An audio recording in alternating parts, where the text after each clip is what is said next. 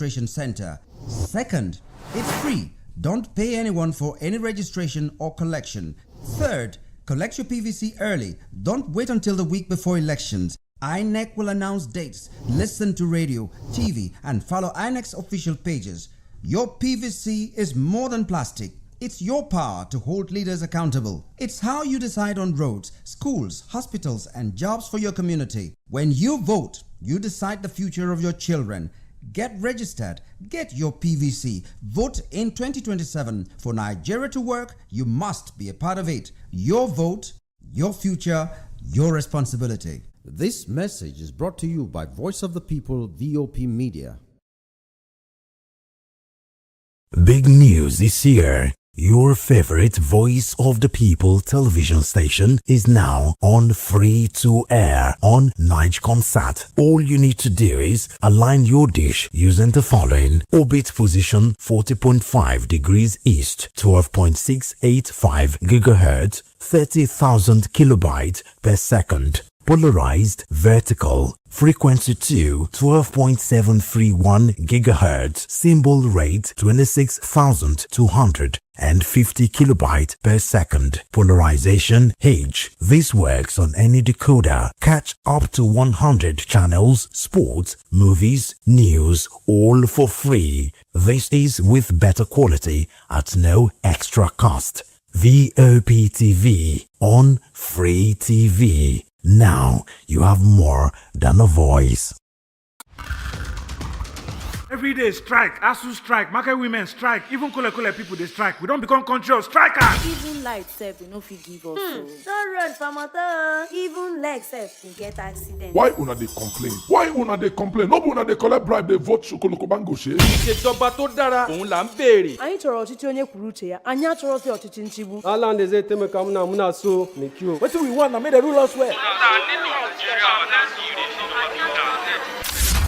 Don't take it for noise. It's the people's voice. They have made their choice. Respect that voice for all to rejoice. VOP 90.3, Voice of the People.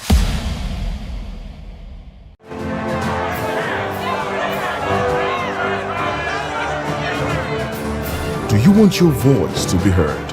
Do you know that you matter in the scheme of things? The People's Voice, the show where ordinary citizens take center stage as we discuss the biggest stories that affect you and I. With you in mind, we facilitate lively discussions, debates, and interviews on the topics that matter most to you and I. From social justice to economic empowerment, education to healthcare, governance, and more. Tackling tough topics and amplifying your voice. Join the conversation and make your voice count. The People's Voice. Make your voice count. VOP TV. Now you have more than a voice.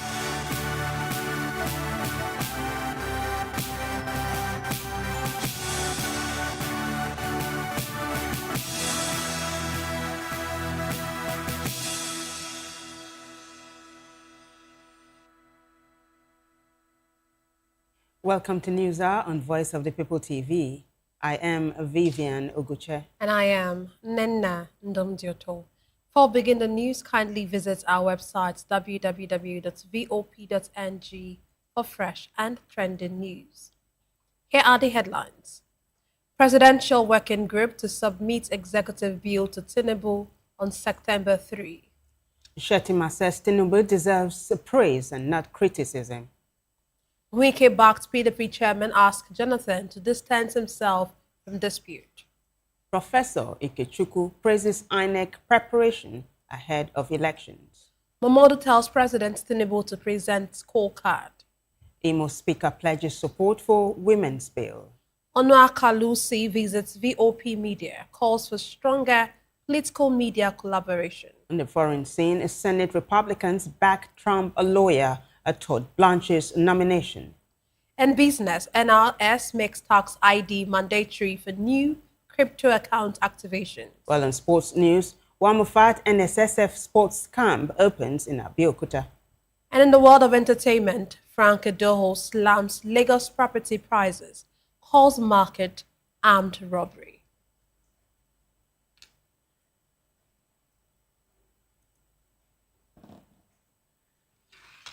Now the news in details.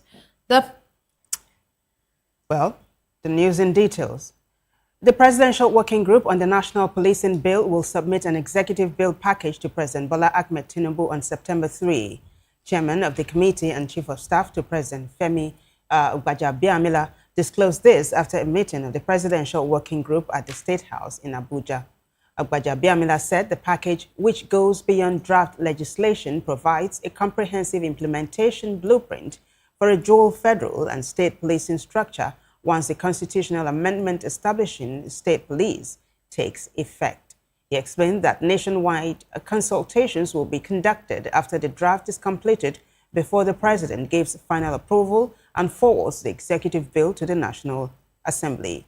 Gbajabiamila also announced that President Tinubu has approved a multidisciplinary police administration, a committee to provide technical oversight and validate the proposed legislation before executive consideration. Responding to questions on the financial implications of the reform, Gbajabiamila said it was premature to estimate costs, noting that expenditure would be determined through empirical research conducted on a state-by-state basis.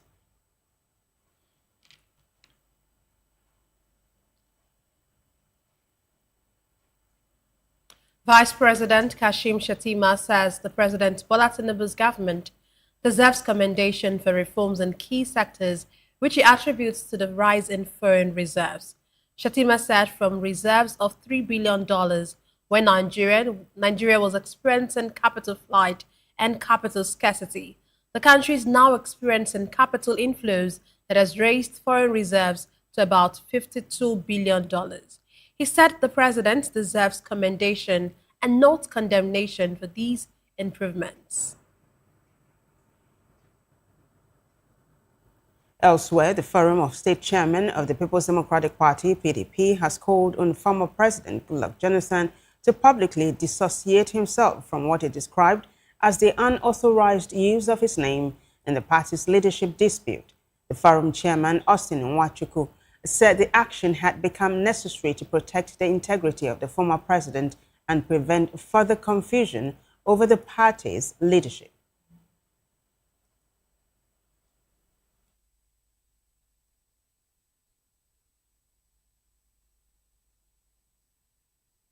We call on you, in view of the global image and moral authority you command, to address Nigerians directly and disassociate yourself from the continuous use of your name in this spectacle of macabre dance by expelled PDP members. His integrity is too much to be trampled with by these co-travelers who think that they can enter heaven through the back door. It is public knowledge that your name is being used by these shameless people to perpetuate their ignoble activities. This must stop. Silence in the face of such misuse damages not just the party, but your own legacy of peace and statesmanship. It is manifestly seen that this group of never-do-well illegally, manually sent your name to INEC against the authentic and authorized electronic upload as prescribed by our electoral laws. Yet, you have not made any comment. The Nigerian people are asking you to speak now to clear your name from this imbroglio of rascality.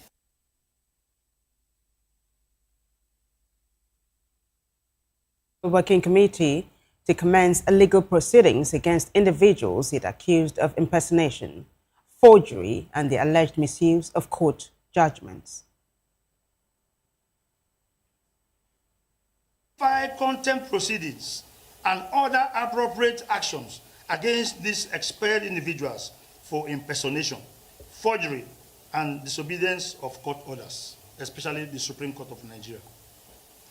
The party must protect its name, logo, and structure in law. 6, media updates on the true position of the law. We have noticed that the media, I would say erroneously, do engage with issues that are not supposed to be mentioned because it will be contentious to say or to use a court judgment that was distorted and changed to have a publicity for a particular group. So we are calling on the media to take note that whatever they are getting from these miscreants are not the competent court judgments. You make yourself good. You have your correspondence. Send them to the courts. Let them get certified true copy of the judgments. It will guide you in the way and manner you publish articles or materials coming from these never-do-wells. Nwachukwu further called on security agencies to investigate the alleged forgery and distortion of court judgments, warning that such actions could threaten public peace.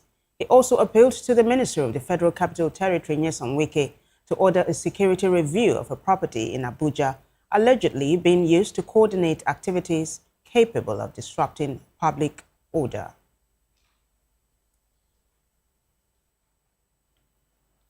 The governor of Oyo State and presidential candidate of the Allied People's Movement, Seyi Makinde, has criticized the economic policies of the All Progressive Congress-led administration under President Bola Tinubu. He described the simultaneous removal of fuel subsidy and floating of the naira as a double blow to the welfare of Nigerians. Makinde, represented by a national leader of the party, Babatunde Tijani, disclosed this in Abeokuta during the unveiling of the APM deputy governorship candidate for the state, Deborah Akinlade, as well as the House of Assembly and National Assembly candidates for the state in the 2027 elections. The Oyo governor lamented that no nation could withstand the twin economic shocks implemented by the APC government without adequate cushioning measures. He also questioned the administration's economic performance, expressing concern over the soaring cost of living and erratic foreign exchange rates. Now, political analyst Ikechukwu says Nigeria's electoral preparations for the 2027 general elections are encouraging, but citizens should remain optimistic given the experience of the 2023 polls. The executive director of Development Specs Academy said the steps taken so far by the Independent National Electoral Commission, INEC, were reassuring, particularly efforts aimed at strengthening the electoral process. He said the Commission's plans suggested improvements over previous elections, including the continued use of technology in the voting process. Ikechukwu, however, warned against excessive optimism, recalling the high expectations that preceded the 2023 general elections under INEC chairman Mahmoud Yakubu. According to him, those expectations were not fully realized, making it necessary for Nigerians to assess current preparations with both hope and caution ahead of the 2027 elections. Still talking politics, a chieftain of the African Democratic Congress, ADC, Dele Momodu, has called on President Bola Tinubu to show the track record of his administration to convince Nigerians to vote for him in next year's presidential election.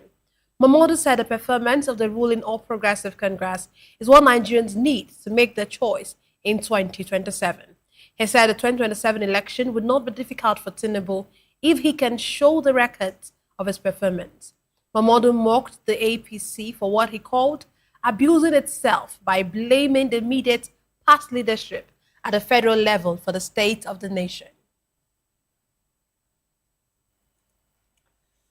Now, the Speaker of the Imo State House of Assembly, Chike Olemgbe, has assured our stakeholders that the House will give favorable consideration to a bill seeking to reserve 3 additional seats for women in the state legislature. Olemgbe gave the assurance when the Imo State chapter of the League of Women Voters of Nigeria paid a visit to members of the Assembly, calling for support for the proposed legislation. He told the delegation that if the bill is presented before the 10th Assembly during his tenure, it will receive positive legislative attention.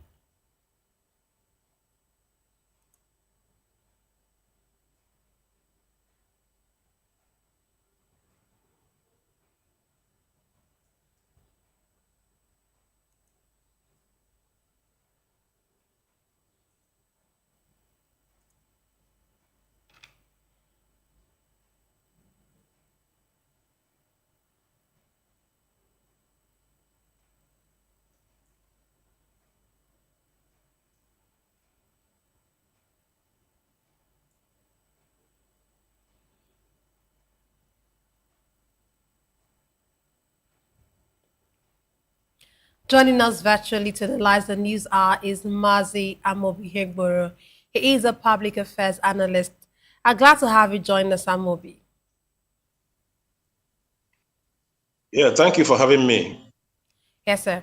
Okay, let's start with this report that the Presidential Working Group, the National Policing Bill, will submit an executive bill package to President Bola Ahmed Tinubu on September 3. And, the chairman of the committee and, of course, also the chief of staff to the president made this disclosure after a meeting today. So I would like to know what you make of this, what you think, what you just make of this, the Presidential Working Group having to submit their report come September 3.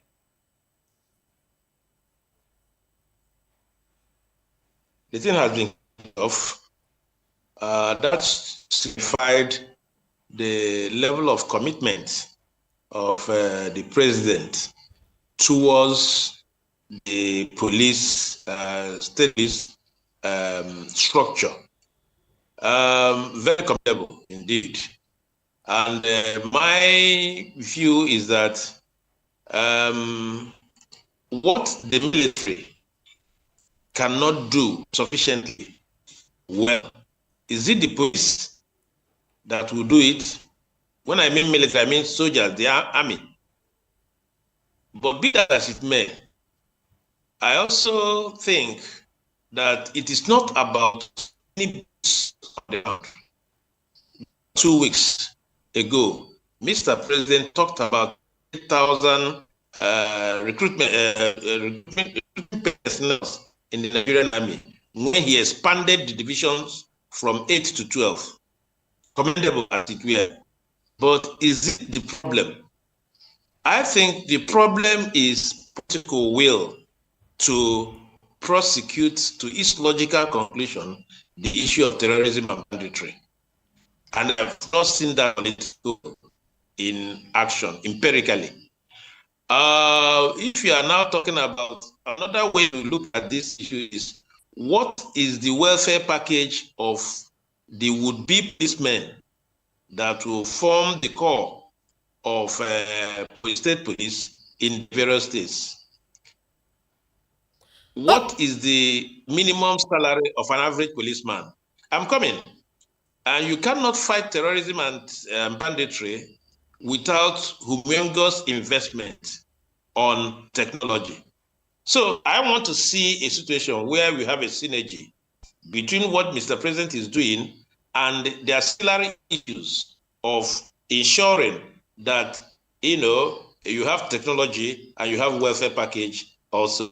And one fear that, from the way we are going, it seems that this state police bill will come to fruition before December and just before the general election in January.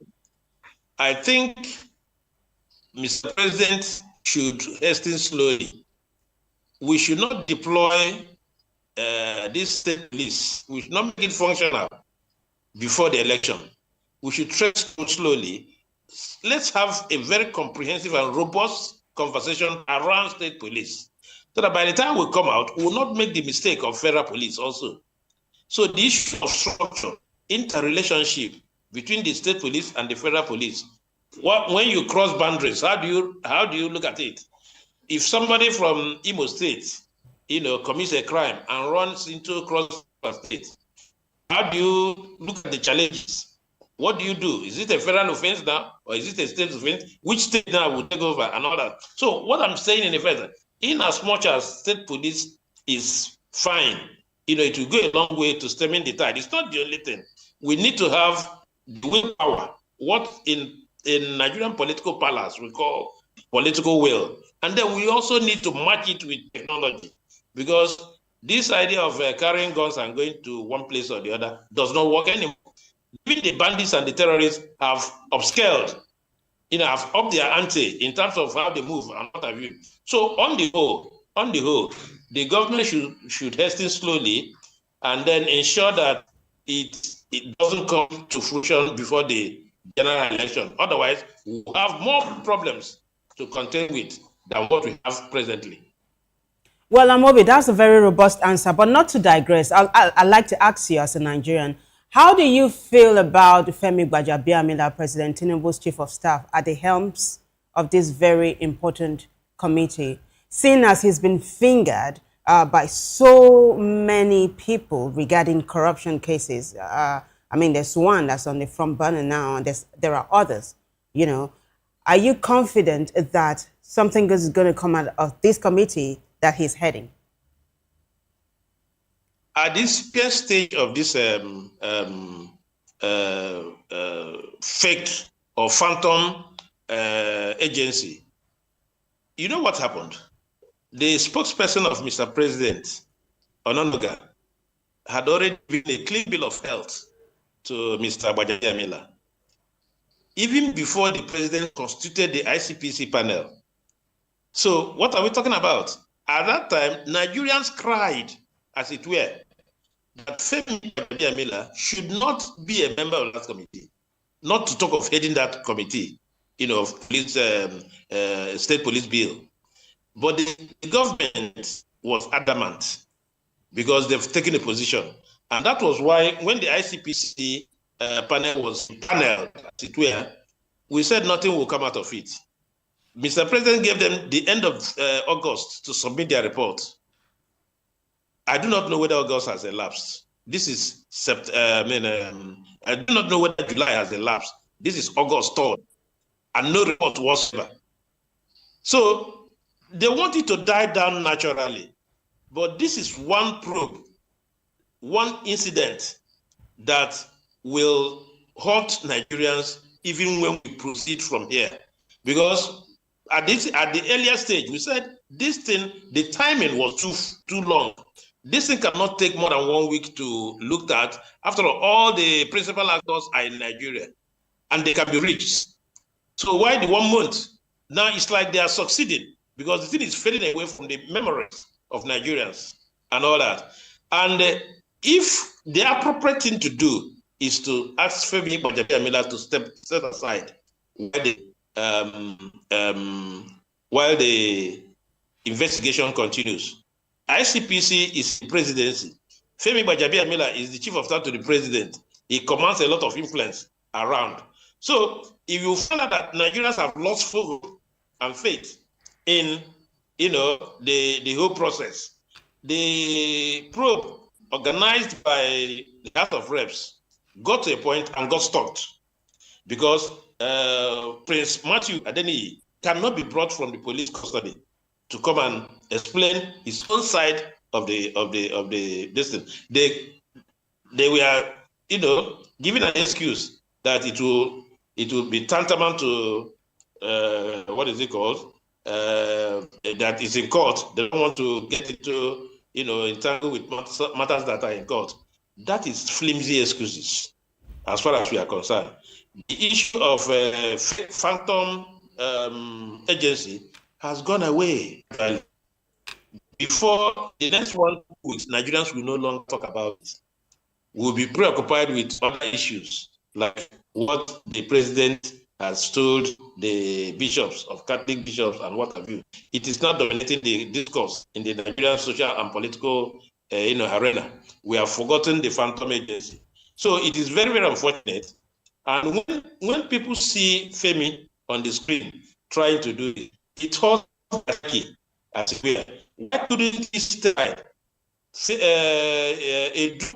aside one of these finance minister, the lady from UK, stepped aside. A lot more people have stepped aside.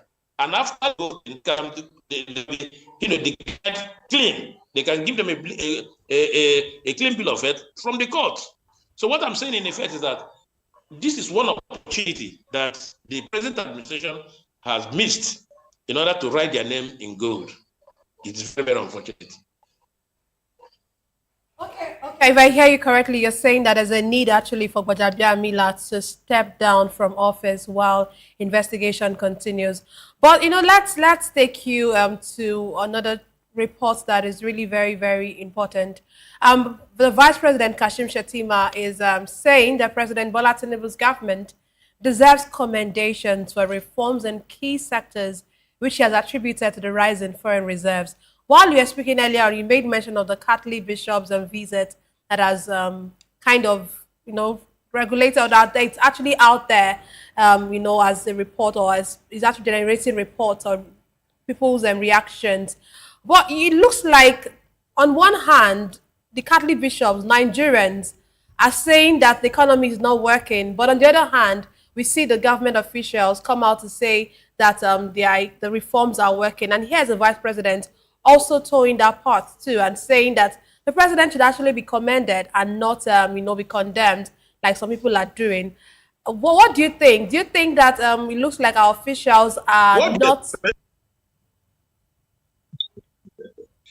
Thank you very much. What do you expect?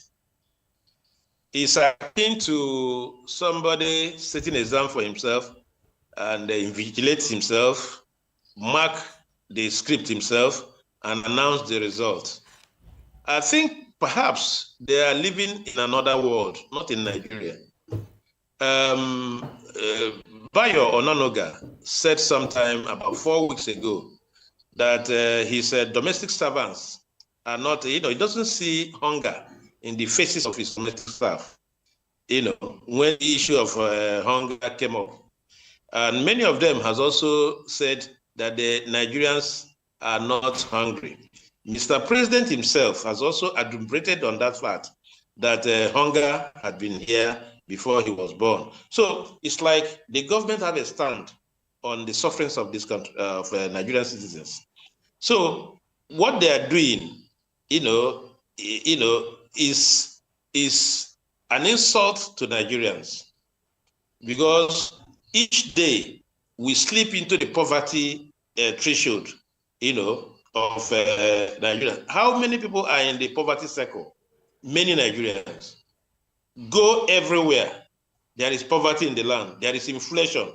But government have refused very vehemently to acknowledge this fact.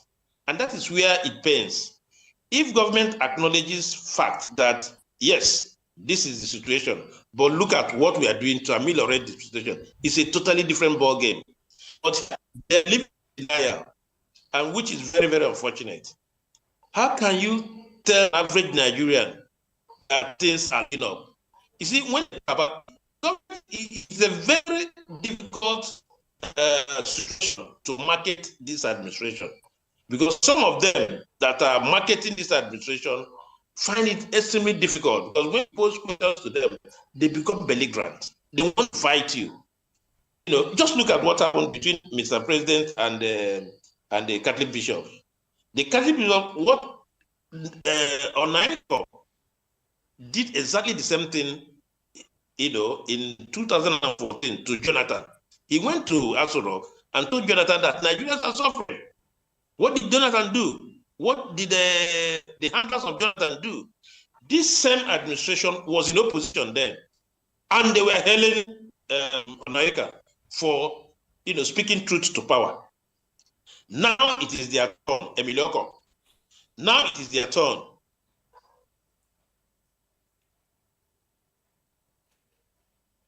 Are you there, Amobi? They are coming out to fight him.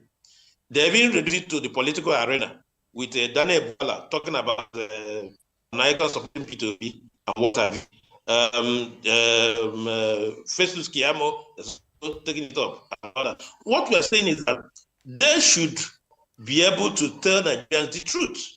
There is truly hunger in the land. It is very difficult to agree, but as a government, as a pro-democratic personality in the person of Mr. Bola Tinubu, he should be able to that Nigerians are suffering. But look at what my policy directions are towards solving the problem. But complete denial is an insult to Nigerians. Very well said, Amobi. You know, there's something else I'd like for you to touch on before we move on, right? Oyo State Governor Seyi Makinde has found his voice again. In fact, you find Nigerians saying Seyi again. Not too long ago, last week precisely, the governor of Oyo State inaugurated a commission of inquiry to investigate what happened, the breach, what led to the kidnap of pupils and their teachers in his state, Oyo State. But look at what he has done again, right? You know that he is the presidential candidate of the Allied People's Movement, and he has criticized President Tinubu openly. He criticized the economic policies of the All Progressives Congress-led administration under President Tinubu, describing the simultaneous removal of the fuel subsidy and floating of the naira as a double jeopardy. Amobi, yourself and other analysts, you know, have come out to say that, look, this administration is not doing well in so many ways. But then, former President Olusegun Obasanjo precisely said that economic-wise, the president has failed, that there are policies that are good on paper, but implementation zero. And now Seyi Makinde is singing the same song. What do you make of this? Yeah, Makinde's point, as far as we are concerned, what we can see and feel is that Nigerians are despondent as well. You know, nothing is working. Every person is at the verge of collapse. If you describe Nigeria as a failed state, they come after you. And why must you describe Nigeria as a failed state? But all the variables, indices that typifies failed state are they are all here. The have been taken over by terrorists and bandits. Inflation, especially food inflation, has gone up astronomically.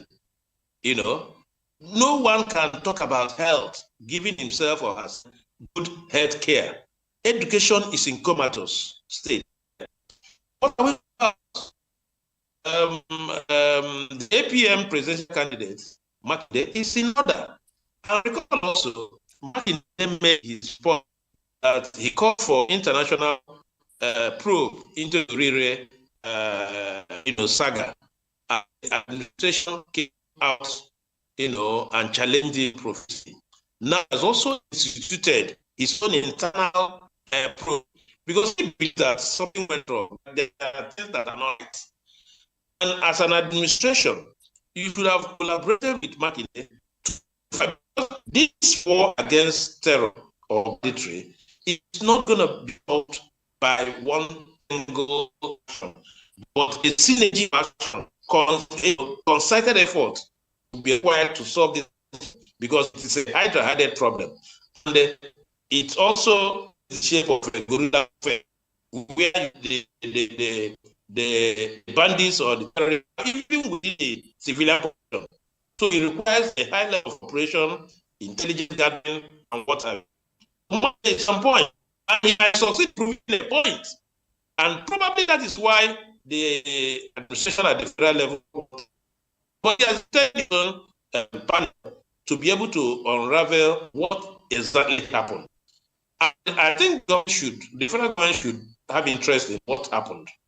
If we are ready to fight this war against terror. Like I said earlier on, there is this willpower that is lacking, or in political and social balance in Nigeria, we call the political will.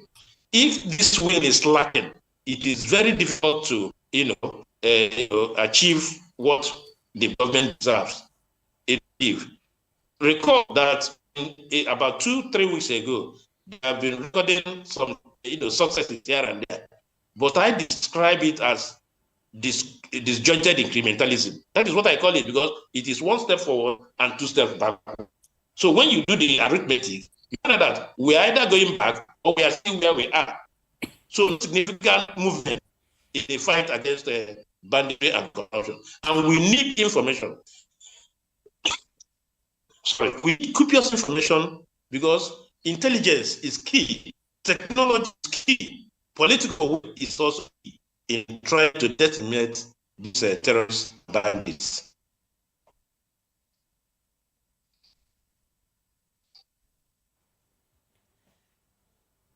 Well, Amobi, you have been fantastic as usual. I wish we could go on and on, but this is the march we can take. Thank you so much for coming aboard today. Thank you very much. All right, we have been speaking with Amobi Ihegboro. He is a public affairs analyst. Now, let's circle back to a very, very important story. The Speaker of the Imo State House of Assembly, well, I beg your pardon, that's not it. This time around, it's a courtesy call. A lawmaker representing Oshodi, Solo Federal Constituency 2, Joe Onakolusi, paid a courtesy visit to VOP Media, owners of VOP TV and VOP FM. During the visit, the lawmaker stressed the importance of strengthening collaboration between public office holders and the media. Onakalusi visited the headquarters of VOP Media at Iruka Towers, where he was received by the management and the staff of the organization. The visit provided an opportunity to discuss national issues and the role of the media in promoting civic engagement, accountability, and democratic governance. I must say that I'm delighted to be here. I can see a breathtaking media investment. It is a direction that we in the Nigerian should emulate and look forward. I've been some medias in Nigeria, I've been some medias in Africa, but I think what this BOP is set to do will remain unprecedented. With the facilities on the ground, I know they are going to go to places. But one of the philosophies of what is driving them is what their brand is, the news behind the news. Invariably, it's going to be an investigative station. It's going to be an interactive station. It's going to be a station that will be able to produce the news that many media houses wouldn't want to produce. So it's going to be a voice of the people, as the name implies, and it's going to go a long way. I look forward in having been moved into the building the last 1 month, and with the facilities on the ground, I know that in the next 360 days or 65 days, this place shall be a big hub of activities, and we're going to compete with other international media houses. Nigeria need a media that can produce the news. Nigeria need a media that can be missed behind the news. So with the facility that I'm seeing, they're ready to capture Africa. The lawmaker commended VOP Media for its commitment to informing the public and encouraged continued partnership in promoting responsible journalism and national development. I want to commend a few staff, the GM, for the dedication I've seen. I watched 1 or 2 of your interviews, and I know that it is a place to be. So I commend Nigerians, especially those who have product to sell, those who have ideas to share, those who feel that their rights are violated in one way or the other, that they can come to VOP, both the radio and the television station. Another important thing that I saw that is significant from all the media houses, creating a mediation center. I saw what looks like a mediation center where people can come to ventilate their anger. Because you know the cost of litigation is high. But when you provide a platform where people can come to ventilate their pains, and you have people that can hear their out and call to the right authority to do it.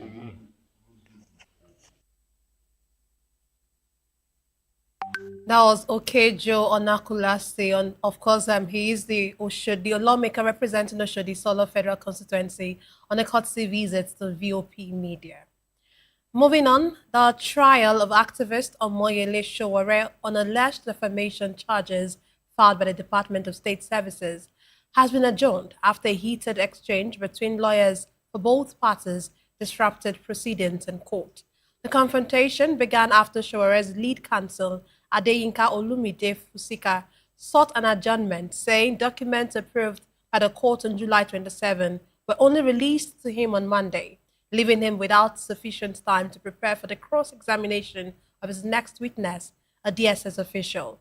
Counsel to the DSS, Akinlolu Kende, opposed the request, describing it as a delay tactic, and urged the court to foreclose the defense. The submission by Kende sparked a war of words between the two senior lawyers, with Olumide Fusika rejecting the allegation and accusing the prosecution of persecution. Proceedings took a dramatic turn when Kende rose to make further submissions and Fusika interrupted him, calling prosecuting counsel's behavior that of a persecutor rather than a prosecutor. This prompted an immediate rebuke from trial judge Justice Mohammed Umar, who warned the senior advocate against any further outbursts. Well, environmental matters now. The Lagos Waste Management Authority, LOMA, has launched the 2026 edition of its annual summer school to promote environmental responsibility among children in Lagos. The authority's managing director, Muyiwa Badigesi, declared the 4-week program open at the LOMA headquarters in Ijora. He said the initiative themed Young Eco-Heroes Protecting Our Environment is designed to equip children between the ages of 7 and 15 with a practical knowledge on waste segregation, recycling, environmental sanitation, climate change, and sustainable living. Badigesi added that participants will engage in classroom learning, practical demonstrations, educational excursions, and creative recycling activities aimed at encouraging responsible waste management. He urged participants to become ambassadors for environmental sustainability by promoting proper waste disposal, recycling, and environmental stewardship in their homes, schools, and communities.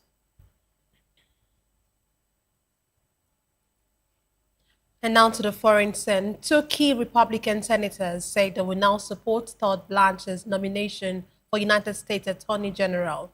Senators John Cornyn of Texas and Tom Tillis of North Carolina have been holding up the nomination over concerns about a proposed $1.8 billion anti-weaponization fund at the Justice Department.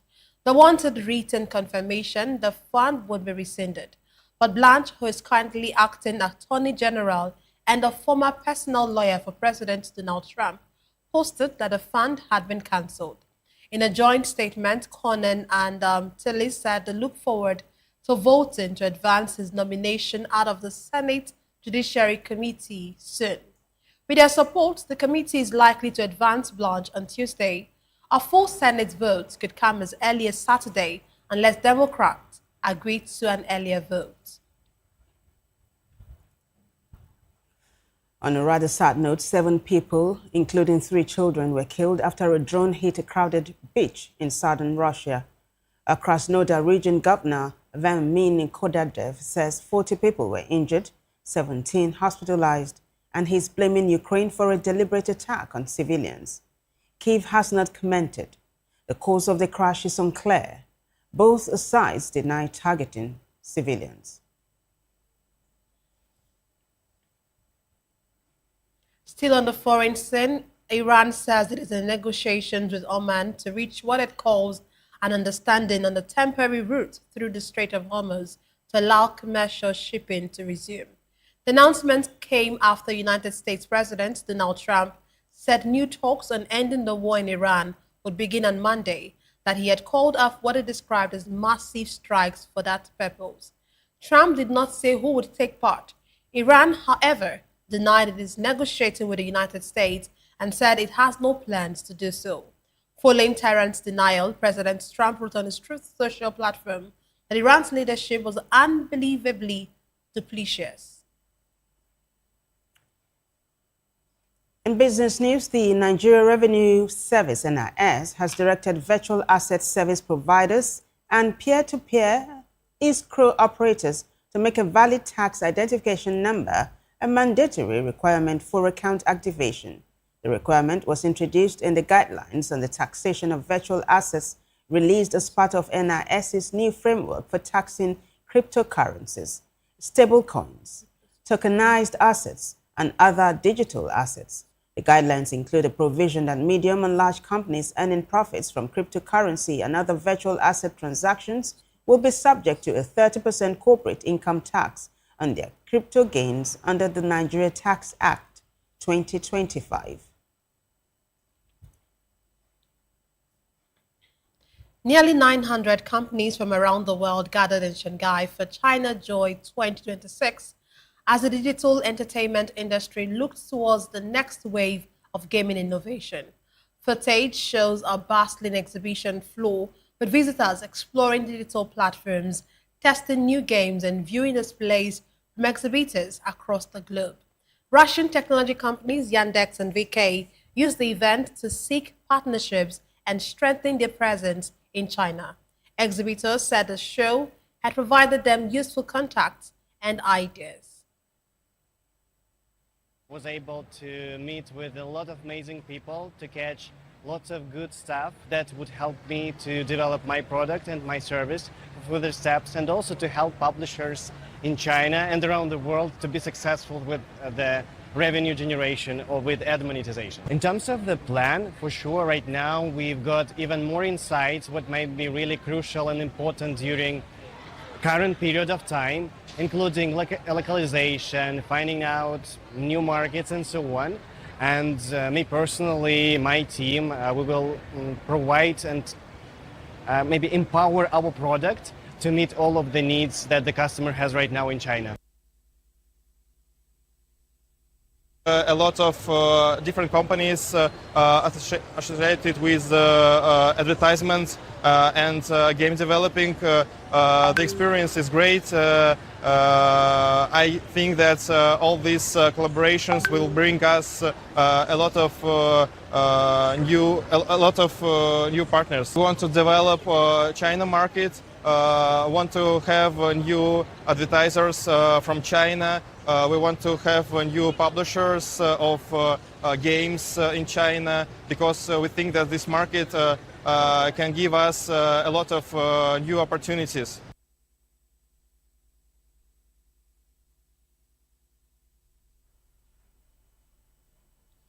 The event marks the return of wargaming and featured a cross-industry showcase from BYD, combining anime-inspired vehicle designs with in-car gaming experiences.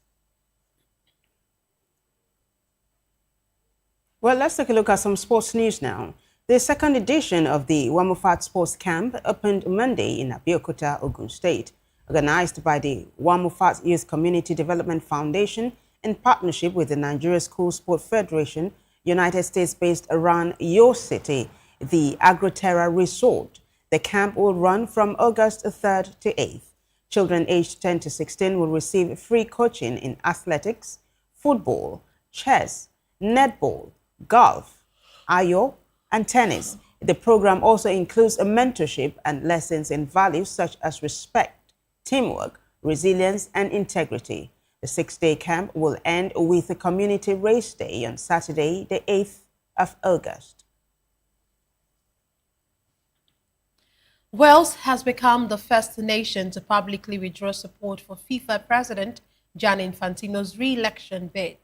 The Football Association of Wales announced on Monday to not back Infantino the election for FIFA President set for March 2027 in Rabat, Morocco. The move comes after Infantino's plan to sell stakes in the World Cup tournament failed. He had offered FIFA's 211 member associations $40 million each to back proposals for private investment in the men's and women's World Cups. The plan was scrapped following strong opposition from 3 continental confederations. The Football Association of England is also understood to have written to FIFA to make clear it no longer supports Infantino. In entertainment news, a media personality, Frank Doho, has criticized the rising cost of property in Lagos, describing the state's real estate market as armed robbery. While speaking on the show, Doho questioned who can genuinely afford the multi-million naira homes currently on sale. He compared Lagos property prices to those abroad, saying the Nigerian market is difficult to justify given the country's economic realities. Doho pointed to what he called a pricing disparity, noting that Hollywood actor Leonardo DiCaprio reportedly owns an island worth about $1.7 million, while some houses in Lagos are being sold for almost the same amount. Nigerian singer Cynthia Morgan, popularly known as Cynthia Morgan, has accused music executive Jude Okoye of allegedly manipulating the truth, describing him as a toxic and divisive person. Morgan made the allegation to the series of posts shared on her Instagram page on Monday. In her post, she criticized Jude for allegedly describing singer Peter Okoye as crashing out because it was going down. Her comments come amid an ongoing public dispute involving Jude Okoye and his former music partner, Peter Okoye, popularly known as Mr. P.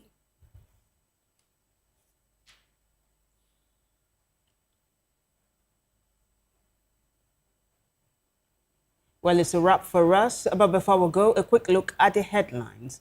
We told you that a presidential working group is to submit executive bill to Tinubu on September 3. Also, Shettima says Tinubu deserves praise, not criticism. Wike-backed PDP chairman asked Jonathan to distance himself from dispute. Professor Ikechukwu praises INEC's preparation ahead of elections. Momodu tells President Tinubu to present scorecard. Imo Speaker pledges support for women's bill. Onukalusi visits VOP media and calls for stronger political media collaboration. On the foreign scene, Senate Republicans back Trump liar Todd Blanche's nomination. Well, in business news, we told you that NIS has made a tax ID mandatory for new crypto account activations. And sports, Wamofat NSSF Sports Camp opens in Beabeokuta. Well, in entertainment news, Frank Doho slams Lagos property prices and calls market armed robbery. Do well to subscribe to our YouTube channel. On YouTube, we are at Voice of the People Television. On Facebook, we are VOP TV, and on other social media platforms, we are at VOP TV Live. The witness news happening near you. We want to hear from you.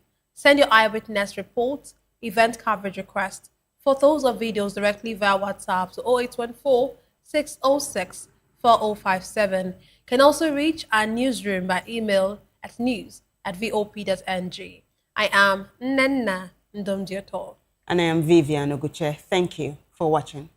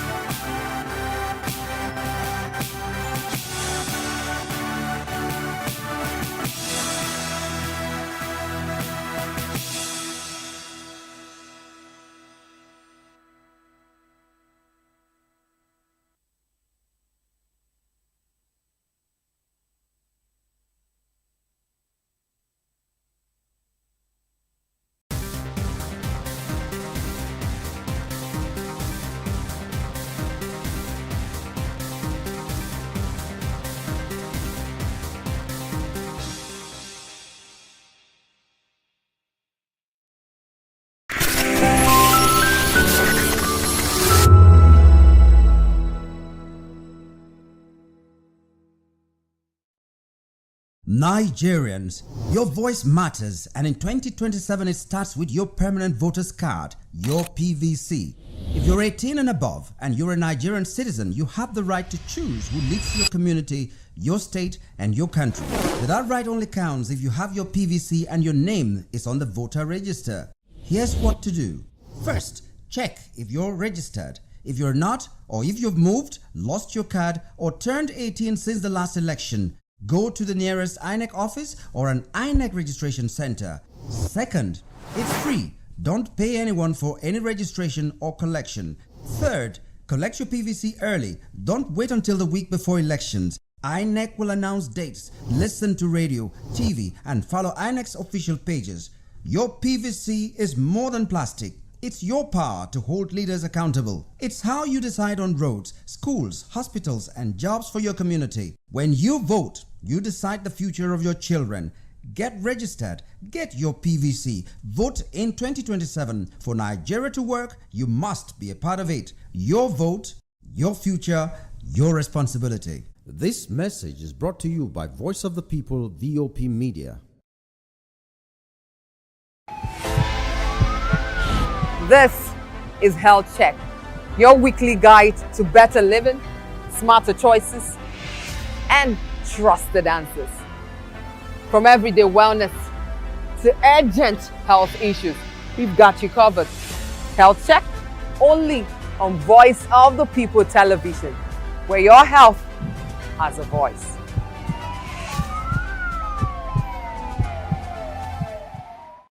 Big news is here. Your favorite Voice of the People television station is now on free to air on Nigecomsat. All you need to do is align your dish using the following: orbit position 40.5 degrees east, 12.685 GHz, 30,000 kilobytes per second. Polarized vertical, frequency 2, 12.731 GHz, symbol rate 26,250 kilobytes per second. Polarization H. This works on any decoder. Catch up to 100 channels, sports, movies, news, all for free. This is with better quality at no extra cost. VOP TV on Free TV. Now you have more than a voice. The red carpets, awards, the razzmatazz, music, fashion, interviews, and more. Spotlight on Voice of the People television. Let's feed you with all the juicy stories in the global entertainment space, bringing you the glitz and glamour as they hot. Stay tuned to Spotlight, 1 p.m. Monday to Friday. Spotlight on VOP TV. Entertainment like never before.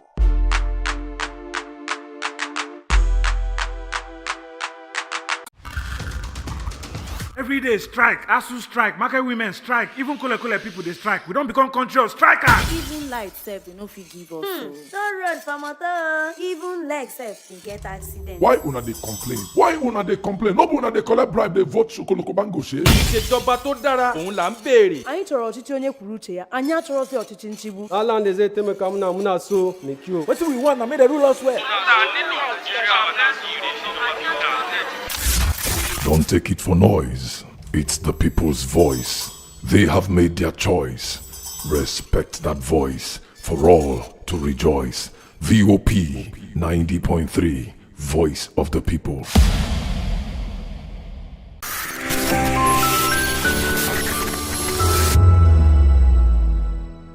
Good evening, Africa. My name is Bamakore, actor, model, producer, and I'm giving a big shout out to VOP TV, man. Keep watching.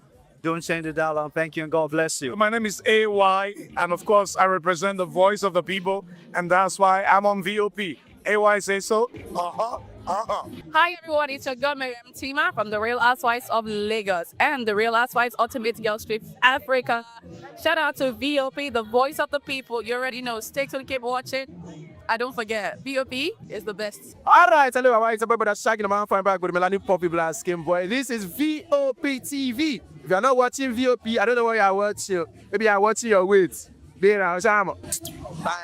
Hello, beautiful people. This is Wale Ojo, and you're watching VOP, Voice of the People. Hi, guys. You already know who it is. This is New Energy. Flyers boy ever live. Keep watching VOP TV. Thank you. Hi, people. Ginny Albano here. Guys, please keep watching Voice of the People. If you've been drinking, don't drive. Hand over the keys to another driver. Call a friend or family member. Use a taxi or a ride-hailing service. Wait until you're completely sober before getting behind the wheel.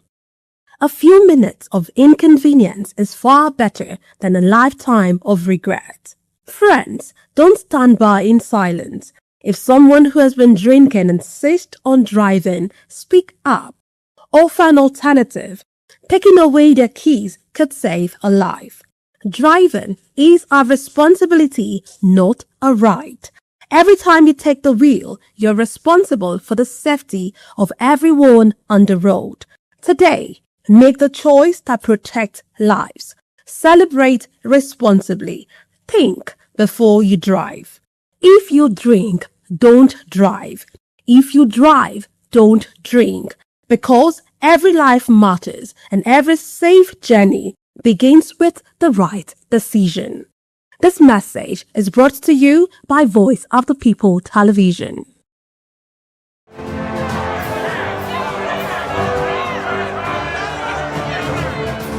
Do you want your voice to be heard? Do you know that you matter in the scheme of things? The People's Voice, the show where ordinary citizens take center stage as we discuss the biggest stories that affect you and I. With you in mind, we facilitate lively discussions, debates, and interviews on the topics that matter most to you and I. From social justice to economic empowerment, education to healthcare, governance, and more. Tackling tough topics and amplifying your voice. Join the conversation and make your voice count. The People's Voice. Make your voice count. Welcome to the locker room, the home of football talk that matters. I am Jerry Ampelon. Join us every weekday, Monday to Friday at 5 p.m. Nigerian time, as we share the hot takes and hot debates in the exciting world of football. And joining me are the usual suspects, Ikechukwu and Mayowa, as we break down all the hot takes and everything that's happening in the football. Don't just watch football, live it with us. Catch us on the locker room and Voice of the People Television at 5 p.m. Nigerian time. And like I always say, if not 20 minutes off, please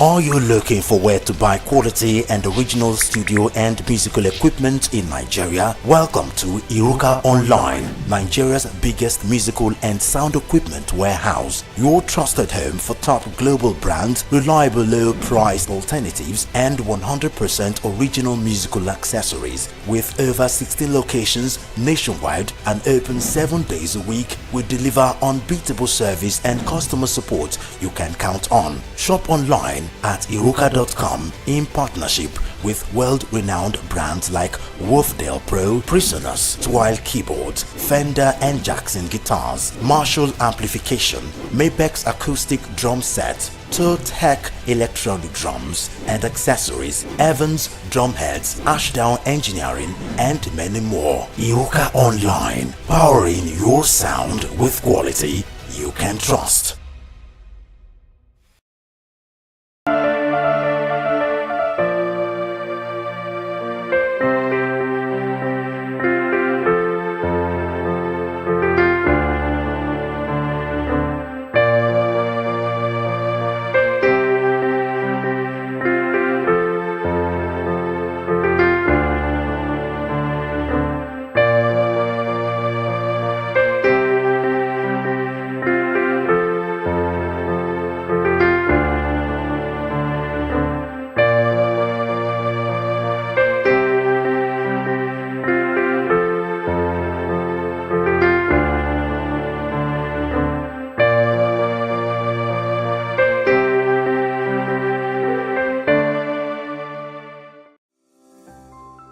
VOP-TV.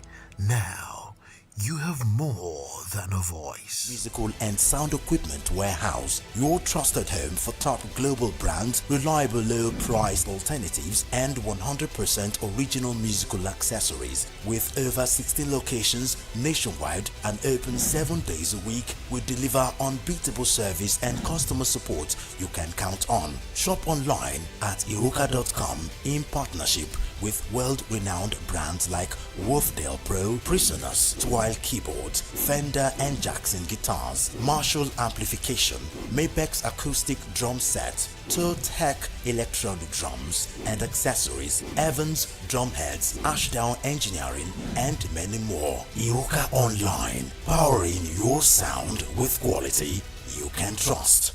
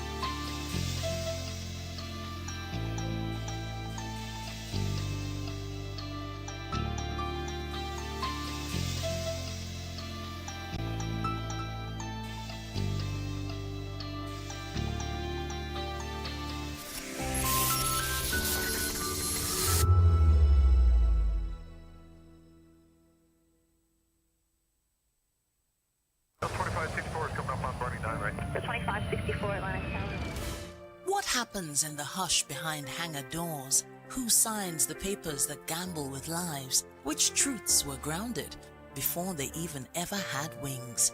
If you've ever buckled a seatbelt at 30,000 feet, if you've ever stared out of that tiny window and wondered who's really in control of the skies, it isn't just flight, it's power, it's politics, it's pressure sealed in steel. We're peeling back the clouds from runway risks to sky-high secrets. We're diving deep where most dare not to look.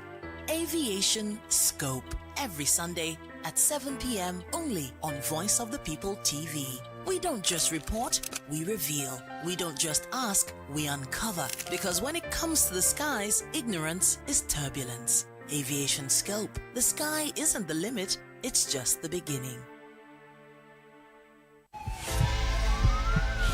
This is Health Check, your weekly guide to better living, smarter choices, and trusted answers. From everyday wellness to urgent health issues, we've got you covered. Health Check, only on Voice of the People television, where your health has a voice.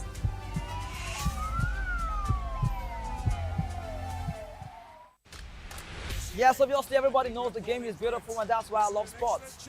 My name is Kizzy K, you're welcome to my republic. But remember, there can never be a transfer without a window. Just like there can never be a deep thinking without a Pep Guardiola in football. You can't say tennis without talking about Djokovic. So why not give me attention on the show so I can run your race on the TV like Lewis Hamilton Formula 1 star. Don't forget, when God have mercy on you, you can achieve your goals like Cristiano Ronaldo. I am a proud Nigerian, and right here, we talk NFF. For every sports update, commentaries, live interviews on the game, we got you on this, because right here at Voice of the People TV, the Sports Public Show has got everything just for you to be part of it. I love the beautiful game, and that's why Kizzy K loves sports. On Edgy Dialogue, we bring you fresh ideas.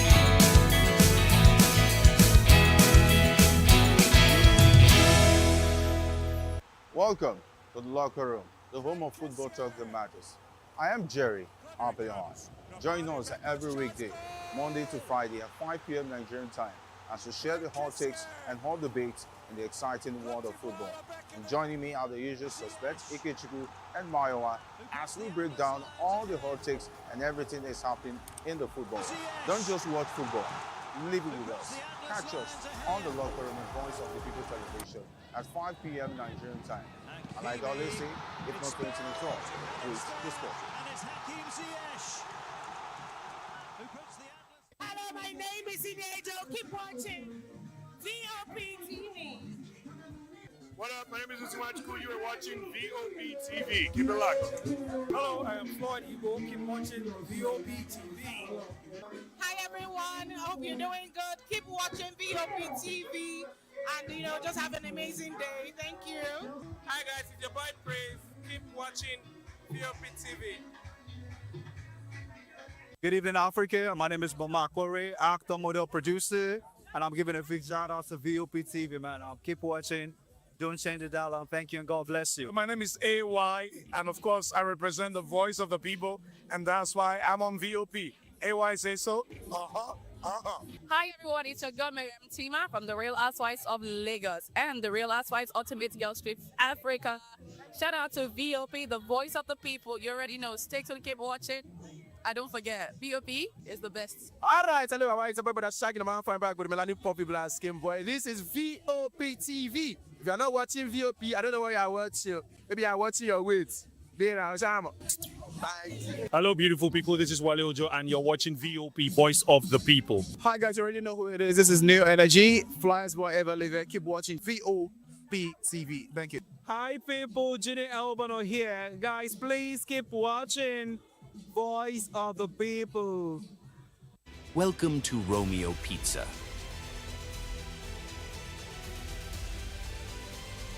Sink your teeth into our freshly baked pizzas. Loaded with rich sauce, melted cheese, and irresistible toppings.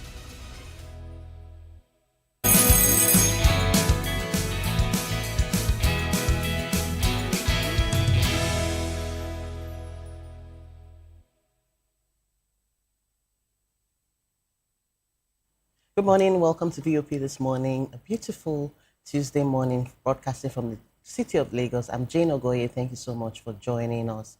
We have a couple of stories that would definitely make you want to sit back and stick with us. So do stick with us. Moses, right. Good morning.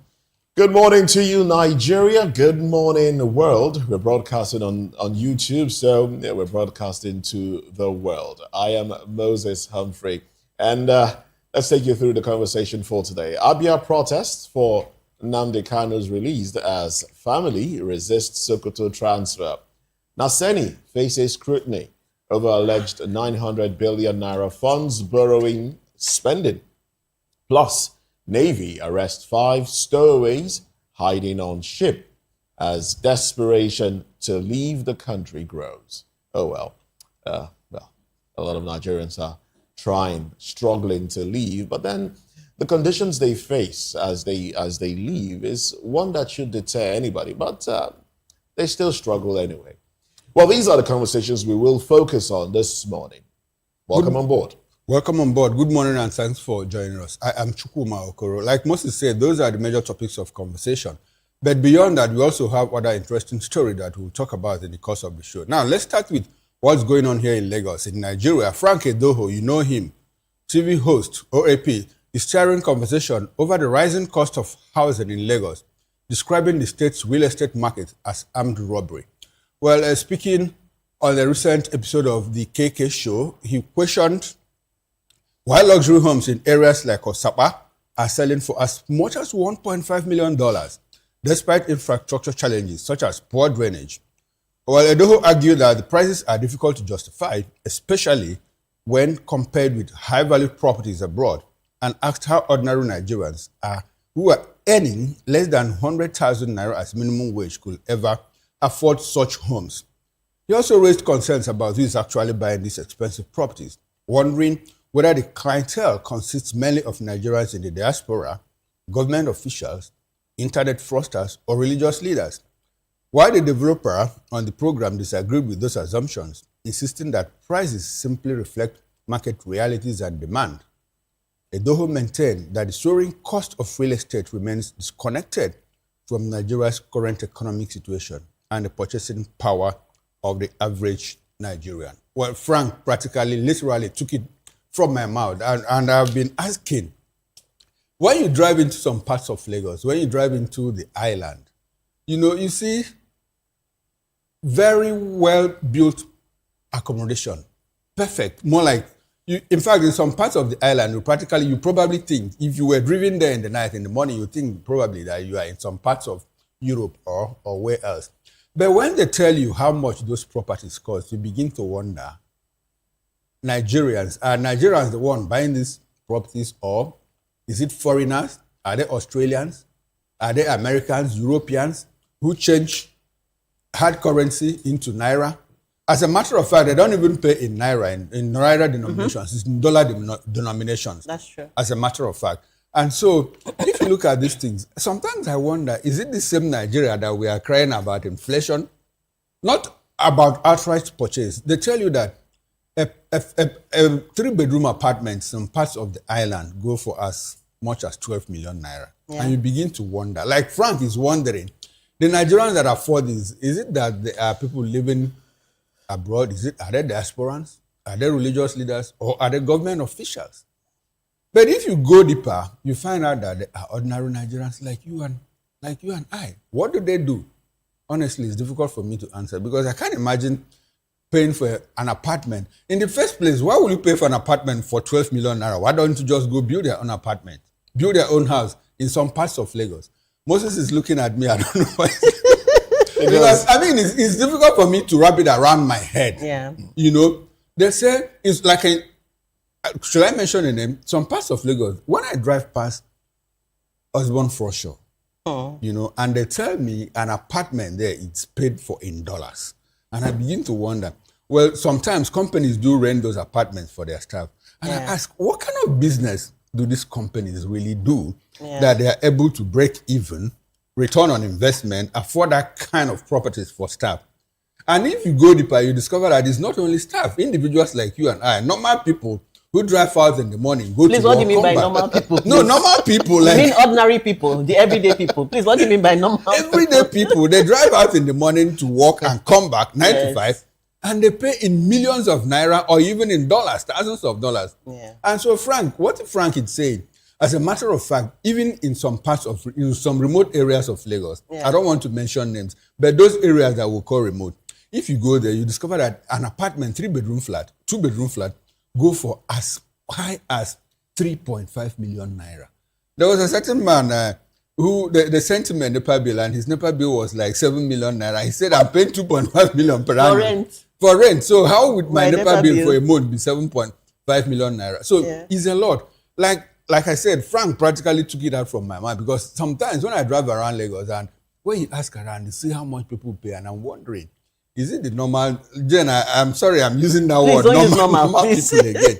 Is it the normal people like me, like you know, who afford all of these things? Probably they need to give us update so that we know what's going on. What's sobbing, as you normally say. Moses, what do you think is really going on? Because for me, I think it's just a reflection of the wealth inequality and a lack of regulatory framework in Nigeria. Because I do remember that there was a time like 2 years ago where, was it the Advan advertising agency, the supervisory body, they clamped down on a lot of social media influencers, businesses online, Akon, and told them not to charge in dollars. I do. And right now you have not a lot just of businesses, supermarkets, and the rest because of them. Schools. Yeah, we're charging in dollars. Schools were making parents pay in dollars. Now that is my problem with all of this. Actually, the fact that properties in Nigeria are being sold in dollars. I mean, that's not the denomination that we spend here in Nigeria. So it should be naira, ordinarily. Ideally. And I think the regulatory authorities should look into that. The fact that these things are priced in dollars, I have a problem with that. But the fact that the houses are expensive, it's your choice. Really? Your choice to leave. I mean, housing everywhere right now is expensive. In fact, Ikorodu will be termed, for the ordinary Nigerian. Yeah. Housing in Ikorodu now is becoming quite pricey. Expensive, yeah. Before now, a 3-bedroom apartment, from my findings, will take like approximately 250, 300. And when I say before now, I mean like maybe 10 years ago, 5 years ago. Not even up to 10 years ago. Maybe 5 years ago. 5 years ago. Yeah. You will still spend like 250, 300. Maybe at the end of the day, you might spend 450, 400 to get into the home. I'm talking, okay, when you start paying the rent, okay, it's about 350, 250, 300, 350 for a 3-bedroom apartment in Ikorodu. Now, a 3-bedroom apartment goes for as much as 1.5 million. Yes. In that kind of area. And when I say that kind of area, I mean it's low cost, really. But then if you want to stay in areas like Osaka, London, that you mentioned, the Lekkies. Yes. Yeah, now these things are affected by companies springing up in that area, and the perception of the bougies. Yes. Yeah. That also affects how these things are priced. Now, if you feel it's too much for you, relocate. Come to the mainland.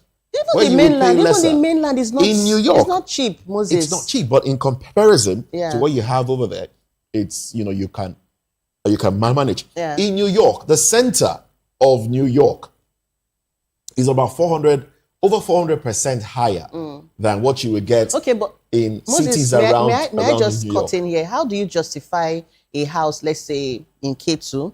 I mean, which before now, I had to mention the area. Okay. Yeah.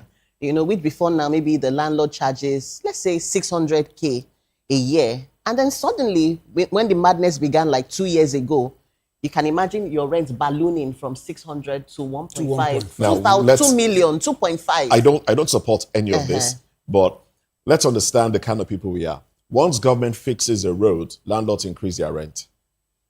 Or when there is stable electricity. It's now accessible. It's a general thing across the board. It's a general thing. It's a general thing. But then our people also take advantage of what we call inflationary trends. Because we say, inflation has risen from 15 to 28%.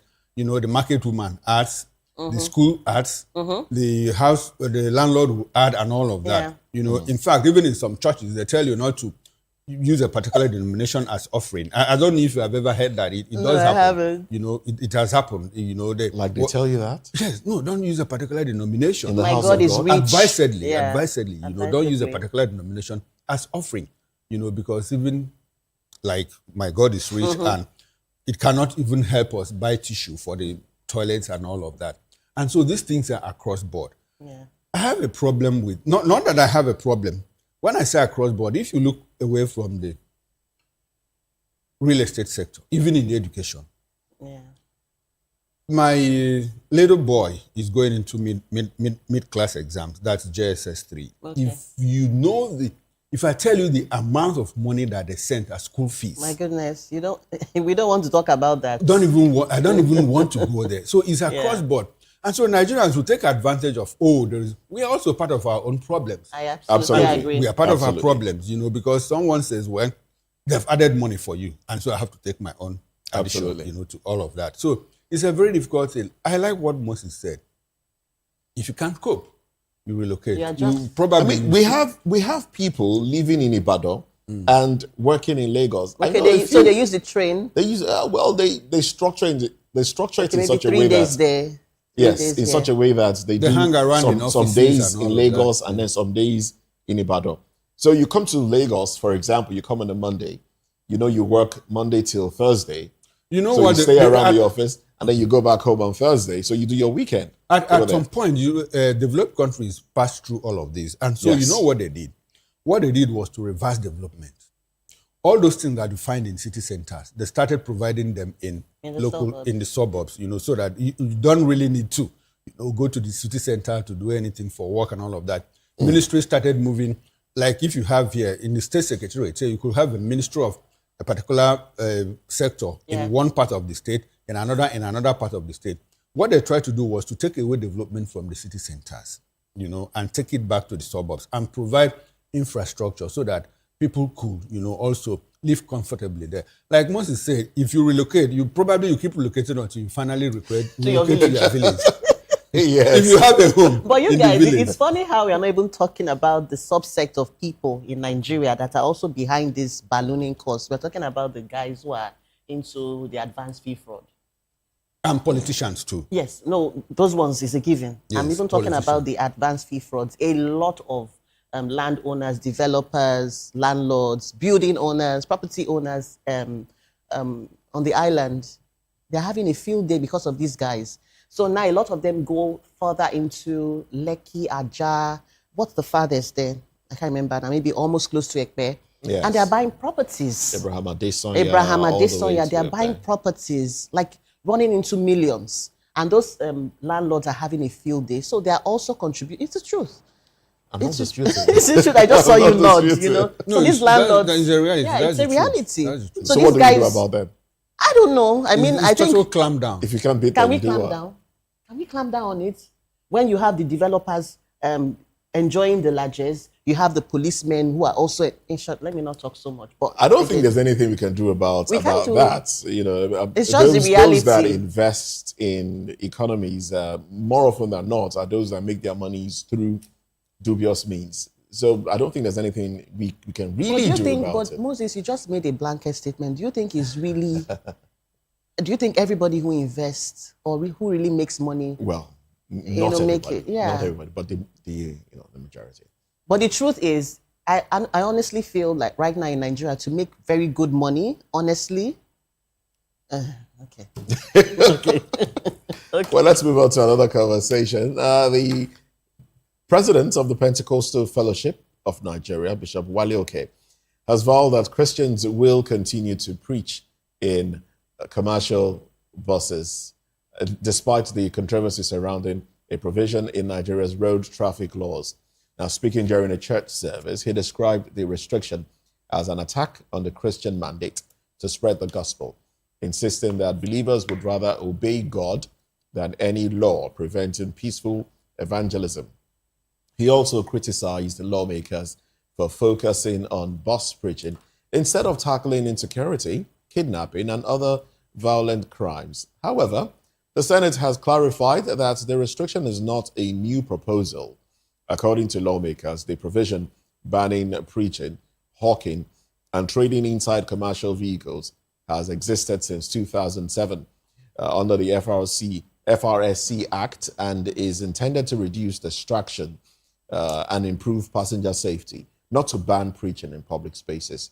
But the clarification has done little to end the debate, with several Christian leaders continuing to express concerns over how the law may be interpreted and enforced. Okay, particularly, I think I will take the words of Bishop Wale Oke with a pinch of salt. I mean, he's a leader. You don't go. The Christ I know did not tell us to disobey the laws of the land. He didn't say anything like that. You will obey that. If you're in Rome, you act like the Romans. Yeah. So if a law has been enacted, it's your responsibility as leaders of faith or religion to obey and encourage your faithful to do the same. Now, what we should be doing is to appeal to the policy makers themselves to ensure that policy, there is some sort of leniency or a reversal, as the case may be. That's what we should be doing, not to encourage people to go against the laws of the land. I don't think that should be coming from a leader. But yeah, so that's my take on this one. I agree with you, and I also love to add that we're a deeply religious country in Nigeria, very deeply, overly religious, and yet overly corrupt. Nigerians are one of the, sometimes when you want to count the, sorry, I'm going off a bit off, I just had to broaden it, because sometimes when you want to count the number of churches, religious houses, then you begin to wonder, why do we have so much crime? Why do we have so much corruption? Why do Nigerians always find a way to cut corners if we are this religious? Again, Moses, just to add to what you said, I do agree with your sentiments that there should be a little bit of leniency, but at the same time, yes, you might say that the law might sort of want to, what's the word now? Maybe, kill all of the religiosity and all of that, but we need to also focus on more important things. I don't know why we are debating this at the House. That's my take, really. Why are we debating this? Why are our lawmakers even debating it, even though they said it's been in existence for years and they're just bringing it back? Why are we even debating this? There are bigger issues, more important issues that affect the average Nigerian, other than people who preach in the buses. That's just my take. There's free will, but we should focus on more important and pressing issues. We should focus, yes, on more important and pressing issues. I agree with you and Moses. I also agree with Reverend Wale Oke. Yes, I agree with you people. I agree with him too, because he understands Nigeria perfectly. In a country like Nigeria, there are certain things that you might quote the Bible, say, well, the kingdom of heaven suffered violence, and the violent take it by force. Moses, well, our Lord Jesus also asked us to obey the law. He was the one that also used his whip to chase away Bureau de change, operators in the churches. They were selling in churches. Yes, and that wasn't against the state. That was not. That wasn't against the government of the day. Okay, that was not against the government of the day. Well, this one is also not against the government of the day. This is against the government of the day. Please, it's not against the government of the day. The thing is that why I agree with Wale Oke is that in Nigeria, if you understand how things work in Nigeria, some of the things you need to take them by force. Otherwise, in your presence, they will kill you and nothing will happen. Truth be told, they are given a narrative that, well, it is against a particular religion. And if that religion feels threatened, I think the only thing they can do is to push back. He also didn't say, they said, well, if we do that and you try to arrest us, we are going to go into peaceful demonstrations and all of that. I think that is still within the ambit of the law. Yeah. But if you understand the way Nigeria runs, I agree with you on the fact that, well, we need to be more measured, in having to obey the law. Yes. But I also agree with him that you need to do what you need to do to protect yourself, because that is what it is. I think I've said a little, but I've said a lot. Well, let's run to the papers now. Daily Independent. Indonesia's palm oil curbs wake-up call for Nigeria. On top of the masthead, FG drafts legal framework guidelines for state police. Only 3 in 10 Nigerian infants exclusively breastfed. That's coming from UNICEF. Only 3 in 10. Wow, there's a problem. Jane, why? No comments, please. more headlines here. Telcos record over 15 million internet subscriptions in 1 year. Nigerians need relief, not economic statistics. Atiku. ADC accuses APC of using Atiku to distract from economic security crisis. And the bottom strip, the rise and rise of a towering political enigma. That's an editorial right there. And those are the headlines from the Daily Independent newspaper. This day newspaper, lead story, Bajabia Mila, Tinubu will get draft of state policing amendment bill on September 3rd. Says a state must prove readiness before being allowed to commence policing operatives. National standards will prevent abuse, protect citizens, AGF explains. NEC approves refinancing of NNPC's $3.3 billion project Gazelle to optimize costs. That's from the These Day newspaper. Delta woos investors, unveils $100 million fund to de-risk investments in states. G100 writes Atiku, Obi, Amechi, Kwankwaso, others seek common front against Tinubu. Those are the lead stories from the This Day newspaper. And quickly from the Guardian newspaper, FCCPC seeks uniform consumer protection as states open electricity markets. The window headlines, 2027, Nigerians not Obasanjo will decide election, ADC. Economic Summit, Shetima, Okonjo-Iweala, Elumelu, others seek investment for Delta. I pity Tinubu, but more concern for Nigeria. Olawepo Hashim. Now the big story. Nigerians' quality of life took us to Tinubu on Ayekon. I'll take that again for clarity and emphasis. Nigerians' quality of life took us to Tinubu on Ayekon. Says, we are done talking. Tells president to govern better. And most stories from the Vanguard. PFIPC, allow me testify, I'm being made scapegoat, Adeyemi. 6 administrative clearance to appear before Reps panel. NEC approves refinancing of $3.3 billion project Gazelle to optimize cost, unlock additional liquidity. APC Adeleke clash over notorious criminals protection. Oyebamiji unveils 100-day agenda, targets workers' welfare. What Tinubu told me after staff member died in my residence, Omahi. Now, those are the stories from the Vanguard newspaper. Omahi is still insisting that the girl is a staff member. Anyway, the police will tell us what happened as a matter of fact. Now, those are the stories from the Vanguard newspaper. Alrighty, we'll go on a short break, and then when we return, Abia protests for Nnamdi Kanu's release as family resists Sokoto transfer. Just stay tuned.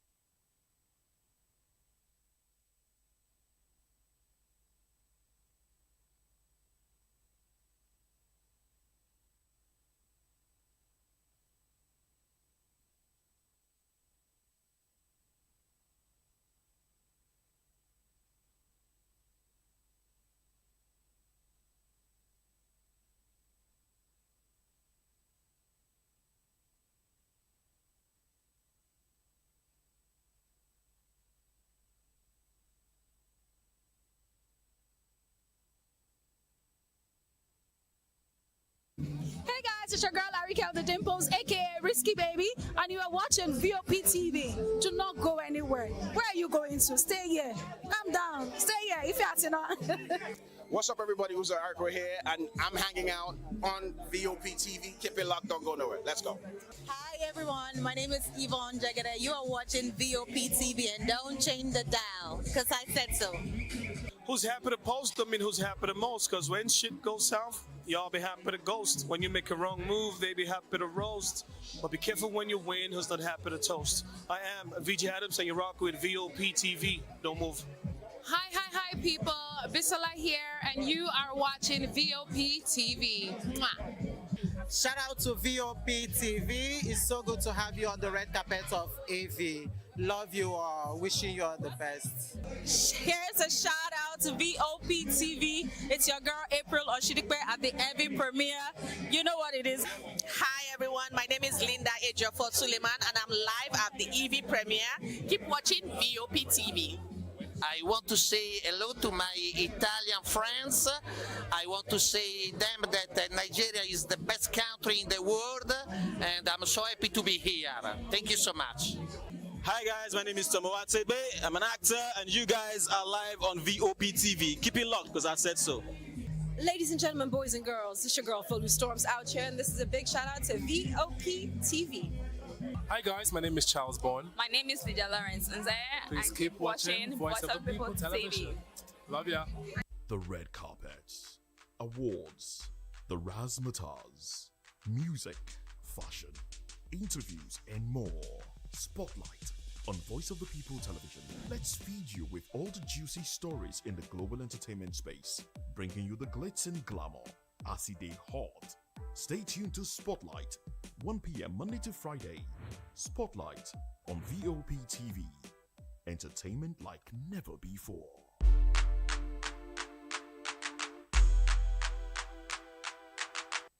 Big news is here. Your favorite Voice of the People television station is now on free to air on Nigecomsat. All you need to do is align your dish using the following: orbit position 40.5 degrees east, 12.685 gigahertz, 30,000 kilobytes per second. Polarized vertical, frequency 2, 12.731 gigahertz, symbol rate 26,250 kilobytes per second. Polarization H. This works on any decoder. Catch up to 100 channels, sports, movies, news, all for free. This is with better quality at no extra cost.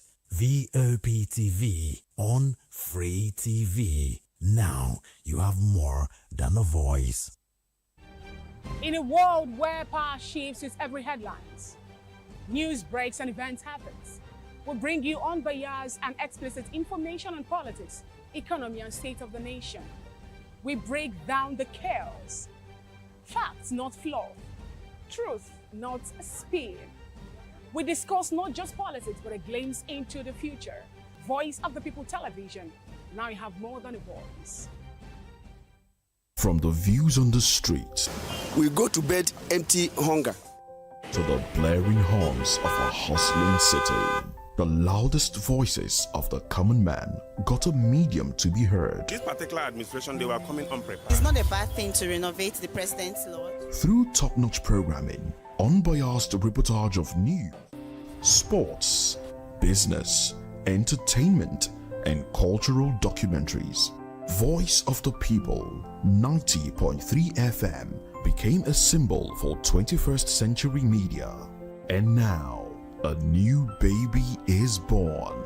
Voice of the People Television, VOP TV, youthful, full of vigor and penchant for excellence in the continent's media space, exposing the wrongs, applauding the rights, dissecting the news without fear or favor, through factual and accurate stories and contents, Corruption kills three things that makes a society. representing the interests of the people and giving them a voice. Voice of the People TV is here to stay.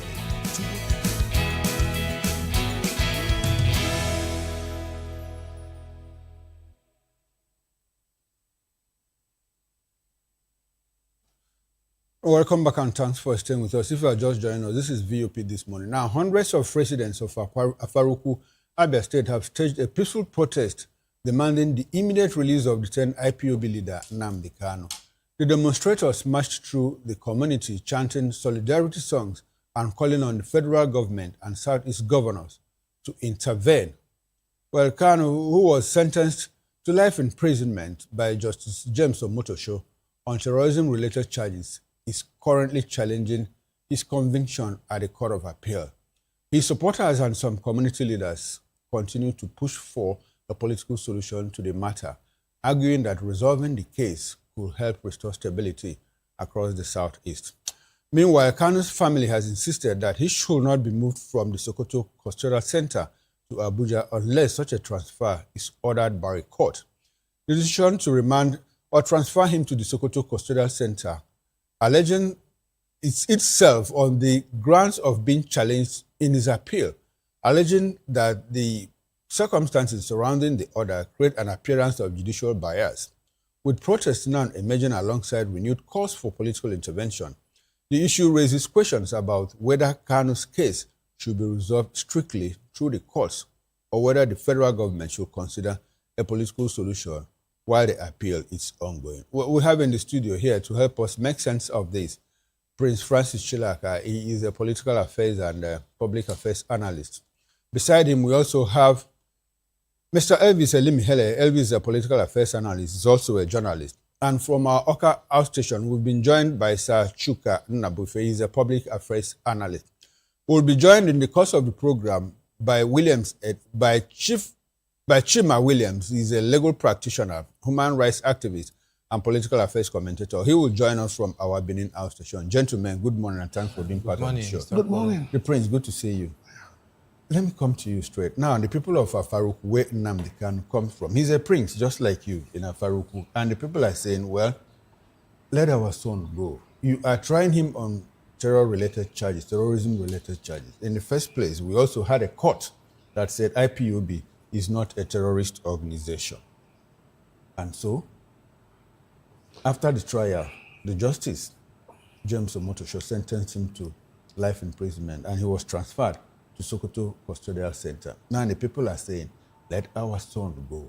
Let's have your broad reaction to this. This protest, as you react, do you think that this protest will have any impact on the federal government, on the court, on the federal government, because Nigerians are also calling for a political solution to that problem?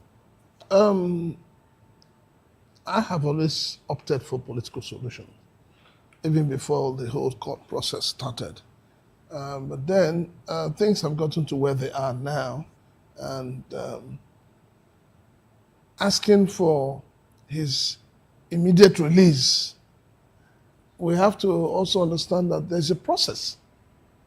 For me, I think the protest is not a welcome development. Rather, what people should be saying is that he has gone for appeal. Let us follow the appeal to the end. Let it be that at the end of the day, all legal options have been exhausted. Because now it's a legal battle. It's no longer an issue of saying, no, release him. It would have been released before now if the government was ready for a political solution. But the thing has gone beyond political solution. It has become a judicial issue. And so we should allow, that process as well to run its course. So okay, but I personally don't see While the trial was ongoing, people were also calling for political solution to it. Will it have been possible then, in the course of the trial? That is when it would have been possible. Okay. Not now. Not now. No, but the president also has the power of clemency. Well, you and I know that the law holding Nnamdi Kanu, or the way Nnamdi Kanu's case went, has not been the way other people's cases have gone. This is a country where we hear de-radicalization. Are we now saying that Nnamdi Kanu is not entitled to be radicalized? Are we saying that he has no option for repentance? So when you apply one law to one set of people, you must apply it across the board. So I think that is where people should focus more. To say, good, people have been arrested. They have confessed to killing others. Some have even confessed to chasing people away from their ancestral homes and forcing them to live in IDP camps. And what has government done to some of them? Oh, they have repented. Because government suddenly became a religious institution that grants repentance. They have repented, and you reintegrate them, and you bring them back. You reabsorb them. So why don't they met out the same treatment to Nnamdi Kanu? All right, so thank you very much, Prince. And Elvis, to you, do you think that you recall that at some point last year, Omoyele Sowore went to Aba and also organized a protest, for the release of Nnamdi Kanu? Now, if one has to take up from the premise that Prince established, well, looks like there are different laws for different sets of people in Nigeria. Could it be the reason why Omoyele Sowore, the people of Afaruku, are saying, well, let's see if we can put a little pressure on the government to release this young man? I mean, if people have killed fellow Nigerians, people who have killed fellow Nigerians are being rehabilitated because they have been de-radicalized, why can't we also apply the same thing to this young man, especially when, the organization he leads, it's clearly not a violent one. A court of law in Nigeria said, well, they are not terrorist organizations. It's not a terrorist organization. But government keeps treating it differently. How do you react to this? The pressure coming from the Afaruku people and the Omoyele Sowore camp, does it look like trying to look for a political solution to this problem? Mr. Koro, I am quite not comfortable with even these people, Afaruku people. What do you call it? Afaruku, yes. Yes. I would have even been much more comfortable when Omoyele Sowore came in last time. How I wish he was able to get this kind of support from his people then. And how many of these protests were carried out by his people when he was still in detention, when the trial were going on? We ought to have seen more of this so that this could lead to a political solution. Political solution would have been easier. Now the judicial system has actually come in. He's gotten the sentence, and now there is an appeal ongoing. What we should be looking at after all these judicial processes are done with, maybe the president can, out of his magnanimity, come in and say, okay, I'm granting him clemency. That's what we should be looking at. And that has to do with everybody that most of the who is who in the eastern part of Nigeria politically, who to be able to support and also speak to the president on this matter. Because if you look at Nnamdi Kanu's case, Sakoro, it's a case like he's sold out from home. Most of the political bigwigs in the southeast are not in support of him. So even when Nigerians were calling for Nnamdi Kanu's release and Nigerians were even protesting in Abuja and all that, we see most of the big politicians in the southeast, going the other way around. They've never been, too sincere to the call of Nnamdi Kanu's release. They have always been on their own matter. So I think his people that came up with this protest to find a way to support on this, let the appeal take its course. Then after that, then more of this cannot be through dialogue with the government and using their political bigwigs from the southeast to see if the government can grant him clemency. I think that's my own opinion on this. But why has the southeast leaders, and other political leaders struggled to find a solution to all of this? Yeah, it's selfish reasons, Jane. Many of them feel that Nnamdi Kanu has much more popularity than them, and when he's released, their own political struggle will be swallowed up. Politicians, they always look ahead. They don't like somebody who is at the same toga, popularity toga with them. They see that Nnamdi Kanu has more people. How many politicians from the Southeast genuinely can actually, prove to the Southeasterners that they're actually for them? They're not really there. They only come and start releasing data from APC's government, data that do not correlate with people's means of survival. So that's because they believe that this man is popular. If he comes out, we will completely be swallowed. Nobody will look at our own side. That's why they've not been really sincere, dialoguing with the president to see whether we can find solution to Nnamdi Kanu's release. So it is on selfish grounds. That's why they are evading it. All right, then. Well, let's take it virtual now. Let's go to Oka, where we have Chuka Nabife joining the conversation. Good morning to you. Welcome. We'd like to establish communication with you first, so we understand that you can hear us and we can hear you too. Great. Now, the protest, yes, clearly now. The protest around the transfer of Nnamdi Kanu from one center to another, one prison to another. How much impact do you think this will make? And what's your stance? Do you support the stance of one of our studio guests here, that is of the opinion that the leaders in the Southeast themselves are not in support of the release of the young man, that's Mazi Nnamdi Kanu now? What are your thoughts? Thank you very much. I heard Elvis and what he said about the politicians in the Southeast not supporting Nnamdi Kanu. I don't think that is the fact. There are those who support him. There are those who do not. But as per support, it all depends on who he wants to identify as the leaders. But I have it on clear authority that there were those who, not there were, there are those who regularly deal with him. They were with him even before he was sentenced to life imprisonment, and they are still with him.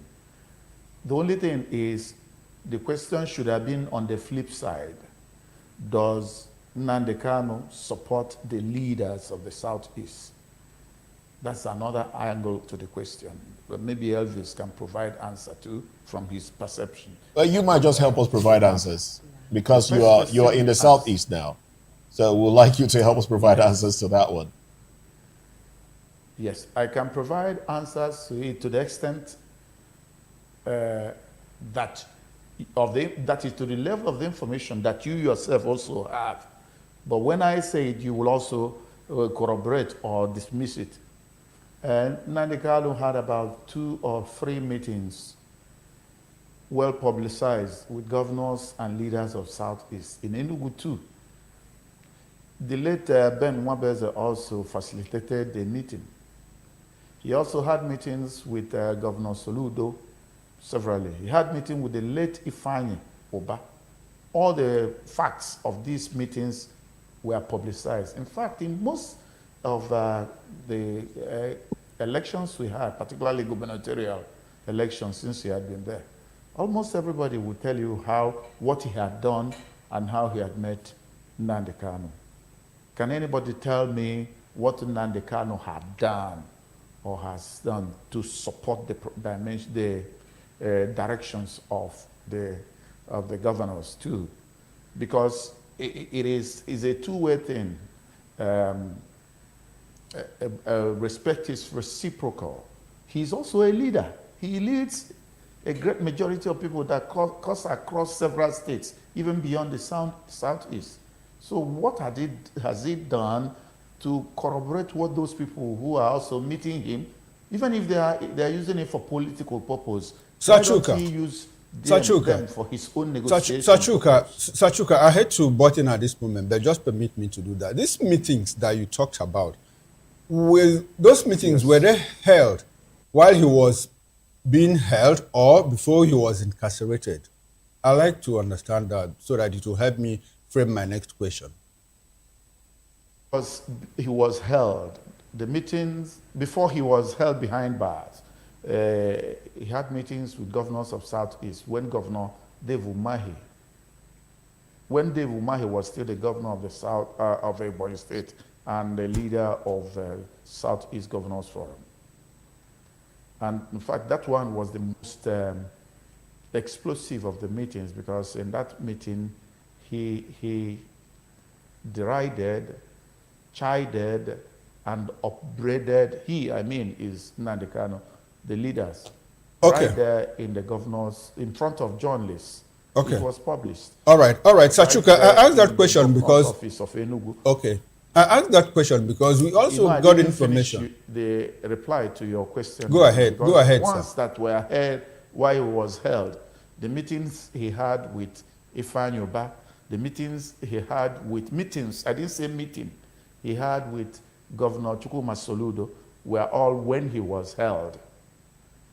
You understand? Okay. I wouldn't know. I don't think I now, can talk some of these anyone after meetings, he some has of these been meetings, the sentenced. content or the outcome of those meetings were not publicized.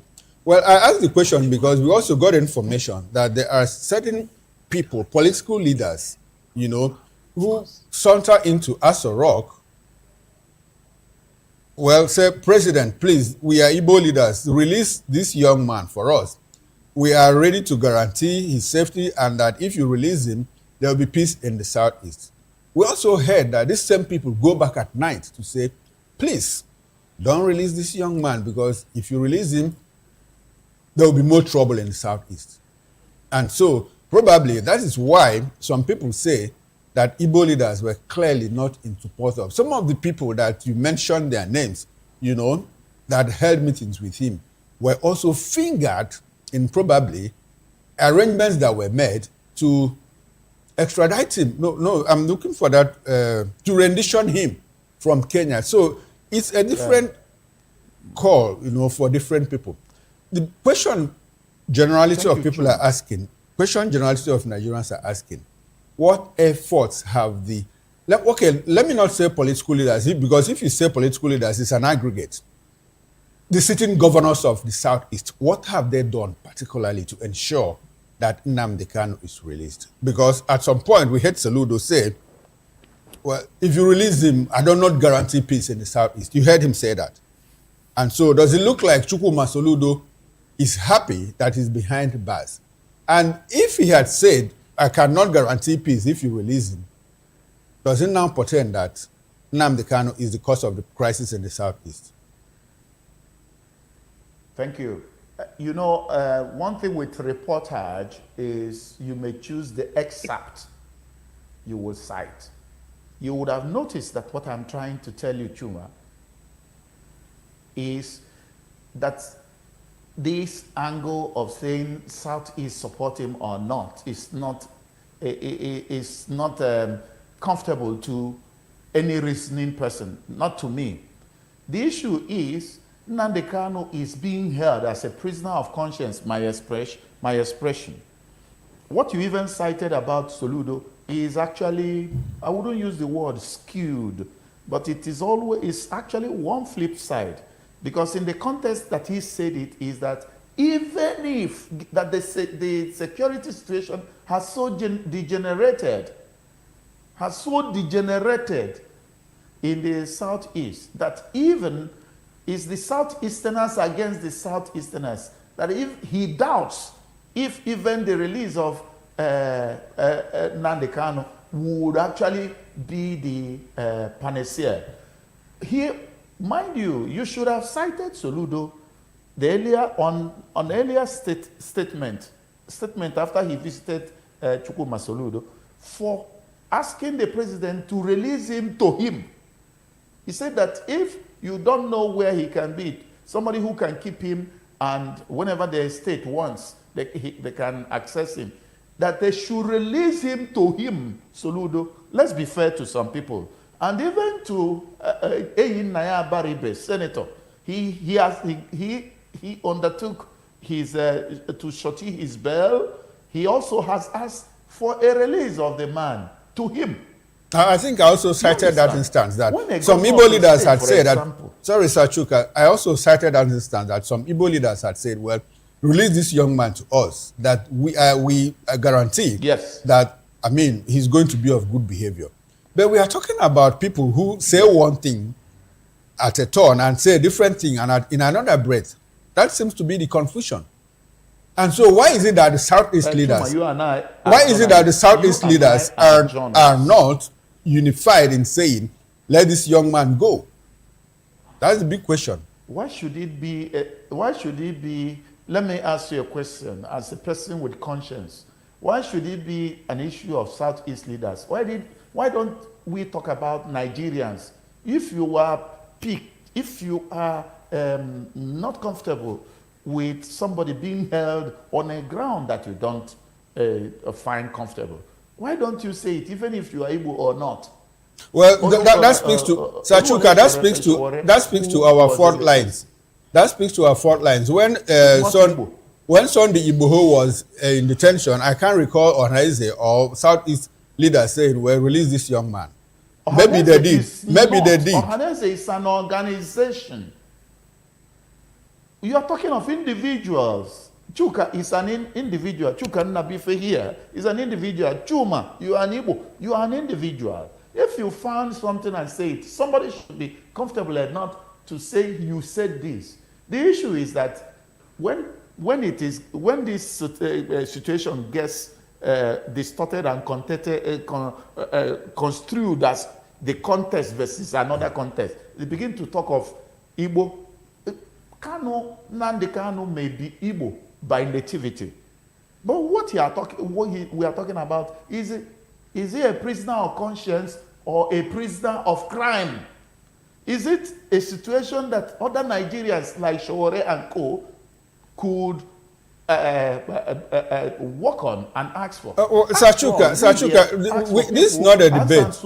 Sachuka, this is not a Nigerians. Okay, Sachuka, this is not a debate. I'm happy that you mentioned Omoyele Sowore himself. He's not of Igbo extraction. You know, he's from the southwest. Adebanjo, the nationalist that died in his early 90s or so, also said releasing Nnamdi Kanu. I mean, the young man has not committed any crime. He's not Igbo. People from the north also said that. I could cite a few people from the north that said, let this young man go. So it goes beyond the southeast.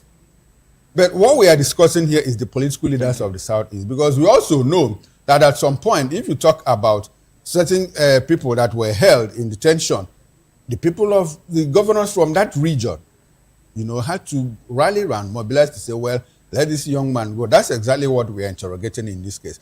Now, straight off, do you think that this pressure, you know, from the people of Afaruku is going to change anything, you know, on the side of government? That's exactly what I wanted to reply to, because you hinted it in your first question. I've been online. Work. No, but I don't think whether they're still aware that I'm here. No contest. It has been spelled out. He's on life sentence. It's only if the appeal goes to achieve something in the appellate court. But politically, because if you elevate his situation to what it is, prisoner of conscience, remember, this is the third time I'm using that expression.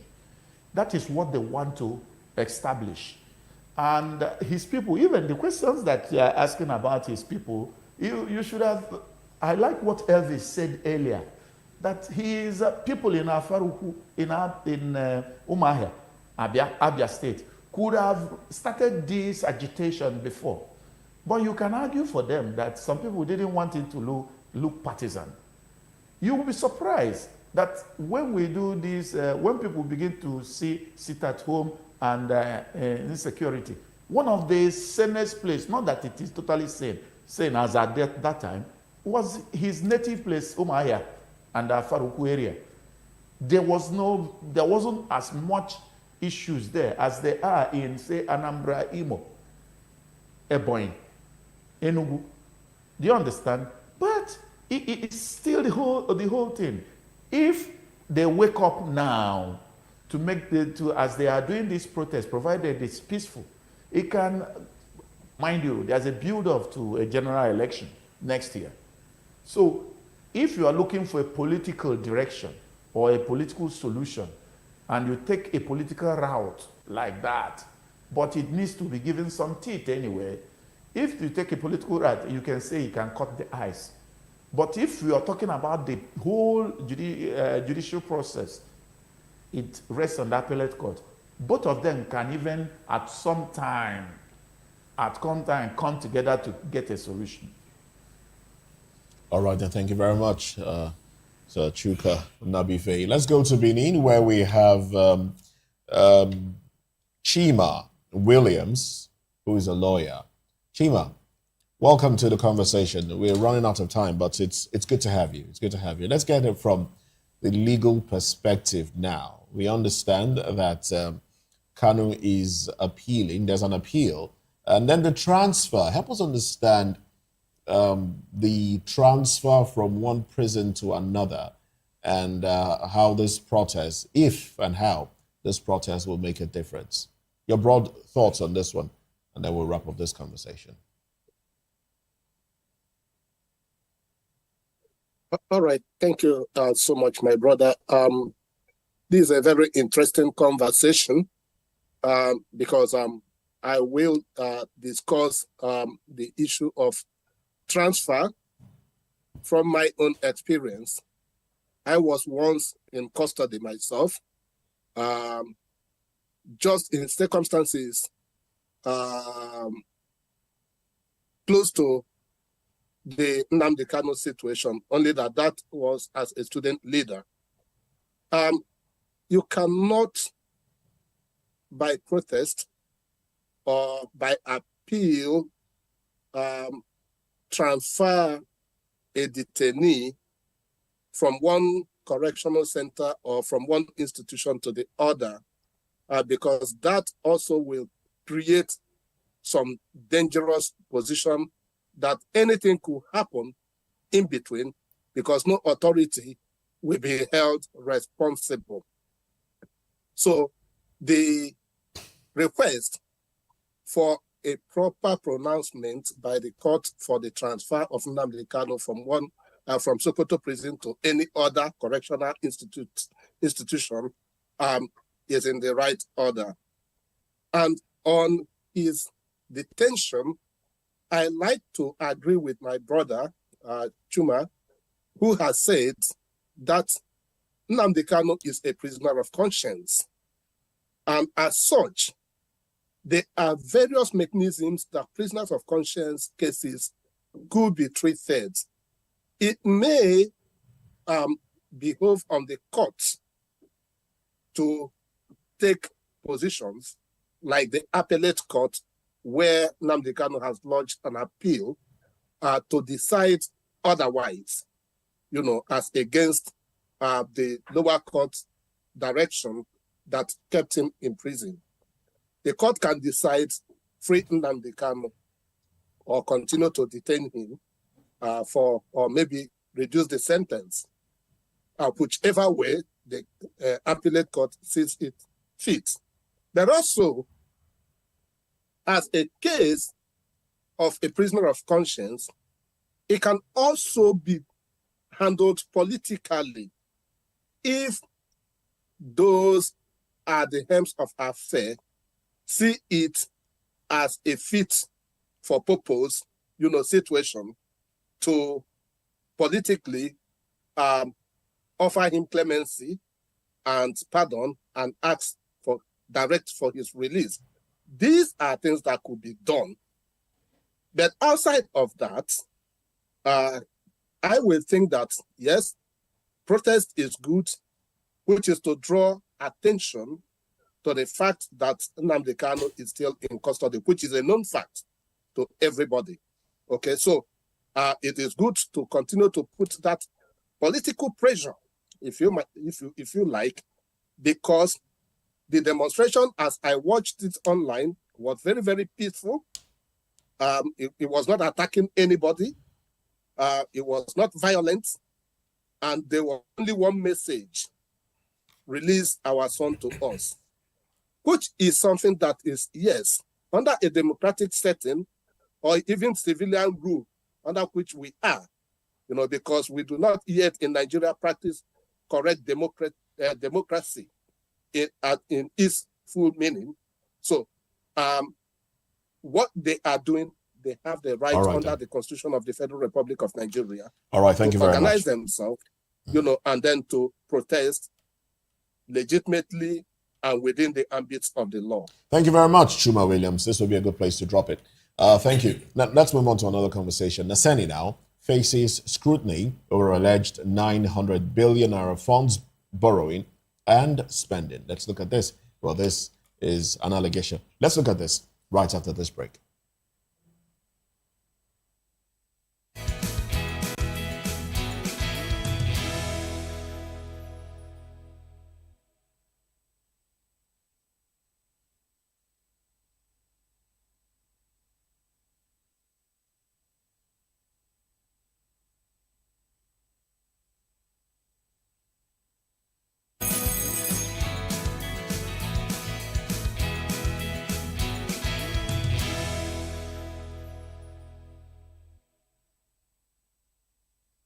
Welcome back.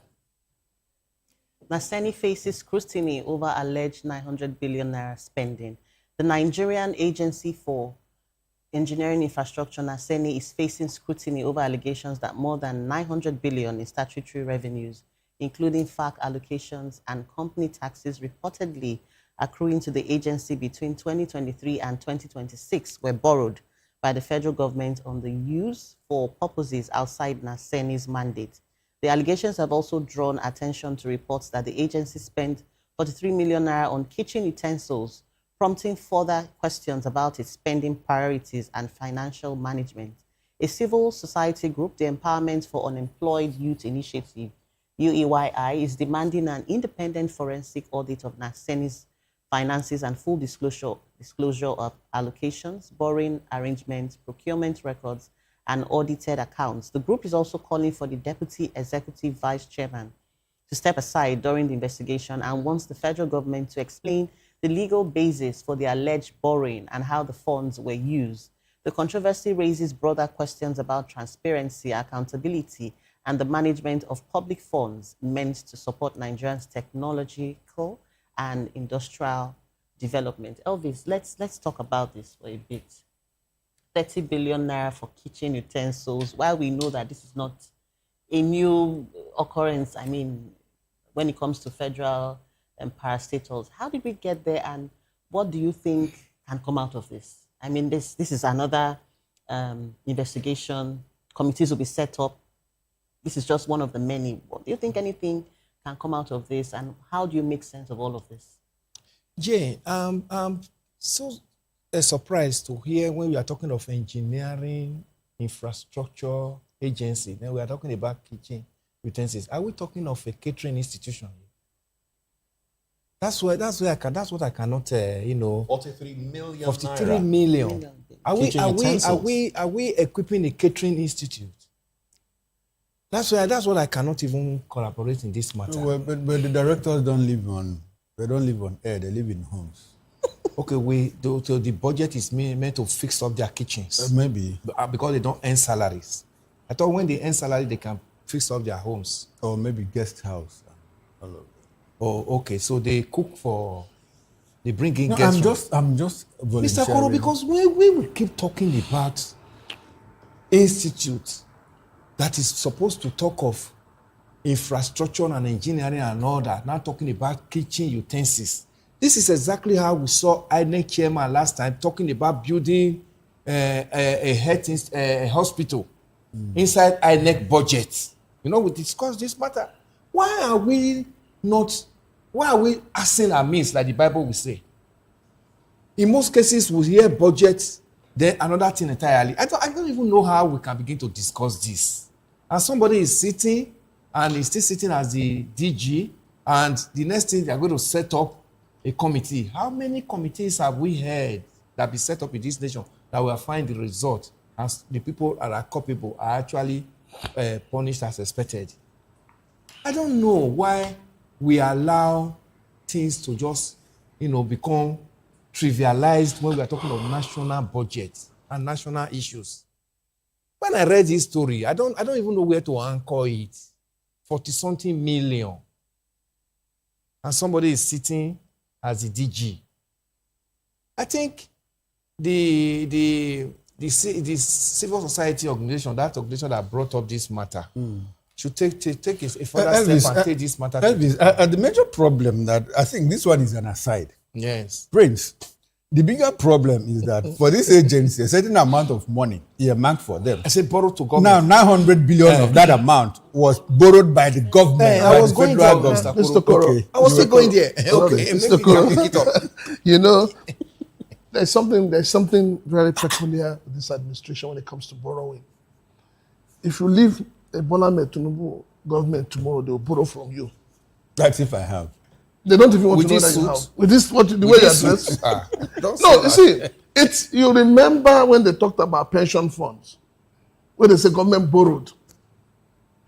Well, so I think what plays out is that anywhere they see money, that they feel that the money is not being, it's just sitting there, they borrow from it. And why wouldn't they borrow from it? Because after all, you're spending how many billions buying kitchen utensils? Every year, in every budget, as far as I know, this country, we're always buying stationaries. We're always buying spoons. We're always buying teacups. But you see, the truth of the matter is that the government has not been very honest and sincere to Nigerians when it comes to managing of funds. Because now you have borrowed from this fund. This is supposed to develop Nigeria. We're talking about technology. Okay, we're talking about technology.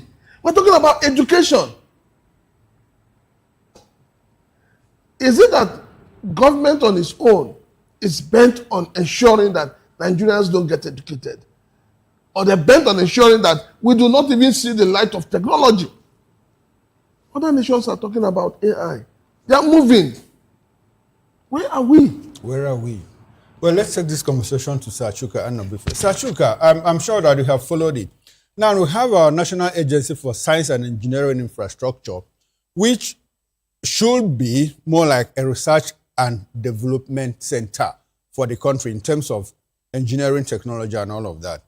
In 1961, the federal government of Nigeria established what we call the DICOR, Defense Corporation of Nigeria, in some part of Kaduna State. That was in 1964. Now, 5 years later, of course, DICON was Defense Industrial Corporation of Nigeria, was to help Nigeria produce light arms and ammunitions and all of that. 5 years later, a certain country in South America, Brazil, established the Embraer, which is more like a similar organization with DICON. Sometime in 2024, about 2 years ago, the Embraer launched the 6,000th commercial aircraft that is sold to the outside world. They are into aviation technology, they are into aviation irrigation and all of that. And Sir Chuka, we have our own Naseni, which is supposed to help, more like a support buffer to DICON. And the federal government set aside, in their budget, federal government went and borrowed 900 billion naira from them. Which way to go in terms of technological advancement and development for the country? Thank you very much, Mr. Koro. Thank you for the dimension of the DICON. Recall that in 2026, just recently,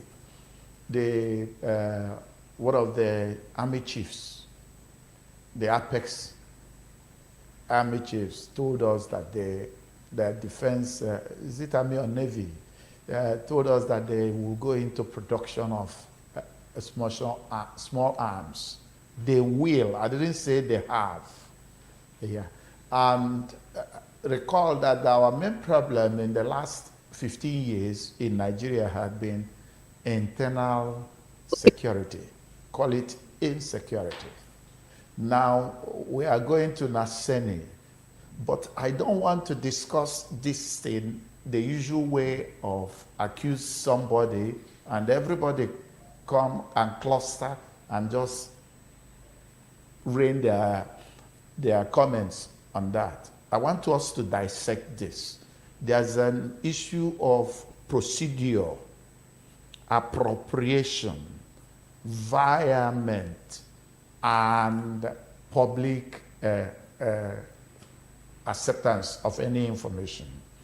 Let me start from the first one. If this information is coming to us, remember they said from 2023 to 2026, that is the whole 3 years and 3 annuities, annual seasons. The amount is 900 billion naira. When they were making the appropriation for the subsequent year after the borrowing, couldn't it have been observed by this activism group, the active citizens? 2, if you describe it as borrowing is technically not bad. provided the authority that is borrowing and the authority that is giving out the money obey the due process. Now, in the appropriation of Naseni, what were those excess funds? Because you only give out money you have in excess. What were those things appropriated? What were they supposed to have achieved with this? Or they have achieved and had surplus that they now send the money? What route did the federal government use to take the money? Is it through the accountant general or through the central bank or through even the FAC and all the rest? What route? There are provisions for that. Then another annual budgetary season is coming up. We are in August now. What is Naseni? What is Naseni and what is the activism group, that is the campaign group against the borrowing? What are they proposing that Naseni should do? Is Naseni actually a redundant agency to have so much surplus as to disburse? If we go to the spoons and forks and knives that are going in, technically, Naseni can actually explain it off. There are an infrastructure, engineering infrastructure. They can tell you they are doing research on those areas. They can tell you they are doing some other, they can invent any argument. So if I am going to amplify this story, I'm not going to go to the spoons and forks and all the rest. I'm actually going to go to what they are doing with the money that they have taken. Then on the side of the federal government, are they trying to come up tomorrow and tell us that Naseni is a redundant agency, another fake agency body? Will there be more agencies like this? Well, it's definitely not a fake agency. I personally see from this matter. It's definitely not a fake agency. The National Agency for Science and Engineering Infrastructure. Well, thank you very much, Mr. Nabife. Now let's take this, let's bring Mr. Williams into the conversation. And my question would be, now this is in the realm of allegations. Let's just establish that, nothing has been proven yet. Now, what role should the National Assembly, the Auditor General, and the anti-corruption agencies take? What role should they play independently at this time, verifying these allegations before conclusions are arrived at?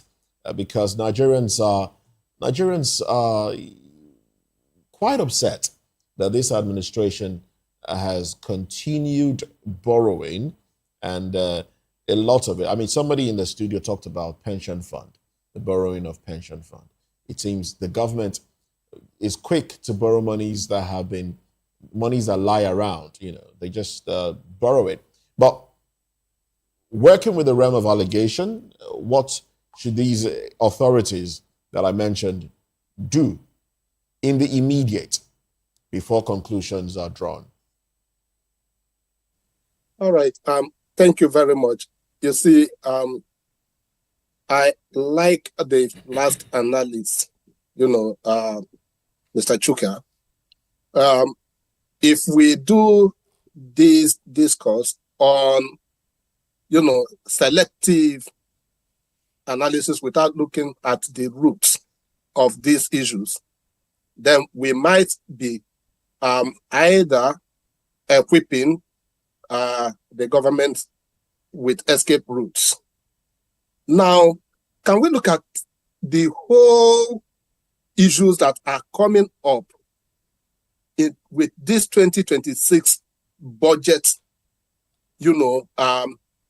process? All the allegations of all the inanimalities that have been exhumed where funds have been appropriated for organizations that have no business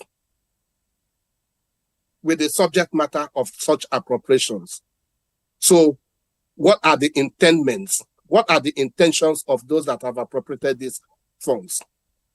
And then let us look also at the fact that in the budget of 2026, the federal government submitted a budget proposal of 50-something trillion naira to the National Assembly. And by the time it came out, it was now 60-something trillion with upward of 9 trillion naira added. Is that supposed to be a proper way of budget, preparation? When we talk about the funds lying at Naseni that the federal government is borrowing, how did those funds in the first place get to that agency? Were they not intentionally put there so that those monies could also leave from the agency to whoever had put them there?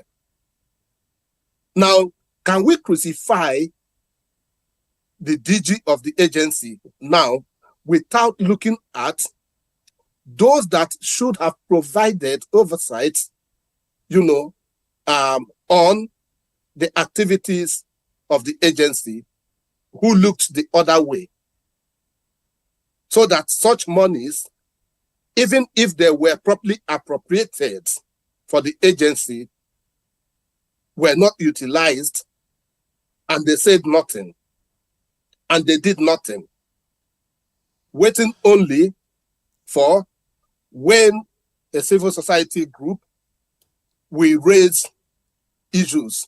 I mean, this is the consciousness that, we've all been campaigning for, to be with Nigerians, so that governance should be a collective subject. It should not be left in the hands of only those at political office holding levels.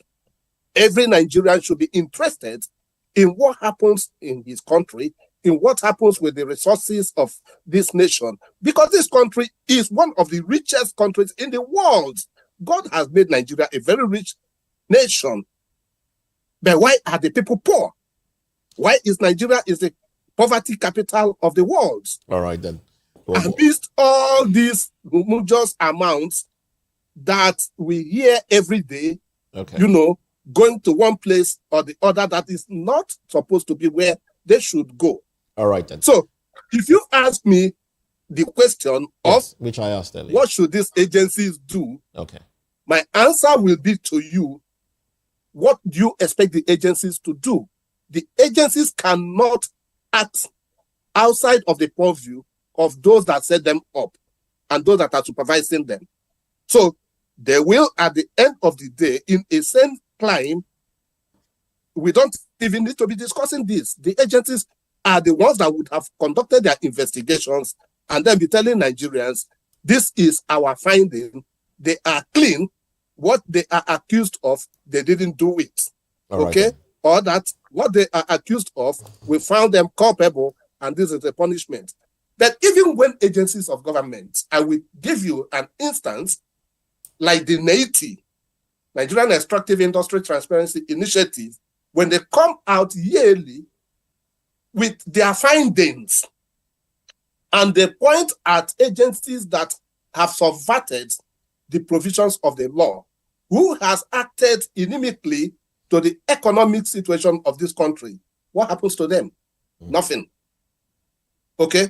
So what do you expect from those agencies to continue to do? To continue to waste their time, waste their energy, make enmity with Nigerians, and then at the end of the day, when they come out with their findings, it is thrown into the dustbin. All right. Thank you very much.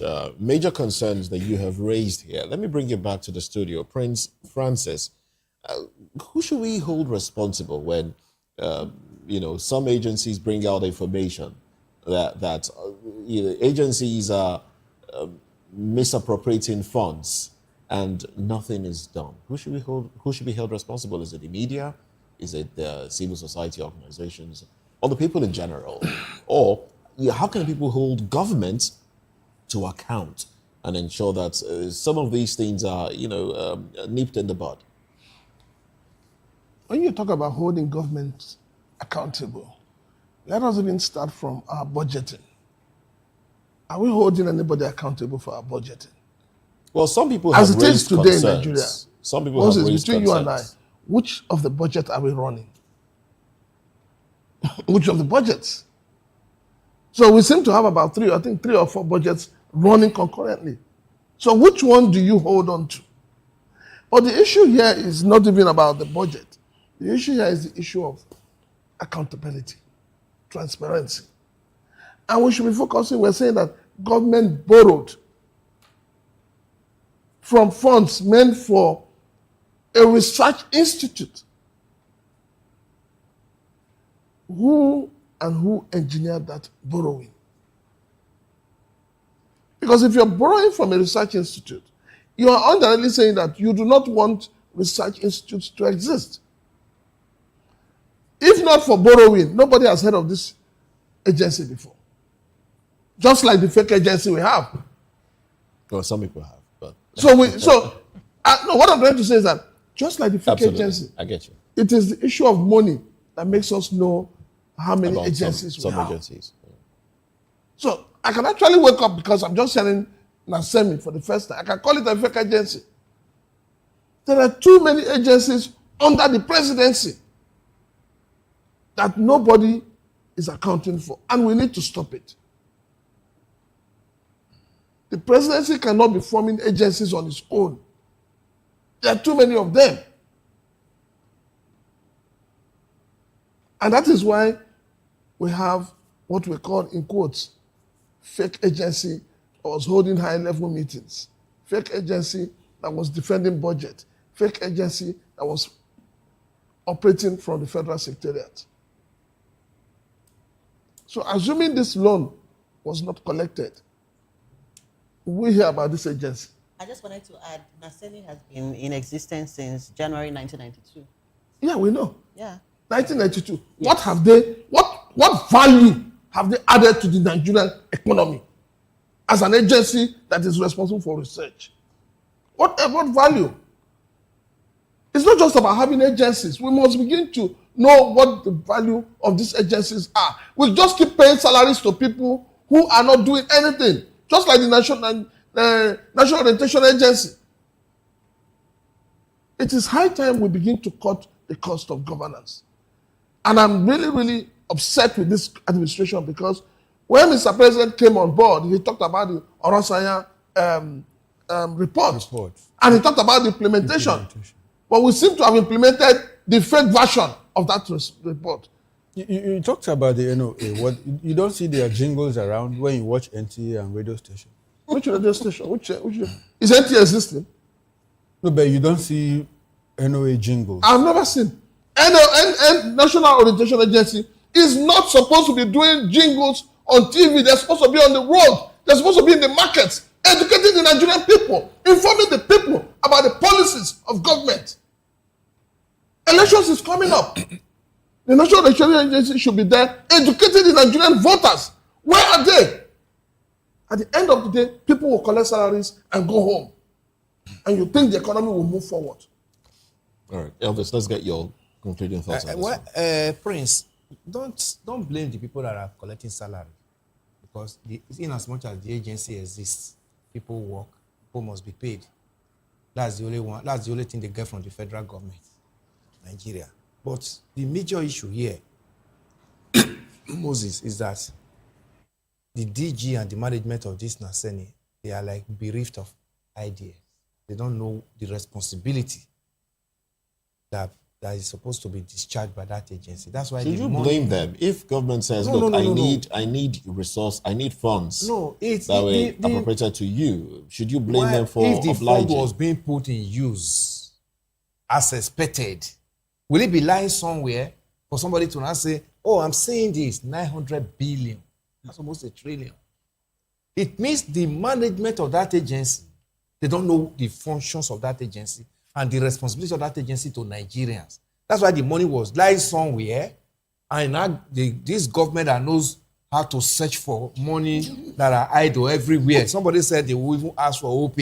I've told them they should not come to OP, and that one we they manage. That's why they could go and search and say this money is somewhere. Let's go and ask for it. They are not doing their job. That now brings us to oversized functions. If you get a budget in 2022, 2023, 2024, and 2025, and now you are coming for 2026 budget, the onion lies that when you are facing the appropriation committee in the National Assembly talking about the next year budget, they should have asked questions and review what you have done with the one that were given to you in the previous years. Nothing of that nature is done. And they will not come, they are preparing, this same agency will be preparing for 2027 budget now. By September, October, budget will be the issue again. We have just a month, so start talking about budget. So everybody in that agency don't know their responsibility.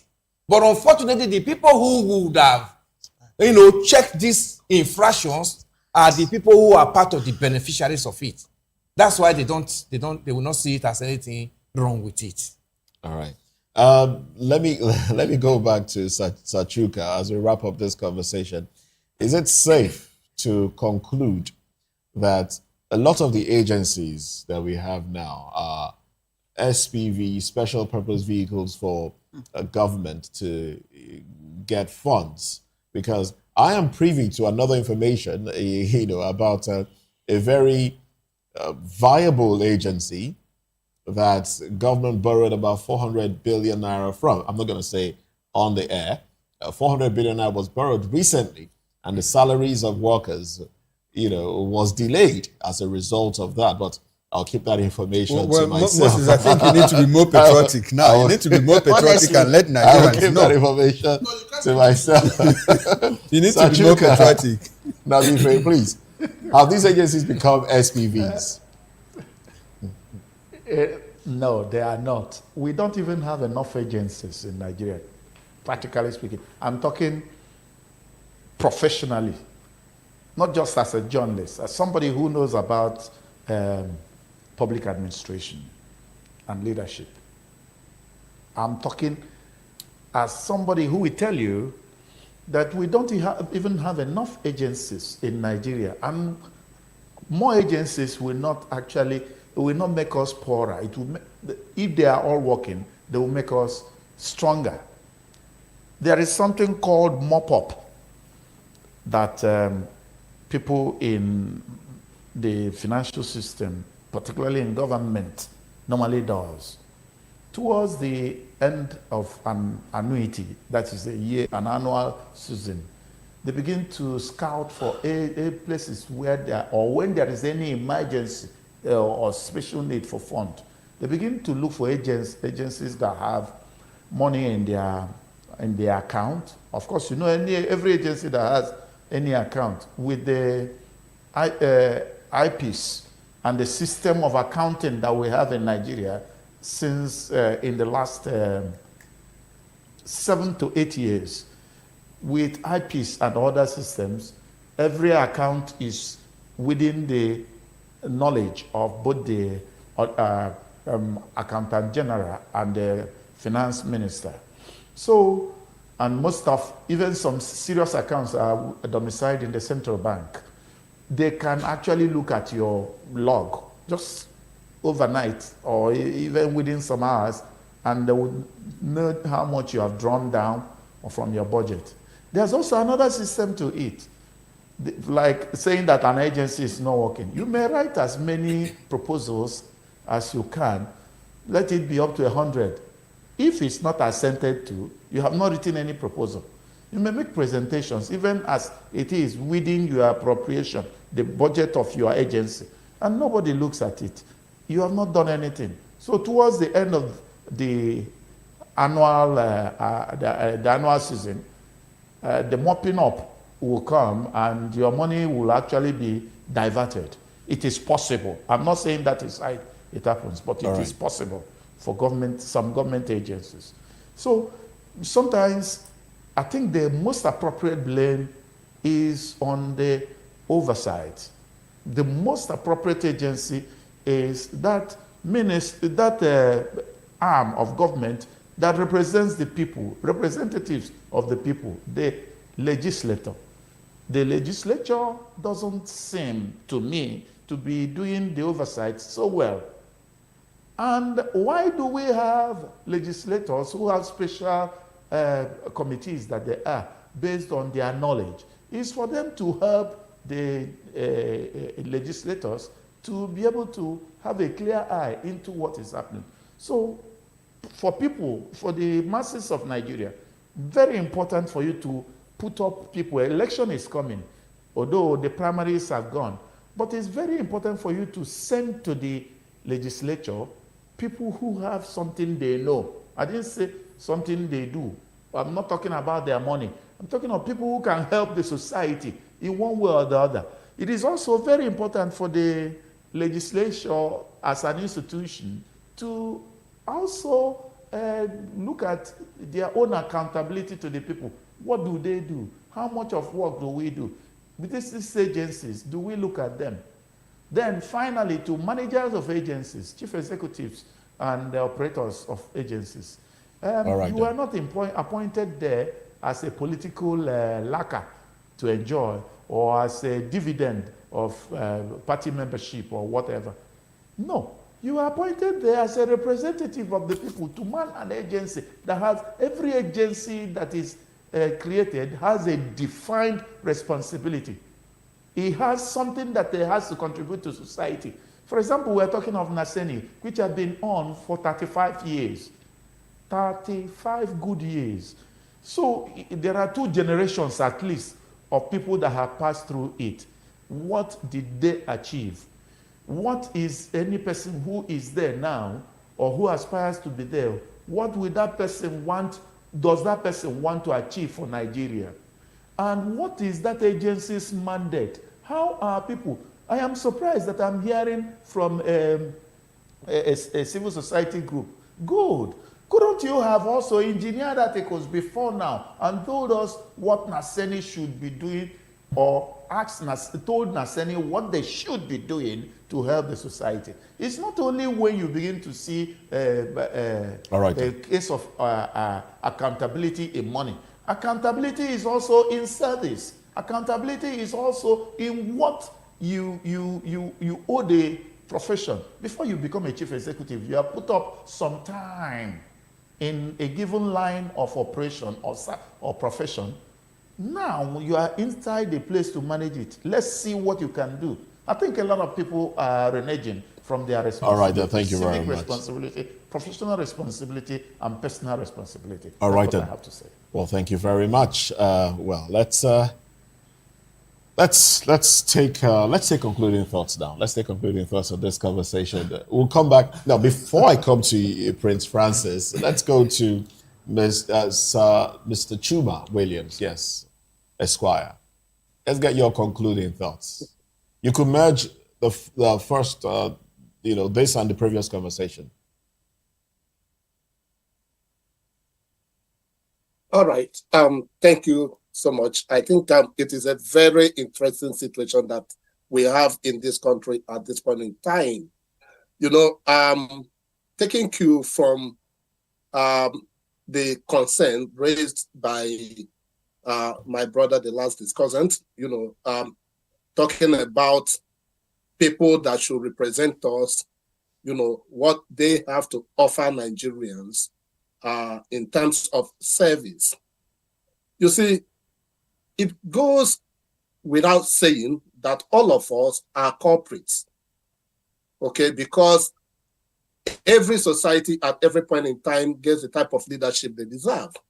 What we have today is what Nigerians, asked for or gave, however it came about. Before you can provide correct oversight, the person or the office that is providing that oversight on its own must be an independent, clean organization or group. Now we see the issues that abound at the National Assembly, even from how the leadership of the present National Assembly came about and the previous ones anyway, not just this. how they all came about. So did it present a situation where such officers will now do thorough jobs? Even if professionalism is out of the question now, because most of the people there are core professionals in their own callings. But how they put it into play is another thing. Okay? And I will also want to agree that it is not because the officers at the various agencies are incompetent or unknowledgeable about the offices they are occupying or lack the capacity to deliver, that the political environment will impede their display of their capacities. Okay, so in a situation where you know that asking, because there are situations where those officers that have spoken up for wrongs that are happening within their agencies have either been sidelined, stabbed or funds, or even outrightly sacked or disengaged. And one kind of allegation or the other leveled against them, and they are dealt with. We have so many instances. So what does this provide for us? Going into the next general elections, Nigerians must stand up for what they want, or else the lamentation will continue. All right. And thank you very much. God forbid Chuma we should Williams. continue with this lamentation after God forbid. 2027. So all right then. Thank you very much for your thoughts there. Inward, let's give others an and opportunity get the right as well persons to get in their that has the right candor, that have the right integrity, I'm not that sure has you the can hear right me. personality, that has the right power to speak truth to power. All right then. And damn the consequences. All right then. Let's bring it back to the studio, gentlemen. Let's have your concluding thoughts. You can merge both conversations, please. Well, I think we're missing the point of this conversation. And the borrowing aspect. Yes, we're missing that point. By government. We're missing the point where. But he cited the elections being around. No, let's leave the election. Let us. Be a reason. You see, when we deviate from issues, we create room for more issues to come up. This is an agency of government, and the agency is saddled with certain responsibilities. It is not my duty here to begin to tell the agency her responsibility. There was a responsibility given to the agency when it was created. And we're not talking about the money that was earmarked for that agency. In other words, before the money was even earmarked, the agency had a proposal to say, in this year, we want to do 1, 2, 3, 4, 5 items. It is based on those projections that the money was approved. And then somebody else comes from behind and says, I want to borrow this money. And we're not looking at the person who borrowed the money. We're not asking questions. What right does the person have to borrow the money? Who approved the borrowing of the money?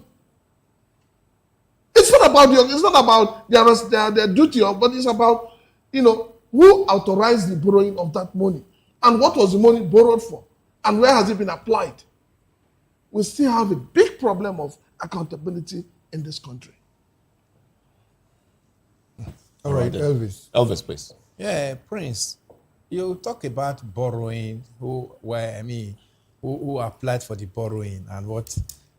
Are you not seeing from the other way that the agency, the management, like I would say, the agency's management never knew what it meant for them to do in that agency.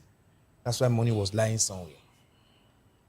The agency's management ought to be called to question. What you submitted the budget. One expected that once money is released, you follow up your proposals for the year. Nothing is being done. Then you are not talking about buying utensils. That's the only thing you can pick out of your proposal. When you are supposed to be talking about young men that are graduating, engineers, how to fit into the system, like other engineers from other parts of the world. How many have you trained? How many Nigerians have certification that Naseni assisted us to get this and we are at this level? That's what it's supposed to be. So when you now bring in people all in the name of oh, it's our party person, then we are not giving boys a job to the boys to reward their effort for the party. These are some of the things you get. Many DGs and whatever, a chairman of boards of the organization, parastatals in Nigeria, are in those positions. They don't even know what they are supposed to do in their respective offices. Okay, and that's what led to some of this. Elvis, let us look at it from a different perspective. Are you sure that what is happening to this agency is not the same thing happening to local government funds? You know that local governments have their budget.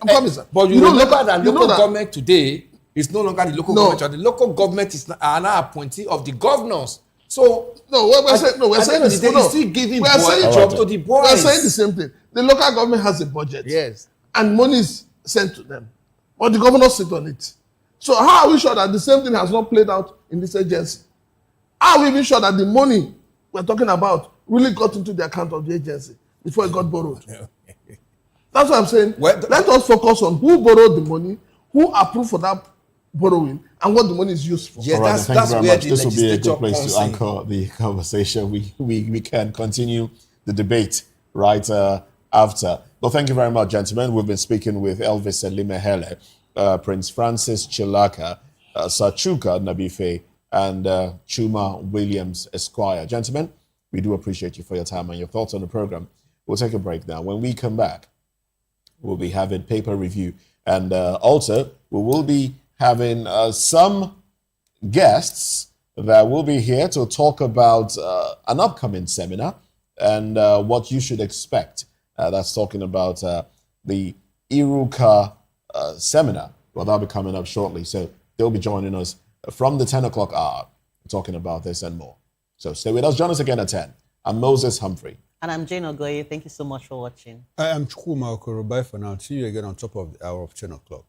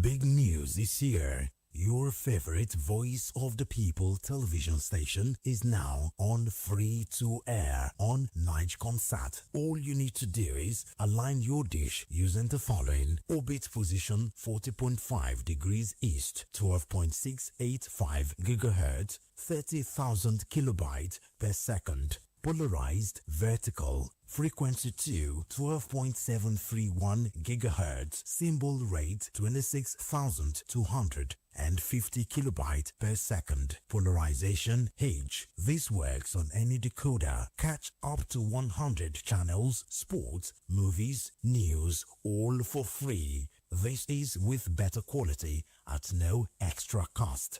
VOP TV on Free TV. Now you have more than a voice. In a world where power shifts with every headlines, news breaks and events happens, we bring you unbiased and explicit information on politics, economy and state of the nation. We break down the chaos. Facts, not fluff. Truth, not spin. We discuss not just politics, but a glimpse into the future. Voice of the People Television. Now you have more than a voice. From the views on the street, we go to bed empty hunger, to the blaring horns of a hustling city, the loudest voices of the common man got a medium to be heard. This particular administration, they were coming unprepared. It's not a bad thing to renovate the president's lawn. Through top-notch programming, Unbiased reportage of news, sports, business, entertainment, and cultural documentaries. Voice of the People 90.3 FM became a symbol for 21st century media. And now, a new baby is born. Voice of the People Television, VOP TV, youthful, full of vigor and penchant for excellence in the continent's media space, exposing the wrongs, applauding the rights, dissecting the news without fear or favor, through factual and accurate stories and contents. Corruption kills three things that makes a society. Representing the interests of the people and giving them a voice. Voice of the People TV is here to stay towards building a fair society. VOP TV, Voice of the People Television, truly a voice for the people.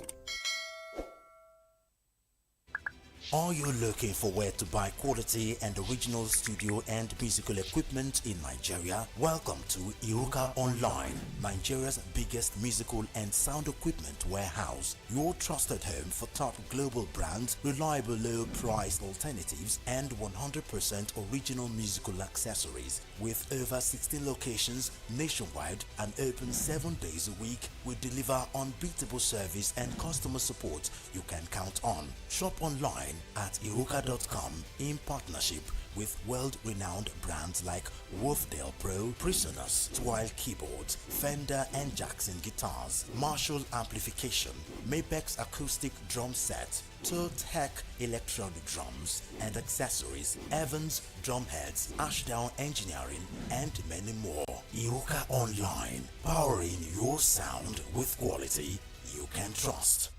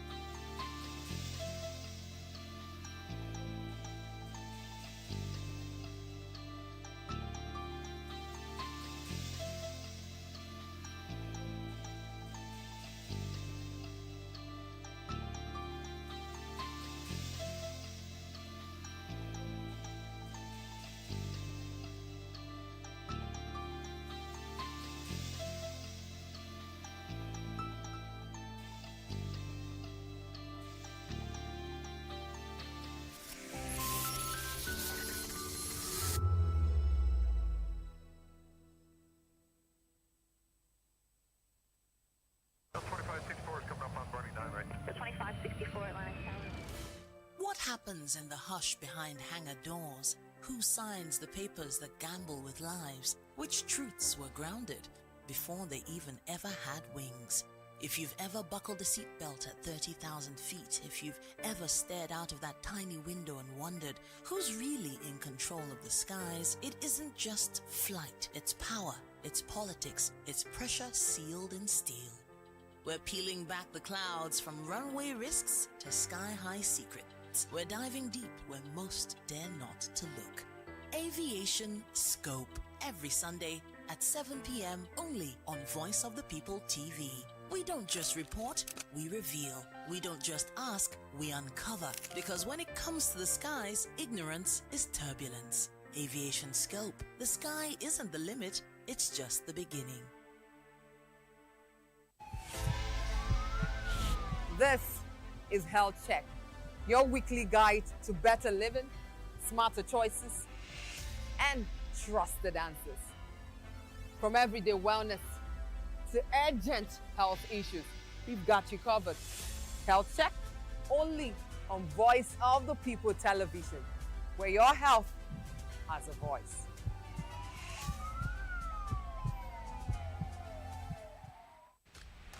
Yes, obviously everybody knows the game is beautiful and that's why I love sports. My name is Kizzy K, you're welcome to my republic. But remember, there can never be a transfer without a window. Just like there can never be a deep thinking without a Pep Guardiola in football. You can't say tennis without talking about Djokovic.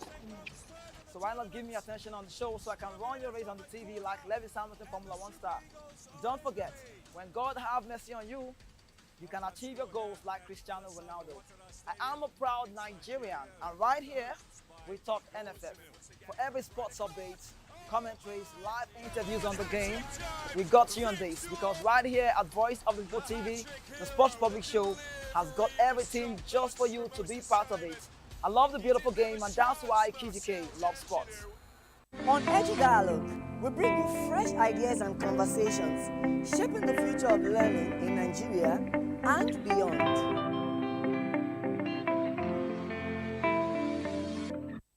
Welcome to the locker room, the home of football talk that matters. I am Jerry Arpillon. Join us every weekday, Monday to Friday at 5 p.m. Nigerian time, as we share the hot takes and hot debates in the exciting world of football. And joining me are the usual suspects, Ikechukwu and Mayowa, as we break down all the hot takes and everything that's happening in the football. Don't just watch football, live it with us. Catch us on the locker room and Voice of the People television at 5 p.m. Nigerian time. And like I always say, if not playing to talk, please discuss. Hello, my name is Inedo. Keep watching VOP TV. What up? My name is Osula. You are watching VOP TV. Keep it locked. Hello, I am Floyd Igbo. Keep watching VOP TV. Hi everyone, I hope you're doing good. Keep watching VOP TV and just have an amazing day. Thank you. Hi guys, it's your boy Praise. Keep watching VOP TV.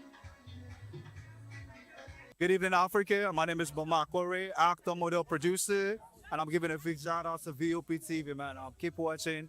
Don't change the dial. Thank you and God bless you. My name is AY, and of course, I represent the voice of the people, and that's why I'm on VOP. AY say so. Hi everyone, it's your girl Miriam Tima from the Real Housewives of Lagos and the Real Housewives Ultimate Girls Trip Africa. Shout out to VOP, the voice of the people. You already know. Stay tuned, keep watching. And don't forget, VOP is the best. All right, hello, I'm White Boy, but that's shaking the man fine back with Melanie Poppy Black Skin Boy. This is VOP TV. If you're not watching VOP, I don't know what you're watching. Maybe you're watching your weights. Hello, beautiful people. This is Wale Ojo, and you're watching VOP, Voice of the People. Hi, guys. You already know who it is. This is New Energy. Flyers Boy Ever Live. Keep watching VOP TV. Thank you. Hi, people. Jenny Albano here. Guys, please keep watching Voice of the People. Welcome to Romeo Pizza.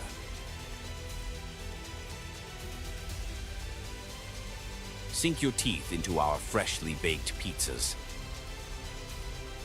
Loaded with rich sauce, melted cheese, and irresistible toppings. Where every bite is a love story.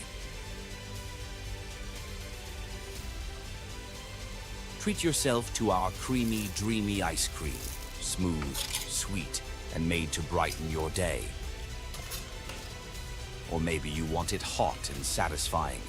Our juicy shawarma is wrapped to perfection, packed with flavor in every mouthful. Pizza, ice cream, shawarma.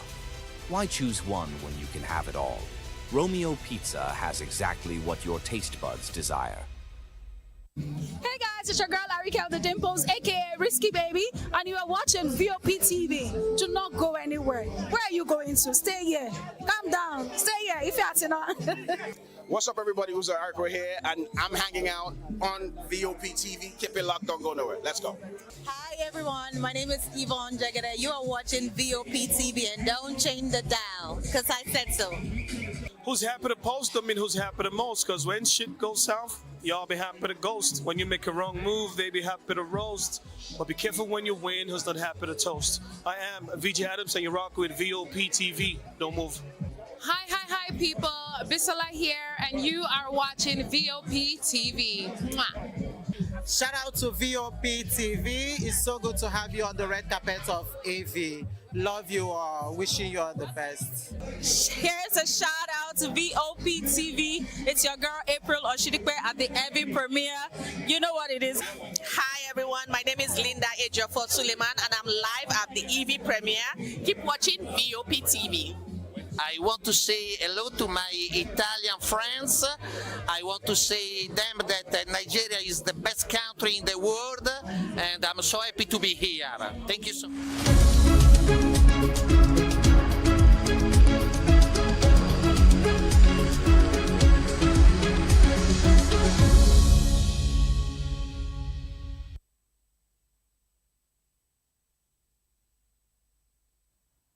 Thank you very much for joining us. If you're just tuned in, it's Newspaper Review on VOP TV. I am Moses Humphrey. I am Chukuma Okoro. Good to have you join us again. And we do have Elvis Elimehele with us to analyze, and Daily Fanimo joins the conversation as well. Good morning to you. Welcome. Pleasure. Now let's dive into it, shall we? Daily Sun has these headlines. Presidency sets September 3 for state police bill. Begins consultation. Invites Nigerians to shape policing. AGF assures safeguards will prevent political abuse. And The Guardian reports on it as well, says FG rallies public input on state police. As report says, death toll hits 5,091 in Q2. Usually the riders to that one will give us talking points as well. The riders here: Sharia Council warns against rushed amendment. Governors back draft ahead of September presentation to Tinubu. Bachapia Mila: no price too high for Nigeria's security. Abuse will be checked, AGF assures. Gentlemen, let me start off with you, Mr. Fanimo. Talk to me. Well, it's good that there is progress about this state policing. As far as I'm concerned, the positives outweigh the negatives. Because, yes, it's hypothetical that we are saying that it's likely that it could be abused.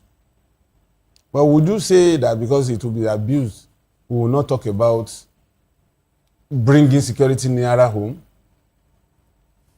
Will we say that in the light of prevailing situation, we don't need state police? No.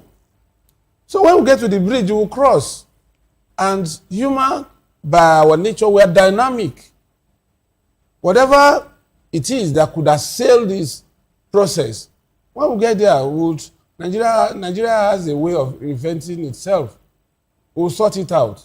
But saying because a governor might likely abuse the process, okay, is not enough to throw the baby with the bath water. The public inputs, is it not late in coming? I mean, at this stage, government is saying, okay, let's throw it open for the public to give their own input. Isn't that late in coming? Well, I think you are right if you say it's late in coming, because as a matter of fact, there should have been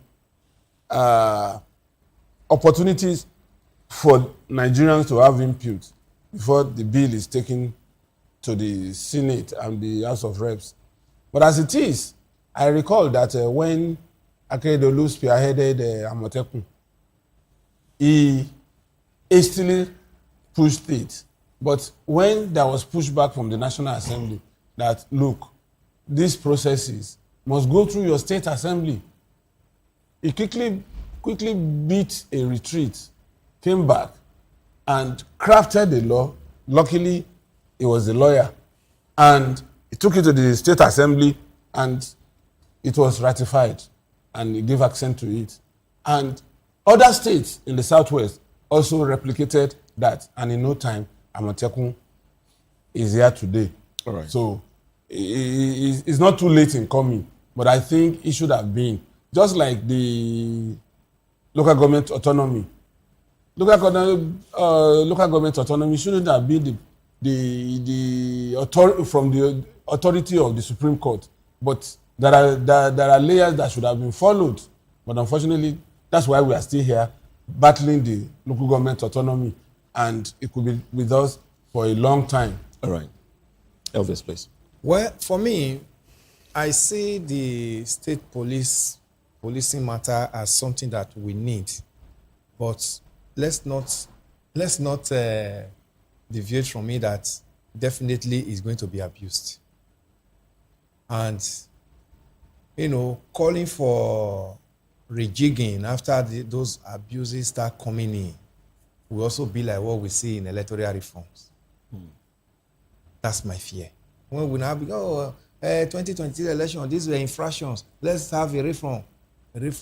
Another reform will come, it may be worse. 2019, the president said it was too close to the election. He will not sign the Electoral Act. These are issues. And by the time we are, dragging all this, more abuses will be coming in, and more state governors will be cashing on it that, a colleague has done it somewhere, and nothing has happened. Let me also do. These are issues I'm afraid of in state policing, this state police matter. It is not as if we don't need the security. If there are areas that we can cross the T's now and dot the I's, let's do it diligently. I'm not saying we can get it all right, especially we can begin to spot infractions when it's operational.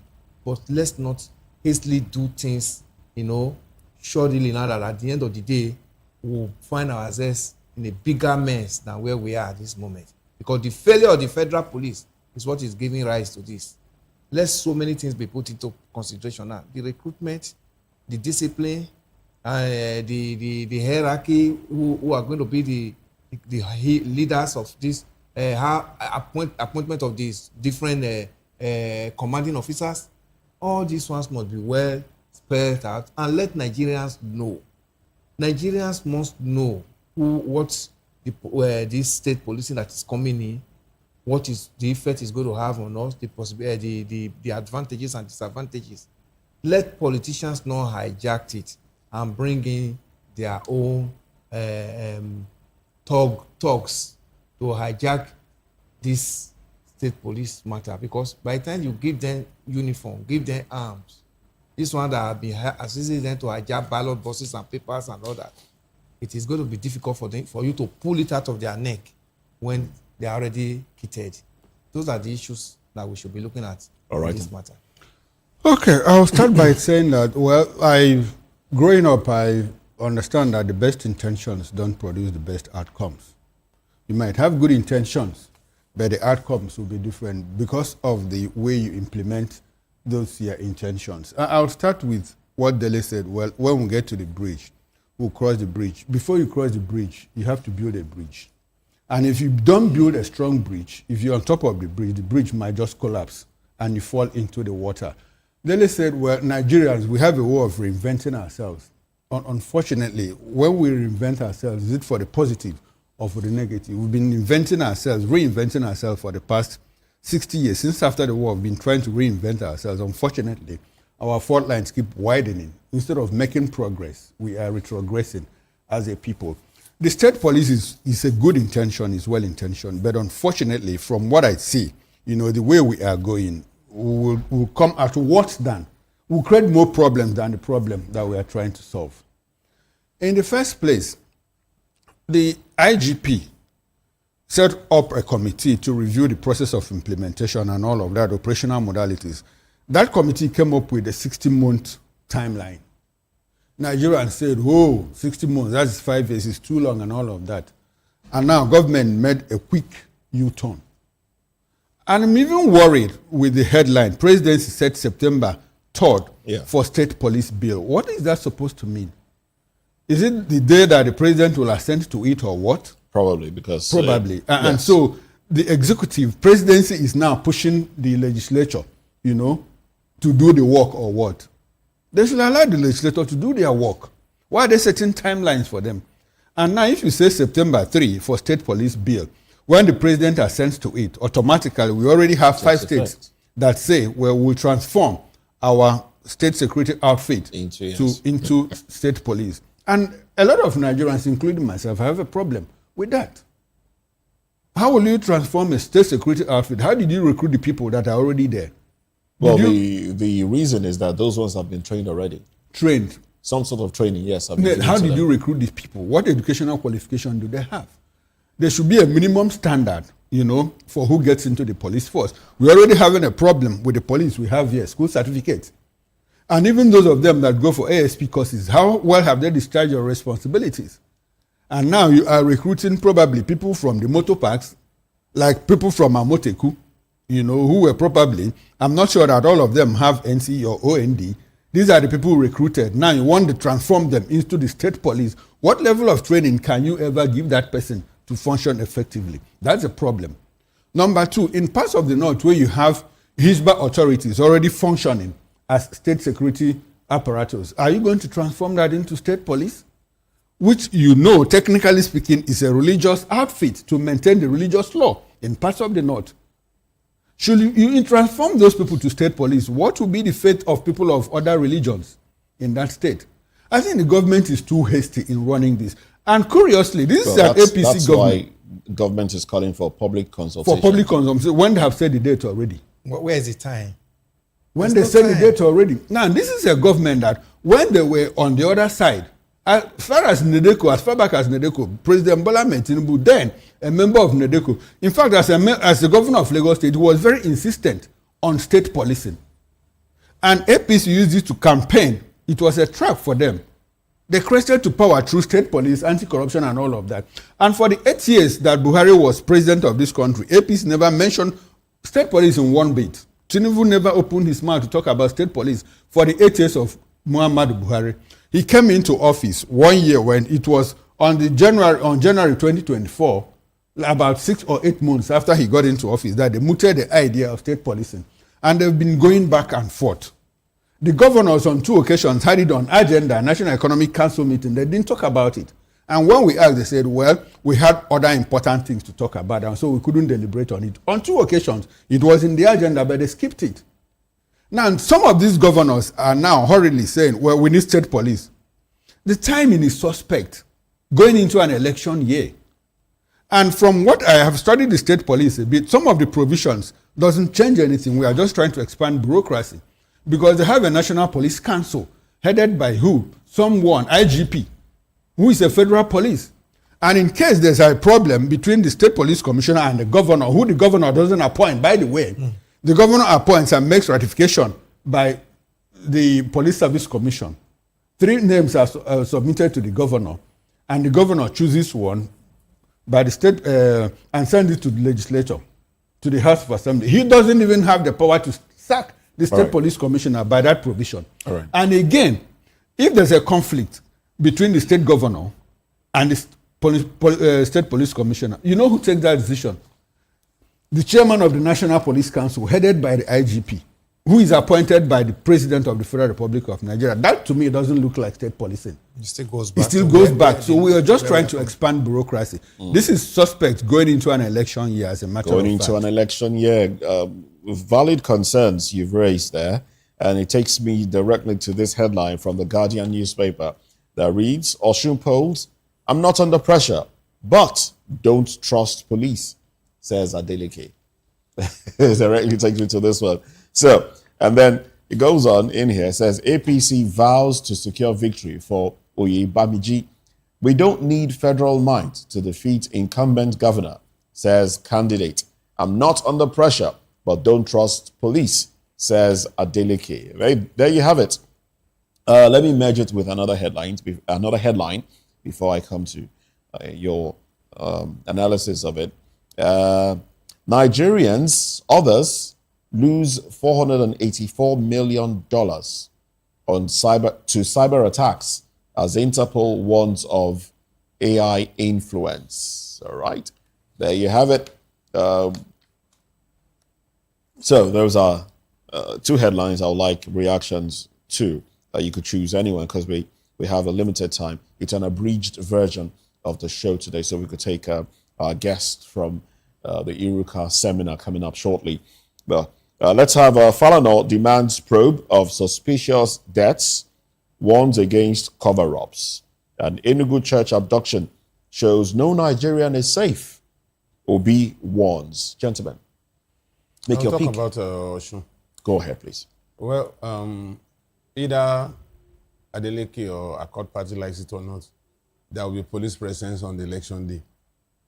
And we can only appeal to the police authority to rein in some of his men, officers and men, that may want to cross the line during and after the election.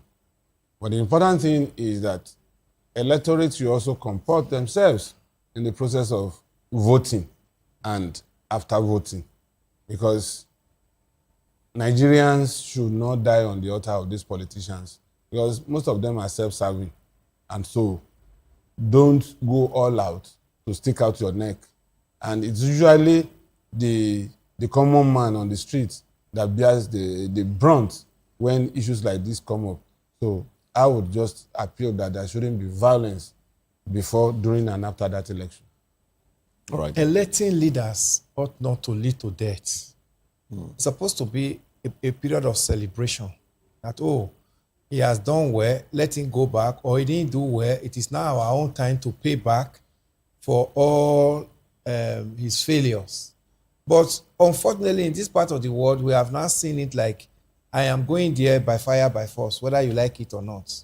That's where I'm not, I don't envy Adeleke at this period. Like I said last time, Adeleke might have the treatment of Edo election, 2024 Edo election, might be played out for Adeleke in this election. They are going to intimidate him. They have already started. You know how many of his officers and party men are already in detention as we speak, and the usual way of taking them to Abuja, and that was all they did in Edo. They are going to bring in more policemen. 2 DIGs were in charge of Edo election, just one state. Adeleke should watch us for that. Then every other thing that has to do with vote buying and all of that is not going to be an issue in this matter. The government is hell-bent that Osun, whether he likes it or not, they are going to take it. But it's only the people that will deliver Adeleke. And this is still where we are still talking. You know, police is still mentioned there. And it's the same police matter we just discussed. So these are the issues. Then let's take it to know where is safe. Really, if we are actually talking about Peter Obi, if we are talking about state policing, this is where we are supposed to be talking about that. When the state police comes on board, there ought to have been respite in the security in the respective state. But we are not going to see much, because the architect of this insecurity are the people that are now calling for the state police by themselves, and they are going to be people that are going to recruit for the state police, and they are going to be people that are going to be enforcing it. That's where the problem will come from. Because the problem we have with this insecurity now is not that Nigeria Armed Forces is not doing much. They are not doing well.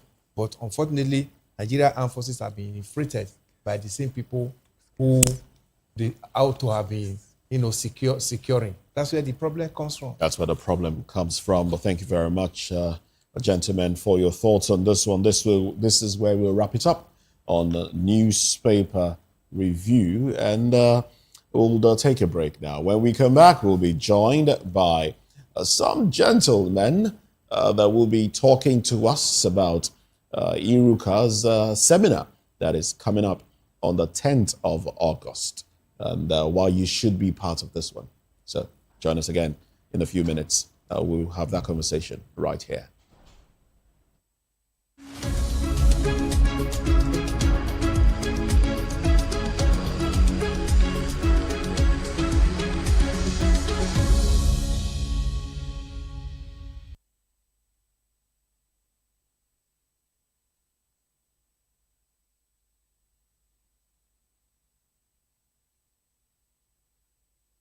Big news this year. Your favorite Voice of the People television station is now on free to air on Nigecomsat. All you need to do is align your dish using the following: orbit position 40.5 degrees east, 12.685 gigahertz, 30,000 kilobytes per second. Polarized vertical, frequency 2, 12.731 gigahertz, symbol rate 26,250 kilobytes per second. Polarization H. This works on any decoder. Catch up to 100 channels, sports, movies, news, all for free. This is with better quality at no extra cost. VOP TV on Free TV. Now you have more than a voice. In a world where power shifts its every headlines, news breaks and events happens, we We bring you unbiased and explicit information on politics, economy, and state of the nation. We break down the chaos. Facts, not fluff. Truth, not spin. We discuss not just politics, but a glimpse into the future. Voice of the People Television. Now you have more than a voice. From the views on the street, we go to bed empty hunger, to the blaring horns of a hustling city, the loudest voices of the common man got a medium to be heard. This particular administration, they were coming unprepared. It's not a bad thing to renovate the president's law. Through top-notch programming, unbiased reportage of news, sports, business, entertainment, and cultural documentaries, Voice of the People 90.3 FM became a symbol for 21st century media. And now, a new baby is born. Voice of the People Television, VOP TV, youthful, full of vigor and penchant for excellence in the continent's media space, exposing the wrongs, applauding the rights, dissecting the news without fear or favor, through factual and accurate stories and contents. Corruption kills three things that makes a society. Representing the interests of the people and giving them a voice. Voice of the People TV is here to stay towards building a fair society.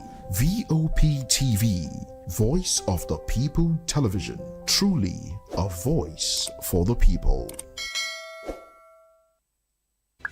Are you looking for where to buy quality and original studio and musical equipment in Nigeria? Welcome to Iruka Online, Nigeria's biggest musical and sound equipment warehouse. Your trusted home for top global brands, reliable low-priced alternatives, and 100% original musical accessories. With over 16 locations nationwide and open 7 days a week, we deliver unbeatable service and customer support you can count on. Shop online at iruka.com in partnership with world-renowned brands like Wolfdale Pro, Prisoners, Twile Keyboards, Fender and Jackson Guitars, Marshall Amplification, Mapex Acoustic Drum Set, Tech Electronic Drums and Accessories, Evans Drumheads, Ashdown Engineering, and many more. Iruka Online, powering your sound with quality you can trust.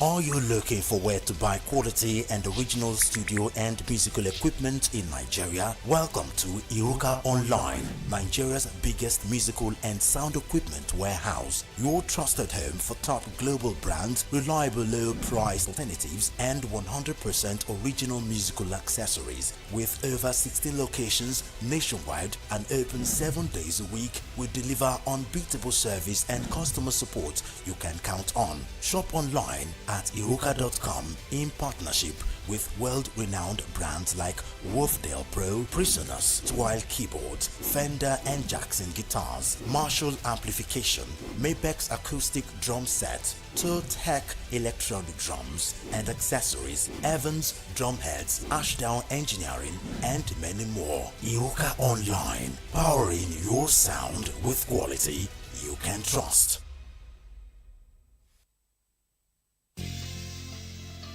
Well, thank you very much for staying with us.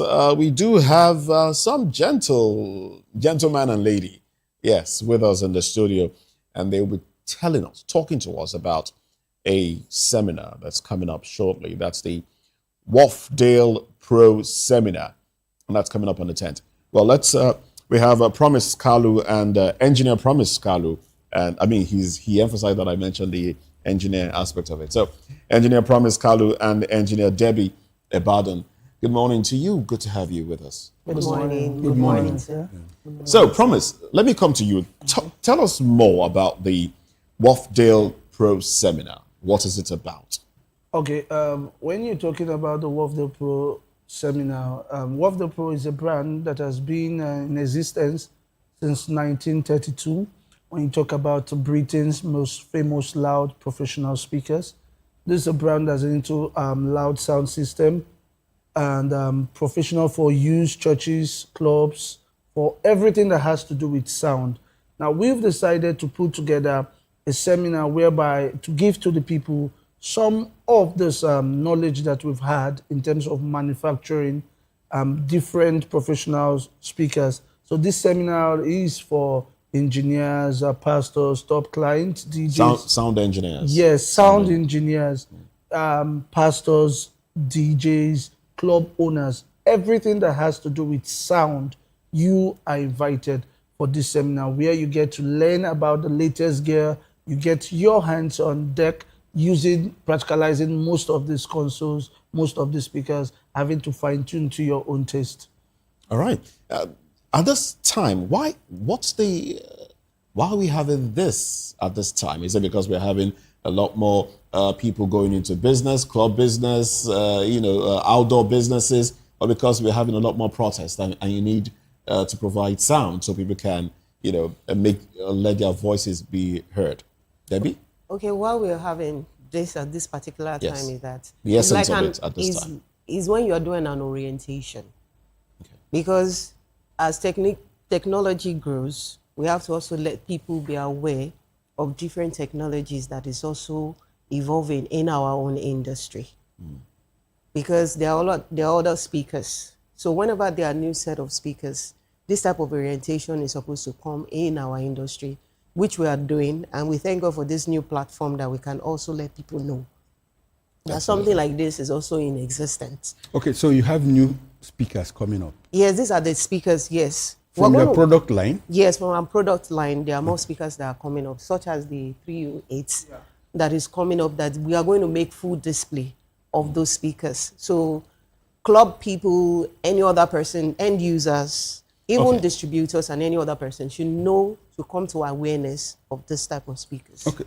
So this new speakers, because I'm just wondering, we already have loudspeakers and you are bringing up new ones. Is it to sensitize the noise, or is it to, because sometimes I get into a club, I can't even listen carefully, and you are coming up with bigger new speakers. What is the essence of what's new in the industry, especially when you talk about speakers? Okay, let me talk about noise first. Okay.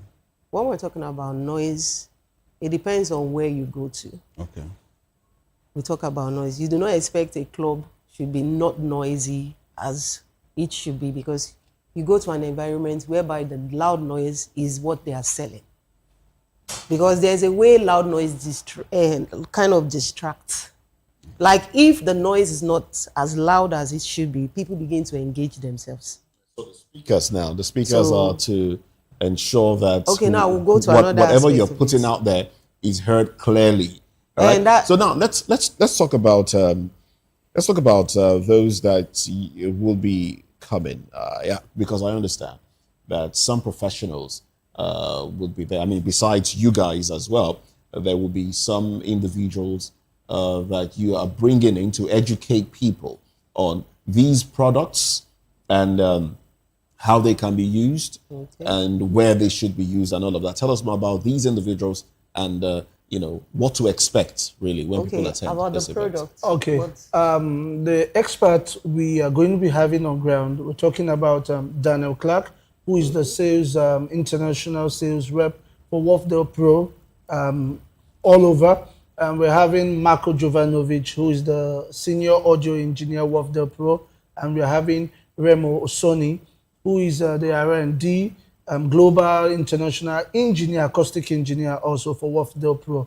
These three experts are going to be live on ground, making sure that everything you need to know about the Wafdale Pro latest gear is being practically... I'm curious. Okay. I'm curious. Why is it that, or why does Wafdale Pro stand out from the rest? I'm not going to mention the rest, but how does it stand out from the rest? What makes it different from the rest? The technology, the quality of sound, the clarity, the manufacturing process. If you talk about the XLA 308, you're talking about a speaker that is built with BNC woofer. Now, when you talk about BNC, in the audio world internationally, BNC, BEMA, these are the top brands who are good when it comes to manufacturing speakers. And when you see them get this woofer into your own speakers, that means you're talking about something with a high technology. Okay, so with the technology, yeah, I would not need to spend money repairing it, or or how does it save me money really? Because I need to know. Okay, we're not talking about saving money. Is another aspect of sound. Yeah. Okay. That has to do with a lot of maintenance. Okay. Because you can have the best. Which yes, it's you also provide part, as well. Yes, it's going to be offered Okay. too.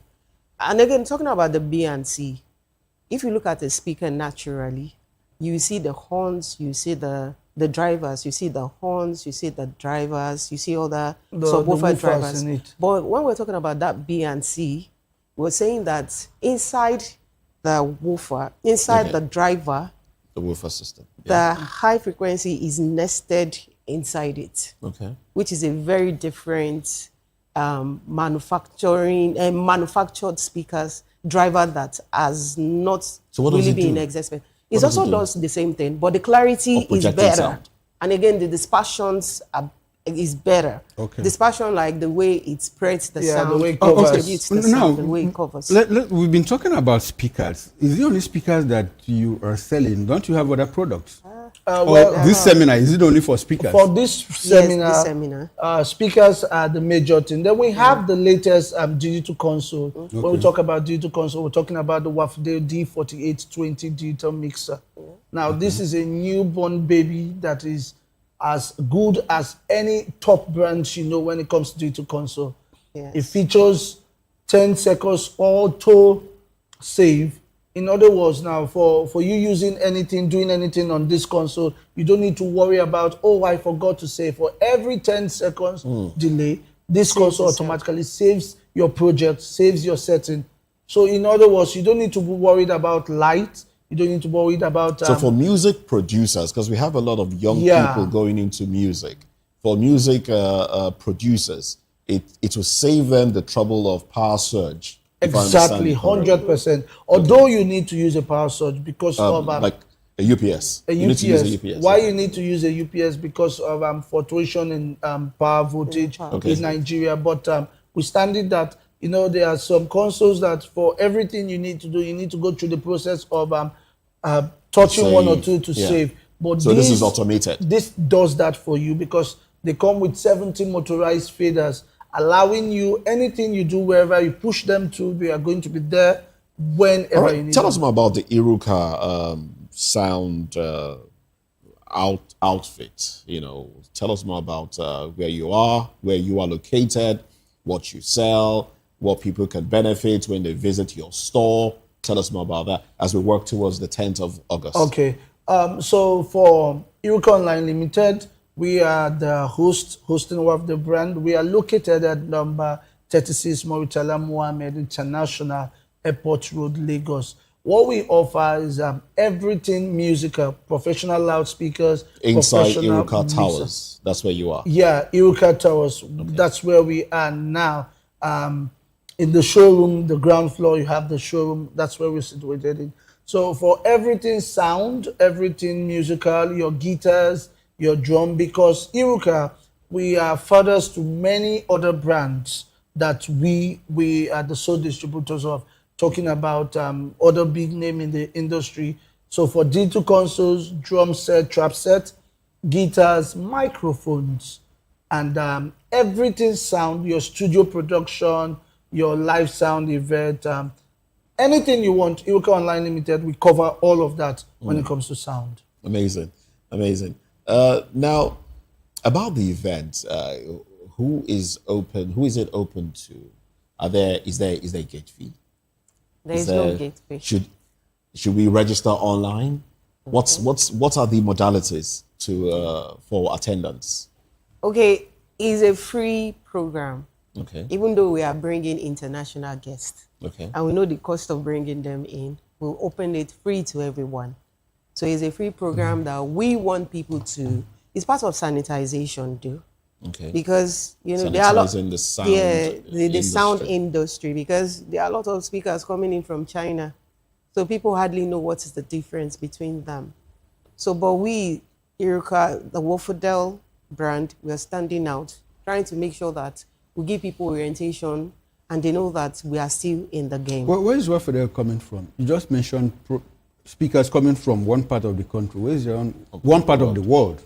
Where is your own coming from? Europe? Wafdel. Asia? Wafdel is coming from... Wafdel is UK. Is UK. It's UK, Britain. Most famous loudspeakers. When you talk about loudspeakers, you're talking about the best in UK, Wafdel Pro. Okay, let's talk about other offerings you have in terms of after-sales services, because after the essence of this seminar is to expand your market, to expand your market. So what, let's other things that you offer, like after-sales services, warranty, and all of that. Do you have those things in place? We have warranty. And even during the seminar, we're also opening the room for distributors, giving them a fantastic incentives. On that day itself, we're going to have demonstration of those speakers and even some of Iruka's products. But we are concentrating on speakers. But if there is no speaker, there is nothing in the sales room that they cannot touch and check how it works. So we are opening the floor for them to have access to each of these instruments, play them to the extreme. So this thing is more like an exhibition, more like an expo, not just a seminar. It goes beyond talk shop. Yes. So there's going to be an exposition. And that's why we say exhibition stroke. Training. We are going to be training guys too in the process because on the usage of these things, and also some other area. We are going to touch some other area for sound engineers because we cannot have gathering of sound engineers. We also want to know what these white people also have that makes them high flyers. So we're going to open the floor that they will ask them questions. All right. So I've been mentioning the date, but I'd like our viewers to hear from you. Date, time, again, venue. Well, the date is August 10, 2026. The time is 10 a.m. 10 a.m. is going to be the red carpet. It's not just going to be a lot. Yeah, there's going to be a red carpet. Oh, really? Come enjoy yourself. Everything sound. Come enjoy your sound. Because the red carpet is going to start by 10 a.m. Then the main event is going to start by 11.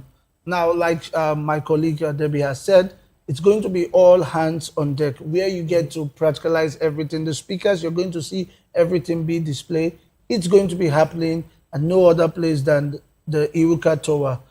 Yeah. All right. So Iruka Towers, that's where this one is taking place.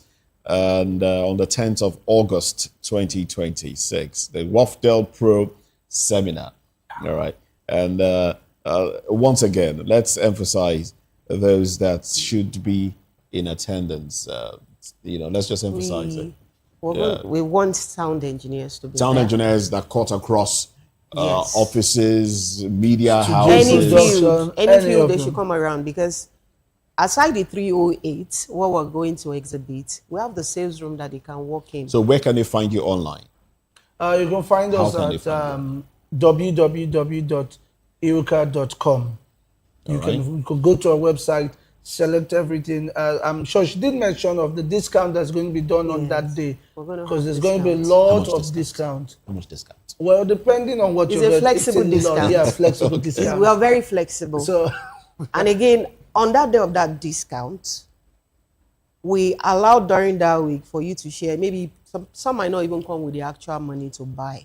Okay. So we allow you to do some down payments. So basically, if I understand you clearly, it's like an opportunity for those who want to go into the business of selling sound. Yes, it's open to them so they could come and with trust get products to sell, and then that's the part where they become a distributor. So we have this proposal for them. We have something that's going to be great for them, something flexible. So we'll give you the terms, something good that you'll be able to walk around with. So sorry, promise. Let's take that again. Okay. There will be opportunity for new distributors. Yes. You sign on new distributors. Exactly. Okay. Exactly. You'll be getting a whole lot of good incentive, because we want to make sure that everyone is being reached with this Wafdel brand. The low, the middle, and the high class. Is it possible you just mention the requirements for becoming a distributorship? Anything the first requirement is attendance to this program. So when you attend, we'll let you know about other. Yes, because we are still going to have another distributors meeting. Class. A class for them to also. it's going to be an ongoing class with thing. them. Yes, it's going to be an ongoing class with them. And one of the things is that engineers love to feel, they love to touch, Okay. and they love to see. So there's an opportunity to feel, touch, and the see. equipment. Yes, feel, touch, and see. And that day we still have a whole lot of surprises for them.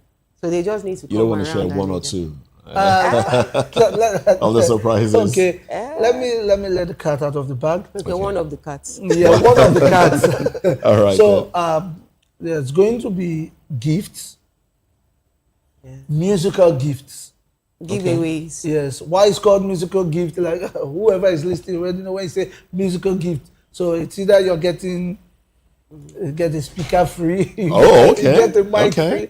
You get anything free. You get some things free. You get some things free. And again, the beautiful aspect of it is networking.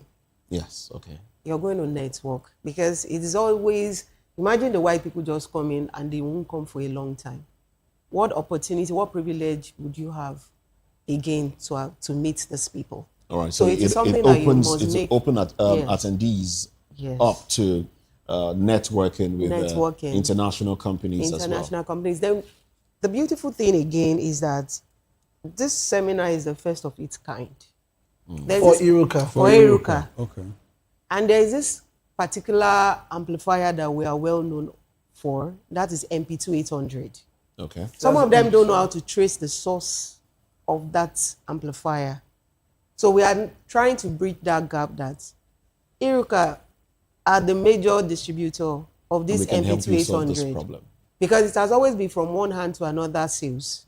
Okay. Now we are trying to create a means whereby they can know who is distributing it in Nigeria and also And they have come access directly. to us too. So And we get- MP2800 is actually from us. All right then. Yes. Great information there. So 10th of August, red carpet starts 10 a.m. Yeah, very important. Red carpet. I like red carpets because, I mean, you understand that at that time you could do some nibbling and... There's going to be a lot of the refreshments. Going to be fun too. All right then. Well, thank you very much, Engineer Promise Kalu and Engineer Debbie Lebado. Thank you very much for coming. Once again, let's once again, one more time for emphasis purpose. Okay. Let's reel out the expatriates that will be attending the event, so people know exactly who they are coming to listen to. Besides you guys, of course. Yeah. I mean, you guys are professionals, but the other expatriates that they will be coming to listen to and what to expect at the venue. One more time, please. Okay, so we have Daniel Clark. Daniel Clark is the international sales rep of the Pro. We have Marco Jovanovic, who is the senior audio engineer of the Pro, and Remo Soni. Remo Soni is the R&D manager for WOF Pro AIG International Audio Group of Nigeria. Right. All three would be available on 10th of August. And we also have our chairman too, who is going to be available too. The Iruka himself. He's also going to be available too. All right then. Yeah. He'll be there to he sells. He engages in. Yes, he knows a lot about sound, sincerely. Okay. Yes. And his name is Mr. Ifeanyi. Mr. Ifeanyi. All Yeah. right. Yes. Ifeanyi Onbiko. All right then. Thank you very much, gentlemen, for coming on the program. We've been speaking with Promise Kalu and Debbie Badan, and they're talking about the Wafdale Pro Seminar coming up on the 10th of August, 2026. The venue, of course, is the Iruka Towers, just beside Golden Tulip. Golden Tulip Terrace Hall. That's where it's taking place, right? Yes. Or Golden Tulip Terrace Hall. That's on the International Airport Road, just before you get to, just after 7 and 8 bus stop. That's where it's located. So it's something for church owners, club owners, outlets, sports, those who, anything that has to do with sound. It's an opportunity for you to get the best of equipment for your business endeavor, and also a business opportunity. I mean, now we're talking about people getting multiple sources of income. So this is an opportunity for some people to make income. You can be a distributor. I'm sure you don't want to miss out on this opportunity. Well, thank you very much once again, gentlemen. Thank you. Thank you so Well, much. this is where we wrap it up on VOP newspaper review. VOP this morning. We've been speaking with these gentlemen from Wealth Day Pro. Well, that's it on the show. Chukuma makes a comeback later tonight, 6 p.m. Political Lens promises to be interesting. Yes, and I'll be joined by Prince Francis Chilak. I will travel around the country to bring you interesting trending stories. Do join us then. Do join us then. But stay with us, don't go nowhere. 11 a.m. Sports comes your way. I am Moses Humphrey. I'll see you next time. Bye for now. Looking for where to buy quality and original studio and musical equipment in Nigeria? Welcome to Iruka Online, Nigeria's biggest musical and sound equipment warehouse. Your trusted home for top global brands, reliable low-priced alternatives, and 100% original musical accessories. With over 16 locations nationwide and open 7 days a week, we deliver unbeatable service and customer support you can count on. Shop online at Iruka.com in partnership with world-renowned brands like Wolfdale Pro, Prisoners, Twile Keyboards, Fender and Jackson Guitars, Marshall Amplification, Mapex Acoustic Drum Set, Tech Electronic Drums and Accessories, Evans Drumheads, Ashdown Engineering and many more. Iruka Online, powering your sound with quality you can trust.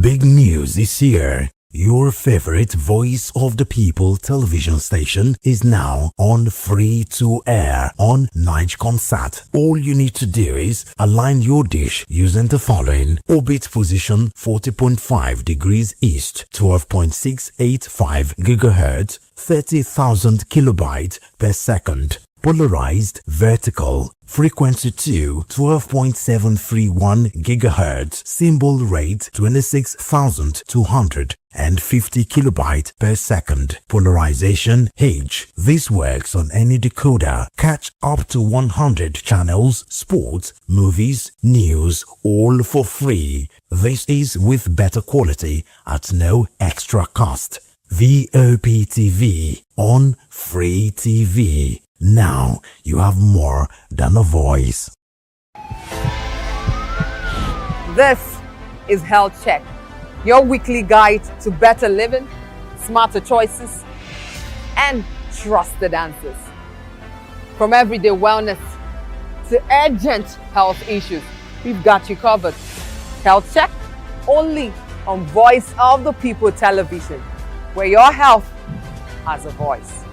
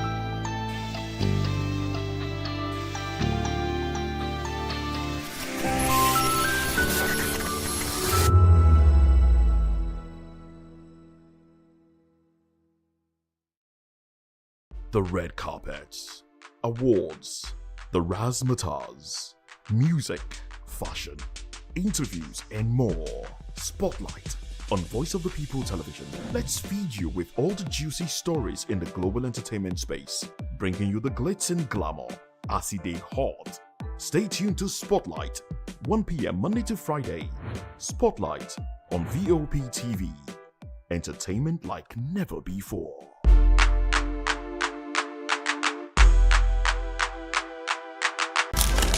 In a world where power shifts with every headline. In a nation full of questions.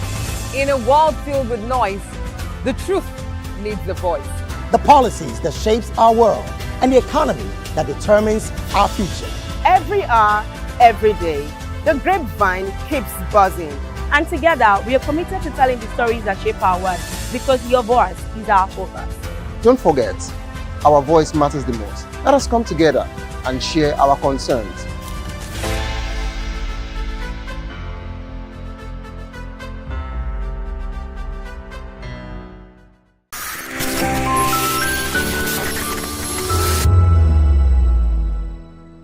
Nigerians, your voice matters, and in 2027 it starts with your permanent voters card, your PVC. If you're 18 and above and you're a Nigerian citizen, you have the right to choose who leads your community, your state, and your country. But that right only counts if you have your PVC and your name is on the voter register. Here's what to do. First, check if you're registered. If you're not, or if you've moved, lost your card, or turned 18 since the last election, go to the nearest INEC office or an INEC registration center. Second, it's free. Don't pay anyone for any registration or collection. Third, collect your PVC early. Don't wait until the week before elections. INEC will announce dates. Listen to radio, TV, and follow INEC's official pages. Your PVC is more than plastic. It's your power to hold leaders accountable. It's how you decide on roads, schools, hospitals, and jobs for your community. When you vote, you decide the future of your children. Get registered. Get your PVC. Vote in 2027. For Nigeria to work, you must be a part of it. Your vote, your future, your responsibility. This message is brought to you by Voice of the People, VOP Media. Africa is on the move, a continent of rising voices, untold stories, and powerful transformations. From the streets of Lagos to the heart of Nairobi, from the mines of Congo to the tech labs of Cape Town, the African story is being written every day. Bold, dynamic, unstoppable. This is Africa News on Voice of the People Television. We don't just bring you the news. We analyze and bring you Africa's heartbeat, the politics that shapes our nations, the economies that drives our future, the cultures that defines who we are, the voice that must be heard. Africa News, Africa's voice, Africa's future. Where Africa speaks, the world listens.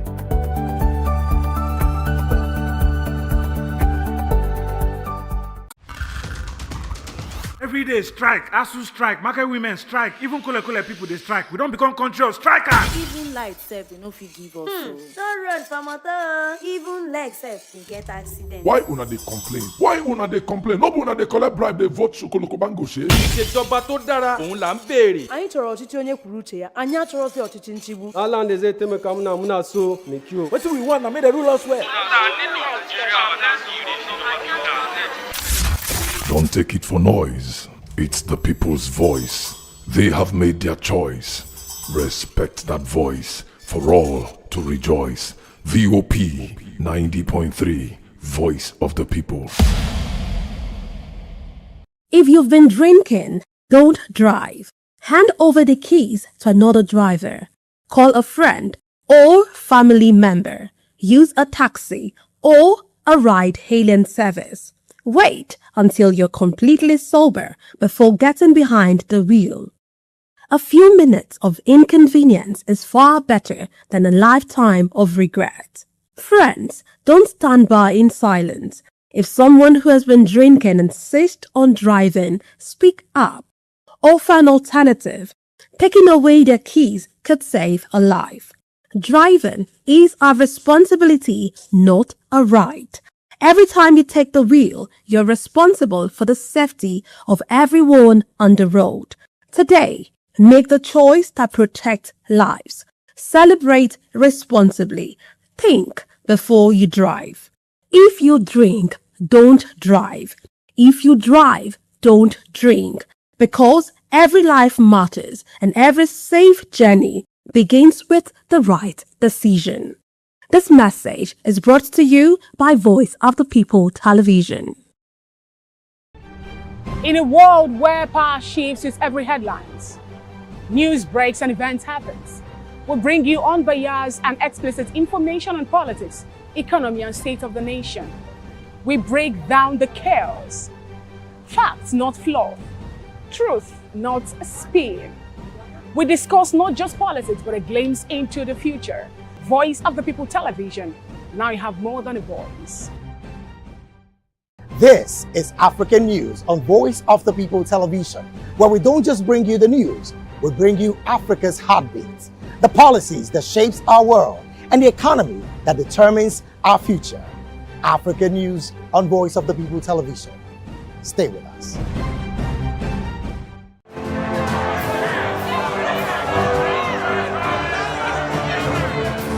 Do you want your voice to be heard? Do you know that you matter in the scheme of things? The People's Voice, the show where ordinary citizens take center stage as we discuss the biggest stories that affect you and I. With you in mind, we facilitate lively discussions, debates, and interviews on the topics that matter most to you and I, from social justice to economic empowerment, education to healthcare, governance, and more, tackling tough topics and amplifying your voice. Join the conversation and make your voice count. The People's Voice. Make your voice count. Hey guys, it's your girl Arika of the Dimples, aka Risky Baby, and you are watching VOP TV. Do not go anywhere. Where are you going to? Stay here. Calm down. Stay here if you're not. What's up, everybody? Who's Arco here, and I'm hanging out on VOP TV. Keep it locked, don't go nowhere. Let's go. Hi everyone, my name is Yvonne Jagada. You are watching VOP TV, and don't change the dial, because I said so. Who's happy to post them and who's happy the most? Because when shit goes south, y'all be happy to ghost. When you make a wrong move, they be happy to roast. But be careful when you win, who's not happy to toast. I am VJ Adams, and you rock with VOP TV. Don't move. Hi, people. Bisola here, and you are watching VOP TV. Mwah. Shout out to VOP TV. It's so good to have you on the red carpet of AV. Love you all. Wishing you all the best. Here's a shout out to VOP TV. It's your girl April Oshidikwe at the AV premiere. You know what it is. Hi everyone, my name is Linda Ejiofor Suleiman, and I'm live at the EV premiere. Keep watching VOP TV. I want to say hello to my Italian friends. I want to say them that Nigeria is the best country in the world, and I'm so happy to be here. Thank you so much. Hi guys, my name is Tomo Atsebe. I'm an actor, and you guys are live on VOP TV. Keep it locked, because I said so. Ladies and gentlemen, boys and girls, it's your girl Folu Storms out here, and this is a big shout out to VOP TV. Hi guys, my name is Charles Bourne. My name is Lydia Lawrence Nzaya. Please keep watching Voice of the People Television. Love ya. VOP TV. Now, you have more than a voice. I want to say hello to my Italian friends. I want to say them that Nigeria is the best country in the world, and I'm so happy to be here. Thank you so much. Hi guys, my name is Tomo Atsebe. I'm an actor, and you guys are live on VOP TV. Keep it locked, because I said so. Ladies and gentlemen, boys and girls, it's your girl Folu Storms out here, and this is a big shout out to VOP TV. Hi guys, my name is Charles Bourne. My name is Lydia Lawrence Nzaya. Please keep watching Voice of the People Television. Love ya. The red carpets, awards, the razzmatazz, music, fashion, interviews, and more. Spotlight on Voice of the People Television. Let's feed you with all the juicy stories in the global entertainment space, bringing you the glitz and glamour as they hot. Stay tuned to Spotlight, 1 p.m. Monday to Friday. Spotlight on VOP TV. Entertainment like never before.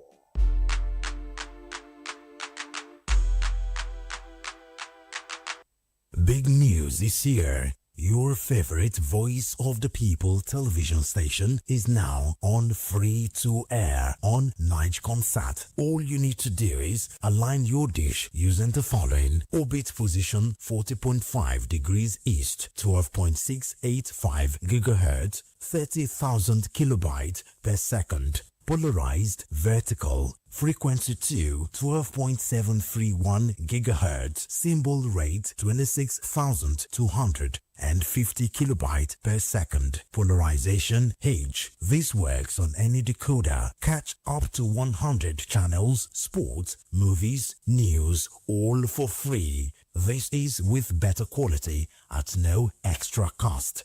VOP TV on Free TV. Now you have more than a voice.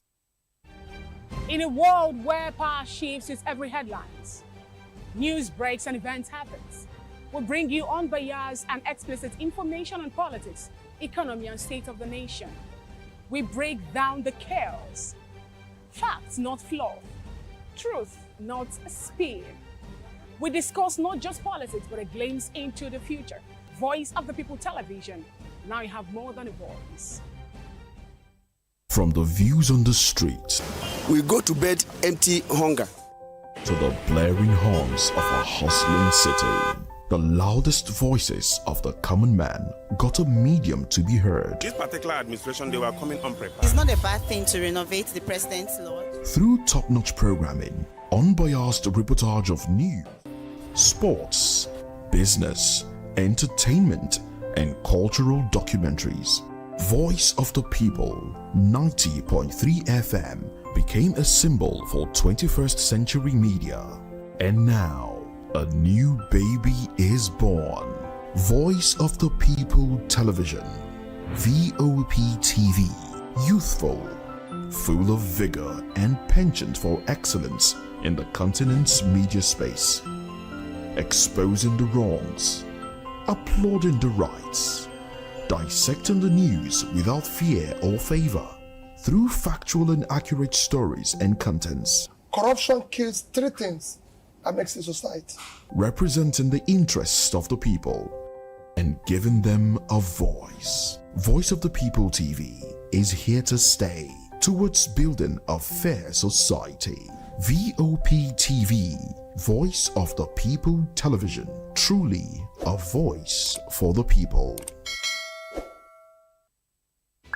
Are you looking for where to buy quality and original studio and musical equipment in Nigeria? Welcome to Iruka Online, Nigeria's biggest musical and sound equipment warehouse. Your trusted home for top global brands, reliable low-priced alternatives, and 100% original musical accessories. With over 60 locations nationwide and open 7 days a week, we deliver unbeatable service and customer support you can count on. Shop online at iruka.com in partnership with world-renowned brands like Wolfdale Pro, Prisoners, Twile Keyboards, Fender and Jackson Guitars, Marshall Amplification, Mapex Acoustic Drum Set, Tech Electronic Drums and Accessories, Evans Drumheads, Ashdown Engineering, and many more. Iruka Online, powering your sound with quality you can trust.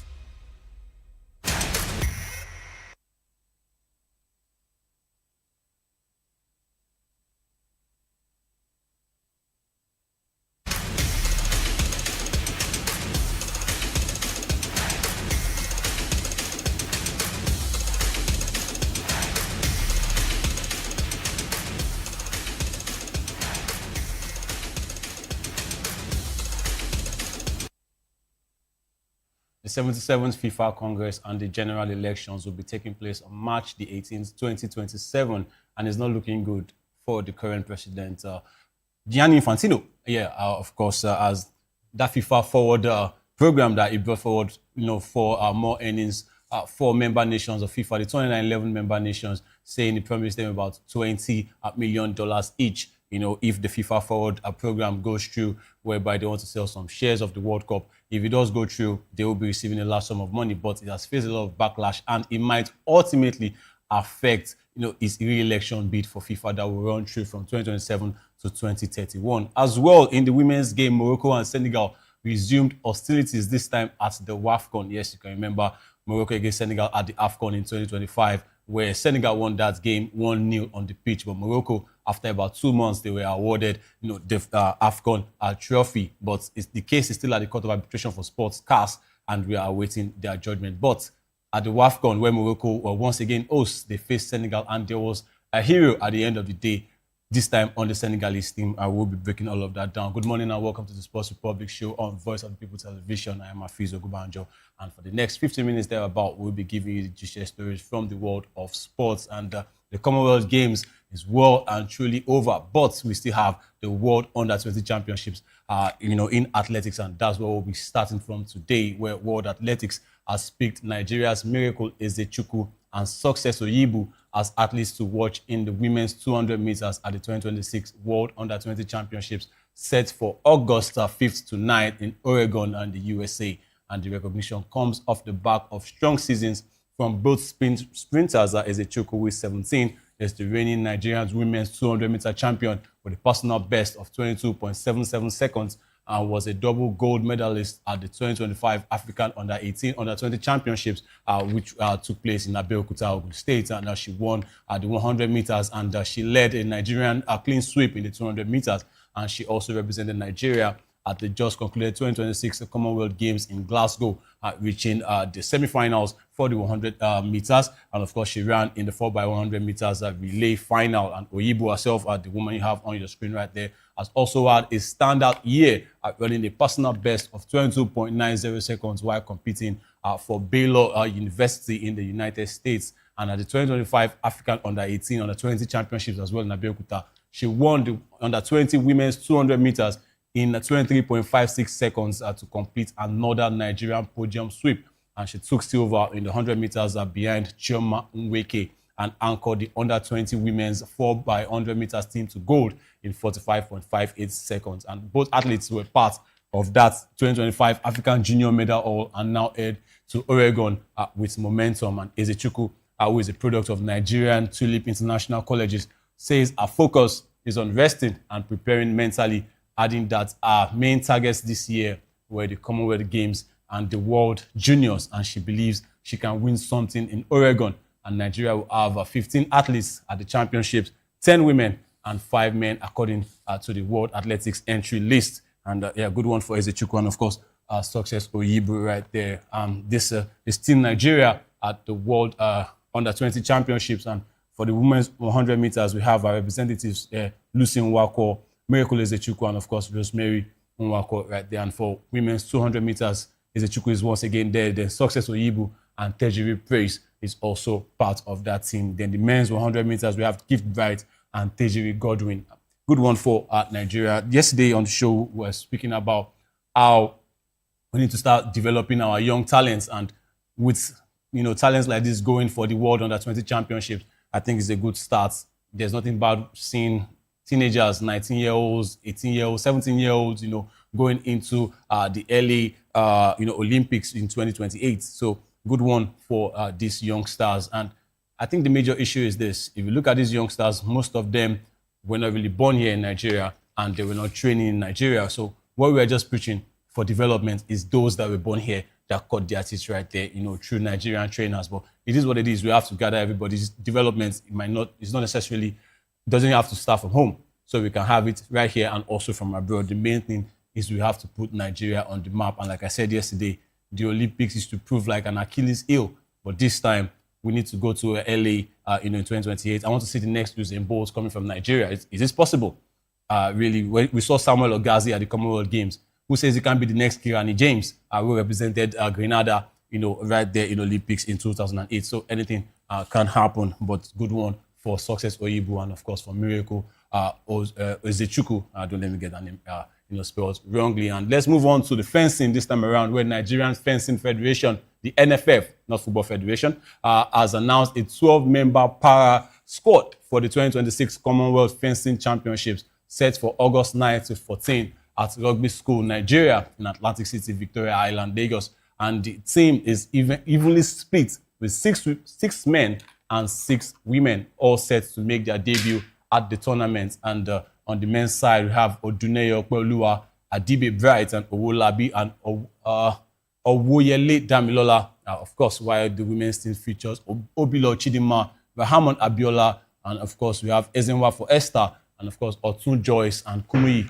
Itunu. And this is the first time the Commonwealth Fencing Championships will be held in Nigeria.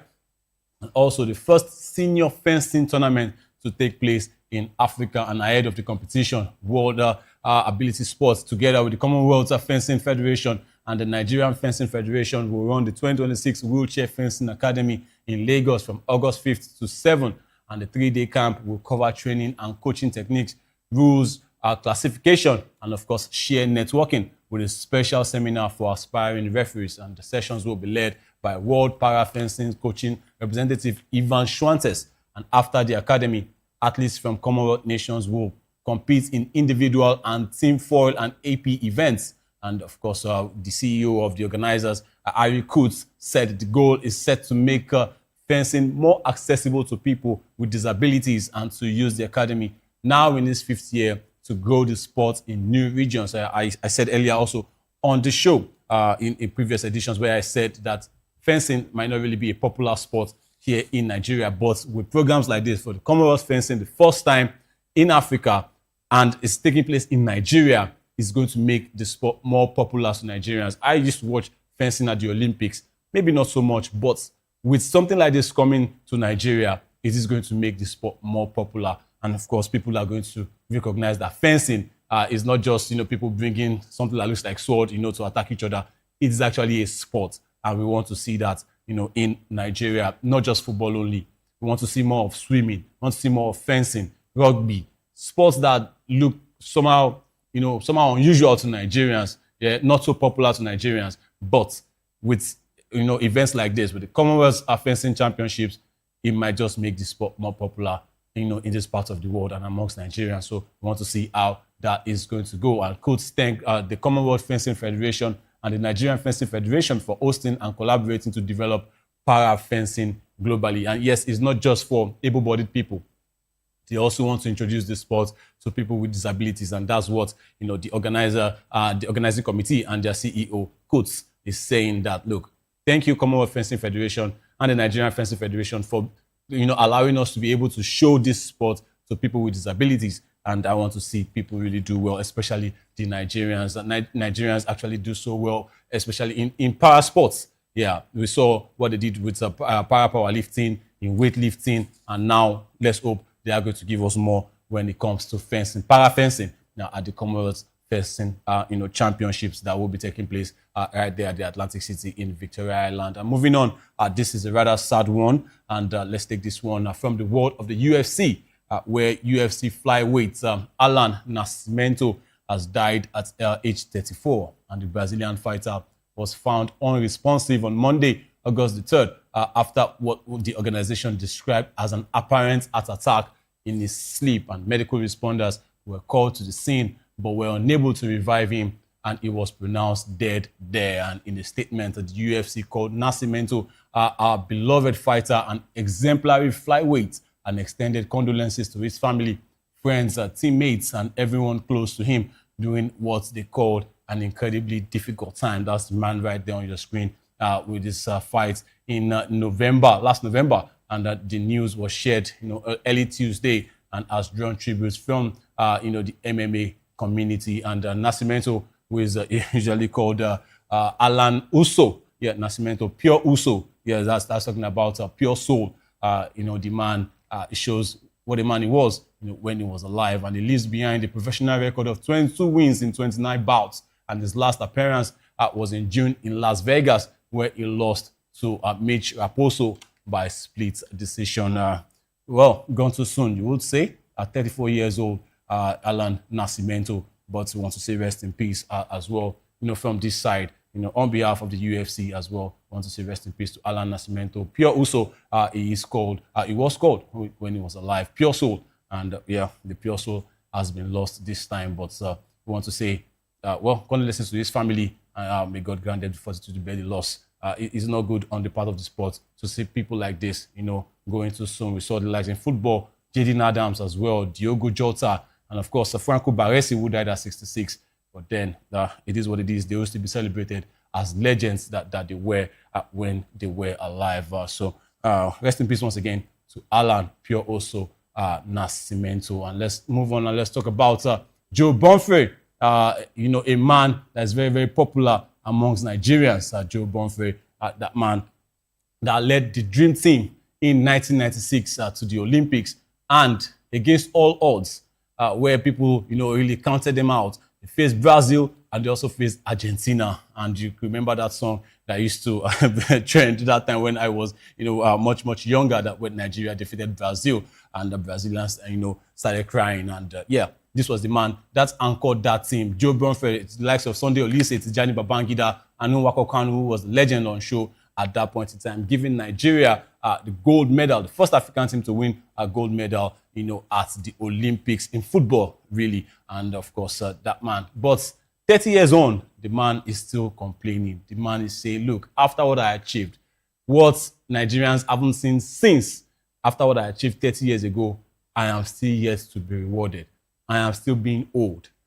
That is not good on the part of Nigerian sports. And 30 years after leading Nigeria to the first and only Olympic gold football medal, former Dream Team coach Johannes Bromford, popularly known as Bromford Joe, says he is disappointed that the Nigerian government has not recognized his contribution. And the 80-year-old Dutchman guided a squad that included Nwako Kanu, Austin Okocha, Daniel Amokachi, and Emmanuel Amunike to historic win over Brazil 4-3 in extra time in the semi-finals, and Argentina 3-2 in the Atlanta 1996 final, making Nigeria the first African nation to win Olympic football gold. And while many players from that team received national honors, cash rewards, and houses, Bromford said he has been overlooked despite being at the helm. And Bromford also revealed a painful personal loss tied to that triumph.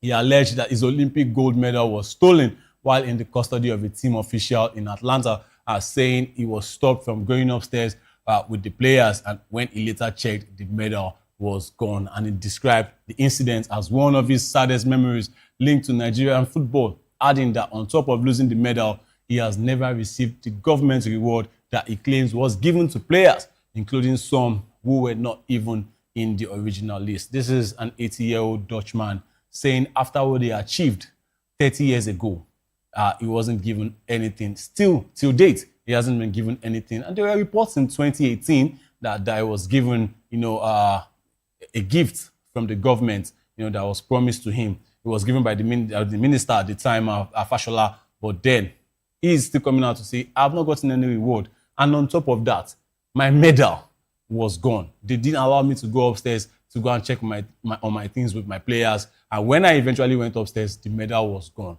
The medal was stolen. By who? I mean, this is not good on the part of Nigerian sports. If this man is still coming out to say this man is a very popular man. What he achieved in 1996 has not been replicated. Still yet to be replicated.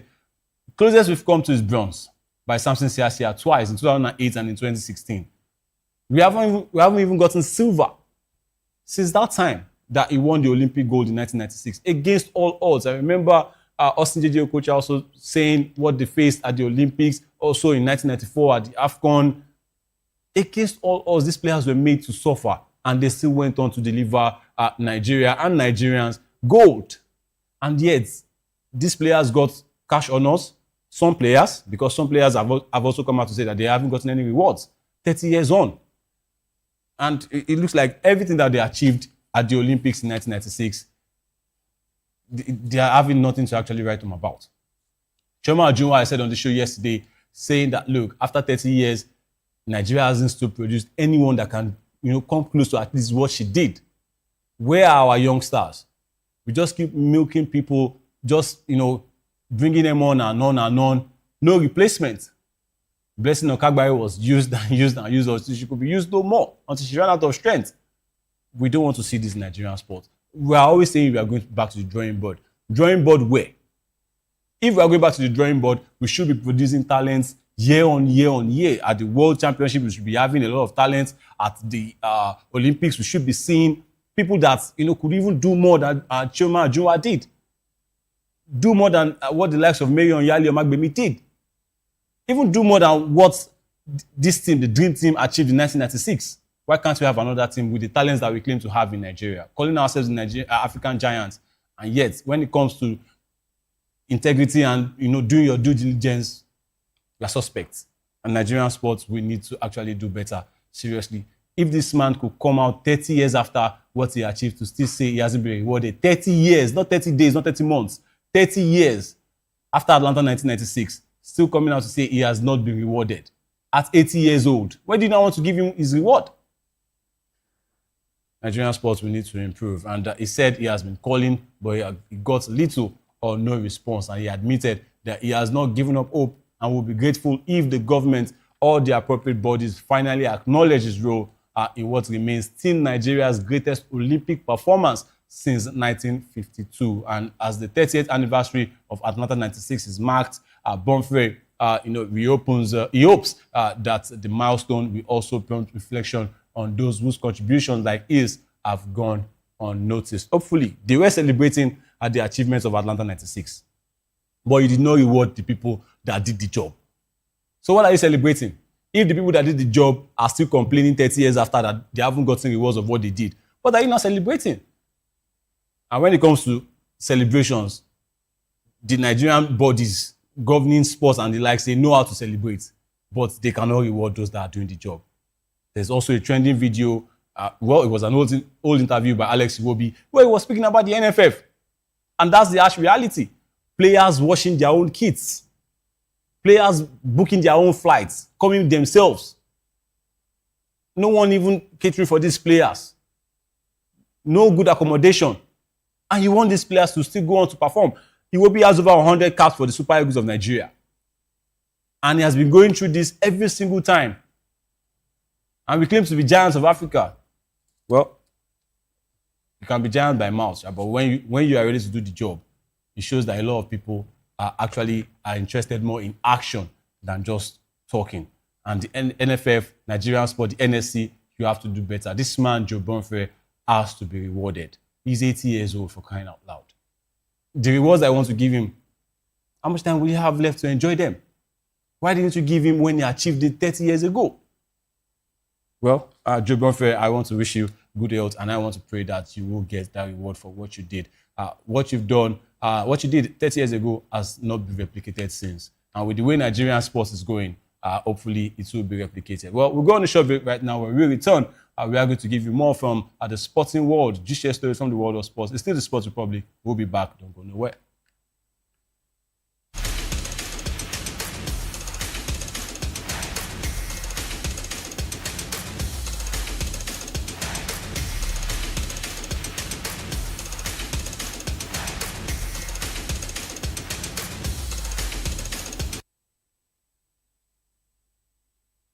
Big news this year. Your favorite Voice of the People television station is now on free to air on Nigecomsat. All you need to do is align your dish using the following: orbit position 40.5 degrees east, 12.685 gigahertz, 30,000 kilobytes per second. Polarized vertical, frequency 2, 12.731 gigahertz, symbol rate 26,250 kilobytes per second. Polarization H. This works on any decoder. Catch up to 100 channels, sports, movies, news, all for free. This is with better quality at no extra cost. VOP TV on Free TV. Now you have more than a voice. Big news this year. Big news this year. Your favorite Voice of the People television station is now on free to air on Nigecomsat. All you need to do is align your dish using the following: orbit position 40.5 degrees east, 12.685 gigahertz, 30,000 kilobytes per second. Polarized vertical, frequency 2, 12.731 gigahertz, symbol rate 26,000.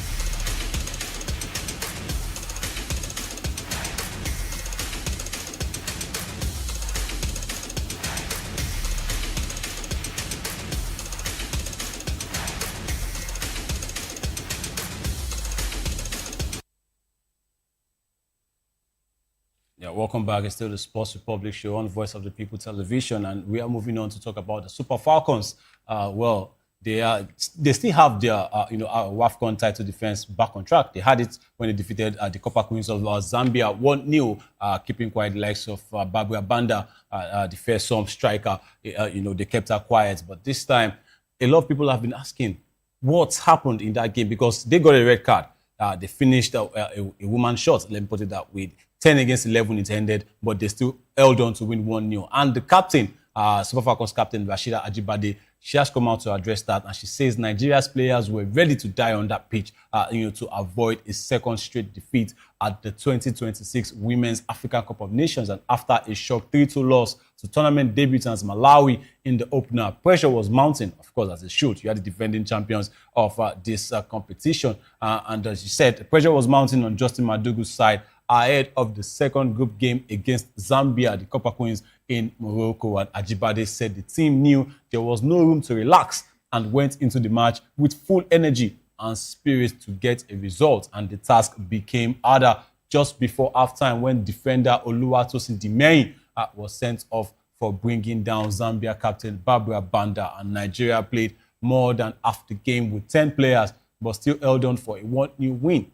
With Asisa Oshuala's 8-minute goal, proving decisive. And despite Zambia's attacking threat from Banda and Rachel Kundananji, goalkeeper Chiamaka Onadozie, well, she put up a better performance and from the first game against Malawi. And the backline as well with her, the likes of Shukrat Oladipo, they stood firm to secure Falcons the first win and first clean sheet of the tournament. And Ajibade said her faith helped her to stay calm after the red card, explaining she went onto the pitch holding on to God's word, and she added that sometimes God works in difficult ways so that everyone knows he is in charge. I mean, this is good from the captain, and of course she has to come out and represent the team. When she was asked that what happened, where did that mentality come from, of course they are the defending champions, but the talent is not just enough. They were in a very, very difficult situation. They were down from the first half where Dimeyin picked up that red card. To me, silly red card, by the way, because it was 2 fouls on the same player. First one, she had a pass because the player was, adjudged to be offside. Then you went on to still bring that player down. The same player, Barbara Banda. Yes, you were the one put on her, something like marking, but then you shouldn't do that. Bringing a player down when she's through on goal, that's a red card. That's just the rule of the game. But then it is what it is, and we are moving on against. I don't want to call them whooping girls. That's talking about the Egyptians right now. They've lost 2 games. They lost their first match 16 against Zambia. The second match they lost to Malawi 3-1, and they've conceded 9 goals and they've only scored 1. Now they are facing the defending champions, Super Falcons, and the Super Falcons know that they need to score a lot of goals and hope that results go their way in the game between Zambia and Malawi. It's going to be a very tough game. Actually, Zambia, they know that they also need all 3 points because there will be head-to-head that will be used. But for the Super Falcons, they need to go into that game against Egypt and do their job. Score a lot of goals. They haven't been impressive so far, really. Even with this 1-0 win against Zambia, they haven't been impressive. From the first game against Malawi, they looked somewhat disjointed. And I feel at this time around, Justin Madugu will know what to do. He was given the best coach in Africa at the CAF Awards. This time, he needs to prove that. They are in a very difficult situation right now, even though they know they somewhat have an advantage. They are playing against a very weak Egyptian side, but they know that Egypt will have nothing to play for but pride. And if you are facing up against a team that has nothing to lose, you are the one that needs something. You are the one that wants to qualify. They might frustrate you.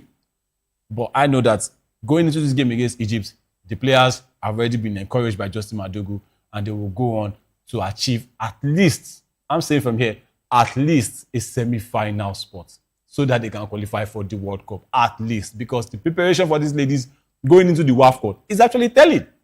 They had very, very poor preparation going into the WAFCON to defend their title. They were going in as defending champions. And they were still poorly prepared. Games that refused to be played, games that were cancelled, racist abuse coming on here and there, theft from their accommodation, from their hotel. A lot of things just going on. Promises unfulfilled. Come on. And you expect them to go onto the pitch and go and give you 100%. No. When someone that you want to do a job for you, you put in someone to do a job for you, and you are not encouraging that person psychologically. Football is not just what is played on the pitch. In fact, it's just 10%. The remaining 90% is something from the mentals. And if their mentality is disjointed and disrupted, they can't give you their 100% on the pitch. It's not possible. So we need to do better from our bodies right here in Nigeria to encourage these ladies. Yes, what they did on the pitch is actually not encouraging when it comes to doing their job. But what about the backstory? How about what is going on off the pitch? When you keep, trying to disturb someone that is trying to do a job for you, you will not get results. There is no miracle to it. You will not get results. That's why I'm just saying that at least let them get a semi-final spot so that they can get a World Cup ticket. All 4 teams that qualify for the semi-final will get to go to the World Cup, which will be very, very good for the Super Falcons. And now, well, it's up to them to now take it a step further, go on to the final, and then win it all. Yes, we will take that. But with the preparation they had going into this tournament, come on, it's so difficult to see that these ladies will go on to defend their title. There are other teams that are coming in. The Moroccans are there. The hosts, they want to be third time lucky. They've hosted this tournament back to back to back. They want to be third time lucky. So what's going on? The Cabo Verde ladies, yes, they are out now. They came in and they showed up and they showed out. The Cameroonians are still there, they've qualified. The Algerians are there. There are no minnows anymore in African football. So you can't say because, we've won this tournament 10 times, we can go in and win number 11. When you are playing against 15 other nations that know your quality. Everybody wants to beat the Super Falcons. You need to see the way the Malawians celebrated after getting that win against the Super Falcons because they know the level of people that they just beat. Come on, we need to do better when it comes to our sports, especially football in Nigeria. And with one group game left against Egypt on Wednesday, the Falcons now need to at least draw to guarantee a spot in the knockout stage and keep chasing an 11th continental crown. Hopefully, they will be able to achieve that. Another game actually went down yesterday. The host Morocco against Senegal. Yeah, remember the AFCON in 2025. Morocco against Senegal. Morocco were the hosts then too. The likes of Ashraf Hakimi, Nuz Mazraoui, Ismail Saibari, Brahim Diaz, who missed a very, very crucial penalty. And Senegal that had the likes of Sadio Mane. This time, in this game, it finished 0-0. And the Senegalese, they put up all their efforts. They tried to stifle the Moroccans, but the decisive moments came from the penalty spot. And their goalkeeper, Aji Ndiaye, fantastic lady. And she made not one, but 2 penalty saves. In fact, the controversy there was that was never a foul. That was never a penalty in the first place. But yes, they took the penalty from Rabet. She took the first one. It was saved by this lady that you have on your screen right there. Fantastic save, Aji Ndiaye. Then, she was judged to have come off her line. Then the penalty had to be retaken. You could see on her face, she was clearly disappointed that, I've made a fantastic save. This time they have to take it again. Ghislaine Chebak, the captain of the Moroccan side, stepped up to take the second penalty. But just before she could take it, she went back and said, look, Morabet, I know you missed the first one. Go and take the second one as well. You can do it. You can score this time. But she received the shock of her life. When this goalkeeper, Aji Ndiaye, she was at the post and she made another wonderful save. That game finished 0-0. Senegal did not get to qualify. But just like Vozinha at the World Cup, in 2026 in North America, it seems we have another one in our hands. She didn't just win for her side. She didn't just win a point for her side. She won the hearts of football lovers. She made 2 saves. And her emotions after making her second save, wow, that was beautiful to see. Good one from this lady right here, Aji Ndiaye, making 2 penalty saves from the same player in 90 minutes. It was not a shootout. It was not a penalty shootout. It was in 90 minutes. You could see the pressure. The Moroccans wanted to win that game to get 9 points. They still qualified anyway and they topped the group. But that moment that they couldn't beat this lady, Aji Ndiaye, absolutely fantastic. Senegal, you could say they have won over Morocco again. But then, this time this is the WAFCON, right? Not the AFCON final. The AFCON final, the result is still at the Court of Arbitration for Sports. It's still as cast. We are still waiting for what they want to say.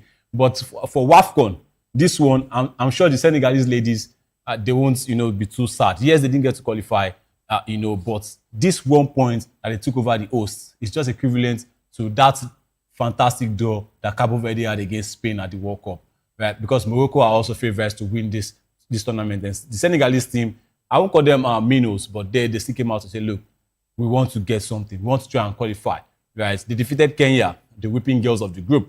They defeated Kenya, Senegal. They lost to Algeria, and they know that they have to come and get all 3 points to at least qualify. Try and qualify, but they didn't lose and they didn't win. So I think they will take this one. And this lady, Aji Ndiaye, she was at the center of it all, making saves upon saves, and more importantly, 2 penalty saves, from a particular player, Umar Bet. Good one for Senegal, and of course for Aji Ndiaye. And in the other group game, Kenya lost 0-2 to the Phoenix of Algeria, and Algeria, alongside Morocco, have qualified for the quarterfinals of this competition, the WAFCON. And speaking of CAF, because the WAFCON is a CAF competition, and speaking of the CAF, Lagos State Governor Babajide Sanwo-Olu says that the state is ready to host the 2026 CAF Awards after 5-man CAF inspection team visited the Wole Soyinka Center for Culture and Creative Arts, popularly known as the National Theatre. And the delegation, led by CAF Head of Safety and Security, Dr. Christian Emerua, arrived in Nigeria last Thursday to assess facilities for both the organization's 48th Ordinary General Assembly and, of course, the annual awards ceremony. And they were received by officials of the Lagos State Sports Commission, led by Director General Leko Fatodu, with feedback gathered ahead of the event.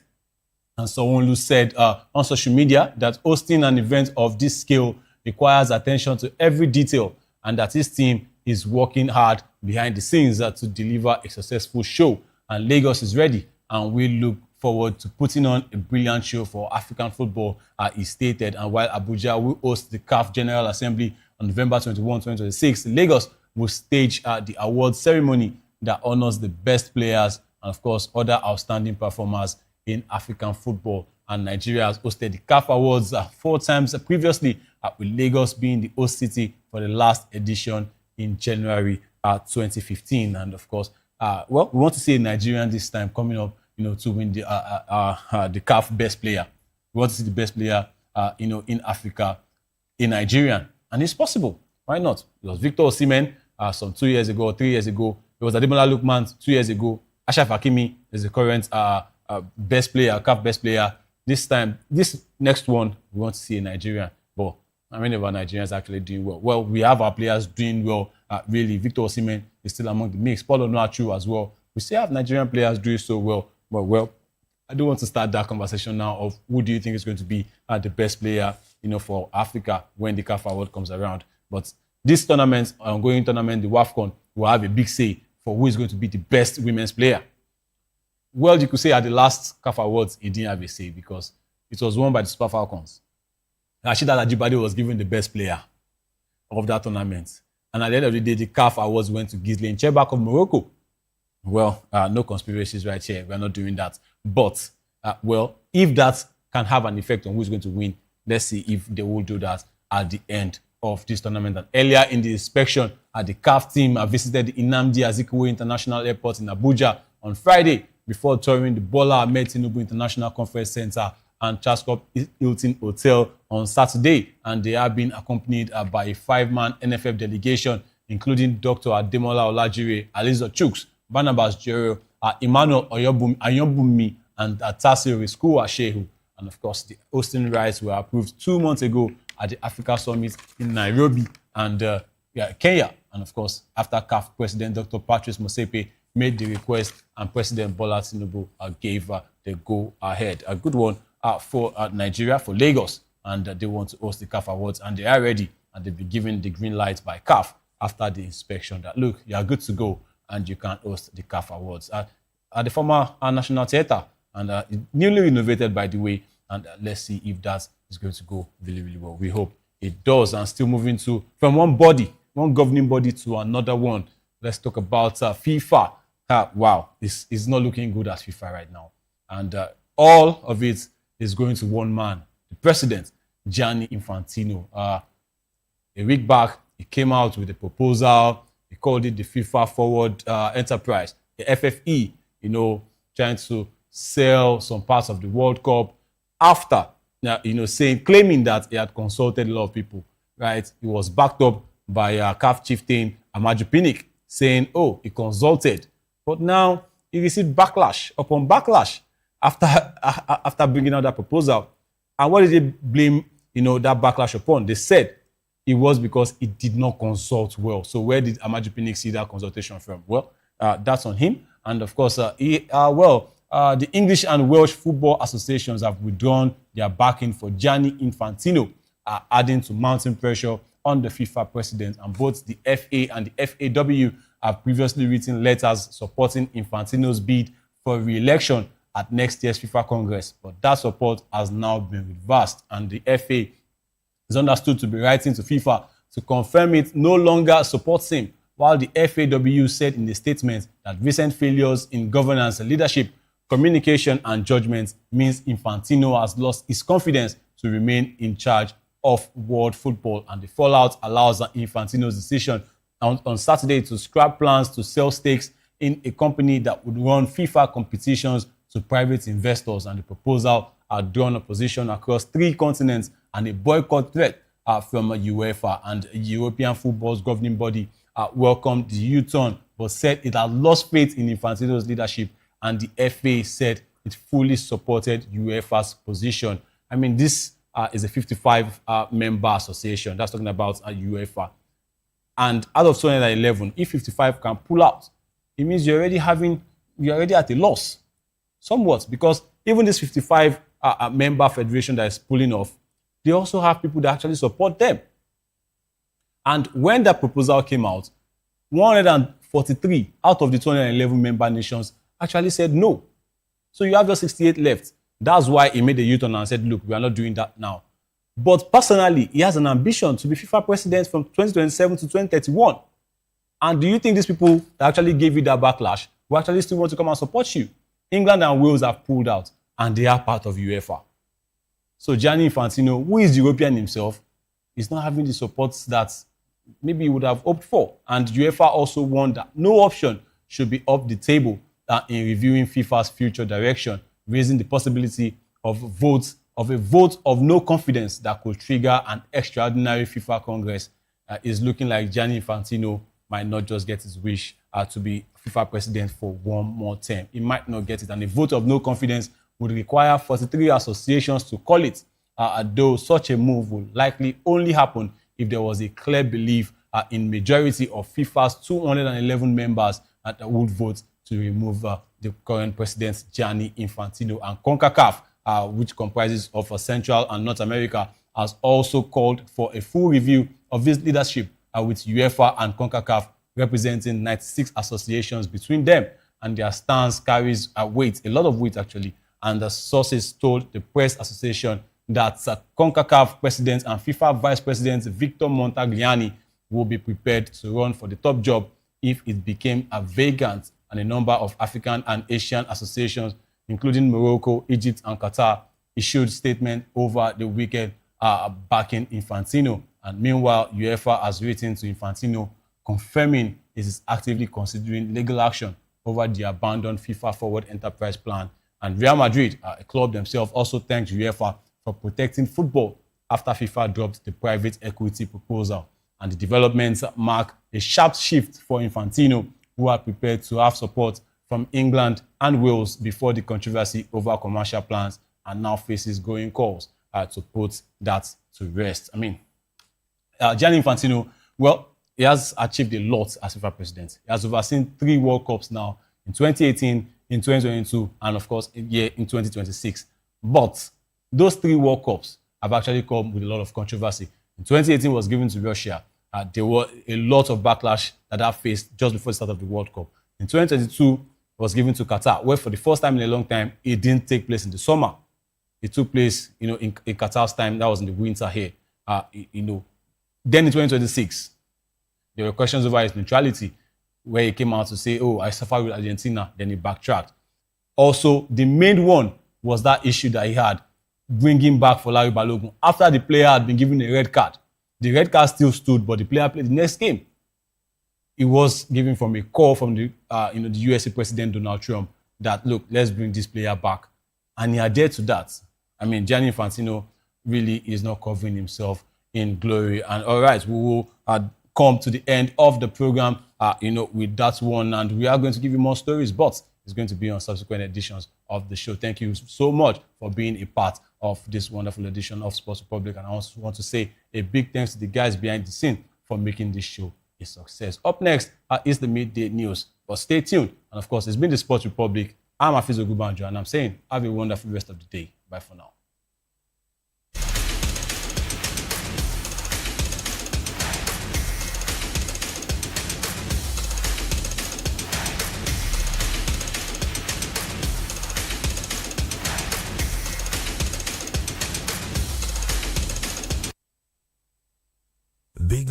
is here. Your favorite Voice of the People television station is now on free to air on Nigecomsat. All you need to do is align your dish using the following: orbit position 40.5 degrees east, 12.685 gigahertz, 30,000 kilobytes per second. Polarized vertical, frequency 2, 12.731 gigahertz, symbol rate 26,250 kilobytes per second. Polarization H. This works on any decoder. Catch up to 100 channels, sports, movies, news, all for free. This is with better quality at no extra cost. VOP TV on Free TV. Now you have more than a voice. In a world where power shifts with every headlines, news breaks and events happens, we bring you unbiased and explicit information on politics, economy and state of the nation. We break down the chaos. Facts, not fluff. Truth, not spin. We discuss not just politics, but a glimpse into the future. Voice of the People Television. Now you have more than a voice. From the views on the street, we go to bed empty hunger, to the blaring horns of a hustling city, the loudest voices of the common man got a medium to be heard. This particular administration, they were coming unprepared. It's not a bad thing to renovate the president's lodge. Through top-notch programming, unbiased reportage of news, sports, business, entertainment, and cultural documentaries, Voice of the People 90.3 FM became a symbol for 21st century media. And now, a new baby is born.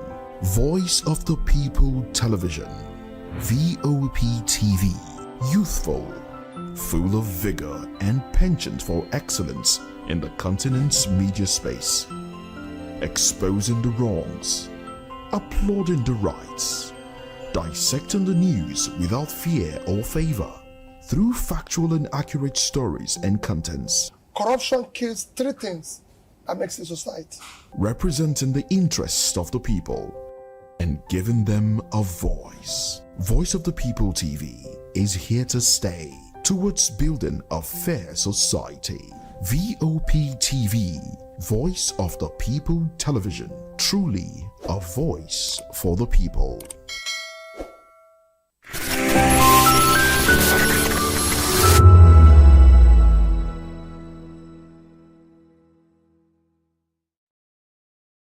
Big news is here. Your favorite Voice of the People television station is now on free to air on Nigecomsat. All you need to do is align your dish using the following: orbit position 40.5 degrees east, 12.685 gigahertz, 30,000 kilobytes per second. Polarized vertical, frequency 2, 12.731 gigahertz, symbol rate 26,250 kilobytes per second. Polarization H. This works on any decoder. Catch up to 100 channels, sports, movies, news, all for free. This is with better quality at no extra cost. VOP TV on Free TV. Now you have more than a voice. This is Health Check, your weekly guide to better living, smarter choices, and trusted answers. From everyday wellness to urgent health issues, we've got you covered. Health Check, only on Voice of the People Television, where your health has a voice.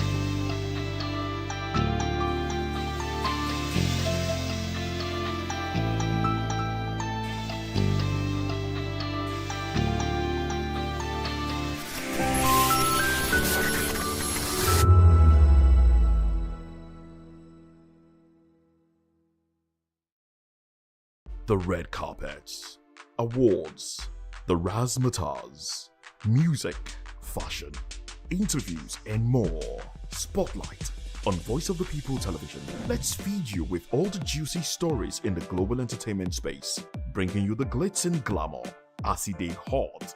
Stay tuned to Spotlight, 1 p.m. Monday to Friday. Spotlight on VOP TV. Entertainment like never before.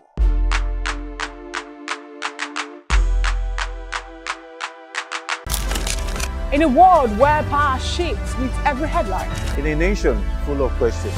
In a world filled with noise, the truth needs a voice. The policies that shapes our world and the economy that determines our future. Every hour, every day, the grapevine keeps buzzing. And together, we are committed to telling the stories that shape our world because your voice is our focus. Don't forget, our voice matters the most. Let us come together and share our concerns.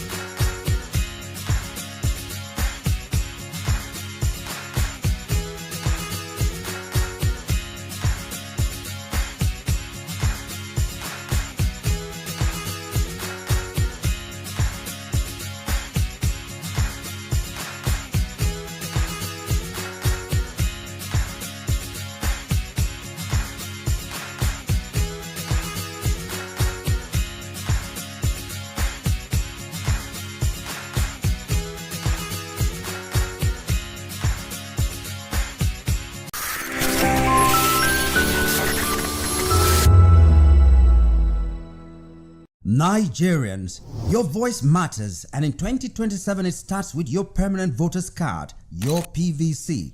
If you're 18 and above and you're a Nigerian citizen, you have the right to choose who leads your community, your state, and your country. But that right only counts if you have your PVC and your name is on the voter register. Here's what to do.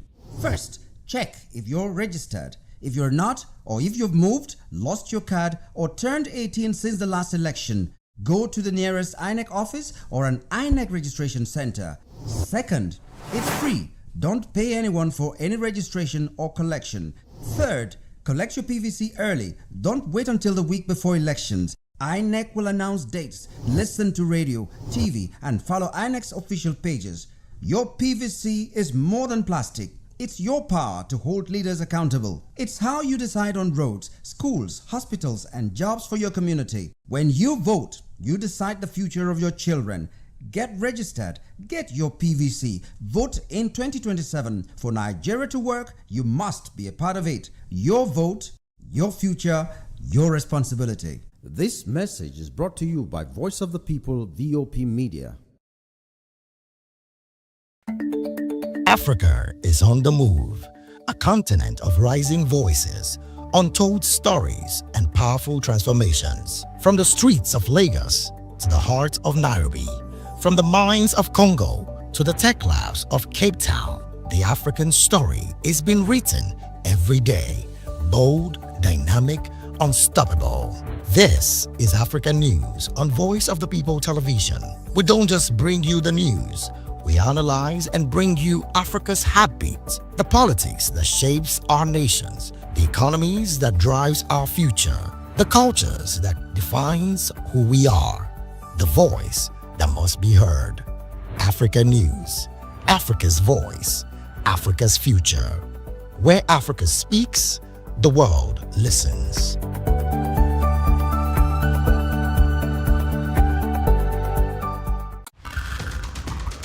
Every day strike, ASU strike, market women strike, even Kole people they strike. We don't become country of strikers. Even light sef they no fit give us. Don't run for motor. Even leg sef dey get accident. Why una dey complain? Why una dey complain? No be una dey collect bribe dey vote Sokoloko Bango ṣe. Ìṣèjọba tó dára òun là ń béèrè. Anyị chọrọ ọchịchị onye kwuru uche ya. Anyị achọrọsị ọchịchị nchigbu. Ala ndeze temeka muna so mekio. Wetin we want na make dem rule us well. Don't take it for noise. It's the people's voice. They have made their choice. Respect that voice for all to rejoice. VOP 90.3, Voice of the People. VOP TV. Now you have more than a voice.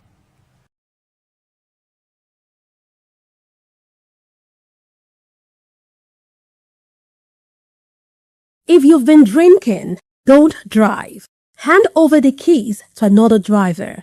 Call a friend or family member. Use a taxi or a ride-hailing service. Wait until you're completely sober before getting behind the wheel. A few minutes of inconvenience is far better than a lifetime of regret. Friends, don't stand by in silence. If someone who has been drinking insists on driving, speak up. Offer an alternative. Taking away their keys could save a life. Driving is a responsibility, not a right. Every time you take the wheel, you're responsible for the safety of everyone on the road. Today,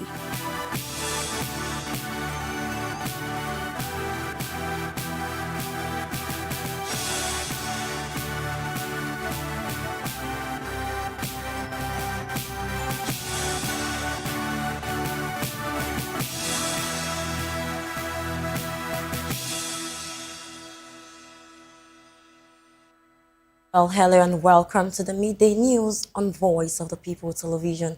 I am Praise Peters. First, the headlines.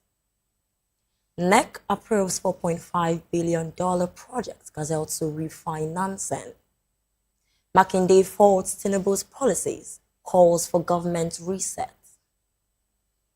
Major General Mahmouda leads 2 division as Nebeife moves to 10 division. Governor Adeleke alleges extrajudicial killings in Osun, urges Tinubu to intervene. Presidential Working Group to submit executive bill to Tinubu on September 3rd. Onwakalusi visits VOP media, calls for stronger political media collaboration. In the world of business, airline operators reject union ultimatum over unremitted service charges. And in the world of sports, Morocco advanced to AFCON quarterfinals as Senegal crash out. And in the world of entertainment, Burna Boy to make third sold-out return to London Stadium in 2027. Now, the news in detail. The National Economic Council has approved a new $4.5 billion facility to refinance the Project Gazelle pre-export finance deal. The decision was taken Monday as the 159th NEC meeting chaired by Vice President Kashim Shettima. Under Project Gazelle 2, the Nigerian National Petroleum Company Limited will refinance $1.5 billion and unlock $3 billion more to boost Nigeria's external reserves and fund key projects. Oyo State's Governor Seyi Makinde has criticized President Bola Tinubu's economic policies.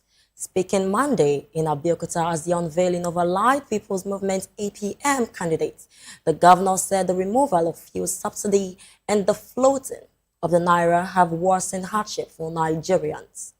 Represented by Babatunde Tijani, Governor Makinde, who is also the APM presidential candidate, said Nigeria needs to reset of its economy and governance, and that reform should come with measures to caution their effects on citizens. Away from that, there is a new commander for the Nigerian Army's 2 Division in Ibadan. Major General Obidima Mahmuda has taken over from Major General Chinedu Nebefe, who has been redeployed to command the newly established 10th Division in Jalingo, Taraba State. The symbolic handing and taking over ceremony was held as the 2nd Division headquarters in Ibadan. Speaking at the event, Major General Mahmuda thanked the Chief of Army Staff, Lieutenant General Waidi Shaibu, for the appointment, describing it as a rare privilege and pledging to build on his predecessor's achievement. Meanwhile, the Adamawa State Police Command has begun an investigation into the alleged shooting of a businessman by military personnel in Mubi North local government area.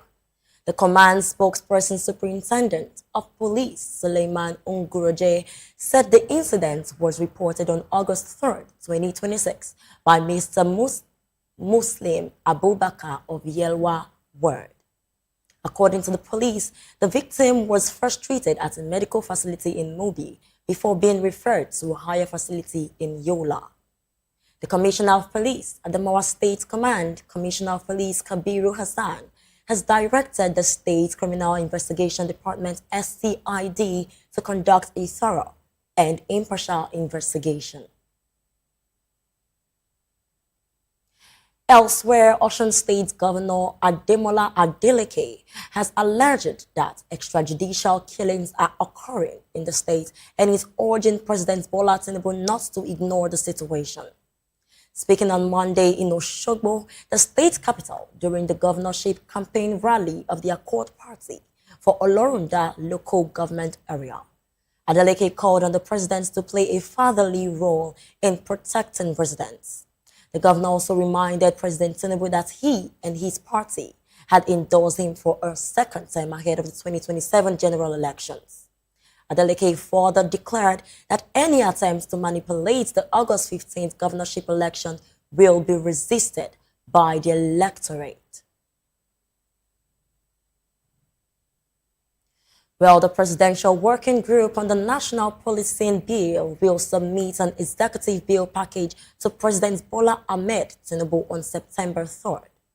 Chairman of the committee and Chief of Staff to the President, Femi Gbajabiamila, disclosed this after a meeting of the Presidential Working Group at the State House in Abuja.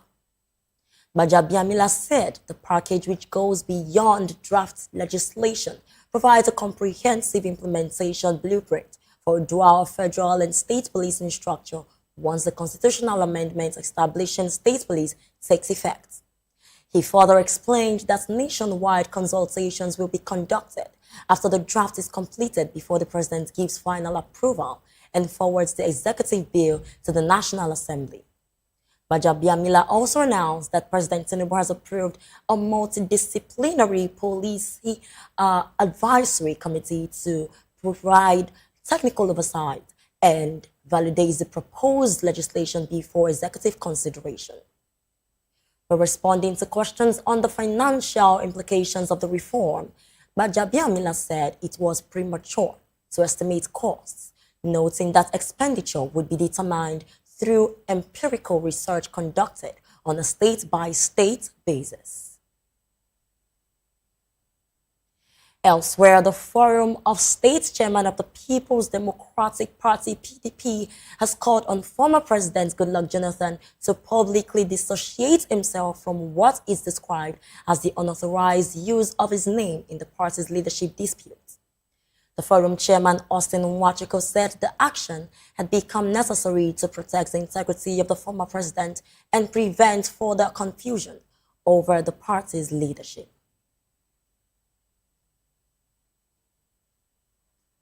He also urged the PDP National Working Committee to commence legal proceedings against individuals it accused of impersonation, forgery, and the alleged misuse of court judgments.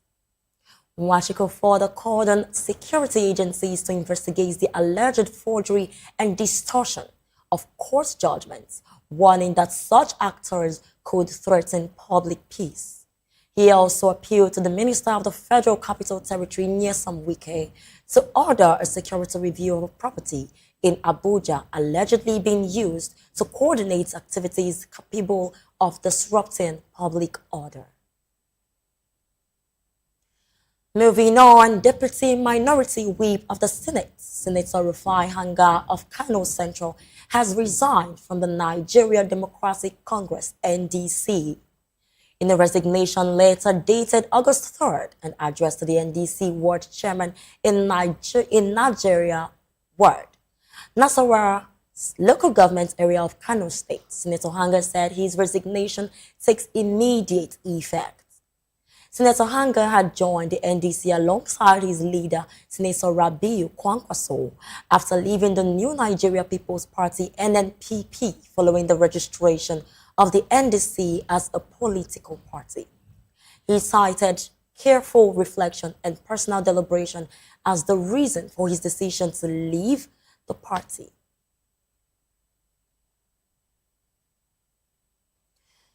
In another development, the leadership crisis in the New Nigeria People's Party, NNPP, has taken a new twist. The faction of the party has petitioned the National Peace Committee, urging it to intervene over what it called the Independent National Electoral Commission, INEC's refusal to recognize its candidates and release the nomination portal access code. In a petition dated August 2, 2026, to the chairman of the National Peace Committee, General Abdul Salami Abubakar, retired, the faction said it conducted all congresses and primaries under INEC supervision and compiled with the Electoral Act 2022. The party warned that INEC's continued refusal amounts to unlawful exclusion of its candidates poses a threat to Nigeria's democracy.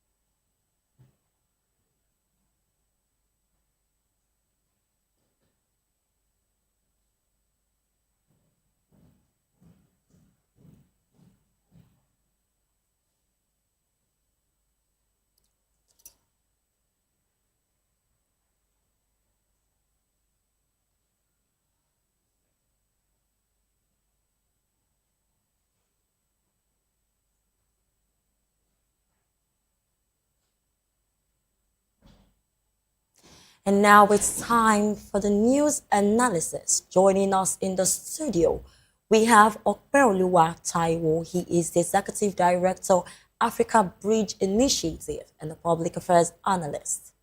Thank you so much for joining the news. Thank you. And also, we are being joined virtually by Muyiwa Akintunde. He's a PR consultant and publisher. You're welcome, gentlemen. Can we establish communication with you? Yes, good afternoon.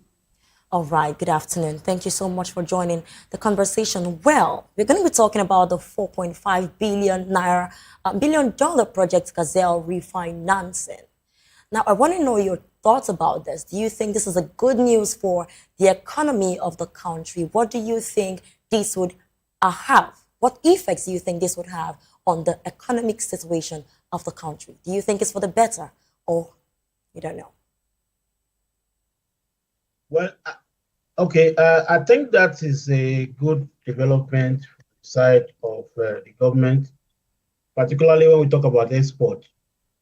One of the challenges that we've had in our country is that we are import dependent, and that is having a very devastating effect on the foreign exchange. There's a reason why our naira keeps chasing major international currencies like the dollar and the pound. So if you have this, the only thing is, like it happens in this country, let's hope that it will work for the benefit that it's meant to. You know, that's the challenge that I think we might face. Otherwise, if it is invested in what it is meant for, I think in the long run, Nigeria will be better for it. All right, thank you so much. Thank you very much. Now let's bring this conversation to the studio. Okpeoluwa, we are talking about the $4.5 billion project Gazelle refinancing. And this brings me to ask that, do you think we're going to see tangible results of this refinancing, or do you think it's going to be business as usual, where there is so much money allocated towards the projects and then we see that there is little or no work done? So do you think this is going to be a very big, tangible improvement on the economy, or what do you think about this? All right, thank you for that. You know, Nigeria currently, we are working towards about a $1 trillion economy. And that's why we can see that the recapitalization in the banking industry is still ongoing. So what does that mean? The Nigerian government is trying to position in the global economy. Apparently, if you are not part of the exporter within the global economy, then you are not a business-oriented government. So the $4.5 billion refinancing Gazelle is a welcome development. But one thing we must also understand, that in the global village, you cannot work in silos. It's an ecosystem. So it also depends on the justification of that financing and refinancing. It depends on what you are looking at will determine what you will get. So it's also telling us that the economic players and the economic leaders in Nigeria must understand the 21st century game of economy within the global village. So it's not about just refinancing or financing. What are you looking at? What are you getting in the next 5 years? What is your profit margin? What is your profit ratio? And what are you also offering in terms of value? Bringing money in the economy is not enough. What other value are you bringing in terms of natural resources, in terms of human capacity development? So in all of this, we discover that is a positive direction that is coming at the right time, but what other value I'll bring in on the table that will determine the outcome and the revenue we're getting from such a refinancing project.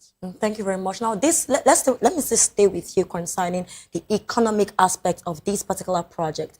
Now, we know there is a track record of Nigeria being in major debt. Now, when we're talking about $4.5 billion projects, do you think that this is going to incur more debt in the economic state of this country? All right. So when we talk about foreign debt and local debt, we'll look at the ratio.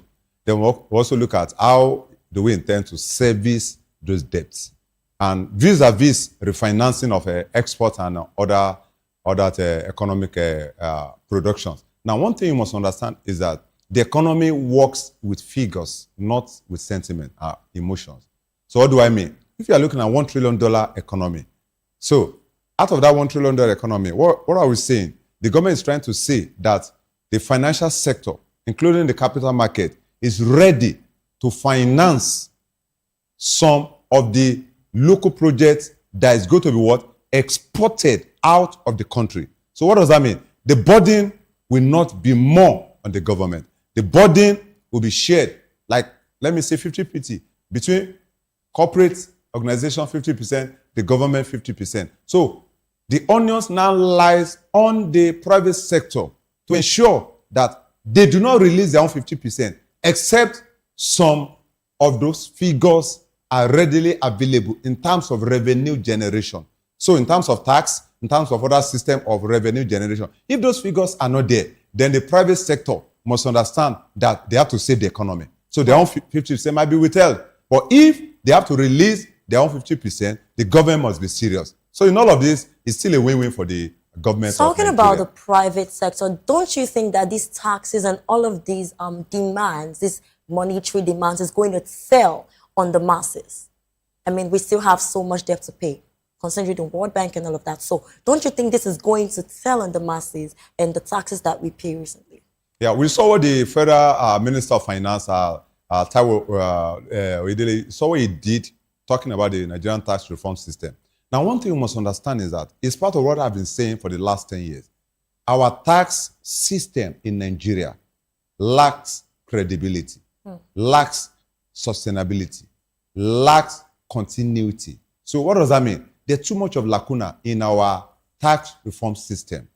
There's so many companies that are not paying tax, and so many corporate individuals are evading tax. So if we are able to intentionally, mark my word, intentionally close those economic gaps within the tax system, refinancing projects or debt servicing will become something that is very easy for us to achieve. But if those gaps and those lacuna is not ready to be closed up intentionally, then maybe the debt service ratio might be what? Might be increasing. But for an average man on the streets, we have eaten what we could not produce.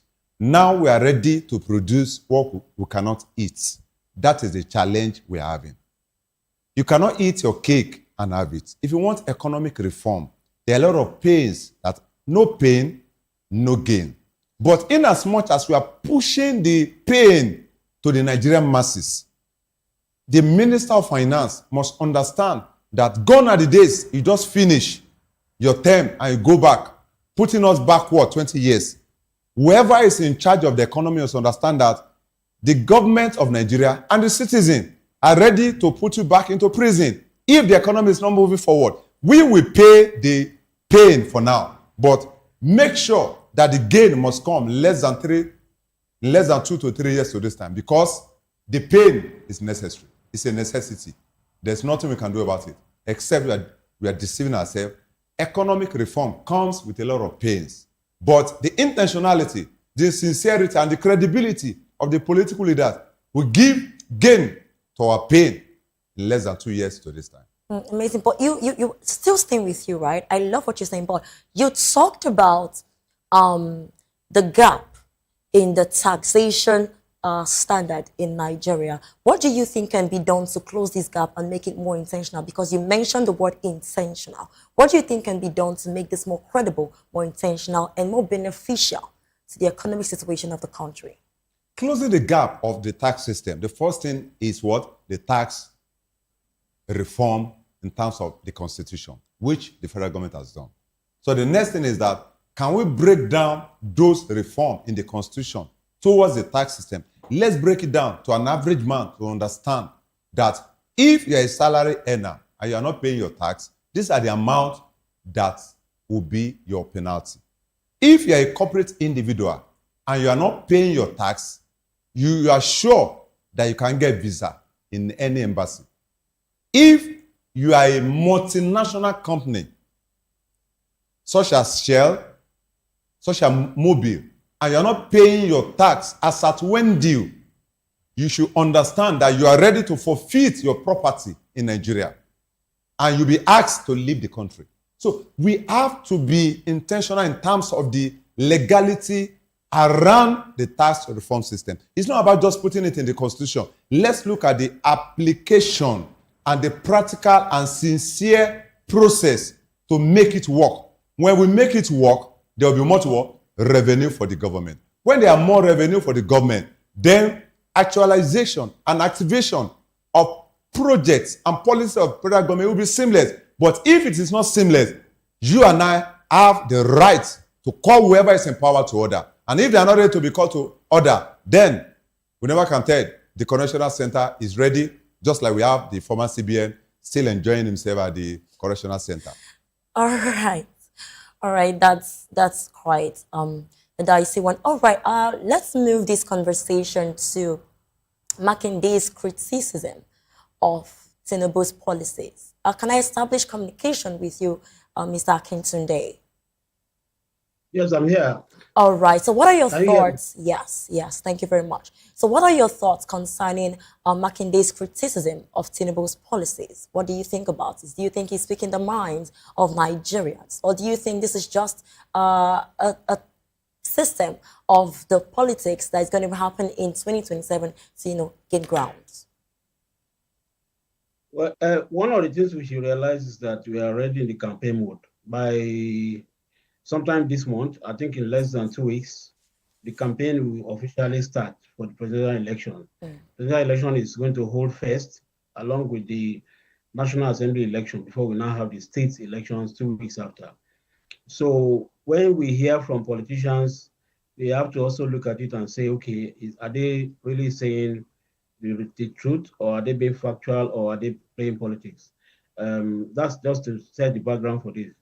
But the reality is that it is important to look at what the government has done at every level, federal, state, and local government.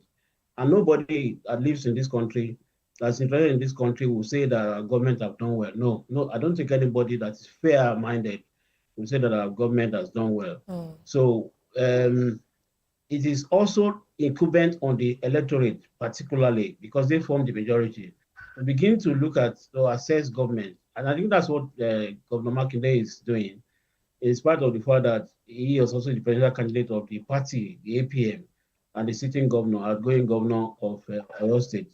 So it is in good light what he has said. But like I said, we are in the political season, and you can be sure that there will be a lot from the other party that he has criticized. But for us as citizens, for us as ordinary Nigerians, so to say, for us as if people are interested in election, what we need to do is to ask ourselves, how well has our life been impacted in the last 4 years? Our election is usually in 4 years, election cycle. And if you ask yourself very critically, has your life been positively impacted? Would you like to continue with what you are not happy with? Or do you think that the government that has done it for 4 years can, make something that will better your life? Those are the things that I think we should be looking at. Yes, we should listen to the soundbite from the politicians, but at the same time, we should also dig down and ask critical questions and check and be sure that whatever is done is being done in our interest. Government is not for the people in government. Government is for the interest of people who are not in government, who form the large majority. And that's what I think should inform the choices that the politicians will make when the election comes up from January next year. All right. So you're saying that all of these criticism from Makinde is just early politics ahead of 2027 elections? Not totally, because like I said, when I was making my initial remark, it's important to look at government and critique government. It's even interesting to find someone who is already in government, who is a governor, who has served for almost 7 years, almost 8 years now as governor, to be saying this. It means that you expect that he will have his facts before he can begin to make that criticism. But I'm saying effectively that why he has a right as a citizen to look at what the government has done, just like any other person can look at what he himself has done as governor and what he is likely to do if he wins the election as presidential candidate of APM in 2027. I think it is incumbent more on the people to follow the conversation and to also follow and assess what government has been doing. One of the things that we are lacking in this country is that we put people in power at every level, even at the level of the ward, the level of local government chairman and all that. We put them in power and then we go to sleep until it's election time again.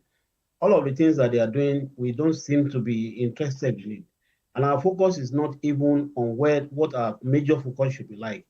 The government that is closer to us is at the ward and local government level. I'm not saying that we should not look at what's happening at the national level, but let's start from there and let's begin that change of our mind. So what Wakile is saying is right. It's entitled to say it. Governments at the federal level, I mean, the Tinubu government should be criticized because, I mean, it's there not for itself, it's there for the people.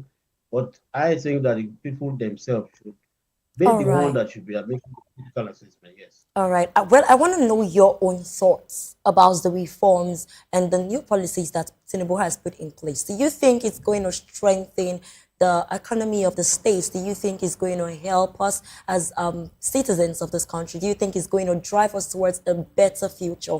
Or do you think that this is just one of those promises that will be made during the elections period and would now be, left aside when he comes in power?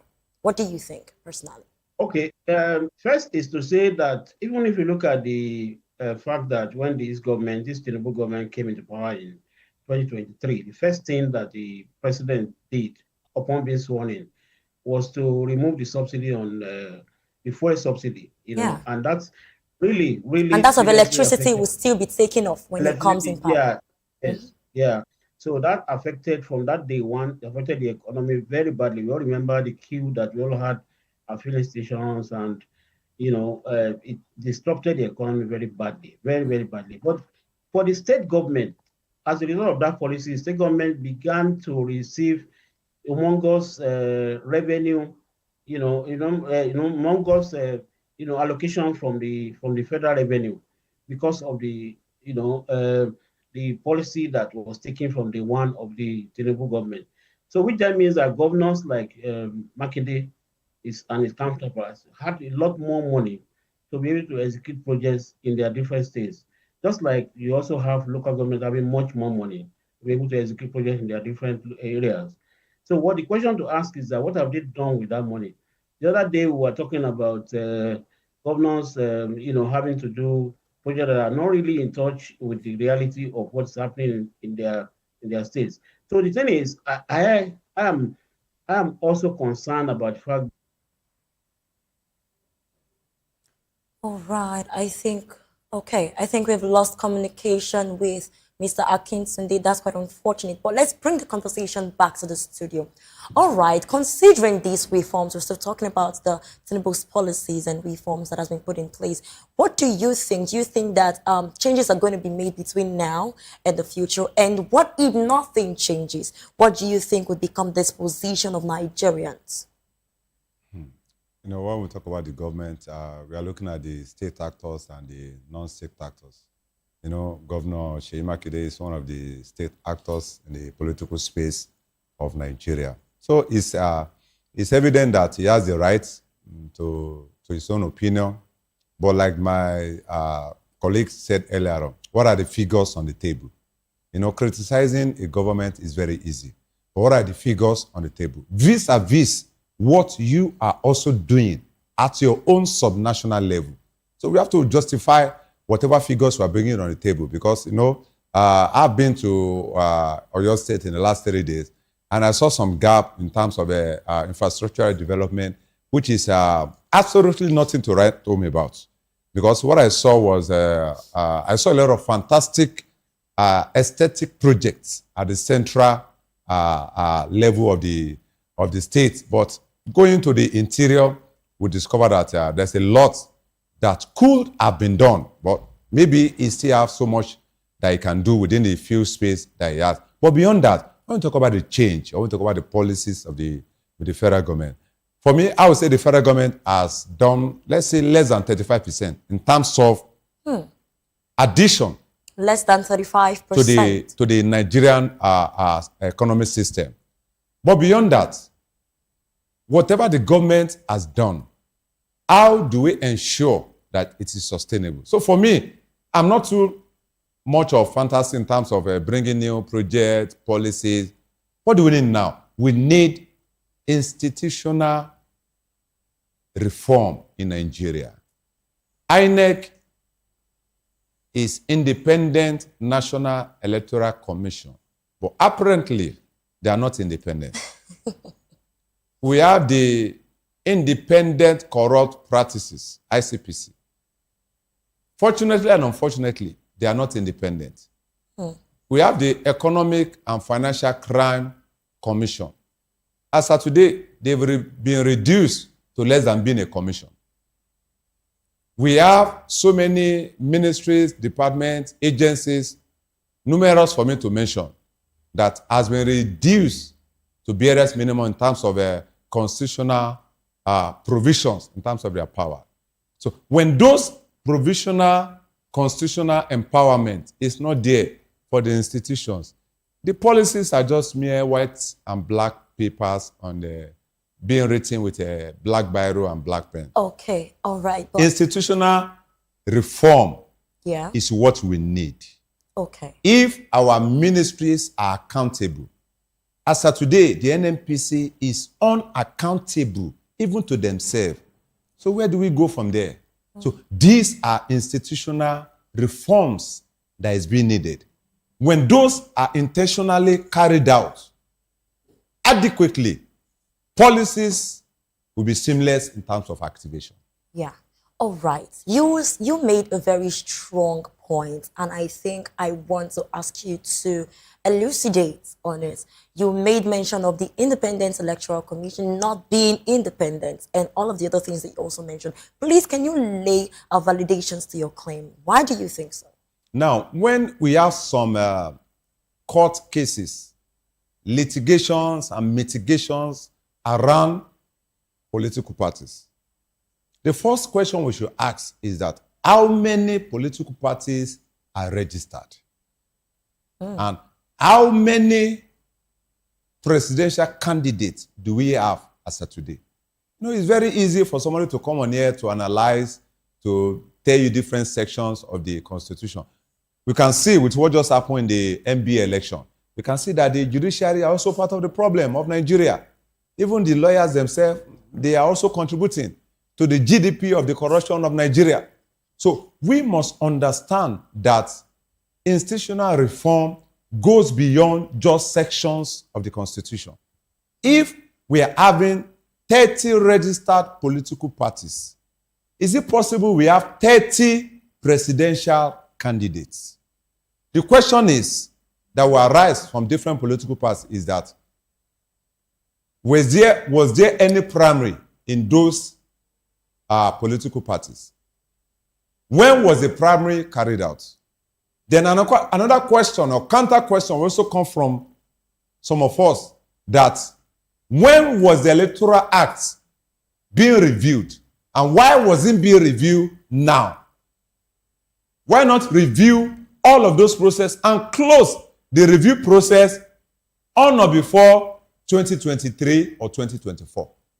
Why when the election is about to take place? Now, most of the political parties, they've been legally and constitutionally handicapped.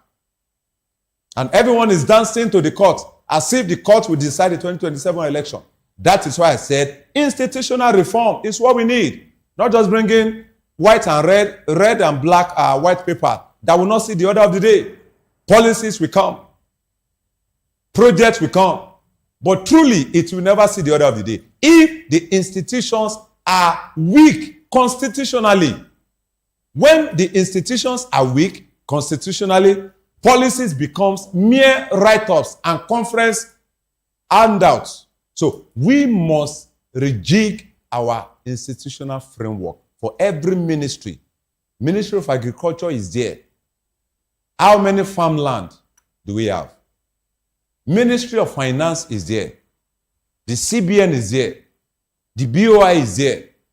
How many SME can get loan or credit facility from BOI without guarantor? How many SME can get facility at the first 5 years of their startup? How many SME or MSME can get facility or credit from the CBN without knowing anybody in the presidency. These are institutional gaps that has been created. And when those gaps remains, no policy can see the order of the day, except we are deceiving ourselves. And that's why you can see that everybody is running to the Supreme Court instead of us to be running to INEC to save the electoral process. It's now the courts that is saving the electoral process. So what does that mean? It's possible that your votes might not count in 2027 because everybody, the political leaders, will end up running into the Supreme Court. And the Supreme Court will now take over the job of more than 230 to 250 million Nigerian electorates. Institutional reform, that is the order of the day. Thank you. Institutional reforms is the order of the day. Well, I'd love to continue this analysis segments because it's quite interesting, but we have to move because of time. Thank you so much, Okweoluwa Taiwo, Executive Director, Africa Bridge Initiative and Public Affairs Analyst. Thank you so much for your wonderful insight. Thank you for having me. And thank you so much to our virtual analyst, Mr. Muyiwa Akintunde, PR consultant and publisher. Thank you so much for being a part of this conversation. Thank you so much, gentlemen, once again. Well, you're still watching the Midday News on Voice of the People Television. Still ahead. Onwa Kalusi versus VOP Media calls for stronger political media collaboration. These and more will be discussed after the short break. Do stay with us.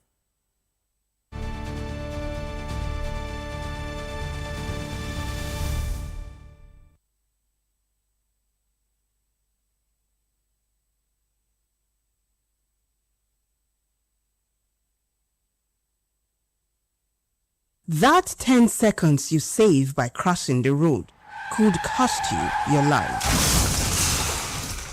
Pedestrian bridges are built for one reason: to keep you safe. They are free, they are strong, and they are there to protect you. Dashing across expressways leads to injuries, loss, and grief that last forever. Using the bridge takes less than 1 minute. Losing a loved one lasts a lifetime.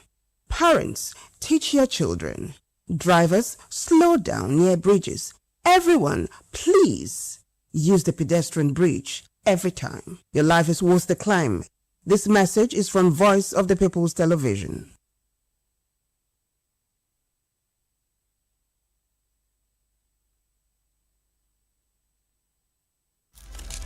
In a world where power shifts with every headline. In a nation full of questions. In a world filled with noise, the truth needs a voice. The policy. That 10 seconds you save by...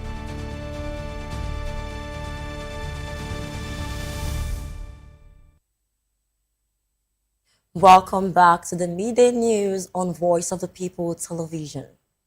Away from politics, the National Youth Service Corps NYSC has warned prospective corps members that they will not be mobilized for national service without clearance from the National Electoral Registration Database, NERD. In a public notice posted on its official X account on Monday, the scheme urged prospective corps members to complete the verification process early enough to avoid delays. According to the NYSC, NERD clearance is now a mandatory requirement for all prospective corps members seeking to participate in the National Service Program. Now to Lagos, where the lawmaker representing Oshodi Solo Federal Constituency 2, OK Joe Onwa-Kalusi, has paid the courtesy visits to VOP Media, owners of VOP TV and VOP FM. During the visits, the lawmaker stressed the importance of strengthening collaboration between public office holders and the media.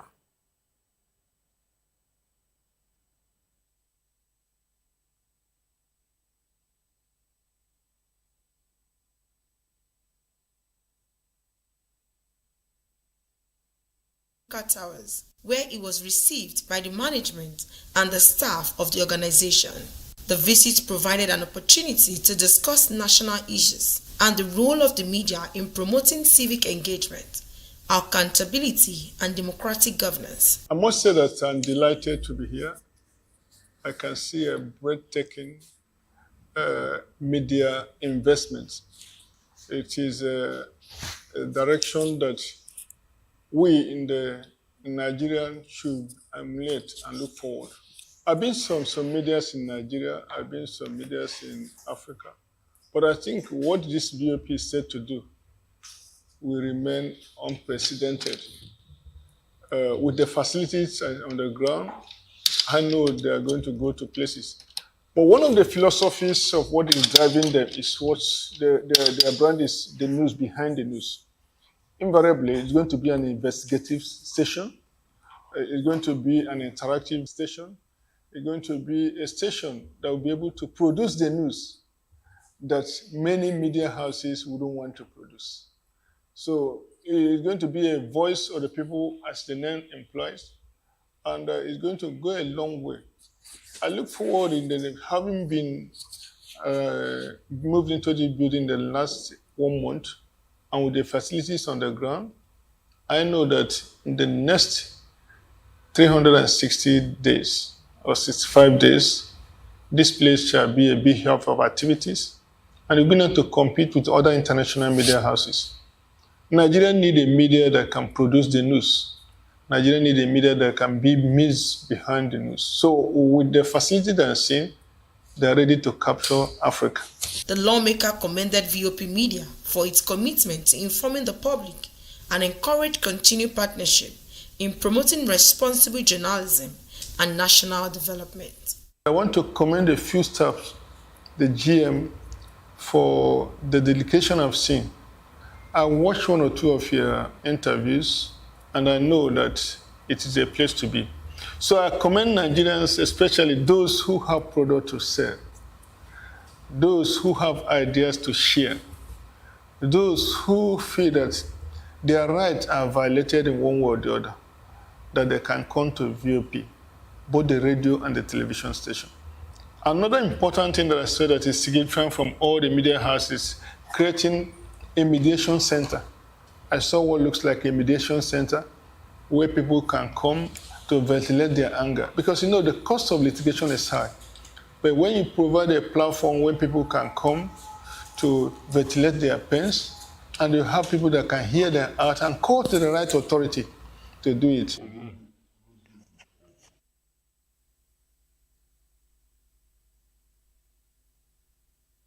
Thank you so very much for that report. Well, coming up next, we have our business and sport news stories just after this break. Please do stay with us.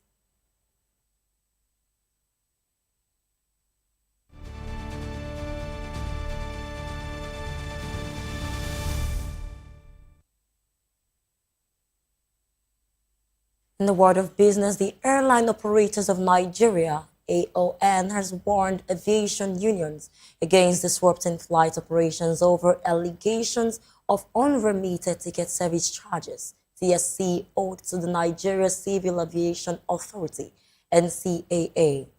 The warning follows a 7-day ultimatum issued by the Air Transport Services Senior Staff Association of Nigeria and the National Union of the Transport Employees, NUWATE.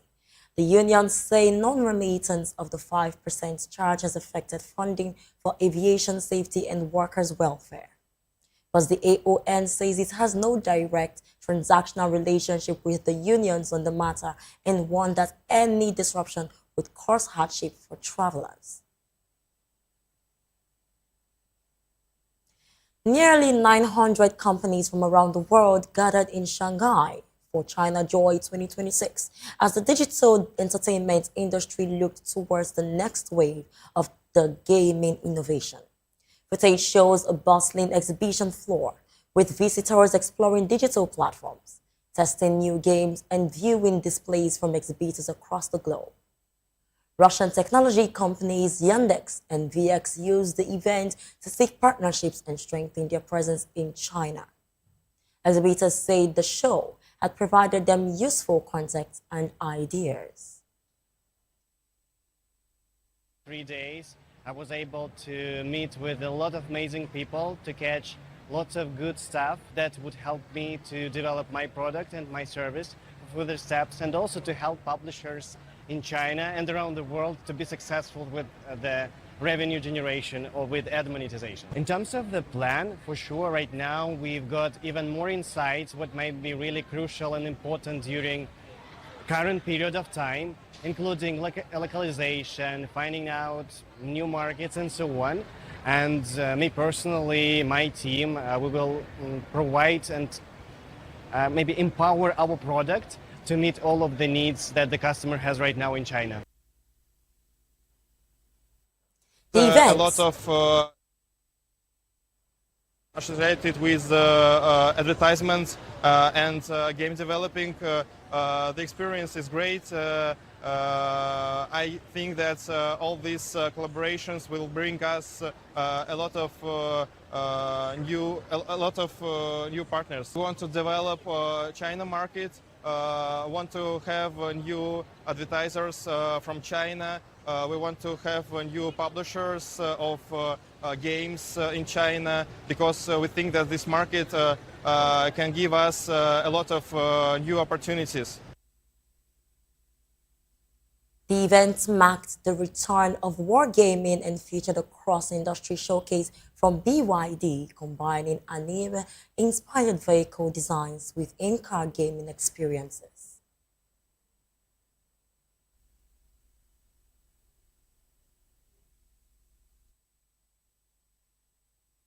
Hosts Morocco have qualified for the quarterfinals of the Women's Africa Cup of Nations WAFCON after a goalless draw with Senegal.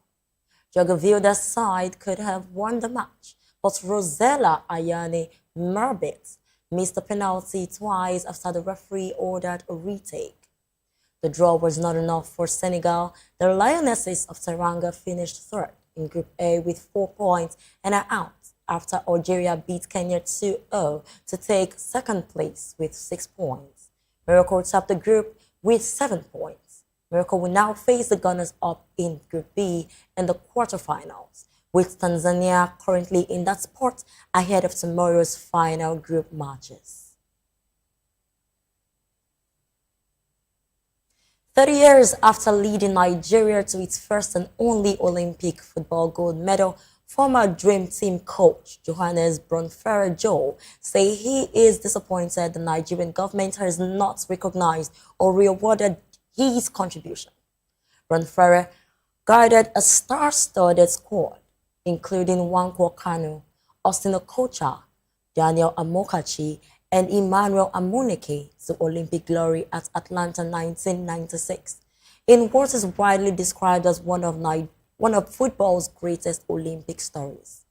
The Dutch tactician told newsmen he hopes the government will honor the achievement.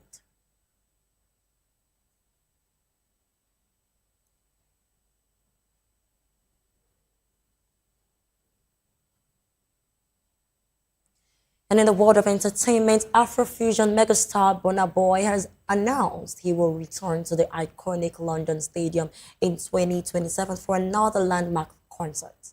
The Grammy-winning artist made history in June 2023 as the first African artist to headline and sell out the 80,000 capacity venue during his Love the Mini tour. He returned a year later in June 2024 for another sold-out show for his I Told Them tour. The 2027 concert will extend his record as the only African artist to headline and sell out the stadium, which has been home to English football club West Ham United since 2016. Burna Boy announced the news on his X account on August 3, 2026.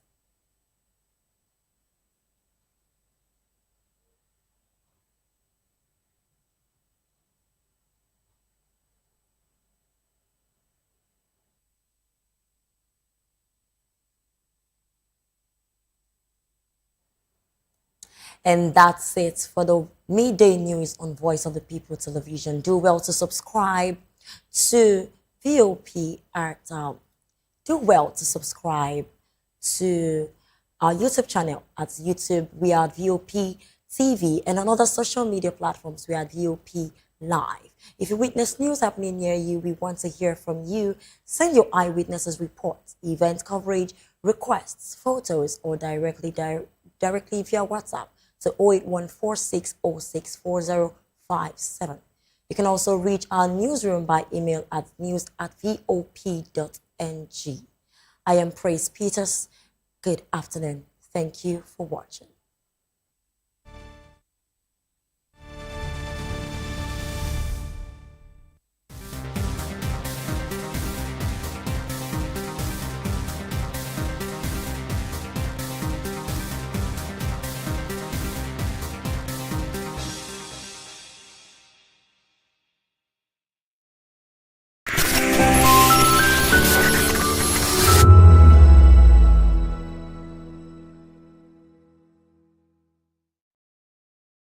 Big news is here. Your favorite Voice of the People television station is now on free to air on Nigecomsat. All you need to do is align your dish using the following: orbit position 40.5 degrees east, 12.685 gigahertz, 30,000 kilobytes per second. Polarized vertical, frequency 2, 12.731 gigahertz, symbol rate 26,250 kilobytes per second. Polarization H. This works on any decoder. Catch up to 100 channels, sports, movies, news, all for free. This is with better quality at no extra cost.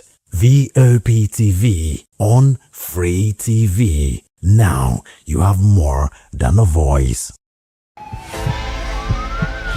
This is Health Check, your weekly guide to better living, smarter choices, and trusted answers.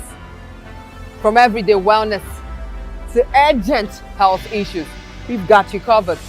Health Check, only on Voice of the People television, where your health has a voice.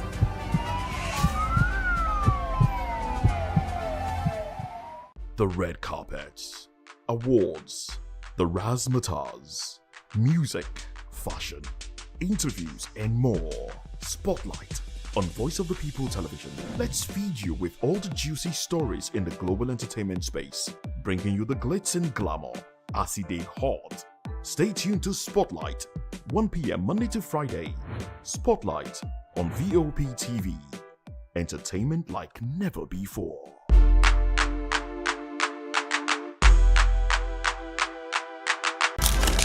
In a world where power shifts with every headline. In a nation full of questions.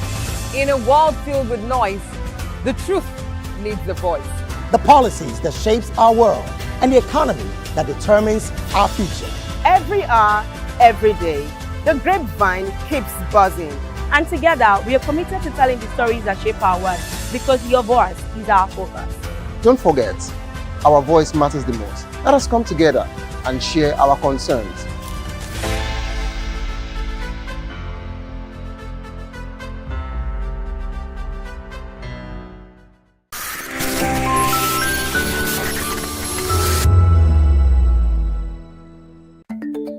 Africa is on the move, a continent of rising voices, untold stories, and powerful transformations. From the streets of Lagos to the heart of Nairobi, from the mines of Congo to the tech labs of Cape Town, the African story is being written every day. Bold, dynamic, unstoppable. This is African News on Voice of the People television. We don't just bring you the news. We analyze and bring you Africa's heartbeat, the politics that shapes our nations, the economies that drives our future, the cultures that defines who we are, the voice that must be heard. Africa News, Africa's voice, Africa's future. Where Africa speaks, the world listens.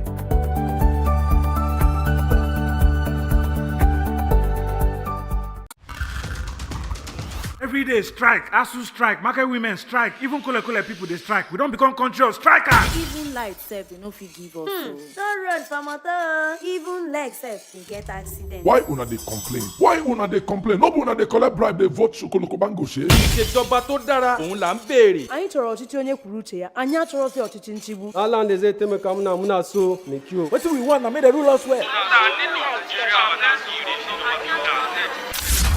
Don't take it for noise. It's the people's voice.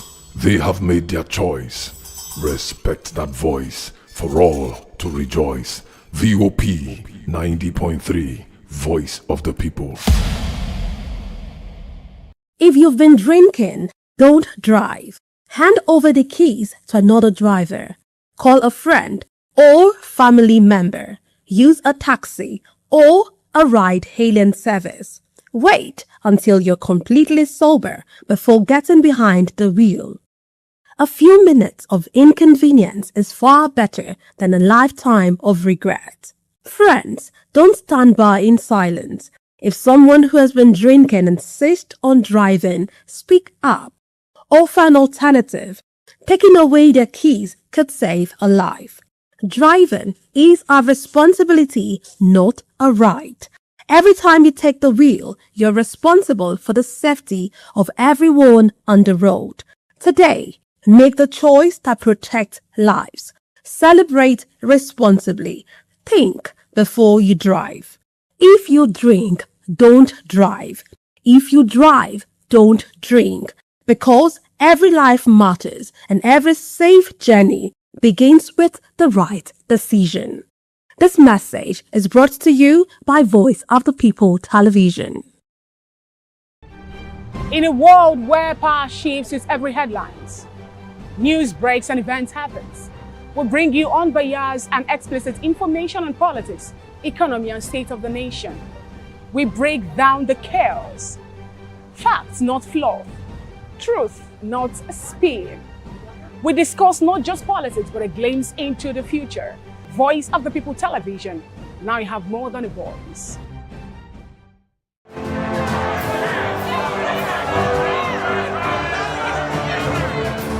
Do you want your voice to be heard? Do you know that you matter in the scheme of things?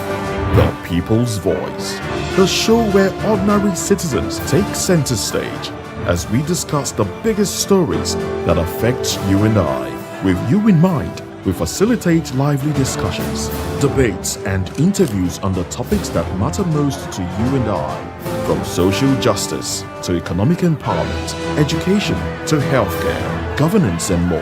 Tackling tough topics and amplifying your voice. Join the conversation and make your voice count. The People's Voice. Make your voice count. VOP TV. Now you have more than a voice.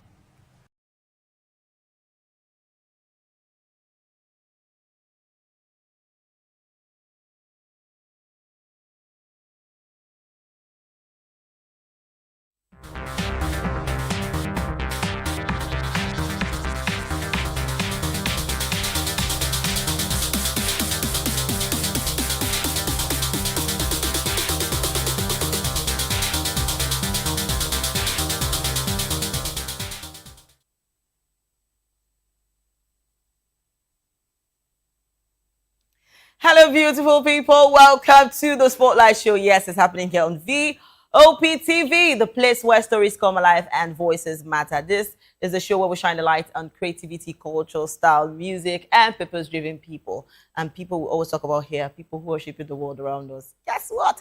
Today is another beautiful and amazing day. Yes, on the Spotlight Show. And every time here on the Spotlight Show is always an amazing time.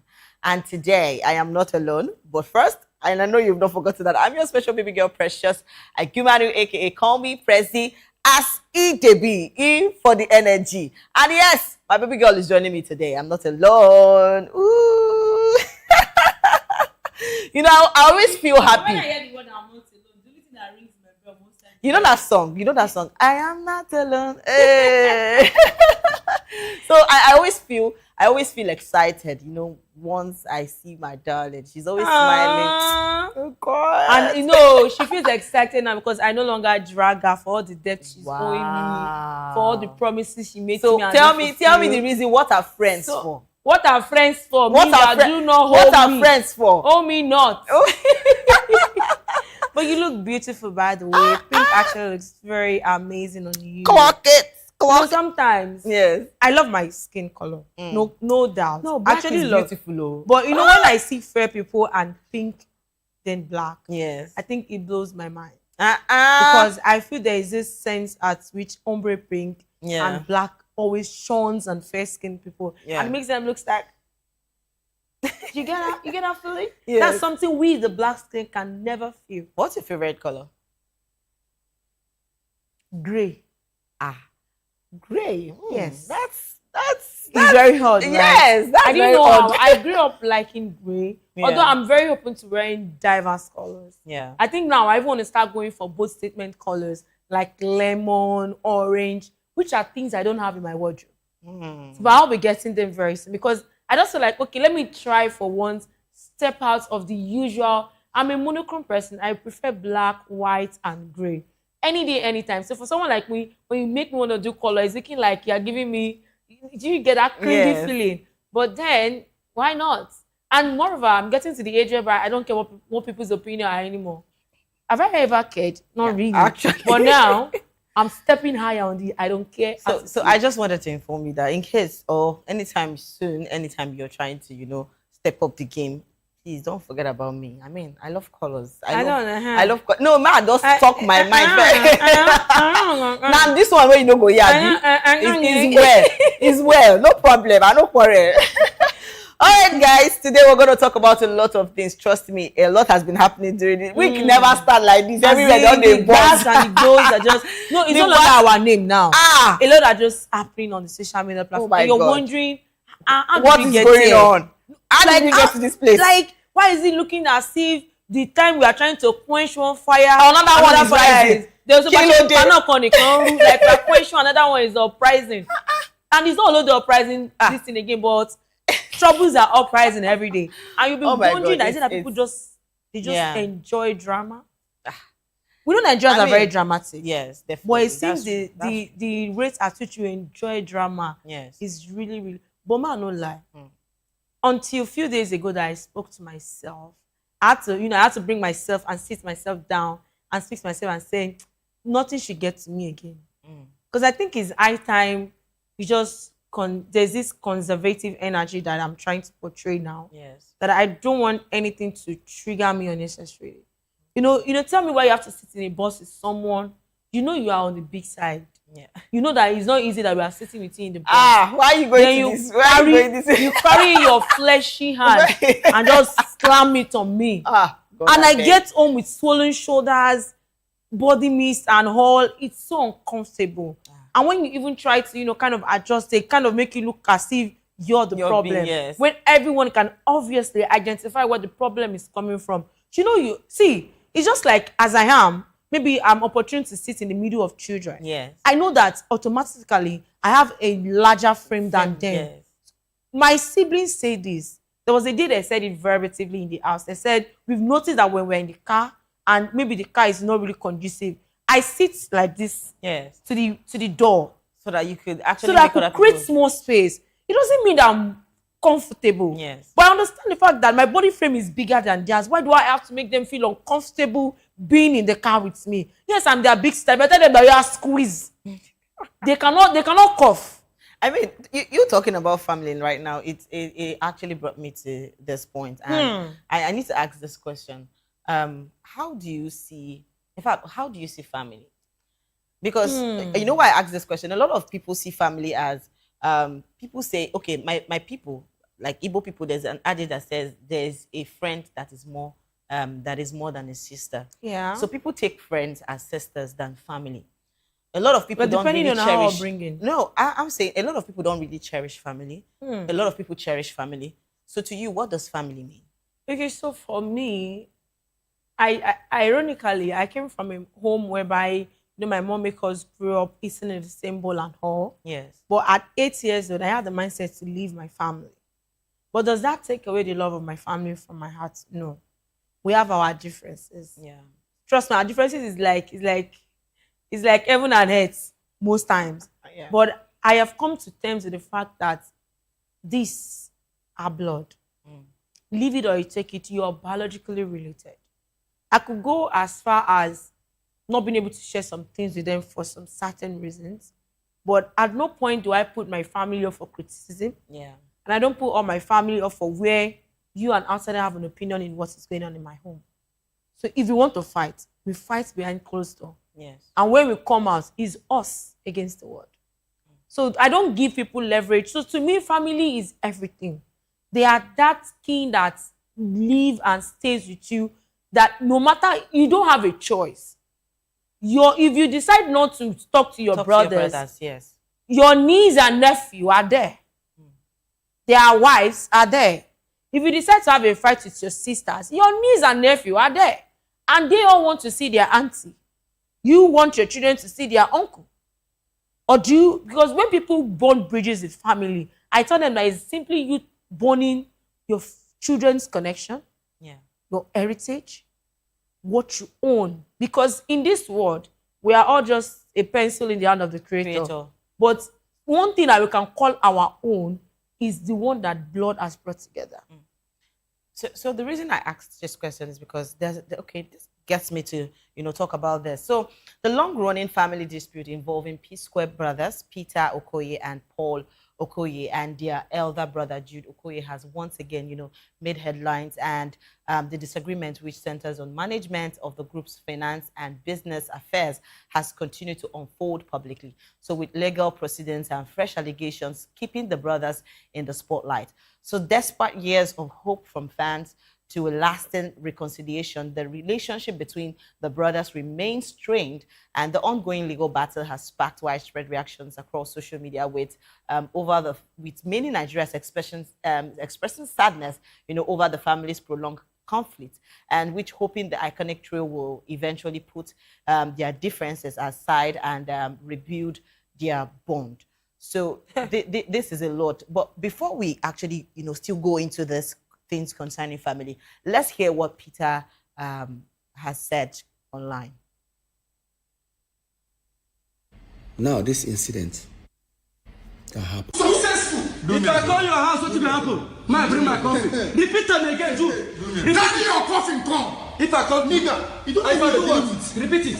See, repeat it. In front of your lawyer. Peter, shame on you. In front of your lawyer. Peter, boss said shame on you. Don't stop it. Boss said shame on you. In front of your lawyer. I shame you. Down here now. You shame. Go now, get me. Beat me, guys. Oh, we're going to be angry. Come with me. Fuck me. What with me? My time. What do you want to do? Beat me, my seat. You want beat me? You want beat me? Beat me, my seat. Even the listen to you. Nigga, I fucking implore you. I implore you. Fuck you. Fuck you. I implore you. Respect you. Don't beat me. Don't beat me. Don't beat me. Don't beat me. Don't beat me. Yes, Now, this incident that happened, I think, early 2015. This is, I've seen family, people have issues in their family, and this is within them. They are able to, reconcile. Even if they can't reconcile, they just try to coexist. There's this saying that they say blood is thicker than water. But not anymore. Be like, say water don't thick. What is going on? Yes. No, water washes away blood. And blood cannot wash away water. I've always loved Pete. I was a die-hard fan of P-Square while growing up. You know that so growing up to see busybody guys, I went on street to dance busybody. It's how beautiful those days. We listened to P-Square and everybody's dancing to their song. Everybody's so excited about, when they have a new release, everybody's excited to know when. It's always like the top chart. And it's somehow that all the love they actually shared, it's going crumbling. Now it's like both of them are having, This is after how many years? After how many years? This is over a decade. And is they've been over this for crying out loud. Yes. Okay, so I think people need to understand something. When it comes to family, because you are biologically related to them. Yes. Sometimes they could be wrong. If you claiming rights would divide the home, you can also just look away. So I think people misunderstand living in a close, tight-knitted bond with coexisting. I can coexist with someone for 100 years. Okay. Doesn't mean we bond. Yeah. And the only reason why I'll coexist with that person is that, first of all, the person is human, and I'm not the creator of that person. We are all God's handmade. And I don't think anyone has the right to hate another person. Yeah. So that's why when somebody say, I don't like, I look at them like, you don't even know what you're saying. You are not liberty to say you don't like someone. You might not like what someone is doing, but you cannot say you don't like the person.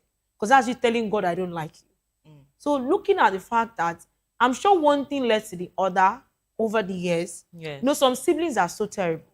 Let's be honest with ourselves. Yes. I've had experiences that maybe me and my sister should not be talking anymore. But then, even when we still talk about it, and you know, one of the things that got me so pissed about the issue it wasn't even what she did, it was the fact that she lacrimose. She felt like, hey, it's not really my fault. And I'm like, you're in the wrong. Yeah. Just tell me you're sorry. This you have done actually, you know, this is something she has done. Yeah. This, I think 2011. Yes. Can you imagine that's almost 15 years ago? And when I remember it today, it still hurts. Yeah. But does that mean when my sister are still not talking? That's not true. You know, it's how people don't get to know when there's a need to draw the line. Well, if the other party cannot draw the line, you draw the line. You know why I'm saying this? A lot of family feel that, oh, because we are family, there are some things you need to turn blind eye to. Well, I think it has to do with the cultural belief also. I don't put it as cultural belief. No. You know why I use the word cultural? There are some ethnic in Nigeria that the way Amanda they want to bring up their culture is like they're making their children see that it's not a choice, it's a must. So no, why I'm saying this is because I've seen elder brothers or elder siblings, you know, try to intimidate their younger ones because they are the older ones.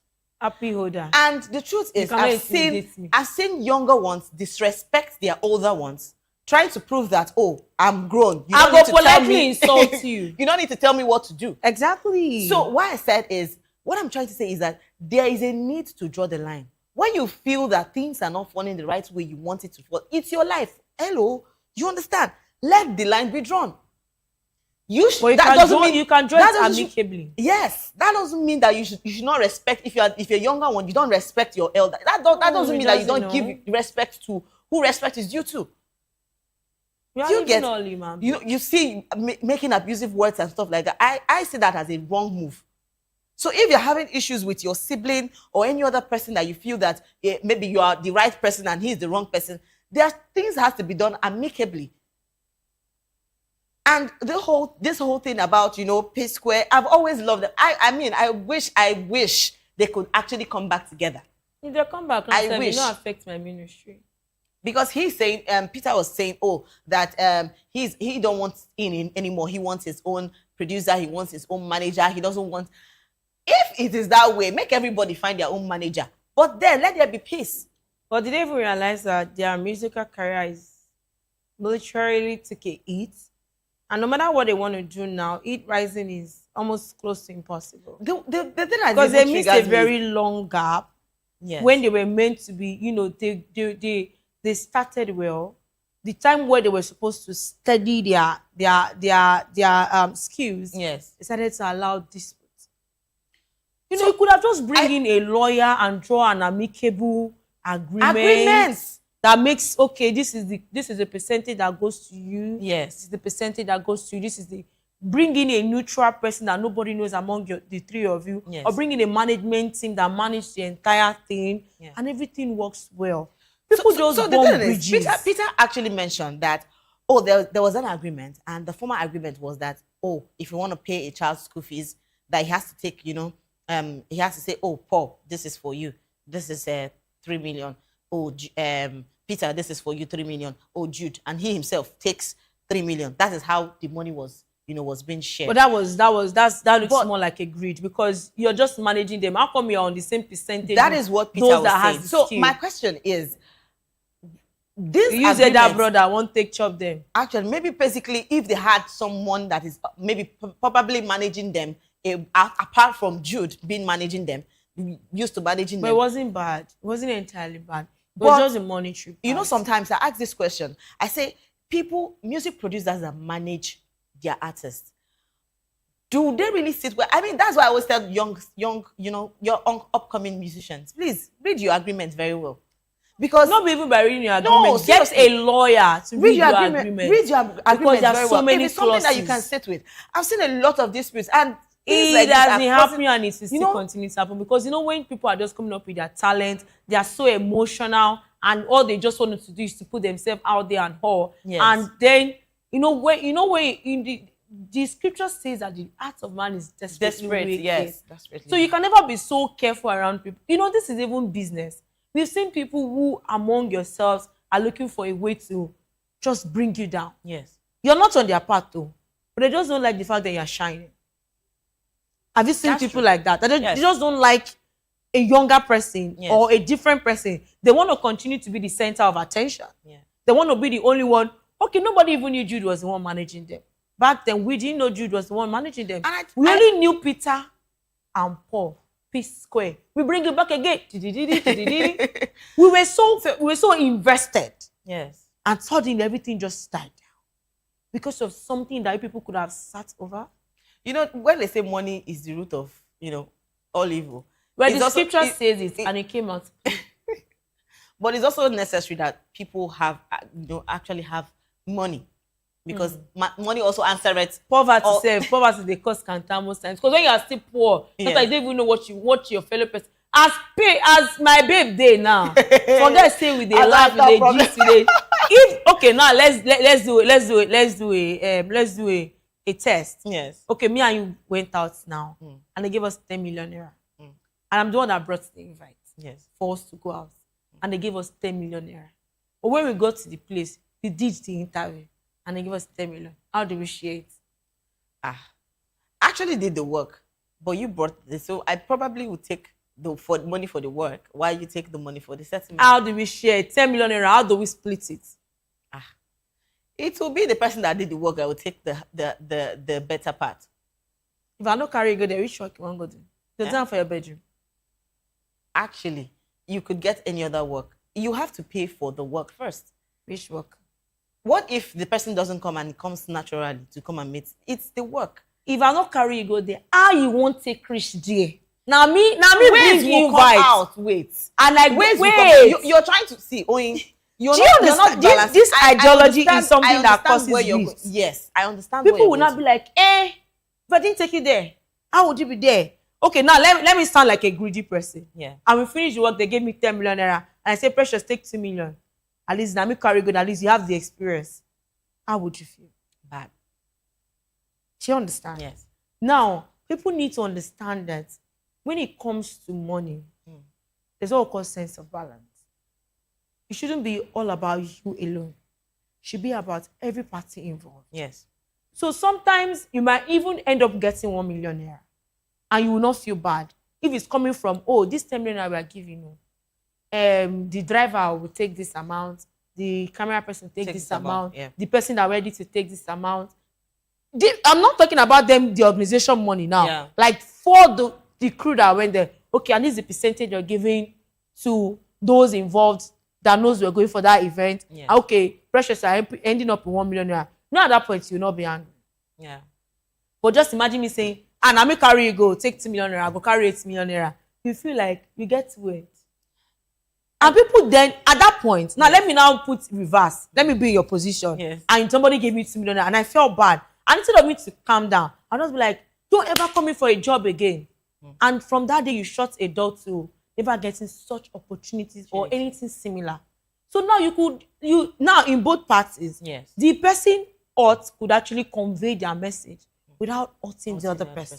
That's where the place of kindness comes in. Because I see no reason why when people have disagreements with people and the first thing they want to do is say hurtful things, is to try to say things that will make them feel bad. You need to understand that you hurting their feelings will not make you right. It will not make you a better person. It only makes you look like you're on the same low belt with them. Because if they can convey your message, Precious, I didn't like the fact that you gave me 2 million naira. Yeah. I know I had a lot of things on it. I was even very happy when they gave us some. Babe, now, if you do this in 50-50, no bad now. No bad, yes. I can't say, I know if you do 50-50 with you. I already have my plan. You're like, now do something. Then you just get to know who that person is. It does not make that person. I tell people there's no permanent enemy. Actually. And there's no permanent friends. That's what we don't like to agree, but that's the truth. The same person you wake up today that is your friend can turn around to be your greatest enemy tomorrow. Yeah. And if you know that person as an enemy, you might end up missing on the greater good that God has for you.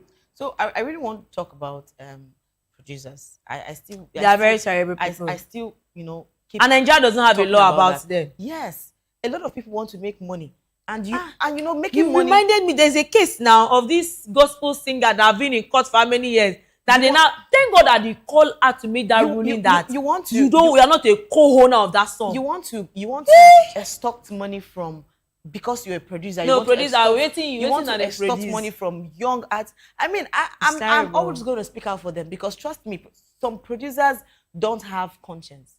Even they're all about their own pocket. Yes, it's a lot. From gospel to worldly like to everywhere. Things like this has to be arranged. You don't just come and say, oh, because I'm bringing the gigs. Oh, you are going to do this. You're going to give me half of the. Isn't that what splitted Tiwa Savage and her husband? If that could split a marriage, actually. So imagine friends, imagine acquaintance. Yes, it's terrible. People tend to just one thing I think people get to do most times is, if I come today, I remove your bangle. Yeah. Yes, you're like, oh, you don't take it later. I say, okay. The next time I come, I remove your hearing. The next time I come, I want to take your top. Yes. Sometimes when you give people 1 inch, they take the extra. hectare. Yes. And they tend to forget that nobody owes you anything. Actually. See, I don't see when people have seen as someone who has a heart of gratitude to now put them in a place whereby, and they do that a lot to kind people. I know kind people are the most difficult to offend. Yeah. Because at that point they are kind. One day you go push them to the wall. And when they react, we know that we overreact. Yes. But it is because at that point we just feel like, what? We just explode. But why the wicked people, they are very meticulous in their doings. You cannot do that to a wicked person right from the scratch. And sometimes, basically, I'm going to come from the aspect of being siblings. So a lot of people, I've seen family that don't really talk to their siblings. Like siblings and siblings don't really talk for a lot of years till maybe somebody, and one it's of terrible. them. And it's really terrible. So I see where someone will say, oh, my brother got this and I didn't get this. My sister got this and I didn't get this. Jealousy, so hatred, malice. Like, I mean, favorism. Now that favorism, it's a lot. It's a lot. It's actually people don't really talk and about things like this, but it is a lot. A lot of people face through things that they've not even spoken to their siblings. I've seen someone that said, I have not spoken to my sibling for years, over 20 years. You get jealous when you see people who are close with their family. I'm like, what is the issue? These are the issues. in Chukwuma Okoro's voice. It's really painful. I mean, I've seen things like this really. It's actually disheartening. It's disheartening, and I don't even. We don't even know if there's still hope for them, because even when their parents were still ill and healthy and alive, they couldn't resolve this. And we all know that one person can actually do a particular thing and scale through, but it's also beautiful seeing two people put hands together. Two is better than one to actually become great and better. I loved the P Squares. Yeah. I loved them. Like, even before now, I loved them. I've always loved them. And it's how this whole, issue is coming up, and it's, turning them into something else. It's on them to I just pray they are. I mean, they are.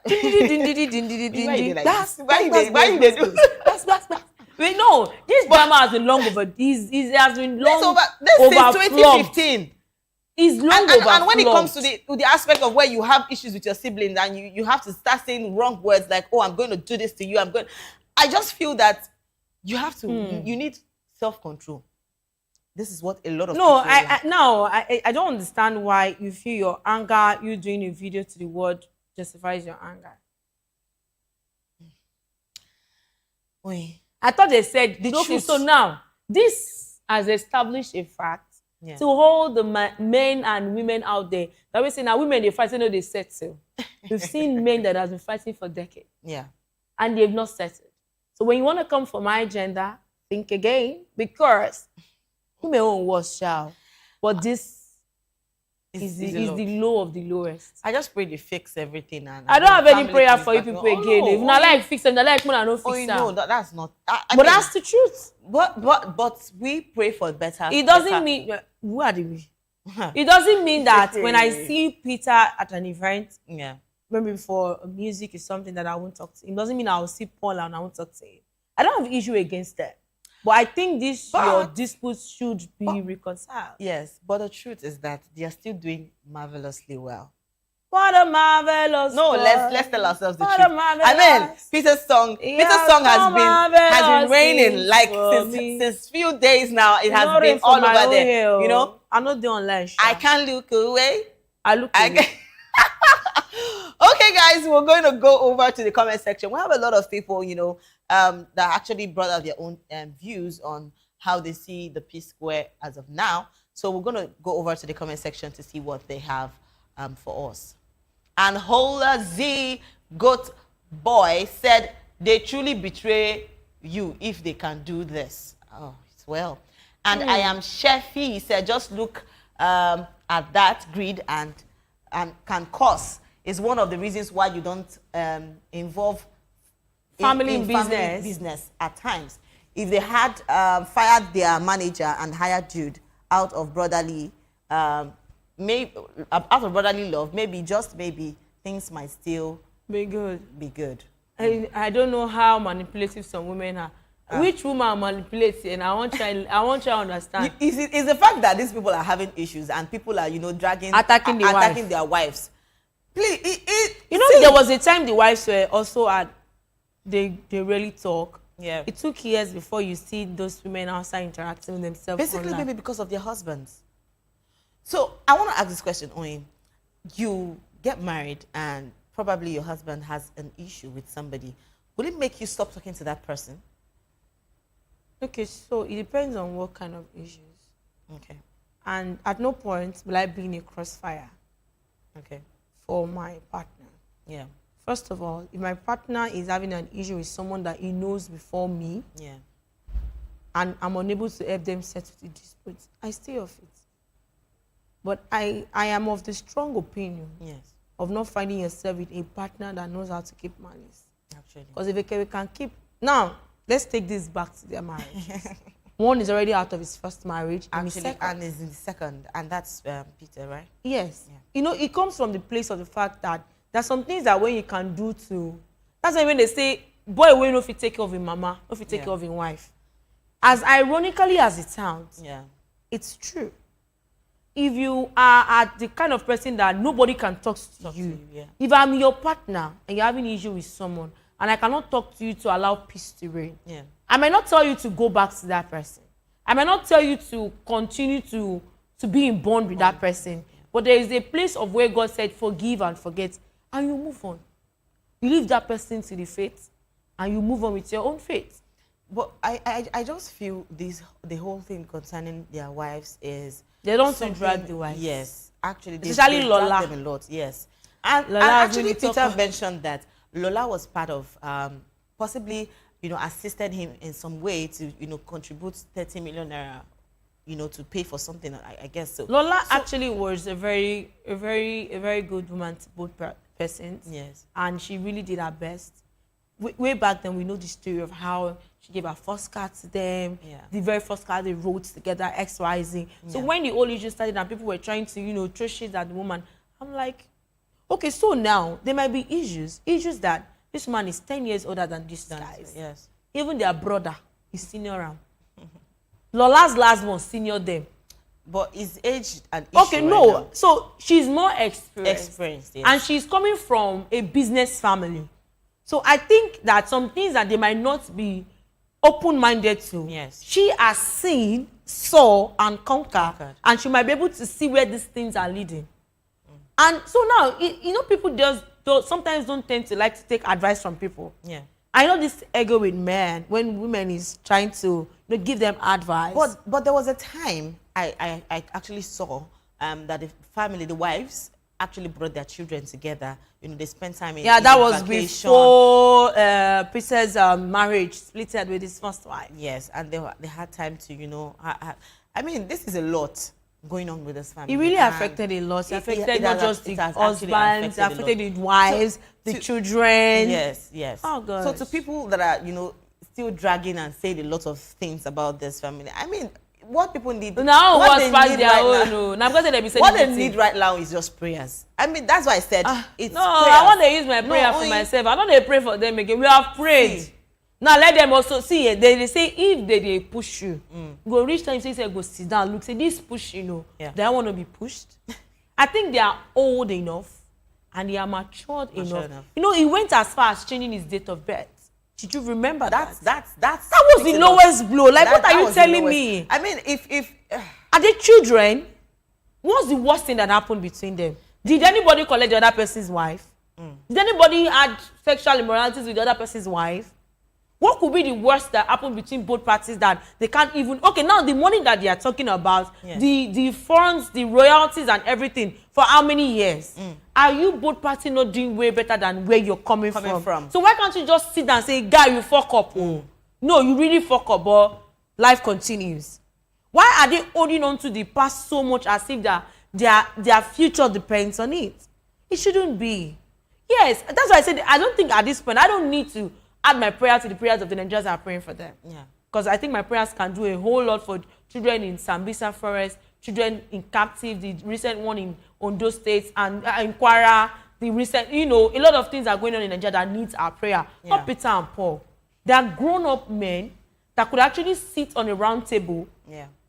You know, the worst that could happen is that I'll give you 1 hour to talk, then I'll talk for 1 hour. In my 1 hour, under no circumstances should you make pim. In your own 1 hour, will I not cough? And then everybody will pour out what they feel. And then they will not do it like maybe trying to see who is right or who is wrong. Say what hurts you the most. Okay, the funny thing, listen, if you don't reach anything. Do you know? Actually. Have you not seen when you are fighting with someone, when you not sit down, you not be like, what is going on? What even push me reach that level? Say, have you not been angry with someone that you reacted and later when you think about it, you be like, I would have walked away. Yes. Do you get? Yeah. So I see no reason why he has the energy to do a whole lot of things to show that I'm separating from my team brother. It's as well as say you're wishing him what? I mean, I'm not basically him. I'm just generalizing it within the. It's terrible. I think they can do better. Be able to fix this whole. What? So if your pikin fights another person, can you solve it? You cannot even solve yours with your own twin. Well, it's okay. I just pray that every dispute they have between themselves is it ends. Finally it ends and it's fixed. All right, and if it don't end, we'll go there in the next 60 years, so we still remember Honor. Yes, that takes us to our next story, and we're talking about Nigerian Afrobeat sensation Ira Star has revealed that she recently underwent a major surgery. Open up to fans about an unexpected health challenge. In a heartfelt message shared on her page, the singer apologized for her recent absence online, explaining that the procedure was more serious than the anticipated and required an extended recovery period. So, although Ira did not disclose the exact nature of the surgery, she assured that fans that she is recovering well and expressed gratitude for their love, prayers, and unwavering support. So the revelation has actually sparked a lot of people wishing her well, from fans and also colleagues across the entertainment industry. And to Ira Star, I mean, this is where we put. Yes, this is where we also pray for. A lot of our celebrities have been in such positions, and they're going through a lot. They're going through a lot, and we still have so much expectations. Expect them to do this, do that. Forgetting the fact that they're humans, just the way we are. There's a particular video I heard of. Go Ira, go Ira, go. So I've always, Baby girl, I've always don't worry, loved, you'll be right. You'll be all right. She's one of the ladies I could say that has really, made music industry so buzzing, so exciting, so lovely. Remembering the fact that she came in as the almost close to nude girl that carries herself with grace and posh. Remember the very first video I saw her that she was dressed up covered. I was like, Azana, so you did cover body. I remember she was actually in a video where she was way so small and young, and a lot of people could, It's actually good to see her grow. Yes. She's a baby girl in the industry and she's growing very well. We hope and pray that you recover well and recover safely. Somebody said to me, oh, thank God it's Ira that she's going to be fine. I hope it's not Tyler. I say, waiting be this. Una want drag. No. My people they think I've been saying her BBS she go the way she tell her she go through major surgery. God. Some people's hearts can be so dark. Yes. Because they don't know. Yeah. They are not there. but they have opinion. So I saw a particular part that, you know, when we see our you know, celebrities like this, a lot of people feel that everything is going on well with them. A lot of our celebrities go through things that possibly they don't want the people to know. They don't want the public to know. So they don't hold you knowing, actually. Yes. So they tend to, you know, hoard some things that are personal to them. Because life happens to people. I remember Nse talking about when they insulted her husband online. Yeah. And that day she came out and said they just came out from how many months long hospital horses and all. Yeah. And they finally discharged the husband a day to New Year something, or a day to Christmas. And when she put some people were like, why didn't he come his hair? Why didn't he? And she felt heartbroken all over again. So why I'm saying this is because I recently saw where one of our artists' sister was, you know, attacked. And that's because they felt she was, you know, the person. The people felt that she was the person that they were supposed to see, not her. So they were just dragging her car. I mean, all these people face a lot of things. They do. They do. They really do. So most times when we see people like this, I've seen a lot of in fact, recently, what has been going on between our Hollywood actors, a lot of them that has Quite been, a lot. you know, it has been, you know, a lot of things has been going tragedy. It has been something so, so painful. Some people lost family, lost close. Yes, some people are actually sick. Yes, and in the hospital, they're going people through are health crying challenges out for them to be helped. I remember Kemi then, and nobody knew she had lupus, and you know, it was just on and off and on. People had opinion when she grew strep. They were like, better watch your weight. Yeah. Not knowing she was going through a disease that could kill her at any moment. I mean, when I saw Eukarya, you know, have to kneel down to beg fans to actually contribute for her friend who is also in the movie industry, it's a lot. It's a lot.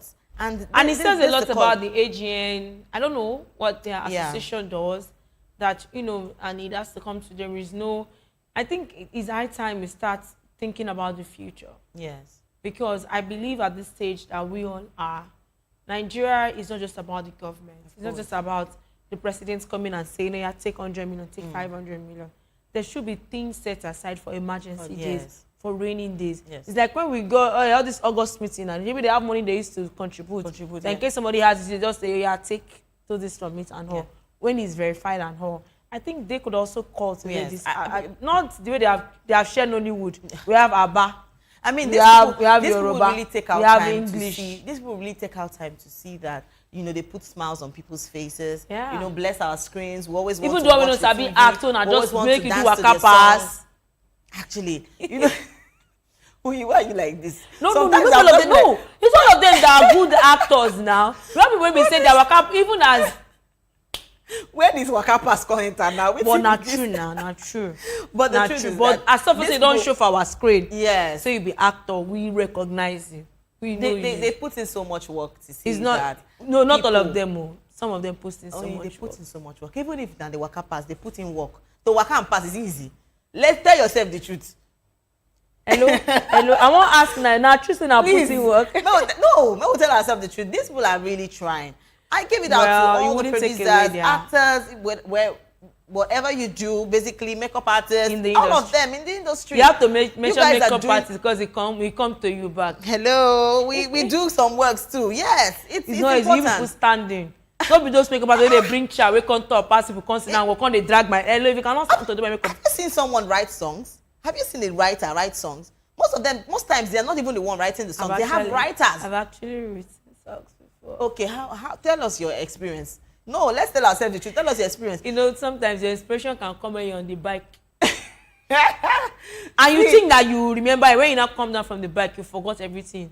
So sometimes on that bike, you run and be carrying your phone. To be saying, when you now come down, you now be playing. Sometimes when you replay it, sometimes it might not even make sense to your ear again. Actually. I be like, when I sing that thing, I be like, I sing better thing.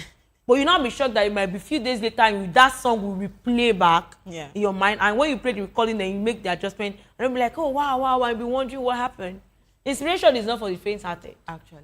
So I still give it up to them. I mean, they are doing well. She gives them the flowers. The imaginary flowers she always gives. I accept this one. You guys deserve your flowers. You deserve the imaginary flowers. A lot. And put imaginary behind the flowers, please. It's good that, you know, people like this are to be remembered. At least, they should. You know, they honor them. They love them. They should act because do all these plenty things no easy. Even me No sometimes easy, I can imagine should myself. we sing for them? No, but I please play a song like, you know easy, oh.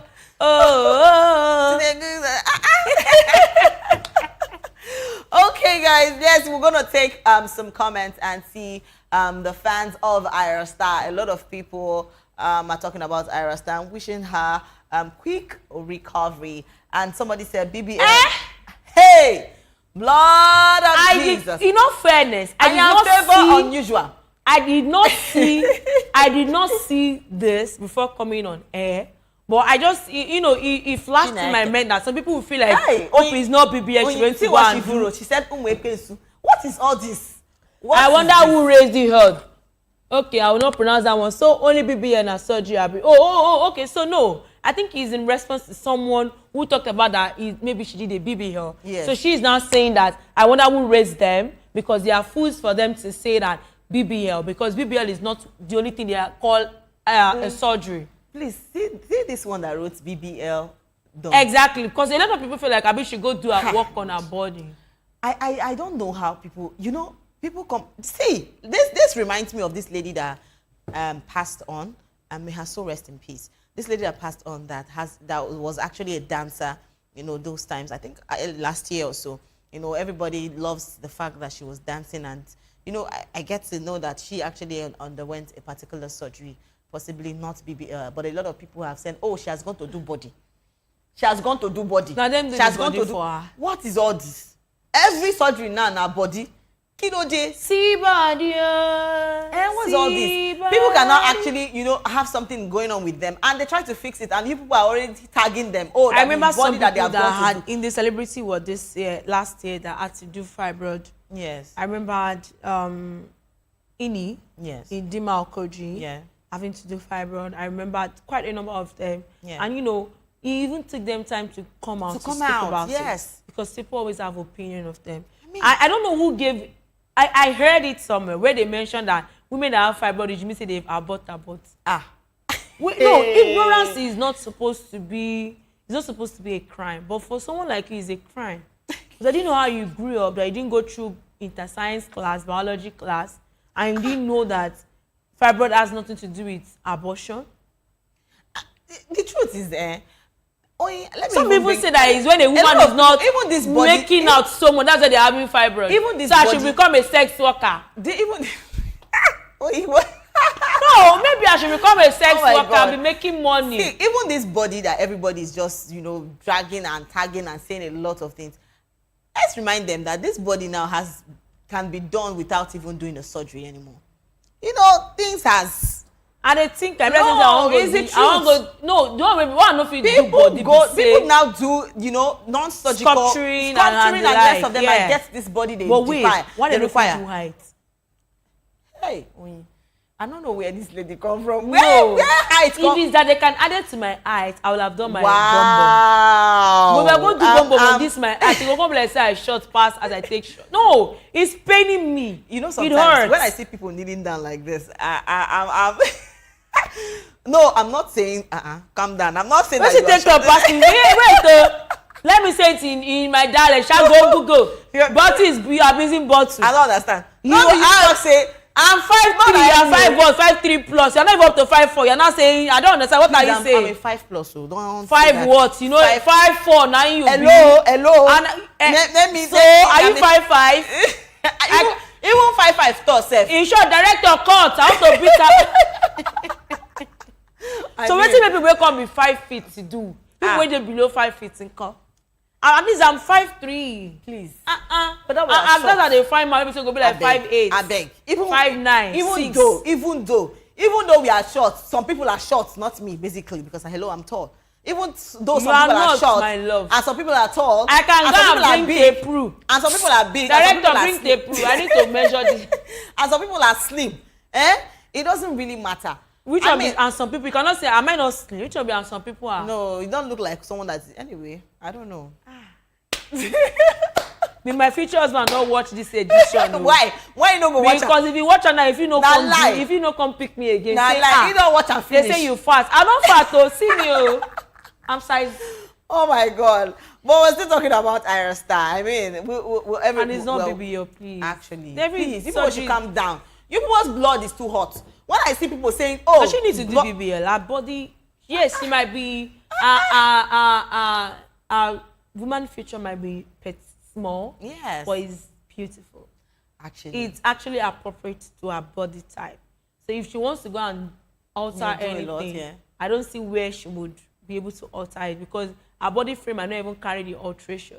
Actually, and I not to say BBL they take time to heal.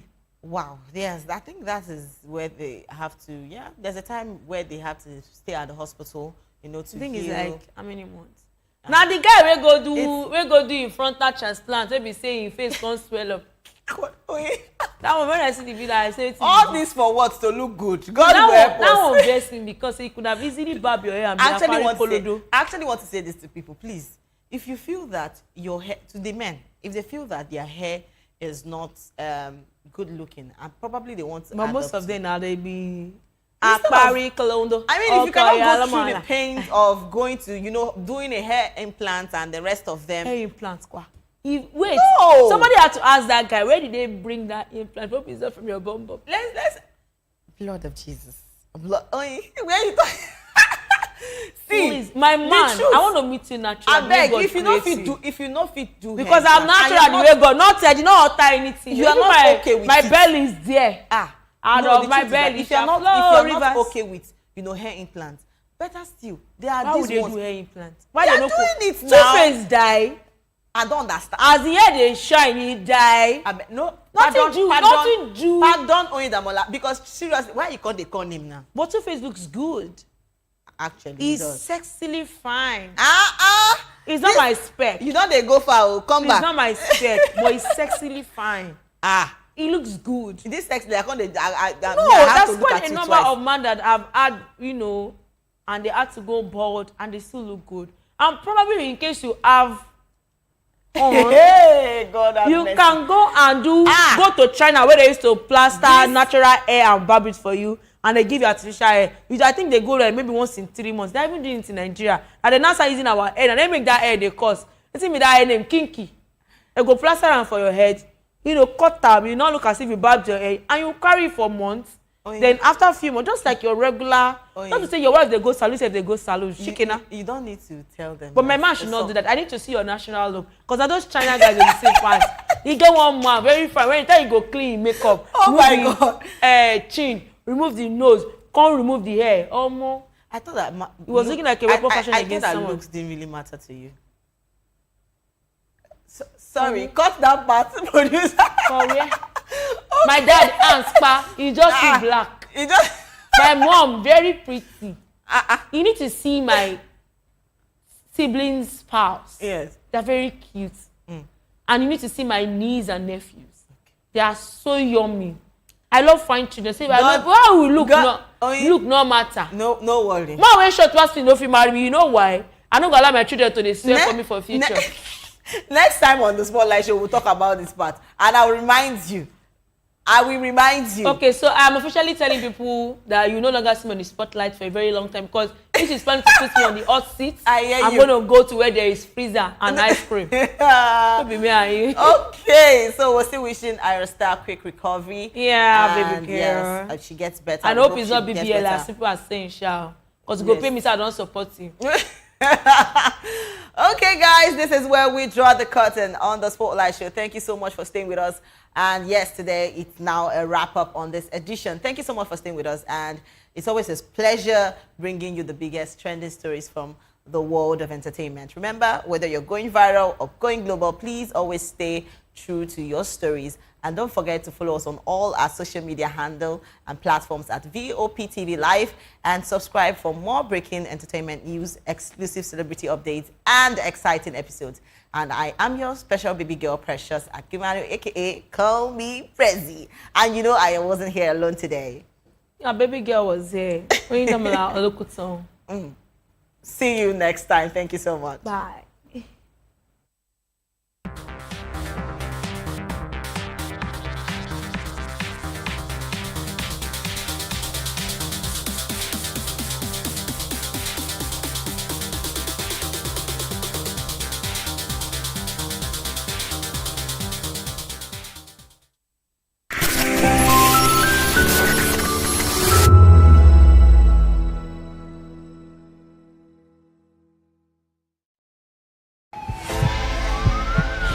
This is Health Check, your weekly guide to better living, smarter choices, and trusted answers.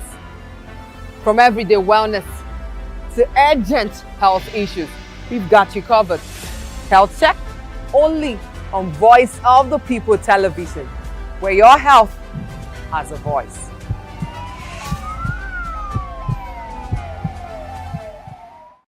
Big news this year. Your favorite Voice of the People television station is now on free to air on Nigecomsat. All you need to do is align your dish using the following: orbit position 40.5 degrees east, 12.685 gigahertz, 30,000 kilobytes per second. Polarized vertical, frequency 2, 12.731 gigahertz, symbol rate 26,250 kilobytes per second. Polarization H. This works on any decoder. Catch up to 100 channels, sports, movies, news, all for free. This is with better quality at no extra cost.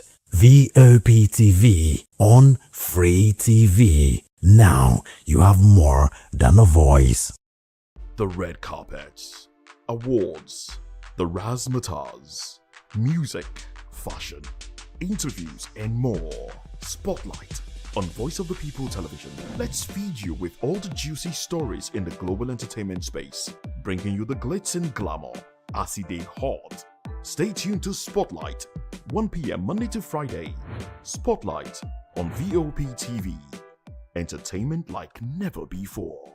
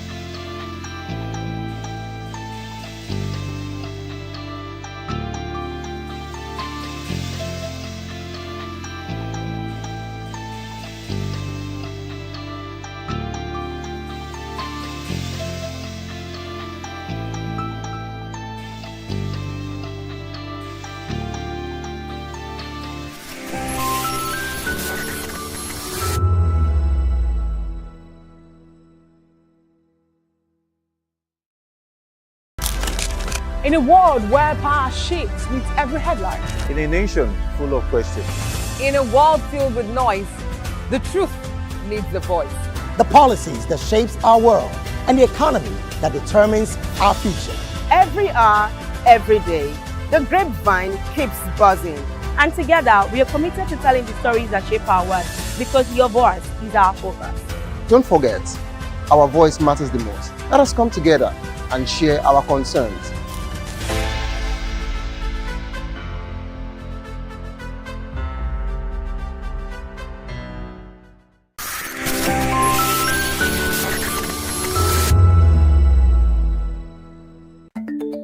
Africa is on the move, a continent of rising voices, untold stories, and powerful transformations. From the streets of Lagos to the heart of Nairobi, from the mines of Congo to the tech labs of Cape Town, the African story is being written every day.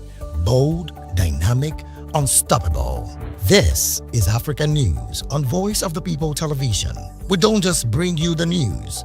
We analyze and bring you Africa's heartbeat, the politics that shapes our nations, the economies that drives our future, the cultures that defines who we are, the voice that must be heard.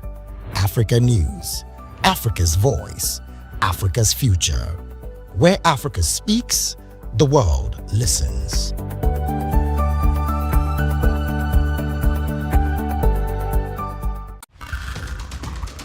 Every day strike, ASU strike, market women strike, even Kole people they strike. We don't become country of strikers. Even light sef dey no fit give us o. Don road for motor, even leg sef dey get accident. Why una dey complain? Why una dey complain? No be una dey collect bribe dey vote Sokoloko Bango ṣe. Ìṣèjọba tó dára òun là ń béèrè. Anyị chọrọ ọchịchị onye kwuru uche ya, anyị achọrọzi ọchịchị nchigbu. Ala ndeze temeka muna so mekio. Wetin we want na make dem rule us well. Don't take it for noise. It's the people's voice. They have made their choice. Respect that voice for all to rejoice. VOP 90.3, Voice of the People. If you've been drinking, don't drive. Hand over the keys to another driver. Call a friend or family member. Use a taxi or a ride-hailing service. Wait until you're completely sober before getting behind the wheel. A few minutes of inconvenience is far better than a lifetime of regret. Friends, don't stand by in silence. If someone who has been drinking insists on driving, speak up. Offer an alternative. Taking away their keys could save a life. Driving is our responsibility, not a right. Every time you take the wheel, you're responsible for the safety of everyone on the road.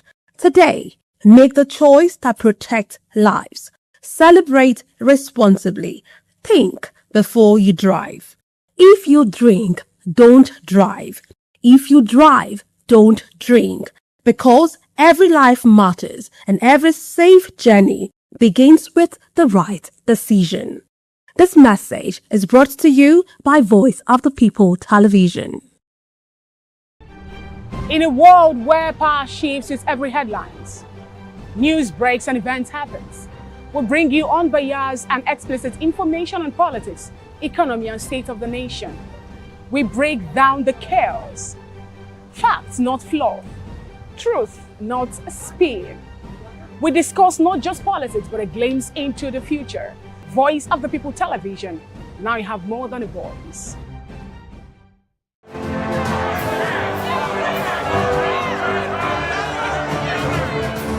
Do you want your voice to be heard? Do you know that you matter in the scheme of things? The People's Voice, the show where ordinary citizens take center stage as we discuss the biggest stories that affect you and I. With you in mind, we facilitate lively discussions, debates, and interviews on the topics that matter most to you and I. From social justice to economic empowerment, education to healthcare, governance, and more. Tackling tough topics and amplifying your voice. Join the conversation and make your voice count. The People's Voice. Make your voice count. VOP TV. Now you have more than a voice.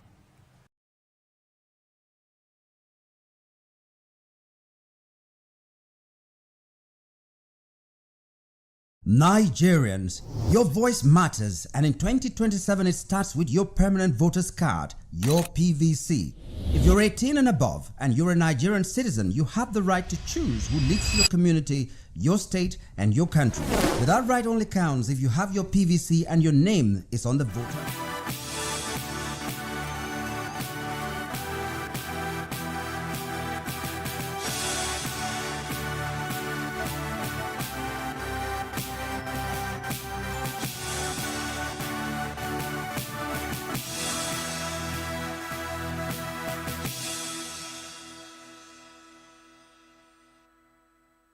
Hello and welcome to the African News on Voice of the People Television. I am Praise Peters. And before we begin the news, kindly visit our website at www.vop.ng for fresh and trending news. And for WhatsApp, the number is 09044 732605. Now, the news in details. Cameroon's President Paul Biya has reshuffled senior military staff, promoting the head of the Presidential Guard to a brigadier general from colonel. The announcement was made in 3 separate presidential decrees signed on Monday and announced on national radio. He also placed commanders in tour for the country's 5 joint military regions. The world's oldest head of state has been put out of the public eye for 2 months. He left Cameroon on June 7th for what the civil cabinet described as a private stay, a brief private stay in Europe, and has not returned. Cameroon's ruling party called a rare meeting of senior leaders last month as criticism mounted over the continued absence of Biya. In Kenya, President William Ruto has pledged that the 2027 general election will be free, fair, and peaceful, as he warned politicians against threats, coercion, and messages that could divide Kenyans along ethnic lines. Ruto said every Kenyan must be allowed to exercise their constitutional right to vote for a candidate of their choice without intimidation or interference. He said the government would not tolerate attempts to undermine the electoral process through threats, coercion, or ethnic mobilization. The president urged Kenyans to support efforts to ensure the country remains peaceful as political activity intensifies ahead of the elections.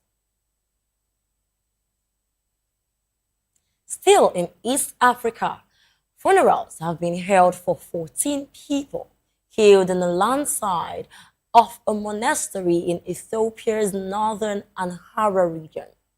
The hillside above the Dani Tebra Timano St. Mary Monastery collapsed in the early hours of Monday during an overnight prayer session. A senior local official, Dagnachu Azbite, told the reporters that heavy rain caused the land above the cave to slide. 7 people were found injured, 5 of them seriously. The prayer service included a holy cleansing ritual popular among Ethiopian Orthodox Christians.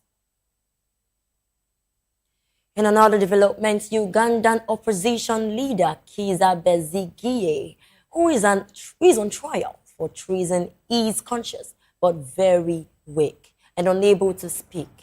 His wife said after he was hospitalized following his collapse during a court session. Besigye has been in jail since late 2024 when he was kidnapped in Kenya and smuggled back to Uganda. The 70-year-old was admitted to an intensive care unit in the Ugandan capital Kampala after collapsing during a court hearing on July 30. He collapsed moments after lashing out of the court's decision to appoint lawyers to represent him. His lead defense lawyer, Eric Lukwago, has been arrested, while former Kenyan Justice Minister Martha Karua, another member of his legal team, was barred from entering Uganda. Besigye was a doctor to Museveni during their time fighting as insurgents in the 1980s, but they later fell out and he ran multiple times for the presidency, often facing severe repression. Now to West Africa, where the African Development Bank, AFDB, has approved 20 billion CFA francs, about 35.4 million United States dollars in financing for Senegal. The bank says the funds will help Senegal strengthen public finance management, increase domestic resource mobilization, and improve transparency as the country tackles a debt crisis. The financing comes after Senegal's government disclosed previously unreported debts in 2024 that topped 13 billion United States dollars. AFDB officials say the support reaffirms the commitment to reforms and more resilient growth. Senegal is also in talks with the International Monetary Fund, IMF, for a new loan program after its previous credit line was frozen. A senior Moroccan official says the North African nation had previously warned Spain that a recent Spanish court ruling that migrants arriving by sea would not face immediate removal was going to create a problem. Last week, at least 50,000 people, mostly Moroccans, entered the Spanish exclave of Ceuta on foot or by swimming from the nearby city of Fredeck. This unprecedented influx quickly overwhelmed the Spanish exclave in North Africa before leading to thousands of returns to Morocco. Spain's Supreme Court ruled on July 8 that migrants arriving by sea should not be returned as quickly as others. Madrid has blamed criminal gangs for spreading misinformation about the ruling. The official argued that the large movement of people into Ceuta was not a failure of Morocco's security apparatus.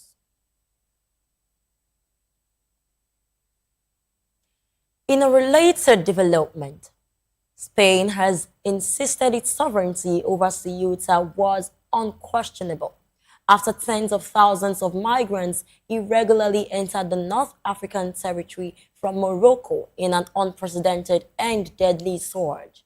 Spain has avoided criticizing Rabat over last week's mass arrivals, while some commentators have interpreted as a means for Morocco to pressure the European nation.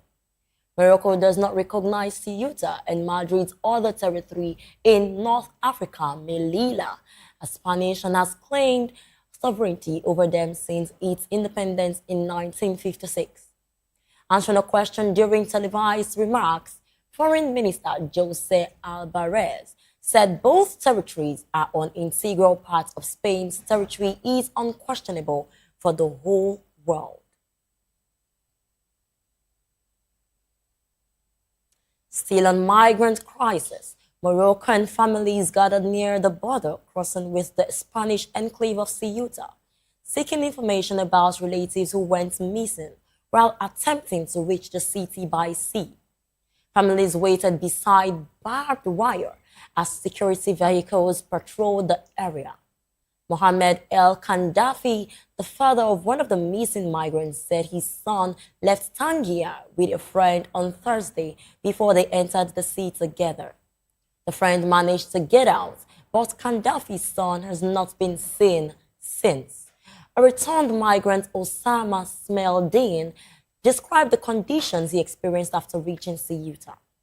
He said they experienced real suffering, adding they were forced to eat food from garbage containers, and they were also assaulted by security personnel.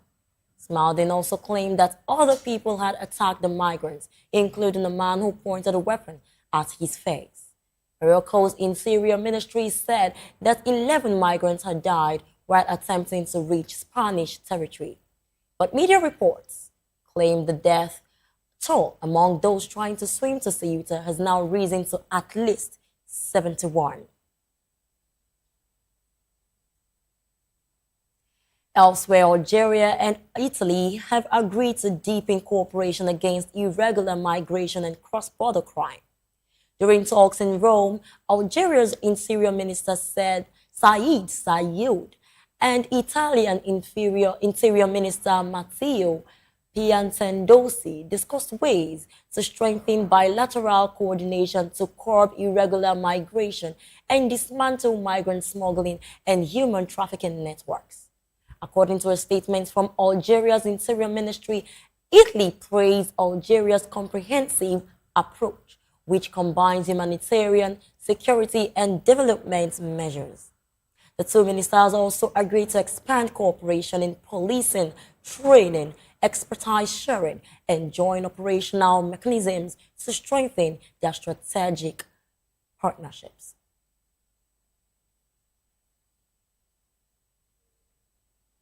The main court in the Central African Republic said it had resumed criminal trials after a 2-year halt that kept suspects in extended custody and worsened prison overcrowding. The court in Bangui said the suspension, blamed on financial difficulties, generated a backing in cases awaiting trial and lengthy pre-trial custody for many suspects. Justice Minister Ahmad Dijibawuye Abazani said last week the resumption of hearings was to reduce overcrowding in Bangui's prisons. The current session, which will take place from August 3 to 31, is one of 2 regular criminal sessions mandated by law each year. The courts will hear around 30 cases, including allegations of homicide, rapes, economic crimes, such as embezzling public funds and attempts to undermine state security.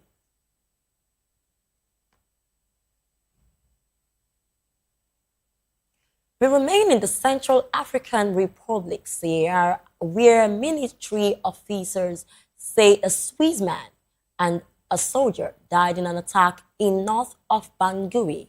The report says unidentified armed bandits killed the 2 men last week. The authorities said investigation would be launched into the matter. Meanwhile, the Swiss foreign ministry has confirmed that one of its citizens had been killed in Bangui. The politically unstable car has mineral resources including uranium, lithium, diamonds, timber, and gold, which are exploited by foreign companies from Canada, China, France, Russia, Rwanda, and the United States. And it's time for the analysis segment of the news. Joining us in the studio for more insight on the African news stories is Dele Fanimo. He is a seasoned reporter and public affairs analyst. Thank you so very much for being in the news, sir. Good afternoon, Praise. First time of meeting you on set. Thank you very much. It's a privilege. So pleasant to have you. Thank you. Joining us virtually is Somi Uranta. He is a philosopher, author, Niger Delta activist, and public affairs analyst. You are welcome, Somi Uranta.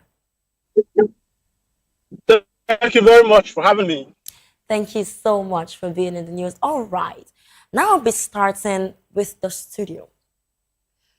President Ruto has promised a free and fair election for the 2027 elections in the country of Kenya.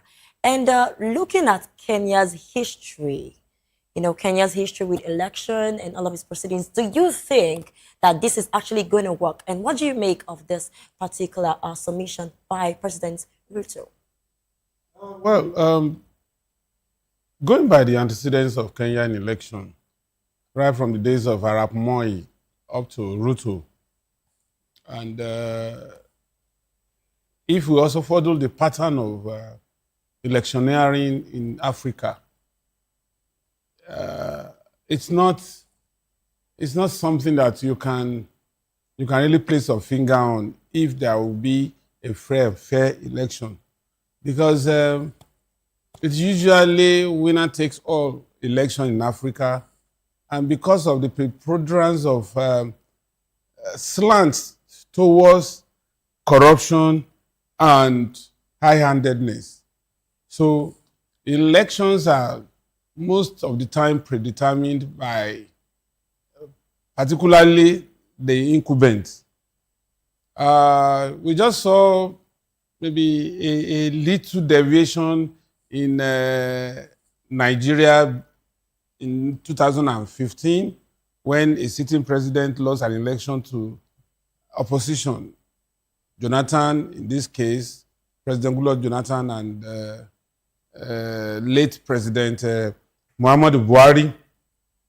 And we also had that of Ghana, when Mahama, the current president, lost to another candidate, but is now taking his return. So, but Kenya had been bedeviled by crises arising from unpopular government policies, and so up till now, there's a semblance of restiveness in Kenya, and opposition had been clamped down.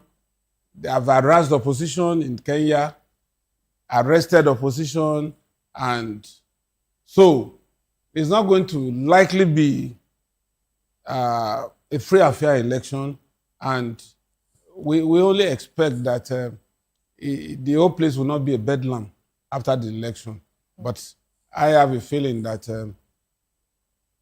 except something changes, Ruto might come back after the election, and with supposedly landslide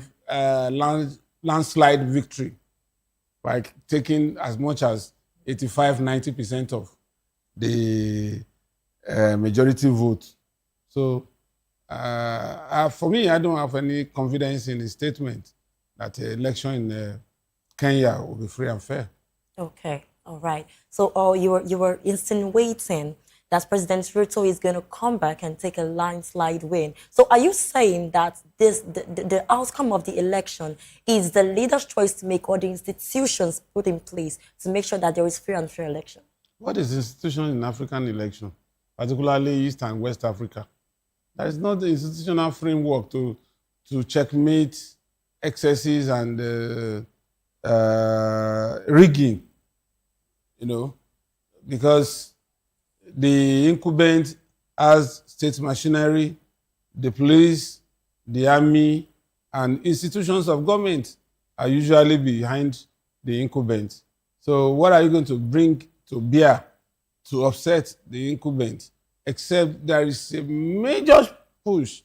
And from all indications, there is no major push that can upset this man, Ruto, in the next election in Kenya.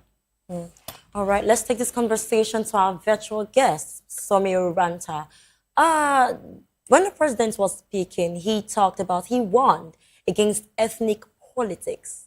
He won against ethnic politics. Do you think that there is still divisions, or do you think that divisions are still a major concern in Kenya and could actually pose a threat to the Kenyan election? Well, I think I will just refer you to what Pitbull had to say towards the end of apartheid in the 80s, where he stated that Africans, blacks, do not have what it takes to govern themselves. That if you give them governance, they will turn it to a tribal thing, turn it to a religious thing. You give them power, they will use it to kill one another and all that. Africans that something years after have still not been able to move away from that tag, that Bota had to put across. So it's tribalism, ethnicity, and all that will come to play in that country. Africans love to whip up these things and sentiments so that they can divide the people and then hold on to power, in perpetuity.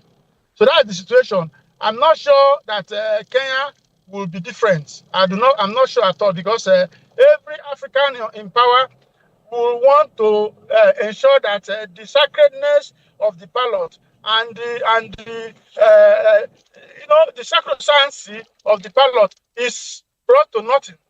That is the problem. So I'm not sure that Kenya will be different. All right, now let's move to being solution-oriented.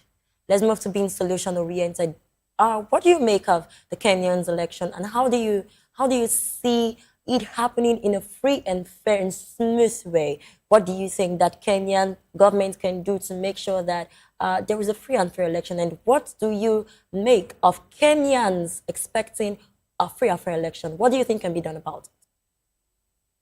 Yes, the only way for that to be is for people to begin to look at service, as leadership as service, and not to superintend and become an overlord. Until they begin to see leadership as a call to service, there won't be free and fair election. Because when they come in as overlord, they will do everything possible to remain there. I think another thing that Africans, not just Kenyans, will do in that respect will be for them to ensure that the lure for public office, the huge, unaccountability, and all the perks of office is reduced to the barest minimum, so that will make people seeking public office, it will become unattractive. That's the only way. Insofar as African leaders are still living, like laws and emperors, that will not happen. I don't see Kenya's situation being any different for now. All right, we hope and be expectant that Kenyan's election is going to be free and Fair. Well, let's take this conversation back to the studio. Now we are tilting this conversation towards Cameroon politics, Biya reshuffling military leadership. President Biya has been away for a while. Do you think that this military leadership reshuffling, is this the right time for it? Do you think that there is a political calculation behind this? What do you make of this particular story? You see, the truth about it is that Biya's stranglehold of Cameroonians is legendary. Biya came into power, I think, in 1983 or thereabouts.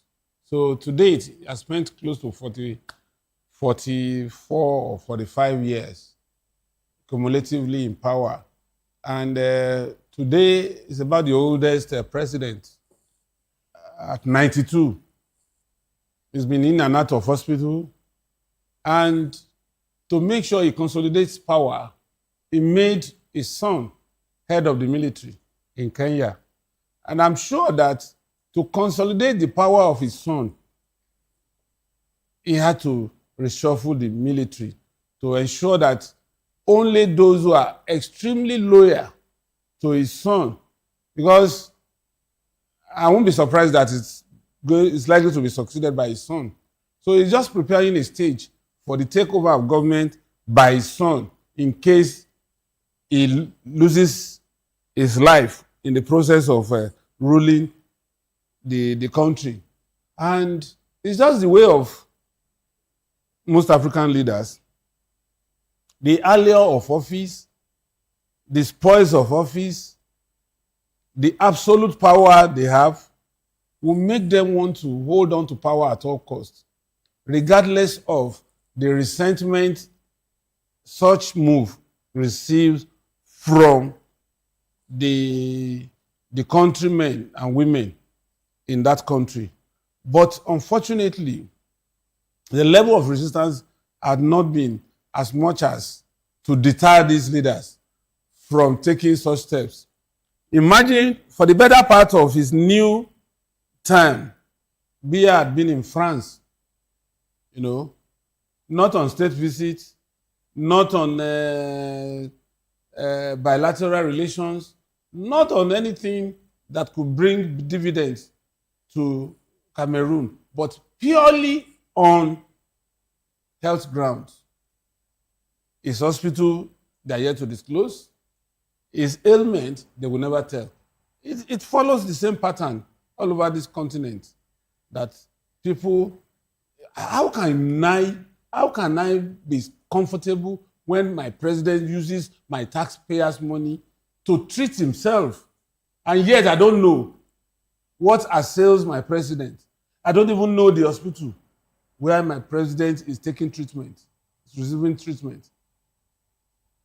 The last days of Fidel Castro as president of Cuba, it was live on TV. When he was on life support, it was live, where oxygens were fixed on him and all that, until he breathed his last. Everybody was in the know.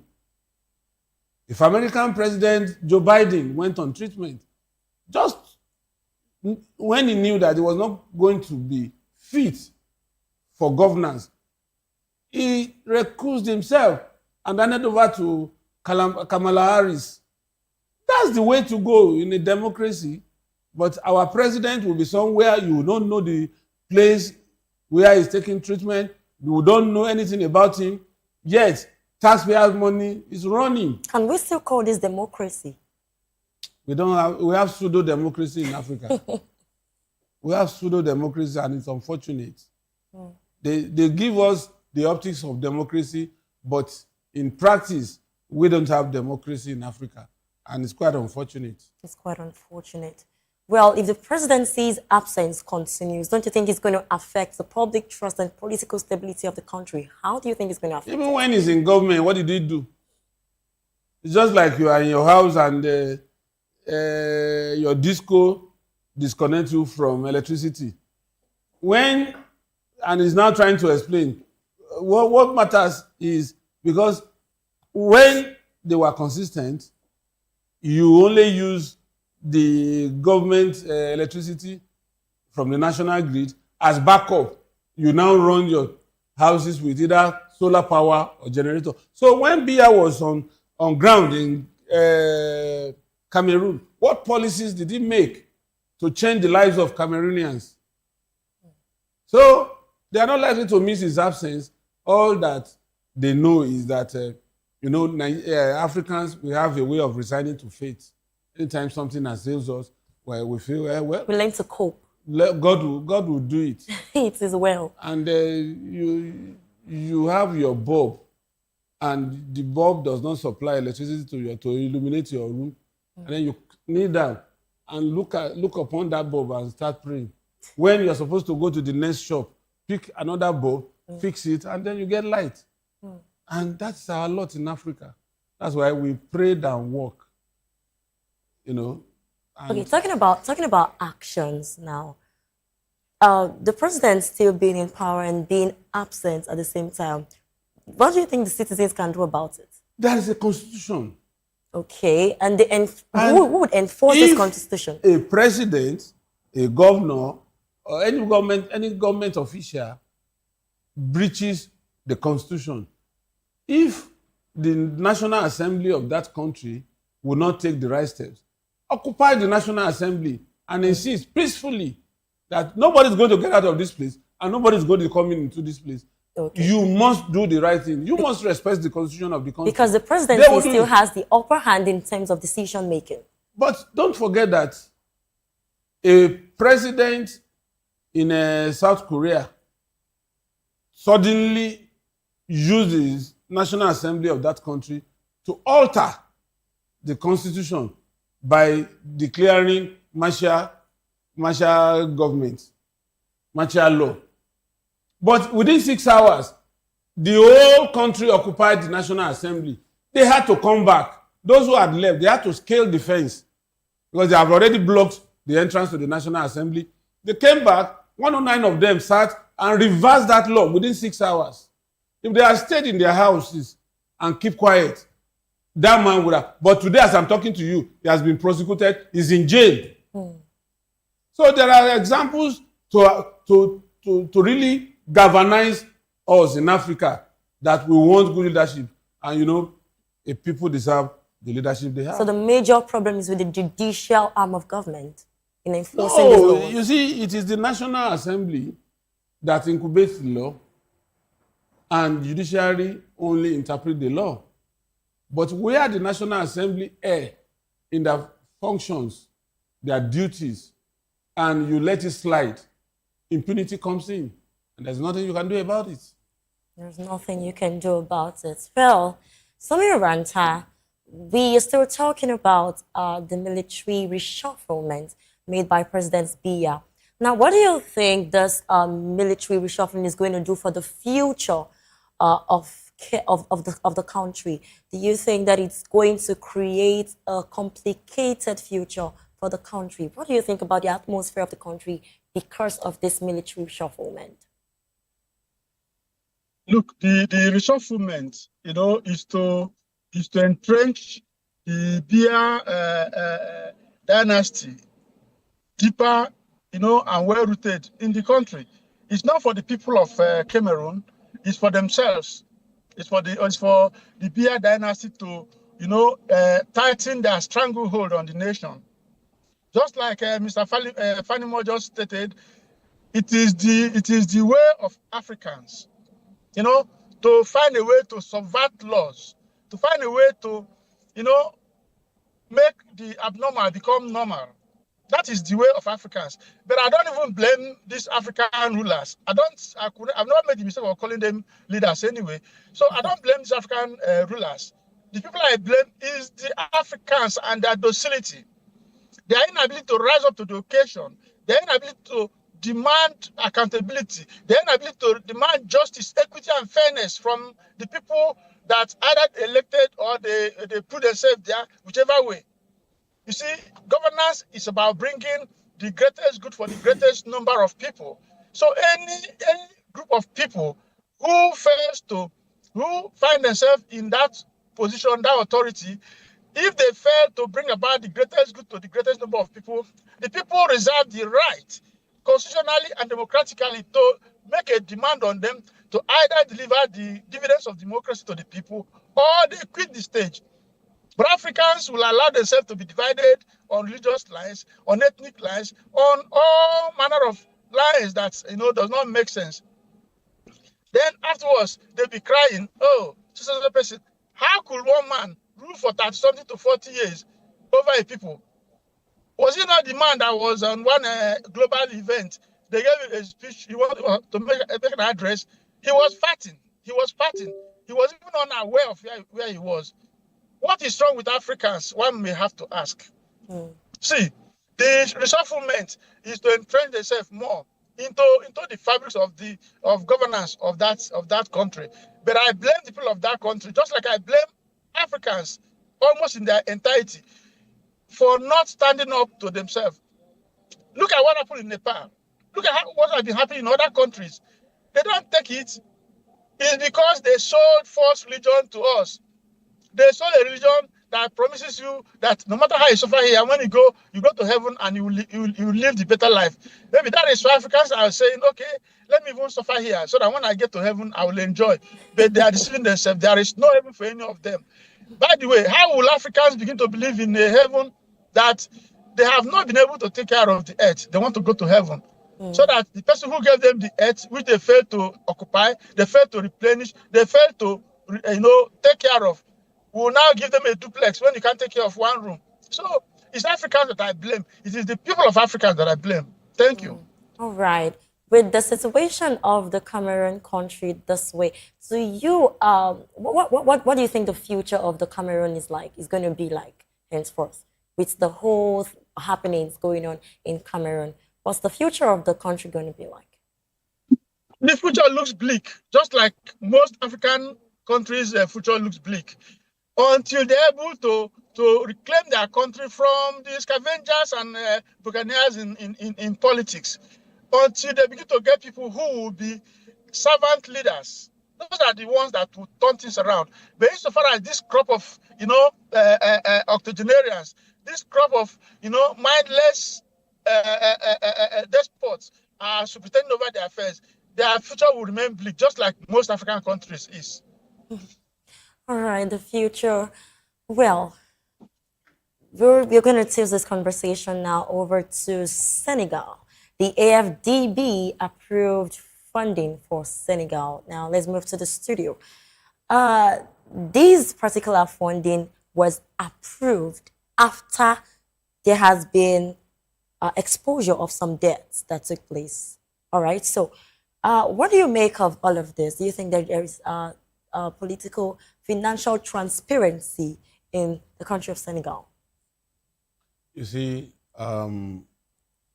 it's one thing to approve funding for some of these African countries because AFDP is an African institution established for the growth of and development of Africa. And so there's a pool of funds that you can access in AFDP. And that is what Kenya has been able to access. But unfortunately,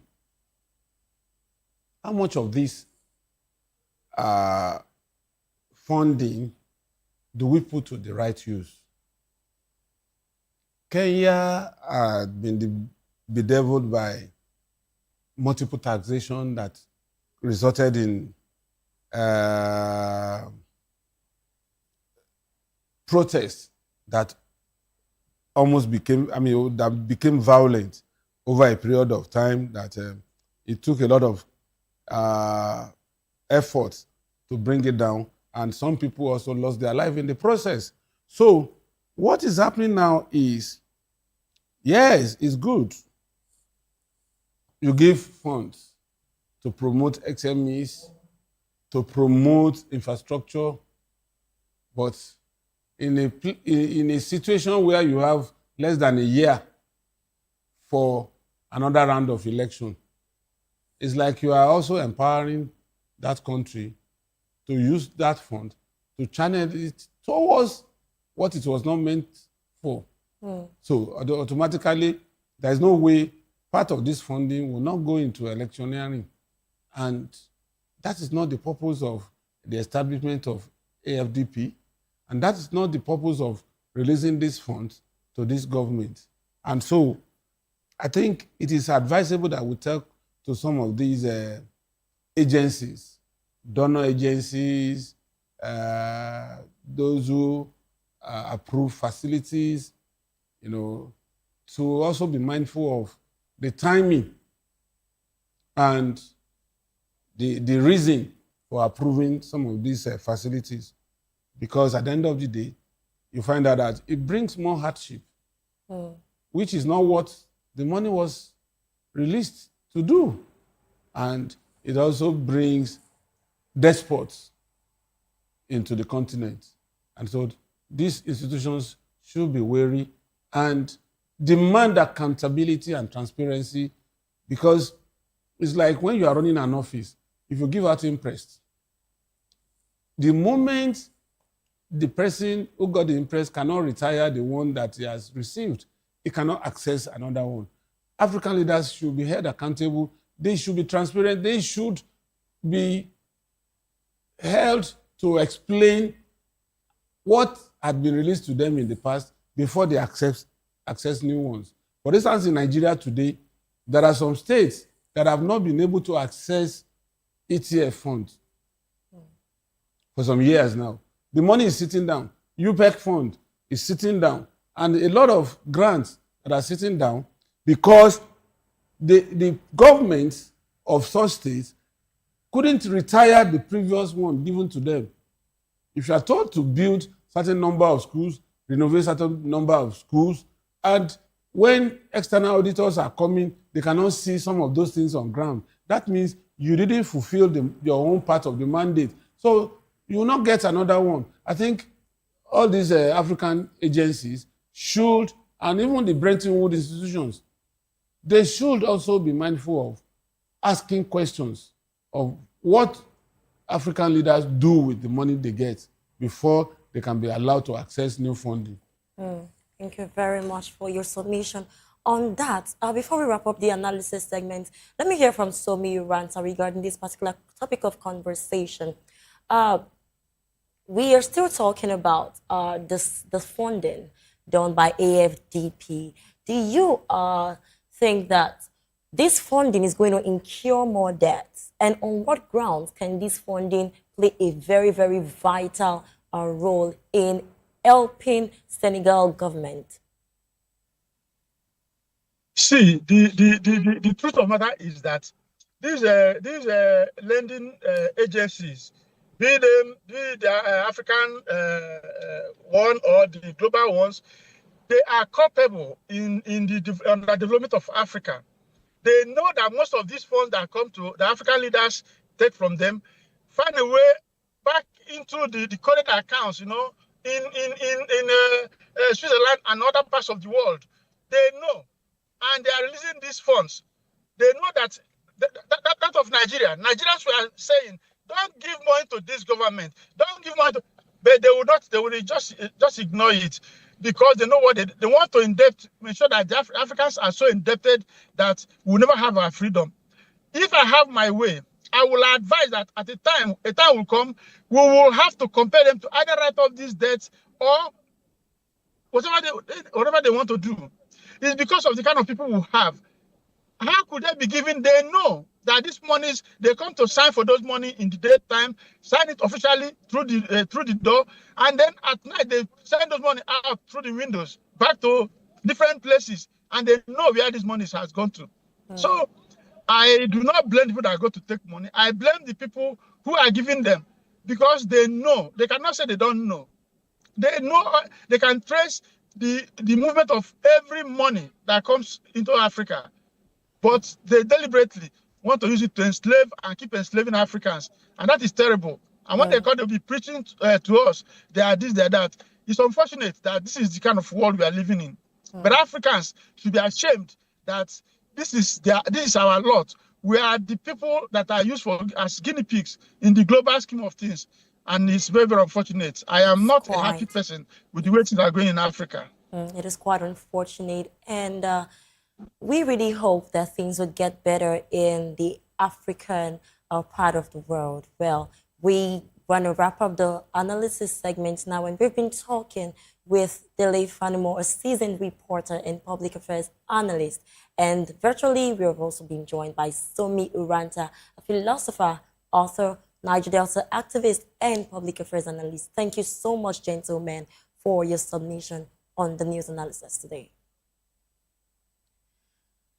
Well, you're still watching the African news on Voice of the People television. When we return, opposition calls for end to dictatorship. These and more stories coming your way after the short break. Please do stay with us.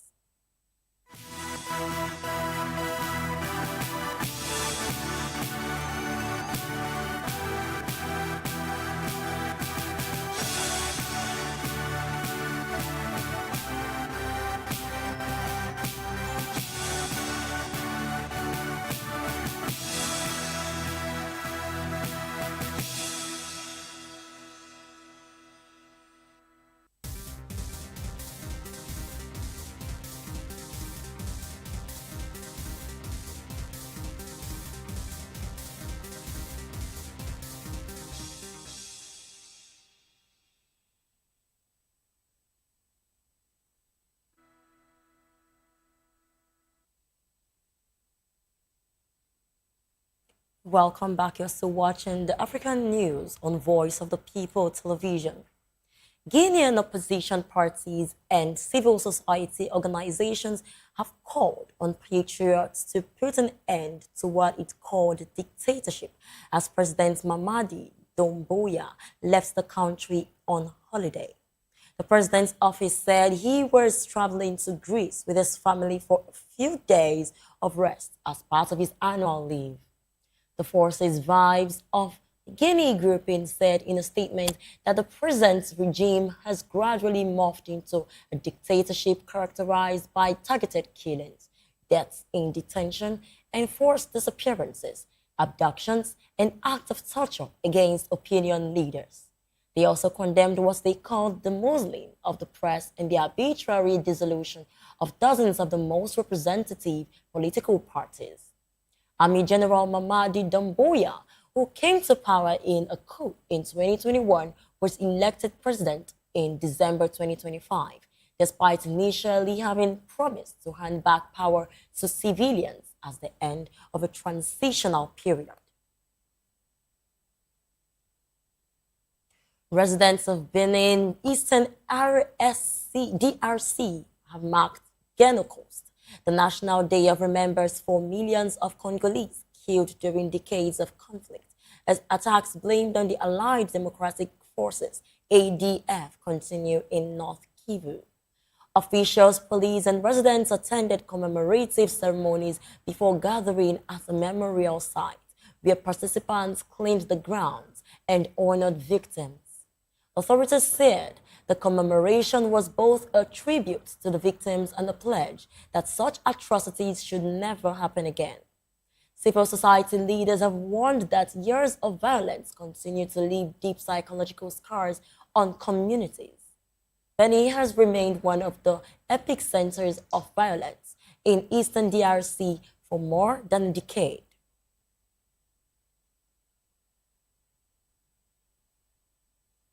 The UN's World Health Organization says testing of experimental treatments, preventive medicines, and vaccines for the Bundugyo strain of Ebola behind Democratic Republic of Congo's ongoing outbreak is advancing rapidly. The epidemic, the second largest and fastest spreading on record, was caused by the rare Bundibugyo strain of the virus, for which there are no approved vaccines or treatment. Acting head of WHO's R&D blueprint program, Vasily Murthy, told journalists in Geneva that research protocols developed before the epidemic's onset have helped speed up testing of new treatments. He cautioned that only clinical trials could determine whether treatments and vaccines are effective. The epidemic in Congo has so far defied health workers' efforts to contain it. As of August 1st, Congo had recorded over 3,700 confirmed cases of over 1,600 confirmed deaths across 49 health zones in 9 provinces. Well, we'll take another quick break, and the African News returns with business and other stories. Please do stay with us.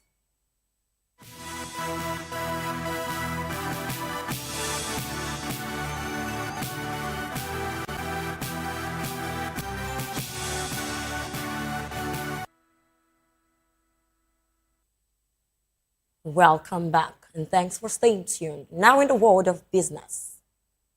The South African rand was steady in early trade on Tuesday as investors watched for developments in potential United States-Iran talks and awaited key United States labor markets data. At 0612 GMT, the rand traded at 16.5150 against the United States dollar, just off its previous close. Analysts say the rand is taking direction from global factors amid conflicting signals on United States-Iran talks and rising tensions near the Strait of Hormuz. The United States dollar also gained against a basket of currencies, while oil prices rose by about 1%. Experts say any move in the rand this week will depend on progress in United States-Iran talks and Friday's United States employment data. South Africa's benchmark 2035 government bond yield held steady at 8.49%. But in the world of sports, hosts Morocco dropped Group A at the Women's Africa Cup of Nations WAFCON, despite failing to score from 2 penalties in an 0-0 draw with Senegal. Morocco advanced to the quarterfinals by finishing with 7 points, while beating Kenya convincingly and Algeria narrowly in earlier matches in Rabat. Algeria ended 2-0 victory over Kenya in another match played simultaneously, as they booked a last 8th place by coming second with 6 points.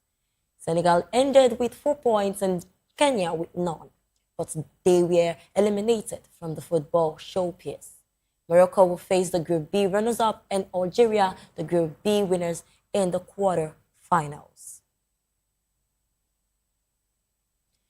South Africa's Banyana head into their final Women's Africa Cup of Nations WAFCON Group B match in Casablanca on Tuesday, needing a win to keep their quarter-final hopes alive. A victory over Burkina Faso would take them to 4 points, but they would only progress if Ivory Coast beats Tanzania in the other group game. A draw in that match would eliminate South Africa even with a win. Tanzania currently holds the advantage over South Africa on head-to-head after beating them 2-1 in the opening game. Only the top two teams in each group advance to the quarterfinals. The winners there would secure automatic qualification for the 2027 Federation International's the Football Association, FIFA, Women's World Cup in Brazil. And with that, we've come to the end of the African News on Voice of the People Television. Don't forget to subscribe to our YouTube channel at Voice of the People TV. On Facebook, we are VOP TV, and on other social media platforms, we are at VOP TV Live. If you witness news happening near you, we want to hear from you. Send your eyewitness reports, event coverage requests, photos or videos directly via WhatsApp to 0814-606-4057. You can also reach our newsroom by email at news@vop.ng. I am Praise Peters. Thank you for watching. Do have a good afternoon.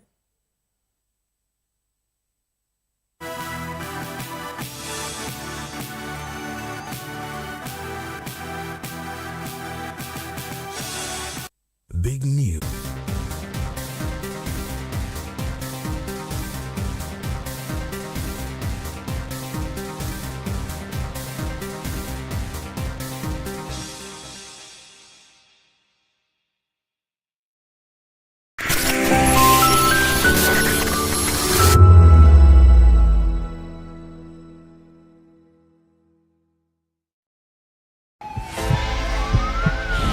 This is Health Check, your weekly guide to better living, smarter choices, and trusted answers. From everyday wellness to urgent health issues, we've got you covered. Health Check, only on Voice of the People Television, where your health has a voice.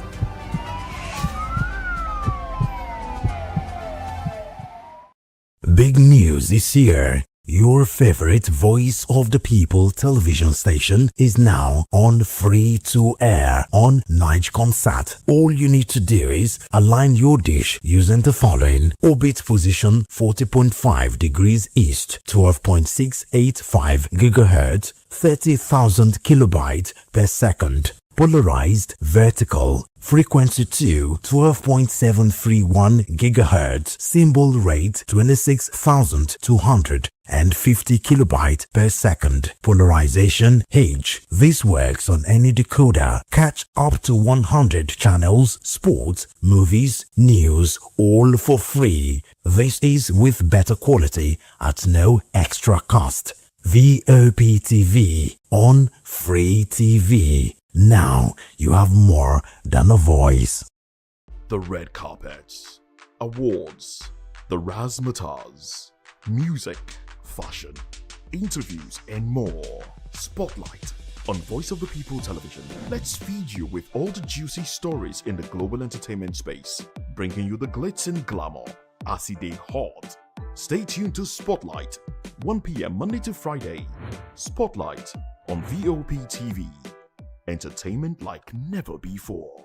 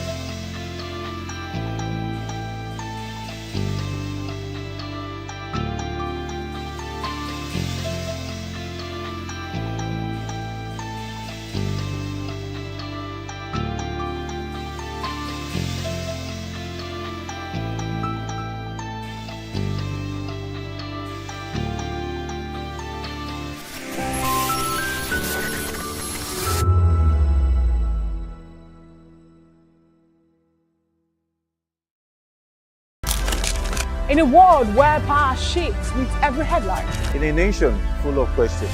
In a world filled with noise, the truth needs a voice. The policies that shapes our world and the economy that determines our future. Every hour, every day, the grapevine keeps buzzing. And together, we are committed to telling the stories that shape our world because your voice is our focus. Don't forget, our voice matters the most. Let us come together and share our concerns.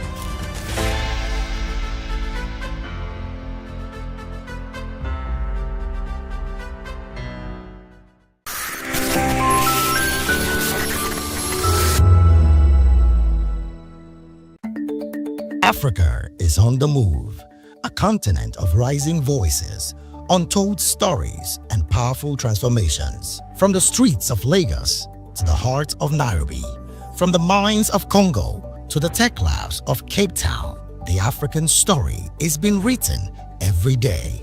Bold, dynamic, unstoppable. This is African News on Voice of the People Television. We don't just bring you the news. We analyze and bring you Africa's heartbeat, the politics that shapes our nations, the economies that drives our future, the cultures that defines who we are, the voice that must be heard. Africa News, Africa's voice, Africa's future. Where Africa speaks, the world listens.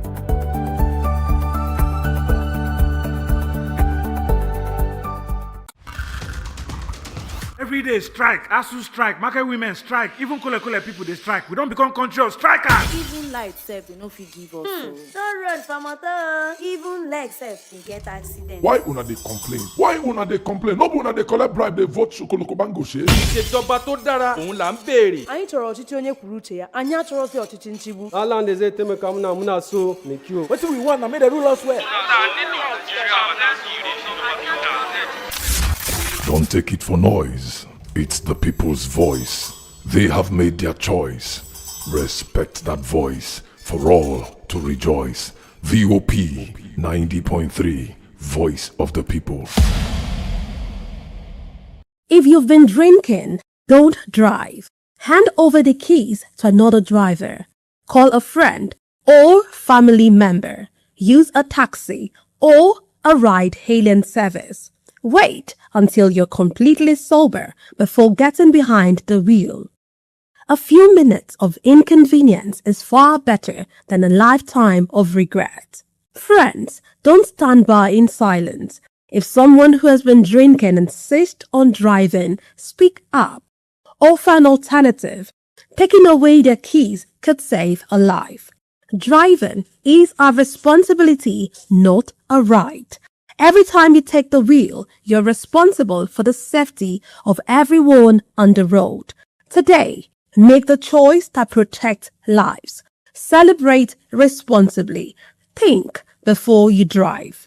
If you drink, don't drive. If you drive, don't drink. Because every life matters and every safe journey begins with the right decision. This message is brought to you by Voice of the People Television. In a world where power shifts with every headlines, news breaks and events happens, we bring you unbiased and explicit information on politics, economy and state of the nation. We break down the chaos. Facts, not fluff. Truth, not spin.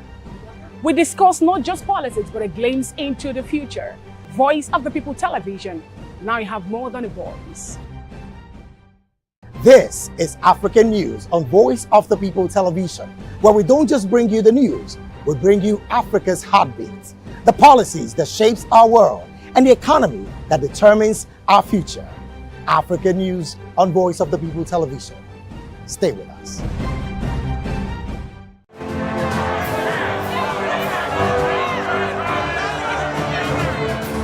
Do you want your voice to be heard? Do you know that you matter in the scheme of things?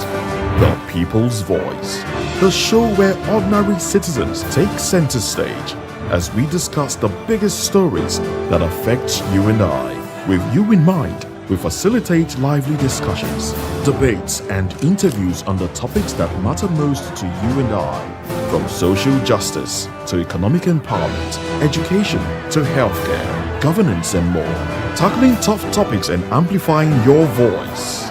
Join the conversation and make your voice count. The People's Voice. Make your voice count. VOP TV. Now you have more than a voice.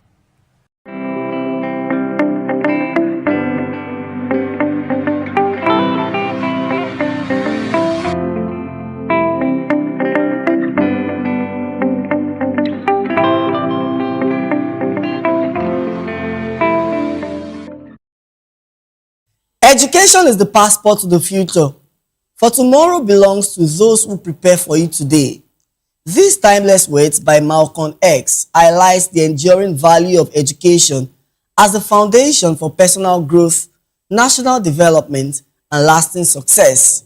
Good afternoon and welcome to another edition of Edu Dialogue on Voice of the People Television, the program where we examine critical issues in the education sector, analyze policies and reforms, as well as spotlight innovations shaping the future of learning in Nigeria and across the world.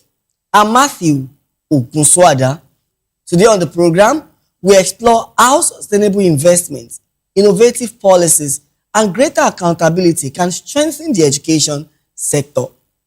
The Minister of Education, Dr. Tunji Alausa, has urged state governments to increase investment in education, describing the sector as a catalyst for Nigeria's future development. Speaking at an executive retreat organized by the Committee of State Commissioners for Education in Nigeria, in collaboration with the Nigeria Governors Forum, state government, and the Federal Ministry of Education in Abuja, the minister stressed that sustainable national development depends on a strong foundation of quality education. He called on states to prioritize quality, access, and infrastructure by investing in instructional materials, improving school facilities, and recruiting more teachers. Dr. Alausa also emphasized the effective use of school census data to strengthen planning and monitoring, noting that a robust basic education system is essential for developing the skilled workforce Nigeria needs. Now, joining me to discuss this is Mr. Nelson Kingsley. Mr. Nelson Kingsley is an accomplished executive business coach, is a strategic management consultant, is a leadership development expert, and the rector of Learn to Live Business School. Good afternoon, Kingsley, and we're very glad to have you join us on the program. Good afternoon. Thank you so much. All right. Now, the Minister of Education has described education as a catalyst for Nigeria's future. How significant is increased investment in education to the country's overall development? Okay, increasing the investment, I don't think is a challenge. Yes, is a need. There's a need to increase investment. But I think the major thing there is the policies we have in respect to education. How effective have we implemented those policies? Are they functional? Let's start from there. He's a minister. He has the capacity to say this is not working, this is working. That's just one part. But if we are to be sincere when it comes to education, it's not just the funding. If I'm to say personally, my opinion, there will be need to start all over again. Think that's just where to start from. Start all over again. Yeah. All right, Doc, do you think that state governments are currently investing enough in education? And what areas requires the most urgent attention? Okay, for the word investing has a whole lot around it.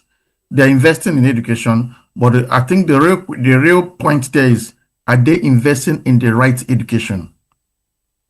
I think that's the major point. Are they investing in the right education?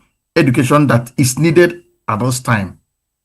So it is one thing to invest, it's another thing to invest in the right place and get the needed return. It's another thing to also invest in the right place and follow it up with all the KPIs to get the right return. So these are the elements that guide investments. All right, the minister also emphasized improving school infrastructure, instructional materials, and teacher recruitment. Which of these should state begin to prioritize, and why? Okay. The infrastructure, beautiful. But when it comes to instructional materials and recruiting teachers, for me, we're not getting it right. The question is, who are you recruiting? Which instructional material is he going to use?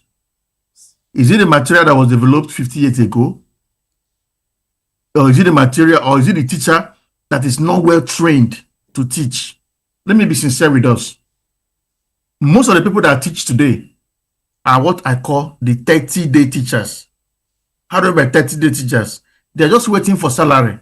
They are just there as teachers waiting to, they're using it to just to stay while they are looking for somewhere else. I mean, they are in class applying for jobs somewhere else. So these are not people that are called to teach. Teaching is a calling. Teaching is something that you devote yourself into. So as I speak, most of the modern teachers or the younger ones that are into teaching are not ready to even do teaching. So they're using it to while away time because of the level of unemployment. So teaching becomes a waiting hold for them. That's just simple truth. So if we are to go back, two things we need to, like I said earlier, look at the curriculum completely. Maybe as time goes on, we can go into that. Then the people that are going to teach, we need to prepare them again. We need to retool them again if we're going to get it right. So it's not about recruitment. Okay, sir, you mentioned something about curriculum, and I would just like to ask you, how do you think government can ensure that transparency and accountability is well ensured so that funds allocated to the education sector are used efficiently and they are able to achieve measurable input? And then in what aspect do you think the curriculum needs to be overhauled for significant development? Okay, I love the word input because all you mentioned is about input and output. However, between input and output, there's a what called process. Now, the reality is this, both for accountability, getting the right results, curriculum, on a personal ground, where we should be learning is in primary school. I mean, the ABC and the rest of it. For primary 3, primary 4, 5, and 6, there should be skilled work at that level. Now, from JS1 to SS3, there should be production of minor things that we use in our society. Things like toothpick should be produced in secondary school. You know, those small things.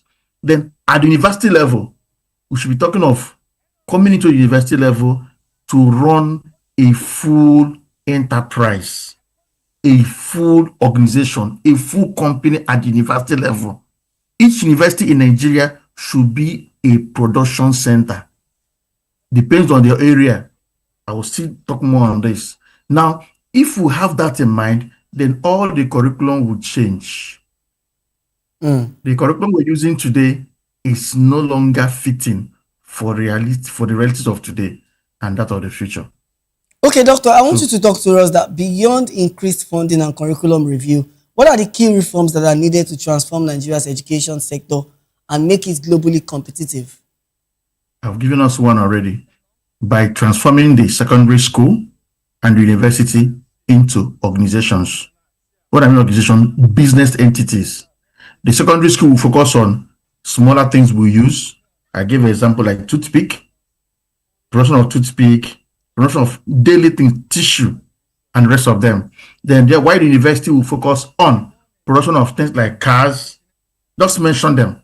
It simply means that a company like Toyota will come into Nigeria. They don't need another massive land somewhere. They will get into all the engineering universities in Nigeria that said, yeah, I mean, into engineering. They find out that the area of strength, know what they can produce. They probably cover like 10 or 20 universities for production of their car. So if this university can produce only doors, this one can produce only boats. So can produce, by the time they cover the 10, they are producing, they have a car manufacturing assembly in one or two of them.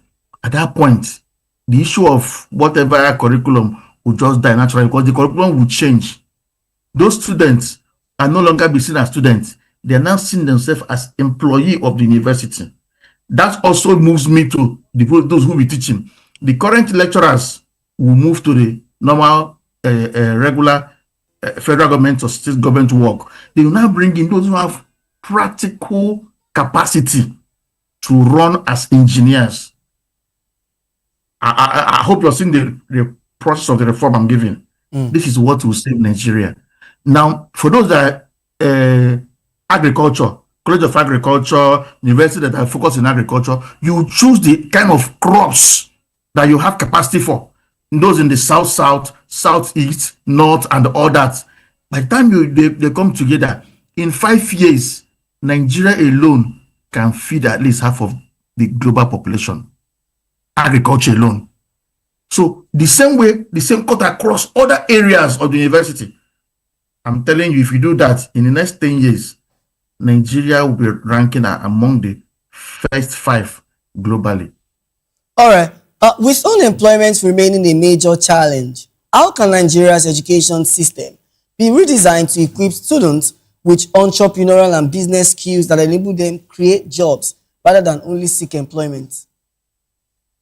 You don't need to equip students to create jobs.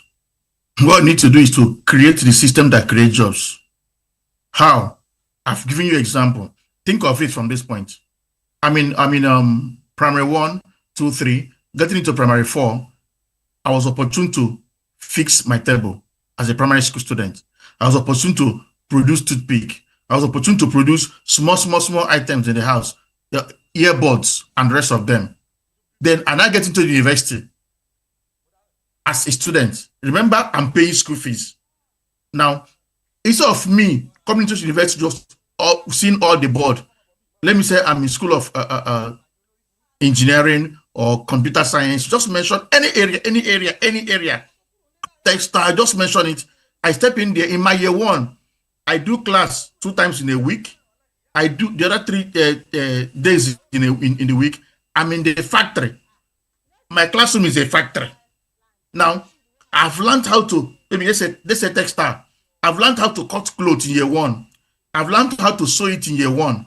In year 2, I become so good in year 2 on knitting and everything about clothes, suits, shirts. I just mentioned them. By year 3, I'm already being part of those that discuss how to sell these clothes, export it, and all that. By year 4, which is my graduation year, I'm already coming out as a full brand clothing person. Sir, will I look for a job again? 2 things will happen. If my parents are good enough, as far if they have the money, I will set up my own factory even from year 3 in my location as I'm leaving the school. Year 3 already. Then if my parents are not buoyant enough or giving money for factory, or I don't have a loan for factory, I already have a business line. I will join the value chain of distributing those materials sewn and produced in my school to other nations, to areas that are not that's need for it. So I'm already in business. So telling us to equip you for entrepreneurship and all that. No, let the school on its own be an entrepreneurial center that creates a value chain from beginning to the end, down to exportation. Then I will come and become part of the value chain naturally. So if you do that, unemployment will die naturally. It's interesting that you mentioned the role of school, Mr. Nelson. And I would just like to ask you, what role should entrepreneurship education, vocational training, and stronger partnerships between schools, industries, and private sector play in preparing students for today's digital economy?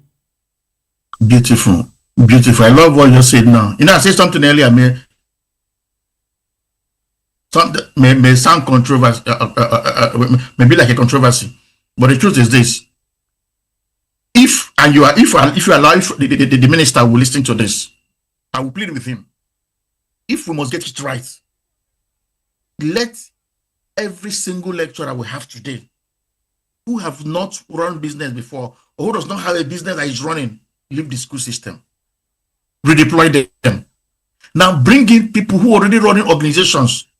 I will give you an example. Do you know what it will look like if someone like Tony Lumelu is running banking department in the school? Jimovia is running banking department of a school. You think they will be teaching banking the normal way? No. I was opportune during my days in the high institution, because I was working, I was going to school. I stepped into the class one day. The man was teaching us loan and all that. And what he was teaching was totally off. It was a combined class of all the faculty of science and faculty of art and that. Over 500 students, or even up to 1,000, if I can remember. I don't know what within me. I just say, sir, this is not the current loan process and all that. The whole class went dead. He asked, who is supporting this young man? Just one person out of about 500 to 1,000 students. And the person said, because of his background, he gave me the marker. So I come and teach. Started teaching them how to, the short-term loan, the long-term loan, the duration, how to, the percentage, the 57%, the 33%. And I broke it down. There and there, he made me the course rep. Now, I was able to do that because experience I have. But every single person in that room is learning what was written 15, 20 years ago, 30 years ago. Will it be useful? The answer is no. So I'm simply advocating for entrepreneurs to be useful. Bring them into the school. Convert the school into companies. It's as simple as that. So what they do outside, they bring it in and do inside the school. So they are producing entrepreneurs in different areas, down to health sector. That's the only way out. Then our basic current lecturers should be moved to civil service, and also be encouraged to come and start their own businesses. Just a switch, and things will get right. You may not do 100% switch, but at least let's do it 50-50, or 30-70, or even 20-80. 20 raw entrepreneurs, 80 of raw entrepreneurs, 20 of administrators, so that we can still maintain the school curriculum, the school environment, and all little administrative work, and we are good to go. That's simple as that. All right, thank you so much. Nelson Kingsley is an accomplished executive business coach. He's a strategic management consultant. He's a leadership development expert and director of Learn to Live Business School. Nelson, thank you so much for your contribution on the program. Thank you so much. I appreciate it. We look forward to having you some other time. I hope they will listen and start implementing. That's all I'm asking. Thank you With so this, Nigeria much. is very good. Yeah. We have all it takes to get it right, yes. But we need to get the right people, to drive this reforms. It's not about grammar. It's not about the laws. It's about doing the right thing. And once we start, in our own little corner, that's what we are already doing. Yes. So if they can do this, give us 5 years, we will rule the world. We will rule the world. Yeah, Nigeria will definitely rule the world, and Nigeria will. We have the capacity, we have the human being. It's just to put the necessary laws. Thank you so much. I really appreciate the opportunity. Thank you so much again, Kingsley Nelson. Yes. All right. Thank you. You're still watching Edu Dialogue on Voice of the People Television. We'll take a quick break and return with top stories in Nigeria's education sector. Do join us again.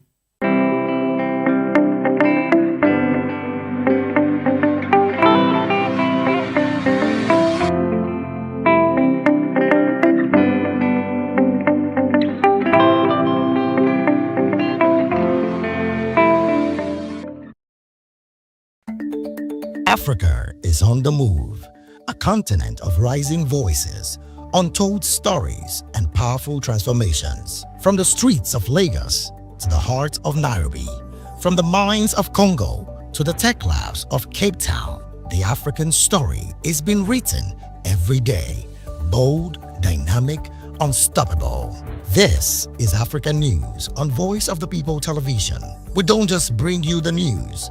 We analyze and bring you Africa's heartbeat, the politics that shapes our nations, the economies that drives our future, the cultures that defines who we are, the voice that must be heard. Africa News, Africa's voice, Africa's future. Where Africa speaks, the world listens.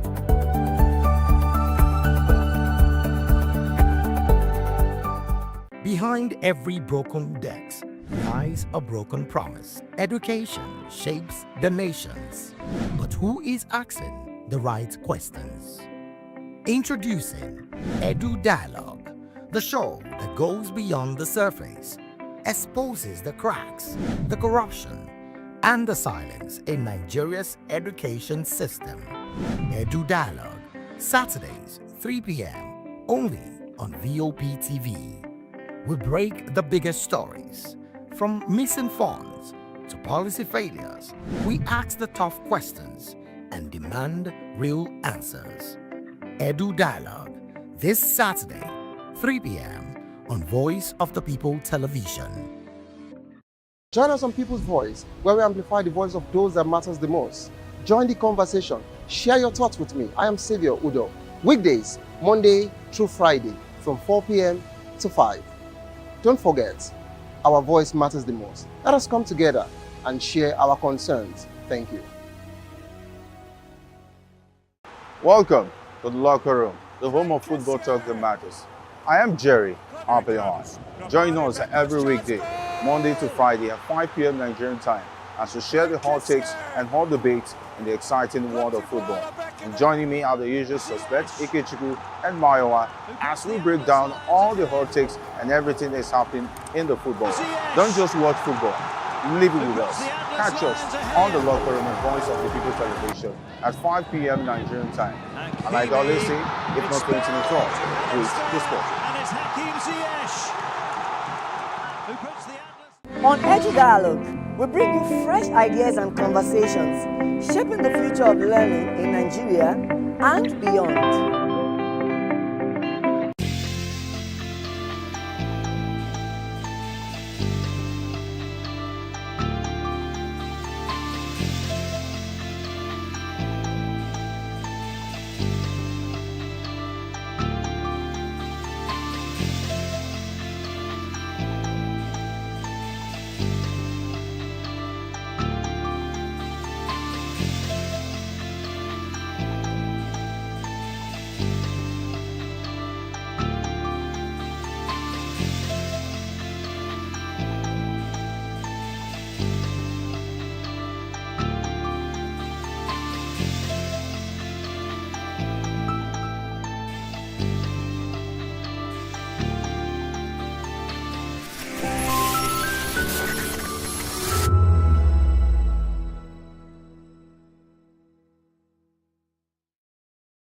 Step into a world where stories unfolds, secrets unravel, and dreams come alive. Every story has a legacy. Every legacy holds the power to inspire.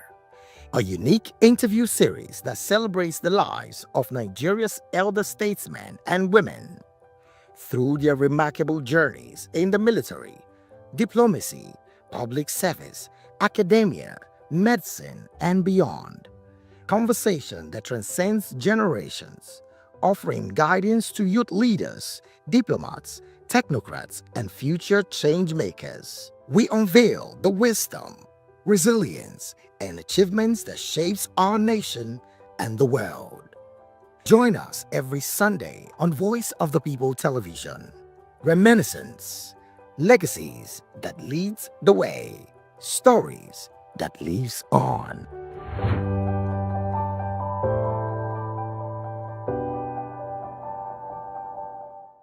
Hey guys, what's up? How you all doing? They call me Ovisha Nelson One, your number one celebrity host, and you are watching Voice of the People Television, VOP. Stay tuned. Uyi Osarate is my name. I am a friend of the microphone, Voice of the People TV. That name is unique, and the brand is very sweet. I like the packaging, picture qualities, camera qualities, and then of course, the quality of human beings that I see sometimes on your channel. I talk and get paid, and I look forward to being in your studios. Oh yes, you are on to Voice of the People TV, live here in Benin City, the cradle of black civilization. What are you waiting for? Tune in, bro. VOP TV. Now, you have more than a voice.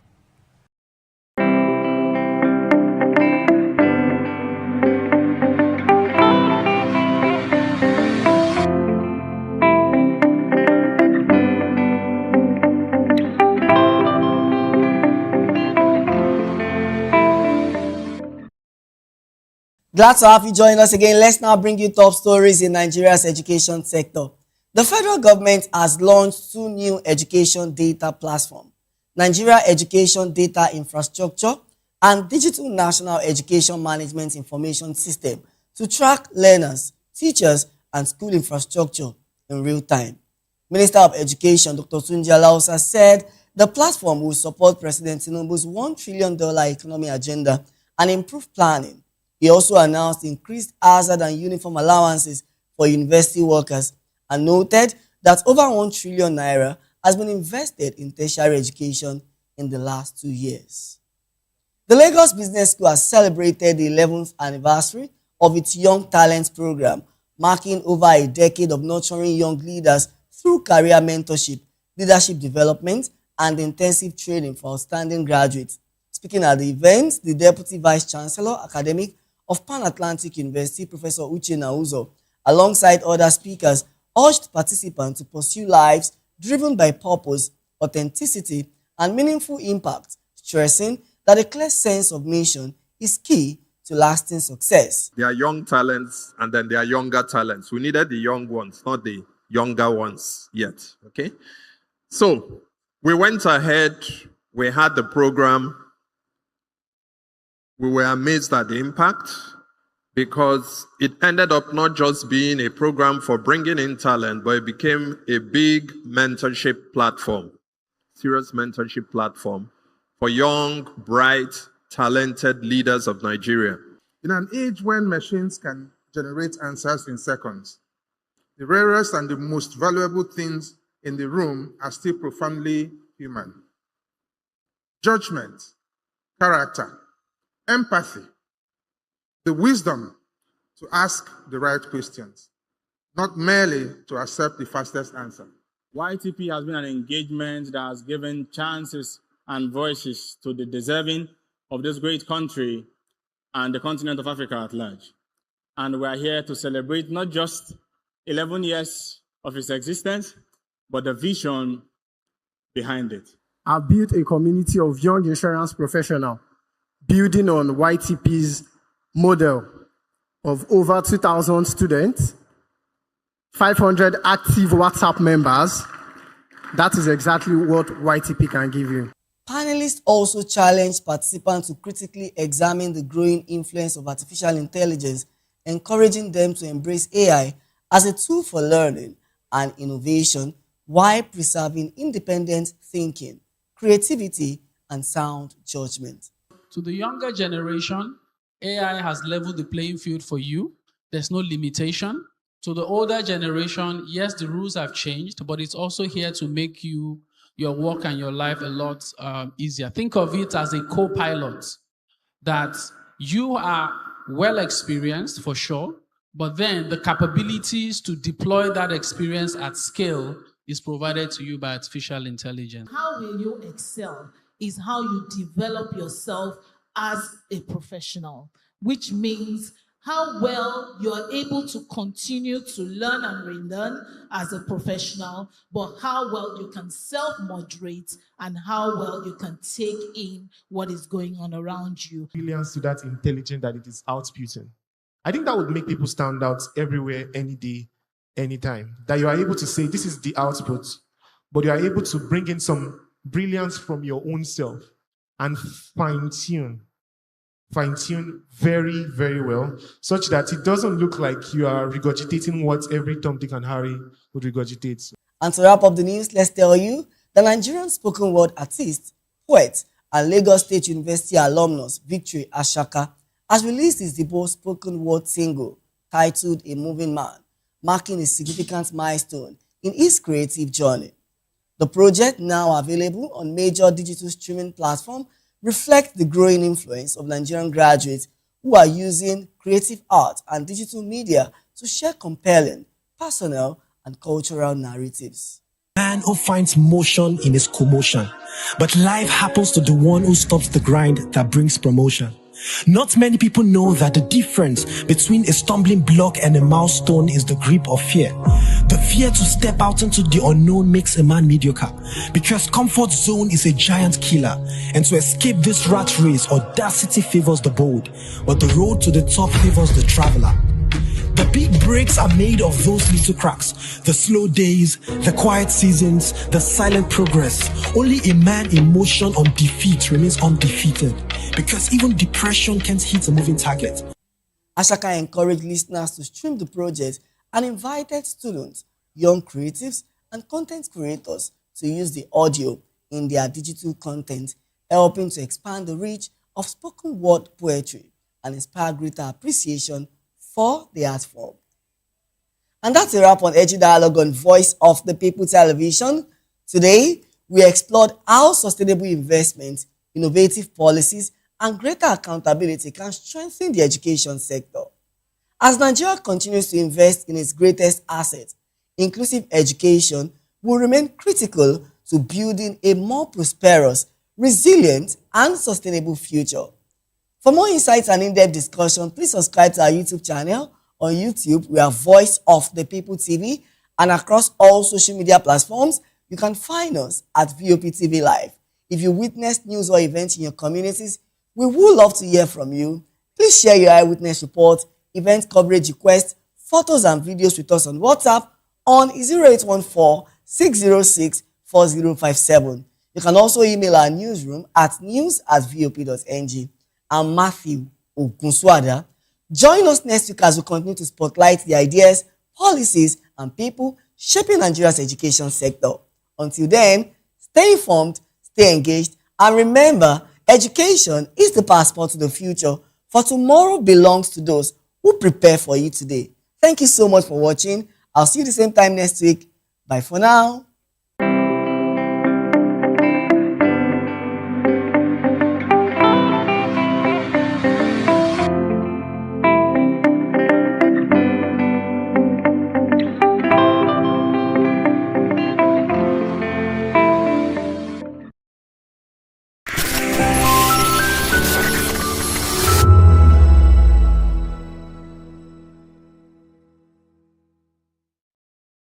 Nigerians, your voice matters, and in 2027 it starts with your permanent voters card, your PVC.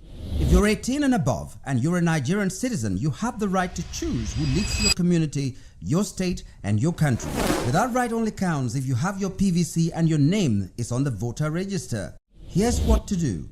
First, check if you're registered. If you're not, or if you've moved, lost your card, or turned 18 since the last election, go to the nearest INEC office or an INEC registration center. Second, it's free. Don't pay anyone for any registration or collection. Third, collect your PVC early. Don't wait until the week before elections. INEC will announce dates. Listen to radio, TV, and follow INEC's official pages. Your PVC is more than plastic. It's your power to hold leaders accountable. It's how you decide on roads, schools, hospitals, and jobs for your community. When you vote, you decide the future of your children. Get registered. Get your PVC. Vote in 2027. For Nigeria to work, you must be a part of it. Your vote, your future, your responsibility. This message is brought to you by Voice of the People, VOP Media. In a world where power shapes with every headline. In a nation full of questions. In a world filled with noise, the truth needs a voice. The policies that shapes our world and the economy that determines our future. Every hour, every day, the grapevine keeps buzzing. And together, we are committed to telling the stories that shape our world because your voice is our focus. Don't forget, our voice matters the most. Let us come together and share our concerns.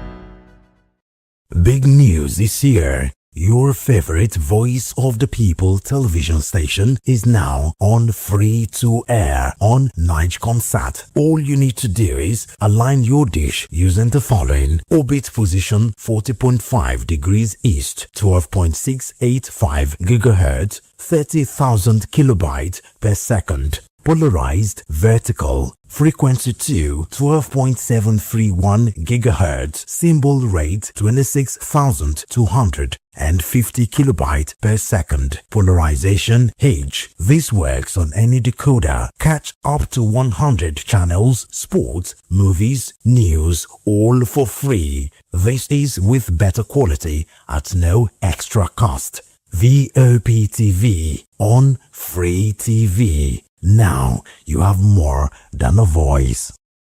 The red carpets, awards, the razzmatazz, music, fashion, interviews, and more. Spotlight on Voice of the People television. Let's feed you with all the juicy stories in the global entertainment space, bringing you the glitz and glamour as it is hot.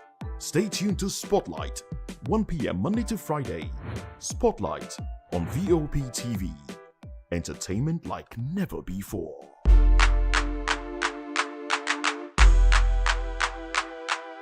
Hi, my name is Zoe Martinson, and you're watching VOP TV. What's up, people? It's your boy Dulo checking in. I'm here with the fisherman, Dulo, aka Kubi. I want to shout out the VOP, the voice of the people. Make sure you guys tap in, tune into the voice of the people today, tomorrow, and every day. Hi, everyone. My name is Princess Fithia Nkrumah, and you keep watching Voice of the People TV. Rukomi ni Akpeja. Ricky Adelaida, the fisherman. Voice of the people. I'm part of the people. So go on and always watch Voice of the People.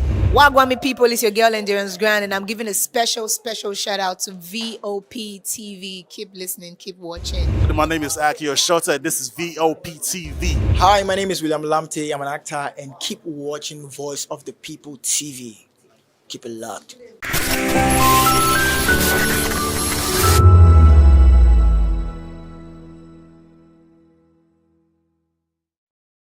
Presently, as I'm talking to you here, I am at the place where it all started back in 2022, the Slum Art School, Ijora Badia. You can see with me, students, teachers, of course you can see a whole lot of artwork and students all practicing and putting themselves to good use, because they say the idle mind is the devil's workshop. But these students are not idle. They're doing something with their lives. And I'm going to be talking to one or two of them. And I have Sadiq, please. My experience being with slum art and the students is to make better future for the students and be able to make things on their own pertaining to artwork or pet photo in the future in order to make their future more brighter. This is a collage. They call it collage. Yes, we call it collage. Okay. What are all these papers? That's magazines. From where? Where did you get all these magazines? That's discarded magazines. In 30 minutes max, yeah. 30 minutes? Yes, take care. I know they pay anything. Even school fees, book, socks, sandals, uniforms, anything. I know they pay. Before then, they another school. They know they do anything. Like then they speak, then they write, read. They know they catch up. But since we don't reach there, then they catch up. And there is something. If I speak English with no correct, then we correct me, say no, mommy, no, it's like that. They pray for them, make God bless them. We're here to kind of like celebrate, these children here, for the opportunity that was given to them by like Vadi to Ashe. So far, so good. The support has not been, regretted. It's something that we sat down, we thought about, and we clearly know the vision, what we're trying to get at, and what we're trying to get at is actually to like help these children to become more than what their current environment is kind of like bottling them into. Out here, you can see on top of me bottles, but they are just not bottles. They are artwork. And it means this is an art studio, upcoming art studio, that the students of the Slum Art School Ijora, Badia, will be using as a platform for them to exhibit art and, of course, intelligence. Of course, I have some of the students who are part of this art studio to give us a little bit of explanation. We have Taufik, Muiz, and Fawaz. Yeah, we went from picking bottle to putting rope, can see. We used the fishing line to hold it up. Okay. So we went from picking to putting rope and hanging. It means a lot to us because we like to do this for fun, something like carrying bottles, put it on, do so many things. A lot. Because me, I'm an interior decor. Wow. And my friend is fashion designer. Wow. So we love doing art. I learned collage and artwork when I entered the school. The teacher they are teaching well. We use magazine and brush and glue. Slumber started in 2018. Started with 10 different communities: Ijarabadia, Kyokyo Village, Magedon, Bariga, New Garage, Gidankwali. And that is the beginning of slum art. But we noticed that it's not just touch and go, just go into this community and you never return back. So we decided to engage more, implant ourselves into the community, build a school where kids can come in. So we take our kids from the street and those who just roam about the community. So we use art as one part. We do animations, we do photography. So depending on what the child wants to learn, we decide to just be a part of people's life in our own little way to help them shape in their future and help them come out of mentally come out of their environment.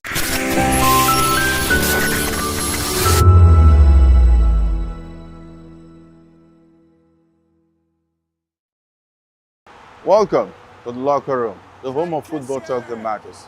I am Jerry Arpillon. Join us every weekday, Monday to Friday at 5 p.m. Nigerian time, as we share the hot takes and hot debates in the exciting world of football. And joining me are the usual suspects, Ikechukwu and Mayowa, as we break down all the hot takes and everything that's happening in the football. Don't just watch football, live it with us. Catch us on the locker room and Voice of the People television at 5 p.m. Nigerian time. And like I always say, if not 20 minutes off, please sport. If you've been drinking, don't drive. Hand over the keys to another driver. Call a friend or family member. Use a taxi or a ride-hailing service. Wait until you're completely sober before getting behind the wheel. A few minutes of inconvenience is far better than a lifetime of regret.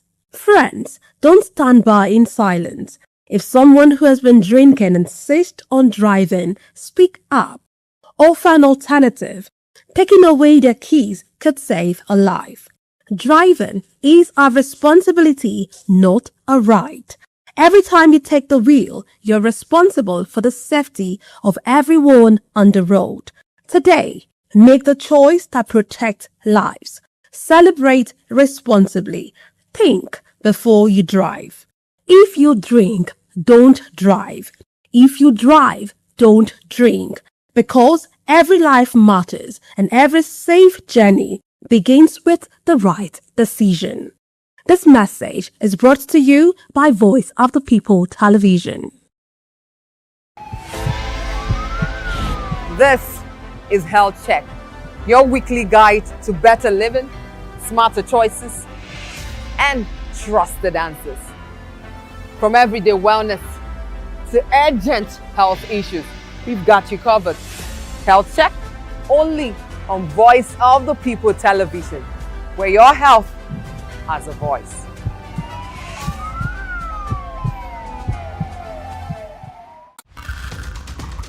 Every day strike, ASU strike, market women strike, even Kole people they strike. We don't become country of strikers. Even light self, they no fit give us. Don't run for motor. Even leg self, they get accident. Why una dey complain? Why una dey complain? No be una dey collect bribe, dey vote Sokoloko Bango ṣe. Ìṣèjọba tó dára, òun là ń béèrè. Anyị chọrọ ọchịchị onye kwuru uche ya. Anyị achọrọsị ọchịchị nchigbu. Ala ndeze temeka muna so make you. Wetin we want na make the rule us well.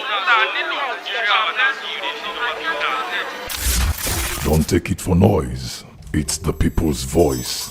They have made their choice. Respect that voice for all to rejoice. VOP 90.3, Voice of the People.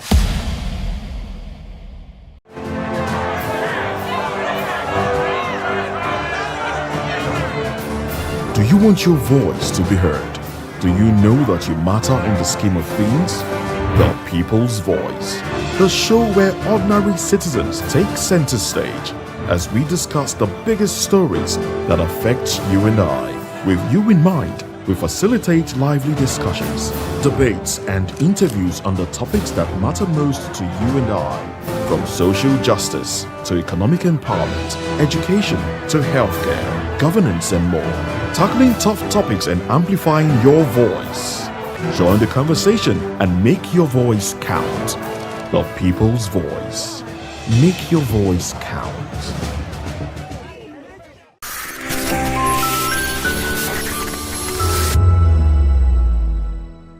Basketball, media, even road safety. The deaf community in Nigeria has proven that disability does not mean inability. But in an exclusive interview, a deaf rights advocate told us many still face barriers every day from classroom to workplaces. She recalled the painful memory of her dead uncle, who died in a road accident. That loss, she said, fueled her campaign for inclusive road safety, and now change is happening.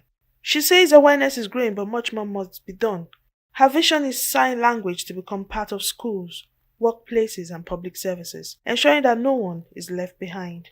Sign language is recognized as human right because, like George Gray would say, that inclusion is not a privilege of few, but human right.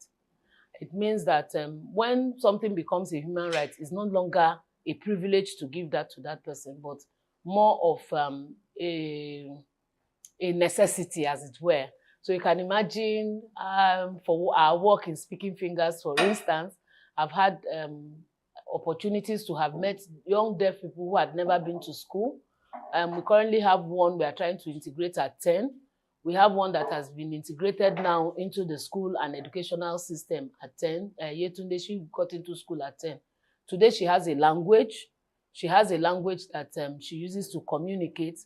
She can speak because she has a sign language to communicate. She's integrated. She currently plays for Milo. So, but backdate when we met her, Yetunde will just be there looking at you. She actually has a physical disability alongside her speech and hearing impairment. So you find out that sign language, she can be included. When it is made human rights as a right and not just a privilege, she's also able to access services because the world recognizes it as a language. I speak English today. I wasn't speaking English before. So I wasn't good. My fluency in English was bad. But today I could communicate and people can hear me. Likewise, I can also hear people. So sign language has become a human right because it's not a privilege, but it is a necessity. It is work in progress. Today, we're having this conversation because sign language has been recognized as a language far back 2018. Does it mean that the deaf community existed at 2018? No.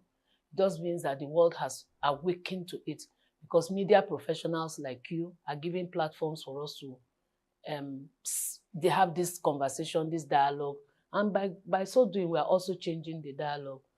So where really, I don't have instances to say this is it, but I kid you not, we are not where we used to be, even though we are not where we want to be in terms of creating that awareness.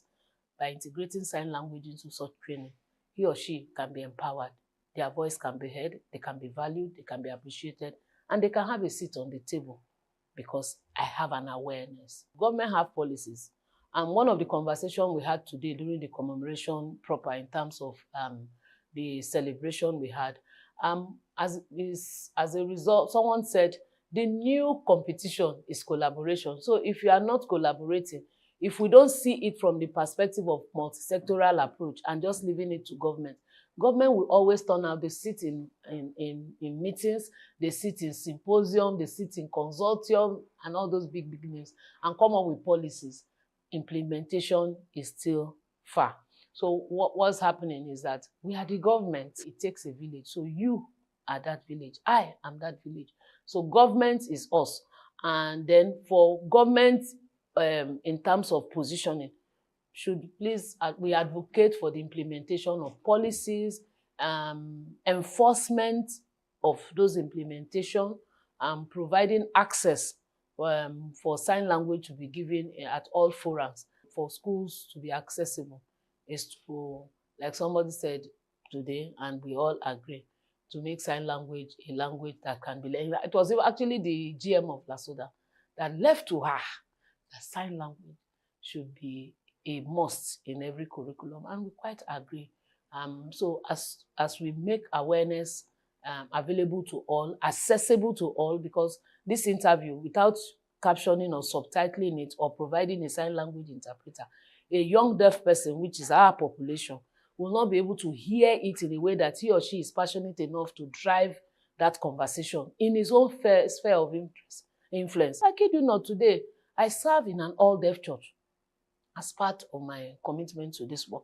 I serve in an all-deaf church, choir, usher, pastor, everybody, songs, everything is done in sign language, ensuring that sign language is signed everywhere. Deaf people are free to use their language. You and I learn how to sign and communicate with them and ensure that videos, things are accessible, communication is provided in an accessible manner. Truly just leave no one behind. So that's what this year is talking about. Seeing it from the perspective of, we are not doing them a favor. We are providing access. We are providing rights. We are ensuring that, look, you deserve this thing and you have to get it at whatever form. Even though we don't also want to build an entitled mentality, doing it from the place of empathy, understanding that we are all a work in progress, part-time. World Federation for the Deaf and the UN came up and said, let's discuss sign language as a right, as a full right. For her, inclusion is not a privilege, but a right, and she believes society must give the deaf community a seat at the table. I'm Onyeka Ogolo, reporting for VOP TV.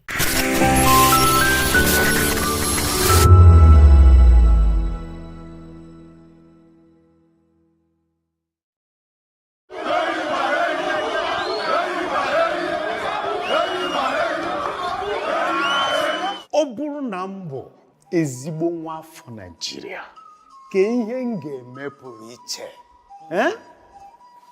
Nwanne m nwoke, Adanne, m ga-akwụ chi n'eziokwu, kwanyere ndị ọzọ ugwu ma lekọta obodo anyị anya. Gbam! Ụmụnne m na ụmụnna m, obodo anyị bụ Naịjirịa ga-aga n'iru ma ọ bụrụ na anyị jikọta aka kwado ndị na-achị anyị ka ha mee nke ha anyị ga-emekwa nke anyị.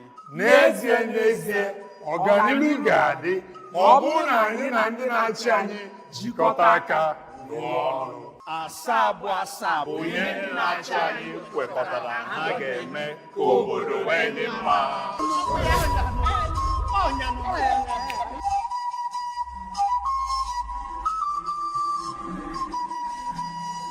Igbo kwenu! Igbo kwenu! Igbo kwezuenu o! Ọ bụrụ na mbụ ezigbo onye Naịjirịa aga m eme na-edosa ụzọ anyị ụcha oge niile na-akwụtụsi n'ụzọ eziokwu na-emere ndị agbata obi anyị ebere ndị ọchịchị ga-arụ ụzọ ọma na-abịa nwee ụlọ ọgwụ ọma na Anambra mee Enugu ka ọ dị nchebe ehihie n'abalị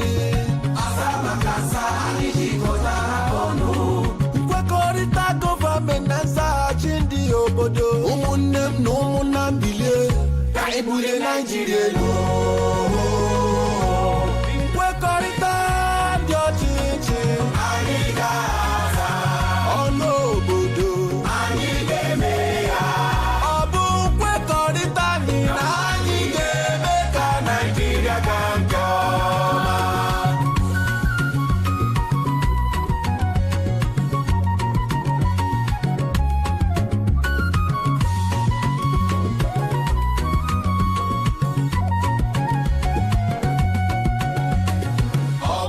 Nchebe gburugburu mebe obibi onye niile ndị ọchịchị ga-eweta ahụike ọ bụrụ na nrọ ọrụ ike mụta aka ọrụ ndị ọchịchị ga-emepe ụzọ ọrụ n'Ebonyi Imo ọ bụrụ na nkwanye ugwu nye agbụrụ niile n'otu ndọrọndọrọ ọchịchị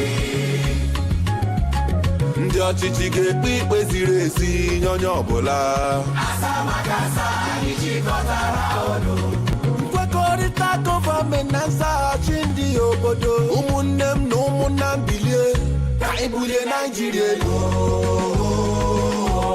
nkwekọrịta dị ọchịchị anyị ga-aza ọnụ obodo anyị ga-eme ya ọ bụ nkwekọrịta anyị na anyị ga-eme ka Naịjirịa gaa nke ọma.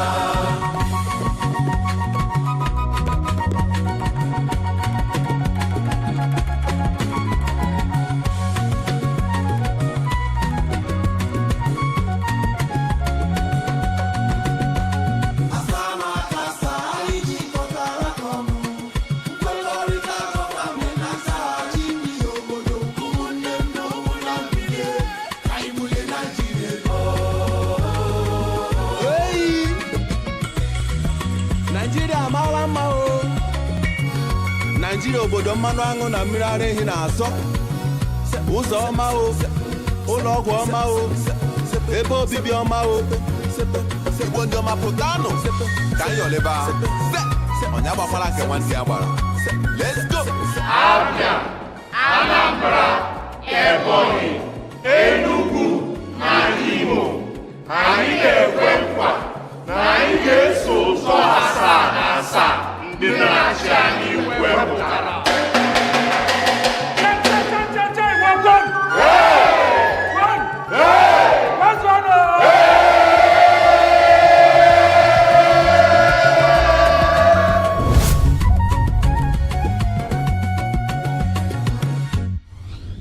Powered by National Orientation Agency.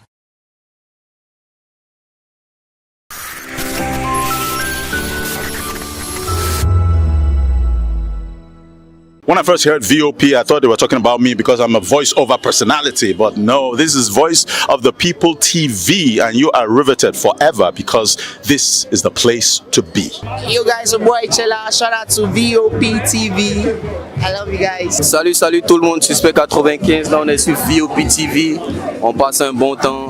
J'espère que vous kiffez, on est au Afrima, on est ensemble, VOP TV. Don't see me like a fool because I don't do giddy giddy giddy. VOP, you don't know Stoneware from Ghana representing live and living color. Yeah, Beam Nation president, outside with it. Bless up. Hello, this is Milo from Ivory Coast. Keep watch Voice of the People TV. Regardez la voix du peuple, la télévision de la voix du peuple. Que Dieu vous bénisse. À très bientôt. Love you so much. Hi guys, what's up? This is Gaze Baba. I am watching VOP TV. Usually you be told to not touch the dial, but I tell you to touch the dial and increase the volume. Like, keep it locked. It's Afro Gospel. Thank you. Hello, my name is Shego Arunze. You're watching VOP. Don't change the dial. My Joe, fine girl. My Joe, fine babe. Yes, don't touch the dial. This is me, Dr. Adiwala Iba. Keep watching VOPT.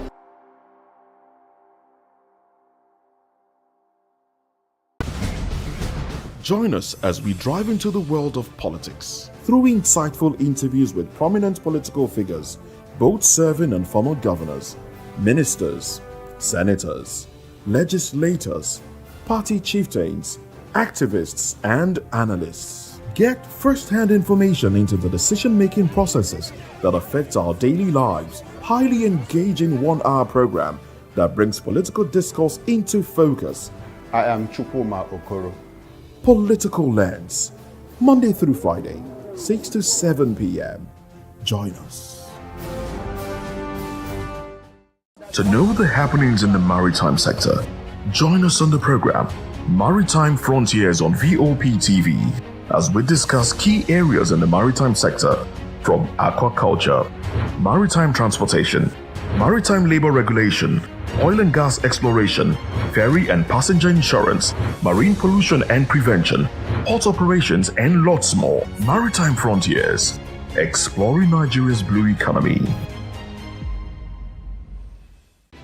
Are you looking for where to buy quality and original studio and musical equipment in Nigeria? Welcome to Iruka Online, Nigeria's biggest musical and sound equipment warehouse. Your trusted home for top global brands, reliable low-priced alternatives, and 100% original musical accessories. With over 60 locations nationwide and open 7 days a week, we deliver unbeatable service and customer support you can count on. Shop online at iruka.com in partnership with world-renowned brands like Wolfdale Pro, Prisoners, Twile Keyboards, Fender and Jackson Guitars, Marshall Amplification, Mapex Acoustic Drum Set, Tech Electronic Drums and Accessories, Evans Drumheads, Ashdown Engineering, and many more. Iruka Online, powering your sound with quality you can trust.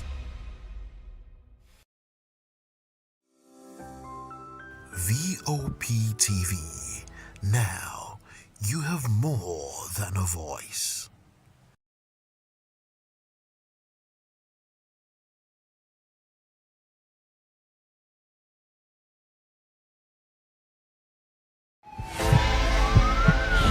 This is Health Check, your weekly guide to better living, smarter choices, and trusted answers.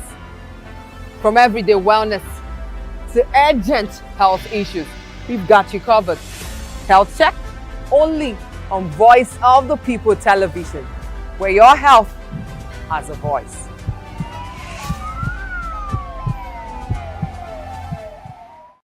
Big news this year. Your favorite Voice of the People television station is now on free to air on Nigecomsat. All you need to do is align your dish using the following: orbit position 40.5 degrees east, 12.685 GHz, 30,000 kilobytes per second. Polarized vertical, frequency 2, 12.731 GHz, symbol rate 26,250 kilobytes per second. Polarization H. This works on any decoder. Catch up to 100 channels, sports, movies, news, all for free. This is with better quality at no extra cost. VOP TV on Free TV. Now you have more than a voice. The red carpets, awards, the razzmatazz, music, fashion, interviews, and more. Spotlight on Voice of the People Television. Let's feed you with all the juicy stories in the global entertainment space, bringing you the glitz and glamour as it is hot. Stay tuned to Spotlight, 1 p.m. Monday to Friday. Spotlight on VOP TV. Entertainment like never before.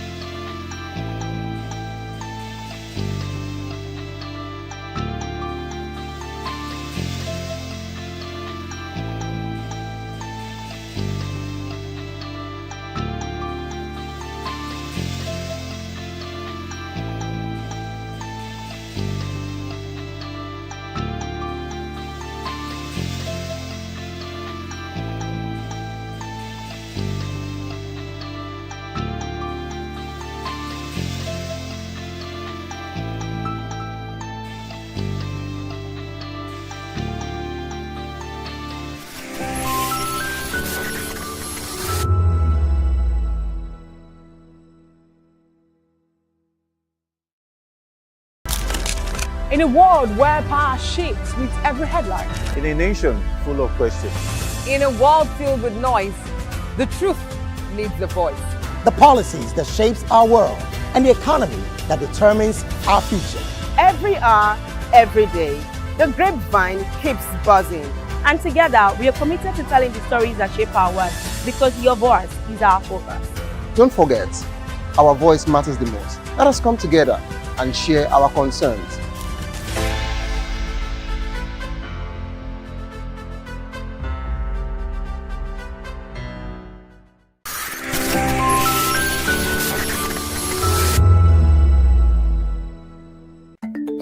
Africa is on the move, a continent of rising voices, untold stories, and powerful transformations. From the streets of Lagos to the heart of Nairobi, from the mines of Congo to the tech labs of Cape Town, the African story is being written every day. Bold, dynamic, unstoppable. This is Africa News on Voice of the People Television. We don't just bring you the news. We analyze and bring you Africa's heartbeat, the politics that shapes our nations, the economies that drives our future, the cultures that defines who we are, the voice that must be heard. Africa News, Africa's voice, Africa's future. Where Africa speaks, the world listens.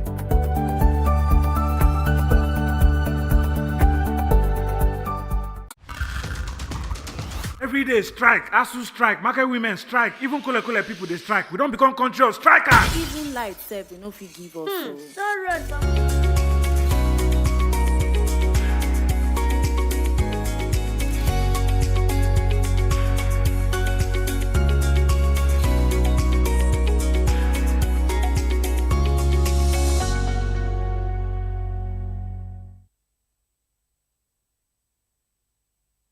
Hello there and welcome on board. It is People's Voice on Voice of Television, Western stories shape the narrative. And of course, Saturday, we'll be dissecting a major conversation that is dominating the airline sparking conversation across the nation. Wiki Slams on Neyekan, of course, ADC cries terrorism in the political atmosphere from the ruling party. And you would agree with me that we also have all of this particular conversation as, you know, the 2027 battle line is when drawn, okay, and you would agree with me that it's been, you know, banter from one place to the other. Yesterday was quite chaotic on the show, and of course, I will take it up from there today. To join the conversation, kindly reach out to us, but don't forget that on People's Voice, you're expected, you know, to join the conversation and share your own perspective as regards to what you think about the conversation. My name remains Savior Udo.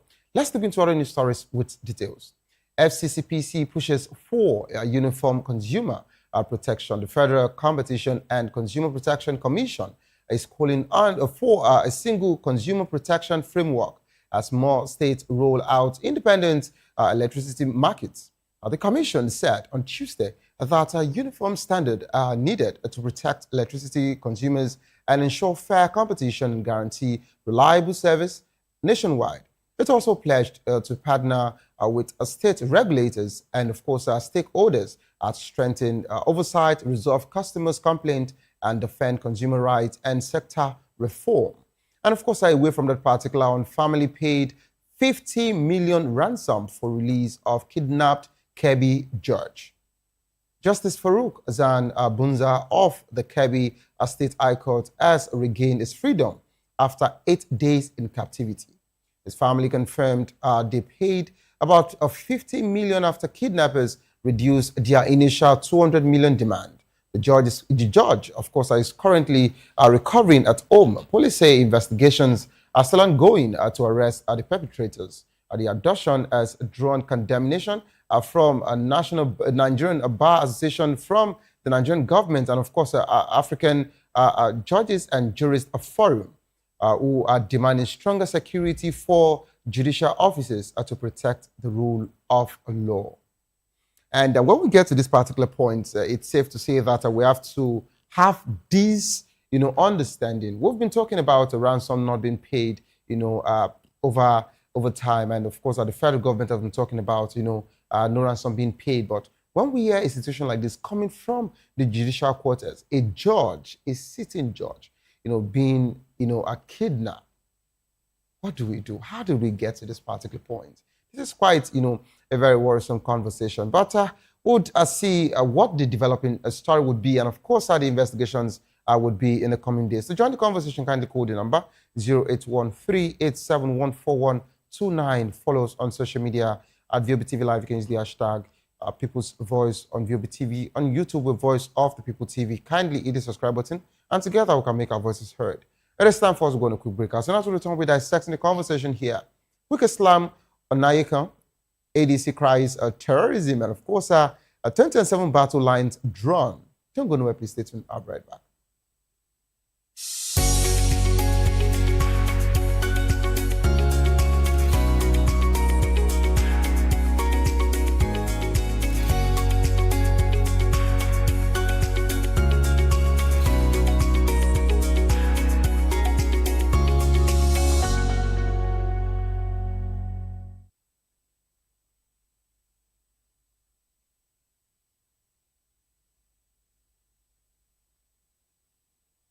Scan the human interest and trending topics that matter. Stay tuned to The Issues, your plug to the stories making the buzz, from politics to science and technology, social justice, and more. Let's tackle the tough questions and expose the truth. The Issues on Voice of the People Television. Don't just react, understand.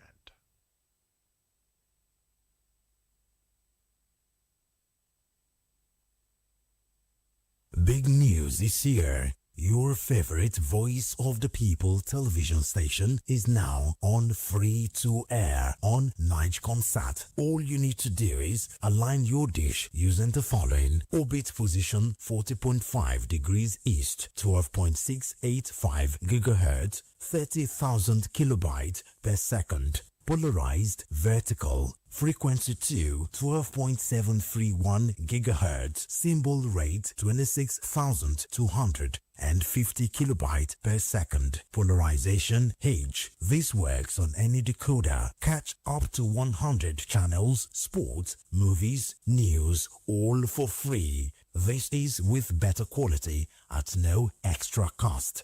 VOP TV on Free TV. Now you have more than a voice. In a world where power shifts with every headlines, news breaks and events happens, we bring you unbiased and explicit information on politics, economy, and state of the nation. We break down the chaos. Facts, not fluff. Truth, not spin. We discuss not just politics, but a glimpse into the future. Voice of the People Television. Now you have more than a voice. Are you looking for where to buy quality and original studio and musical equipment in Nigeria? Welcome to Iruka Online, Nigeria's biggest musical and sound equipment warehouse. Your trusted home for top global brands, reliable low-priced alternatives, and 100% original musical accessories. With over 16 locations nationwide and open 7 days a week, we deliver unbeatable service and customer support you can count on. Shop online at iruka.com in partnership with world-renowned brands like Wolfdale Pro, Prisoners, Twile Keyboards, Fender and Jackson Guitars, Marshall Amplification, Mapex Acoustic Drum Set, Tech Electronic Drums and Accessories, Evans Drumheads, Ashdown Engineering, and many more. Iruka Online, powering your sound with quality you can trust.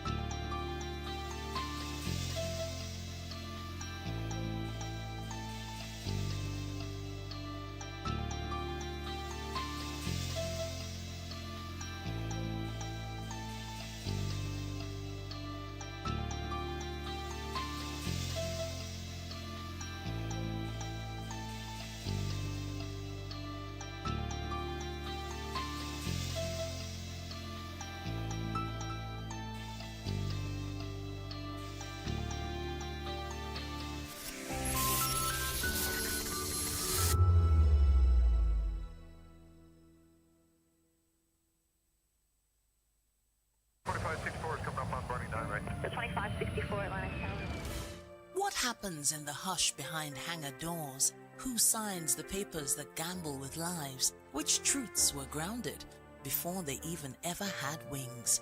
If you've ever buckled a seatbelt at 30,000 feet, if you've ever stared out of that tiny window and wondered who's really in control of the skies, it isn't just flight, it's power, it's politics, it's pressure sealed in steel. We're peeling back the clouds from runway risks to sky-high secrets. We're diving deep where most dare not to look. Aviation Scope, every Sunday at 7 p.m. only on Voice of the People TV. We don't just report, we reveal. We don't just ask, we uncover. Because when it comes to the skies, ignorance is turbulence. Aviation Scope, the sky isn't the limit, it's just the beginning. This is Health Check, your weekly guide to better living, smarter choices, and trusted answers. From everyday wellness to urgent health issues, we've got you covered. Health Check, only on Voice of the People television, where your health has a voice.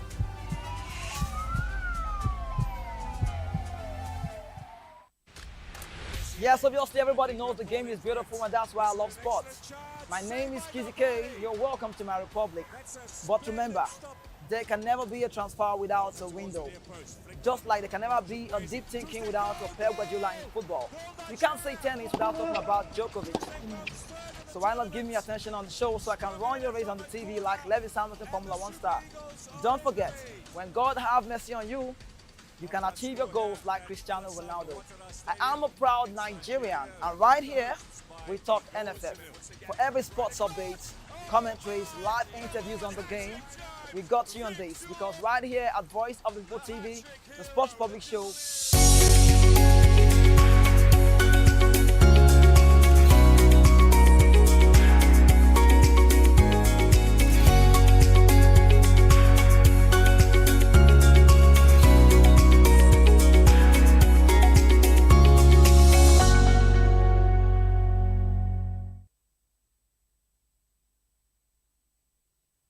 Welcome back to the program. It is the People's Voice on Voice over Television. 2007 politics heated up as FCT Minister Nyesom Wike attacked Cardinal John Onaikon while the ADC accused the APC of political terrorism. Wike said religious leaders lose credibility when partisan. And of course, accusing Onayekon of taking sides in 2023 after the cardinal criticized Tinubu's handling of hardship and insecurity. It is a spokesman, Bolaji Abdullahi, listed attacks in 6 states since July 2025 and vowed to petition ECOWAS, accusing the APC of early campaigns for Tinubu and using INEC against opposition. APC chieftain Alwan Zan also reignited debate, saying degrees don't make leaders, and citing Jonathan and Obi comments that revived questions about Tinubu's credentials. PDP's weakest faction called the Turaki camp ratification of Jonathan as 2027 candidate illegal. Dr. Gbenga Olawepo Ashim also warned of a democratic collapse over the insecurity, while Atiku demand apology to Oyenekon. All right, we're now being joined by Chioma Grace Ifemeludike, AAC governorship candidate in Anambra, of course, in 2025, who is still very, very much vibrant and waiting to contest again. But this time around, hopefully, of course, it won't be Soludo, but it will be someone else from the Abga party. But I intentionally brought her here because I wanted to talk about the state of the nation as regards to where we are and where we need to be. Good afternoon to you. It's good to see you. I'm surprised that you're at this camp. Or should we say this is just a startup? What did you expect to see? No. You are not always this camp. So, no, you are not always this camp. And for all the AAC I know, so AAC has this particular, should we call it aura? Or let's even say that AAC has this particular personality. We know them to be quite vocal. But of course, I think since I am, not in any political party, and that's the reason why you have to take it easy on me, right? Why are you not in any political party? No. I think that's where we should start from. You should be. No, I don't have to be. This is my job, and my job is just to... Yeah, and you're doing so well at it. Thank you so much for coming. All right, quickly, let's talk about the Wike situation versus the cardinal. Just like it is, it was being read to us. And Wike said that religious leaders, are losing, credibility because they are now being partisan. Is this about partisanship, or should religious leaders not even say, the truth again to power when situation in the country is not looking fair? I'd like you to give me clarity as regards to, all of this particular back and forth situation. If a president of a nation can actually come out to say, oh, Nigerians have been hungry before I was born. So it means that Nigerians can be hungry. This is what people are saying. That means that Nigerians can still be hungry while I'm president, or some can still be hungry. And I had one of their guests yesterday called Mr. Nelson. And he said that, why are we making it look as if it is a big deal when we talk about this hunger situation? And he also mentioned that what is that particular Nigerian that we're saying that they're hungry? What are they really, harding up to the government?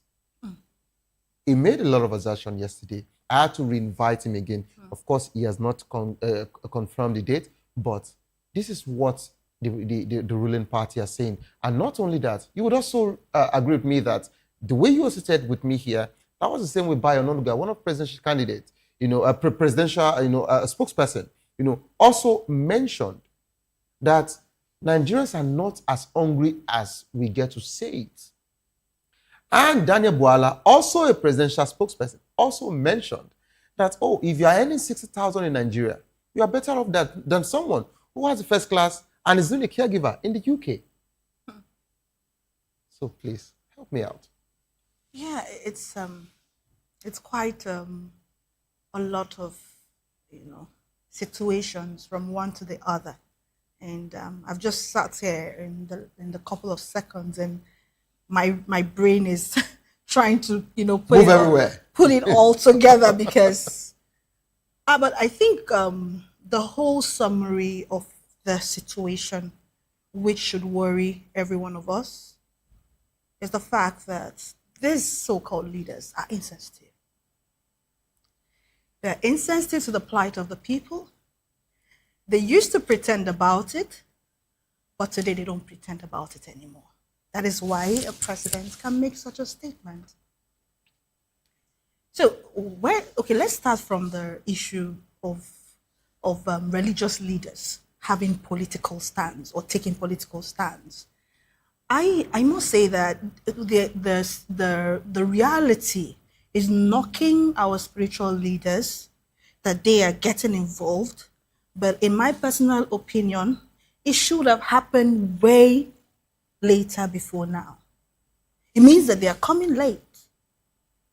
When did you actually expect them to come? First, third, fourth republic, when Nigeria started getting bad, when corruption was building up, right when things started going bad. But at the time, it was not looking obvious. You would agree with me. What's obvious? I mean, look at the time. I saw a publication one time, the Deeper Life General Overseer, I think it was in the 90s, and he said, pray. I think it was a prayer for electricity, for power. Yes, I remember. It's on the internet. The question is, when in the 90s, when there was no constant power supply, and religious leaders asked members to pray, and today, 2026, there's still no, 24 hours power supply as it should in the country. Religious leaders are speaking out. So from the 90s till now, how many years has it been? So when you say it was when it became obvious, at what point did they think it was going to change? If they didn't allow the people to know the truth. But my question, do you really think a religious leader, holds, that strong position, as per se, because you just highlighted something quite, serious now. You said, in the 90s, of course, even if you want us to backdate it to the Second Republic or what have you, now you expected the religious leader to have been speaking, Now, we've heard over time where religious leaders speak and nothing still happens. And now, we've also seen a situation where some religious leaders decided to also walk. They call it maybe the peace protest or the solidarity, walk. But we have not literally seen anything happen, meaning that they can only speak and the government would always profile them to say, you can only speak to your congregation, to your members, but you don't have the Nigerians at hand. Oh yeah, well, let it be in the records. Why do you think a Wike is bothered that a spiritual leader is speaking out? Because it's not speaking in their favor. So when they were silent, the government was okay. But now they are speaking. Look at the reactions. It will tell you what they are speaking and what is speaking to, how much, difference it's going to make. So that's the thing. The spiritual, the religious institutions we're talking about here, for instance, the Christianity, Christ was an outspoken person. Now, I don't even think in the Islam religion that Muhammad, these are outspoken prophets and leaders. They were courageous. For the case of Jesus Christ, he looked the chief priests in the faces and called them hypocrites. Guess what that did? He took his life. Now the question is it that the fundamental question is, our spiritual leaders, were they scared or compromised? These are the only two things that happened. Okay. It wasn't a question of not knowing if they had the platform or if they had the voice. They knew they had both. But the question is, were they compromised or were they scared? Now my question to you. For you to actually say were they compromised or were they scared? Yeah. Now, should it be, their responsibility to always speak, be it Islam, be it a sheikh, be it, an imam or a bishop, a pastor, a reverend, archbishop maybe. But is it, in their position? And I also want to, bring this to the table. We have a popular saying that we shouldn't cry over a spilled milk. Now you've actually painted the situation by saying, oh, they didn't speak up in Second Republic, Third Republic, Fourth Republic that we're in, so why are they speaking now? Okay, let's even agree that. No, I'm not saying why are they speaking now. Okay, no, my point is, they should have started way back. They should have started way back. Yeah. Now they didn't. The popular saying, it says that we shouldn't cry over spilled milk, right? Now they've started speaking. What can be done? Okay, so the first question, yes, it's a responsibility. And not just a responsibility, it's an obligation. Because they gather in the flock. I'm using flock for the Christian terms. The sheep. Okay. You know, because it kind of ridicules God. It kind of ridicules the God you're telling people about if there's no certain level of need and covering from this spiritual expectations. For instance, we have in the Bible when there were 5,000 people flocking around Christ and they were hungry. It was obvious they were hungry. And there needed to be provision at that point. So if you have a large number of people following you, and then every time they have to pray, they have to fast, it becomes a norm, and they can't have the basic things of life, like good water, drinkable water, 24 hours power supply. Their youths are not employable. You are looking at the young girls littered all over the place, prostituting their body to feed. But the deputy speaker, of House of Representatives has actually helped, some of these young, ladies and of course the youth by writing or asking them, to put in 1 billion naira, for the sensitization of stopping narcotics, prostitution, and whatsoever wayward life in Bende local government. I don't think you actually saw that particular one. We didn't also know that this was the reason for that particular budget. It was just mentioned, that this is it. But when we asked the question and when we later saw the proper synopsis of that particular budget, we realized that the money was meant to be shared in Bende local government in Abia State, and it was meant to be shared to churches, 5 million or 6 million. And they were even saying, no, it's not 1 billion. After all tax deduction, that it is 780 million naira. So now the Deputy Speaker of House of Rep is helping the orientation, National Orientation Agency to do their job. So I don't think you should still be talking about prostitution and hard drugs, because he has been doing the job for the people. This is just my take. Well, I don't have issues with rehabilitation. Okay. Yes, I can't criticize anyone who is looking at ways, strategies to rehabilitate people, young people especially. But that's not the foundation of the problem. You see, and that's the problem. We don't have leaders. We have sets of crooks who are just there, and we are pretending that they're leaders, and we are pretending that we're living a life in Nigeria and we're just counting years. But we're told that their reforms is yielding results. Yeah, so that's why I said I don't have issues with rehabilitating people, because this is almost what it looks like. It's like, okay, something is bad. Let's see how we can fix it. But does that really solve the scope of the problem? So do you want to wait for every class of children who end up, or youths who end up unemployed, depressed, abusing drugs, become prostitutes before you start helping? It's the same way as not educating children and then wait for them to become armed robbers and you buy guns to shoot them. Doesn't make any sense. A leader who is very interested in saving you, rehabilitating this crop, and then you need to prevent another set of crops. Because if you don't fix the problem from the very foundation, the fiber of where it started, you'll be having them in classes. And then how many of these people do you think will be rehabilitatable? How many of these kids do you think you can actually save at that point in their lives? So fundamentally, what the institutions that this government leaders or whatever form they represent in the scope of leadership must focus is the key sectors: education, primary, secondary, tertiary education. These are fundamental places. Infrastructural. Are you sure these are fundamental places? Because the government just marked, about 400 million for palaces, mosques, and different places in the budget. We all saw it. So I think that is a priority. So why should you be saying that the education is better? It's just a question, because Nigerians don't even know what to really believe anymore. Yeah, so it's important that, jokes apart, it's important our kids are educated. It's important that we take kids off the streets. Children should not be hawking.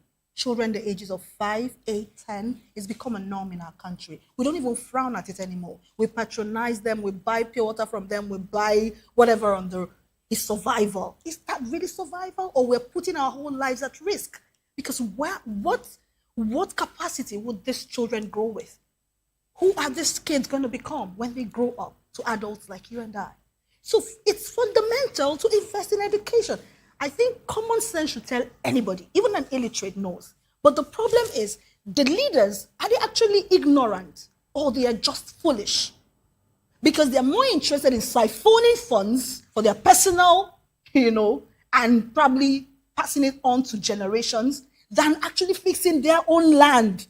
People who come out from the same roots with them. They prefer to launder money, buy properties abroad. These are priorities for them. Instead of investing in the fiber of this society, investing in our children in terms of education, building infrastructures that can create jobs for our youths. These are fundamental issues, not building mosques or building churches. Okay. I don't have issues with those ones, but it shouldn't be the priority of government to build religious institutions. Okay, we are told that the APC, and I want you to talk, pure politics now.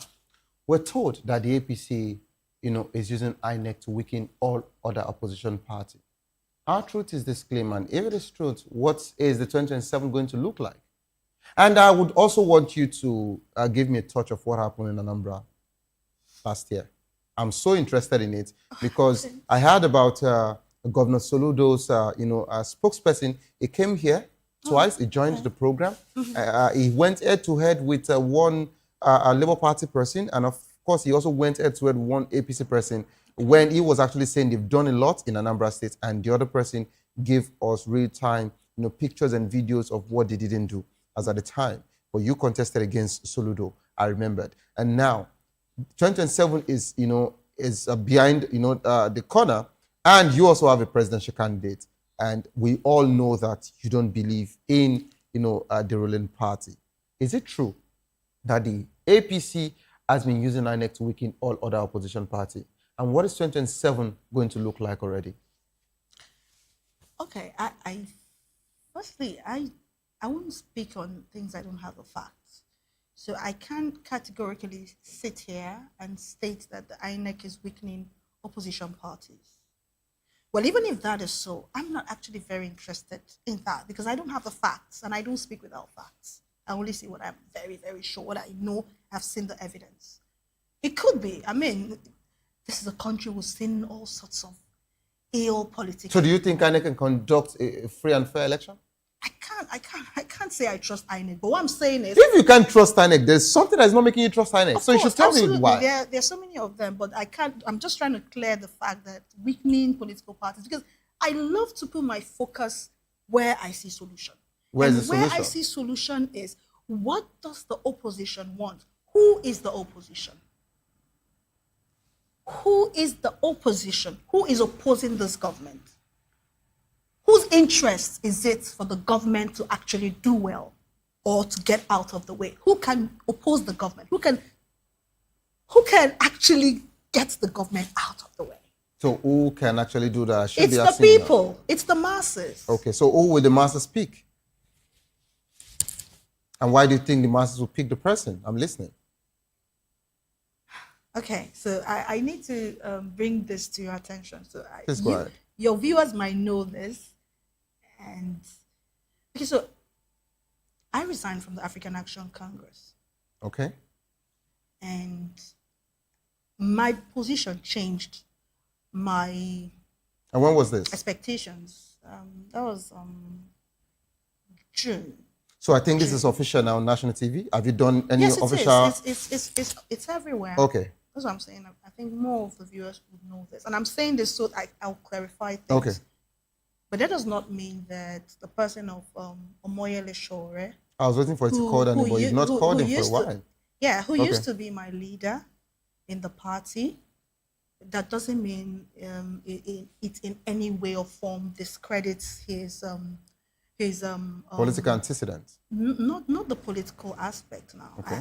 I only see the person in Shore who is convinced that he needs to speak for the masses. That someone has to stand to be a voice. So I'm very sure that Omoyele Sowore is still that person. Okay, but what I am more bothered about right now is the people, the masses. Are the masses really aware of what they need to get the freedom and the liberty that they need? Do they actually see that only they themselves can save them from the situation we find ourselves as a people? That not a Sowore, not a Peter Obi, not a person, that person, that person. So I am tired of Nigerians always expecting a savior to come and carry them. I'm feeling attacked because my name is Savior. You got me with that. So I feel worried for a country that always needs someone, a Messiah. Let me use Messiah now. Is your name Messiah? No. I guess not. I feel worried in my very core. Because the people who always look out for messiahs are vulnerable people, are people that would always be taken advantage of. So what should you advise, or what would you be advising Nigerians? Well, I'll say to them to, first of all, see freedom as a personal fight. You personalize it before you bring it in a collection. Nigerians need to look deep inside of them and ask themselves pertinent questions. What are the questions? What role can I play in saving Nigeria? How much love, commitment, and sacrifice can I give to this country? For instance, in 2023, a large number of people supported the person that had a movement. And then every of these people, we saw the energy everywhere. We saw the wind that blew across the nation. We saw people who, ordinarily wouldn't have come around power, take power because of this energy. We saw people, we saw blood. People were hurt. People put their lives on the line. After all of that, what happened?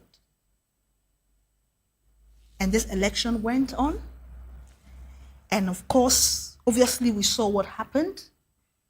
The numbers did not count. What did we all do? We went back to sleep. Do you think that's a country that is ready? So what should they have done? We keep saying, like in the Take It Back movement, revolution now. Do you think the revolution Nigeria needs is the type that anyone is going to lead? Obviously not. It is only the type that people who are tired, frustrated, and they are ready to say enough is enough. Okay, let me bring this. Let me bring us to that particular point where you have been avoiding. I'm not avoiding. Knowing fully well that I have a bit of, I'm somewhat grounded in psychology, and I would let you know that you've been avoiding something. Okay. Officially, you informed us that you actually resigned from the AAC. Oh, And you indirectly, talked about the person of Sowore so that it doesn't look as if, you're not talking about your former principal. It's good. Who is the latest principal? Where are you now? Who are you supporting? Of course, you're not a journalist, you're not a broadcaster, so you have the free will to actually vote for someone. So who is your vote, going to this time around? Have you decided? And whose ideology amongst the opposition is actually resonating with you? I'd like to talk about you now. Yeah, I've been talking to myself actually. As a Nigerian? As a Nigerian, just Yes. like I said, that we all have to have this personal conversations with ourselves. And I don't have to make a decision in a hurry.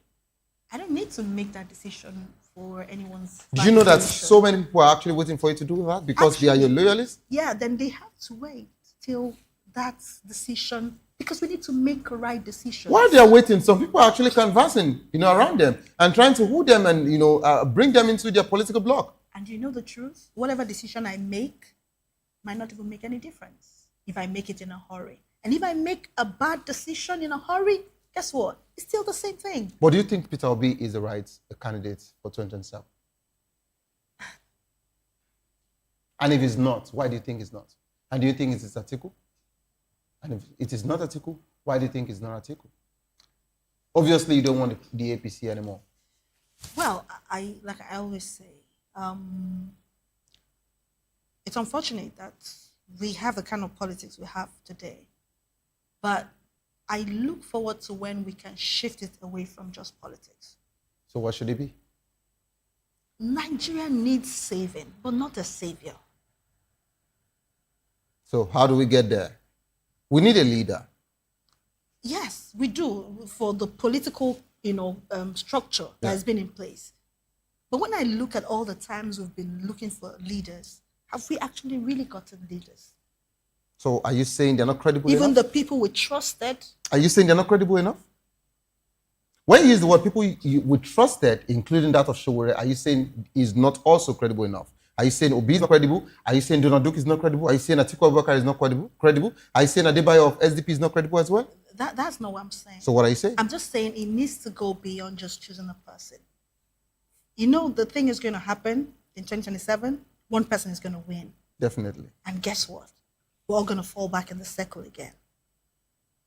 So we must start thinking outside just one person. We need to shift Nigeria.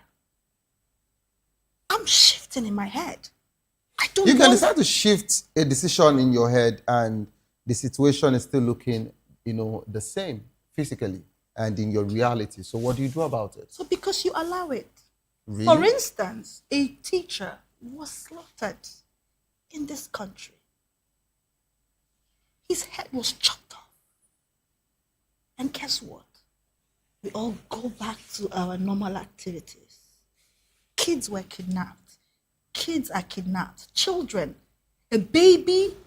I saw a video recently. A woman was shot by this guys, and the baby, about 6 to 8 months child, was on the dead corpse of his mother. See, Nigeria has gone below humanity level.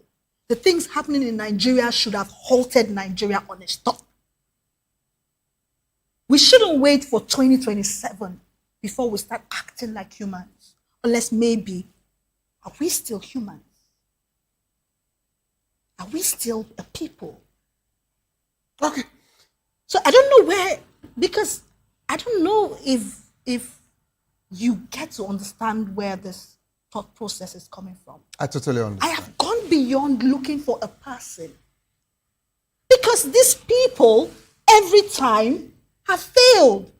And not because they want to fail. Something is making them fail. That is what we must spot. What is making them fail? That is what the Nigerian populace must shift. But and until that shift happens, every of these saviors, these messiahs, keep failing. Are you aware that we're being told that no matter the political party or any leader that assume office, as of course, which is the highest office in the land, being the commander-in-chief of the armed forces, that they cannot get it 100% right? And not only that, but Nigerians will still complain. And if you look at other clients, for example, regardless of how Trump is, looking really good, in the papers and in their dailies, okay, the Democrats still have issues with him, And look at the UK, for example. They've been changing prime ministers, resigning here, they get a new one. After a short while, it resigns as well. So it means that no matter what, you can literally please, everyone in the country. We're not talking about pleasing people. And it is looking like even if, Nigerians decide to say, okay, fine. Now we've actually, touched this deep and we just want to actually save ourselves and this nation to be saved. We still need somebody there. We're not talking about pleasing people. Okay. The countries you mentioned, I don't think a man's head, Mr. Michael Oyedekun, head will be chopped off and life continues that way.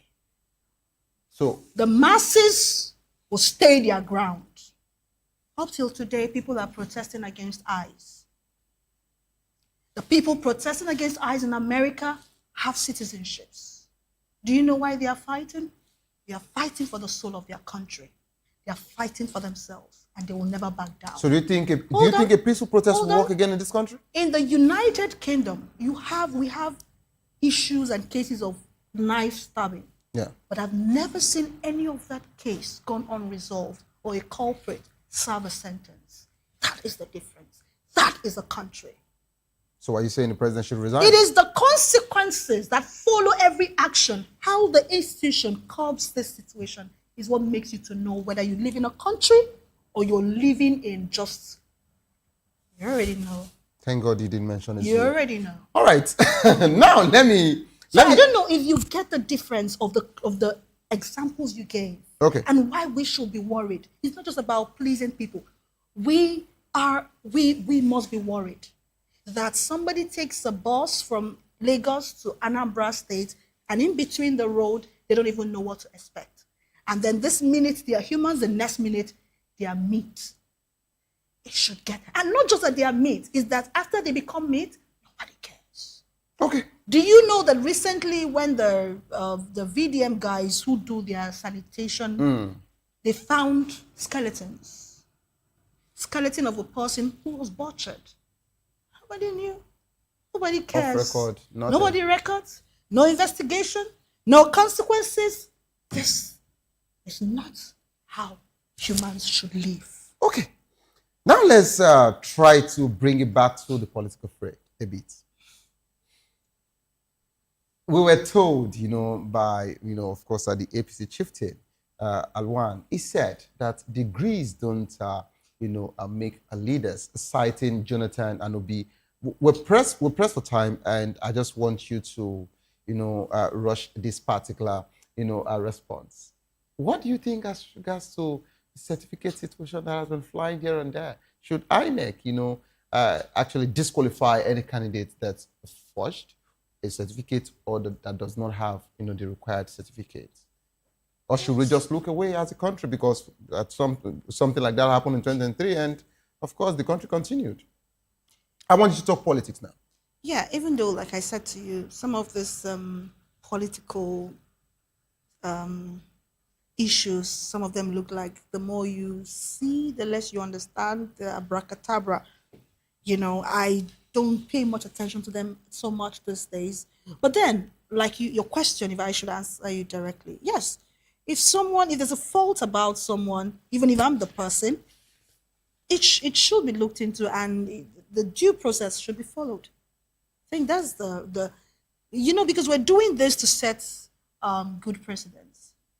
That's why it's important to do the right thing. And people who are stepping forward for to take up positions in the public sector or assignments must come with, it's he who comes to equity must come with clean hands. But some are actually saying in the APC's quarters that qualification doesn't really matter, but it's about, performance.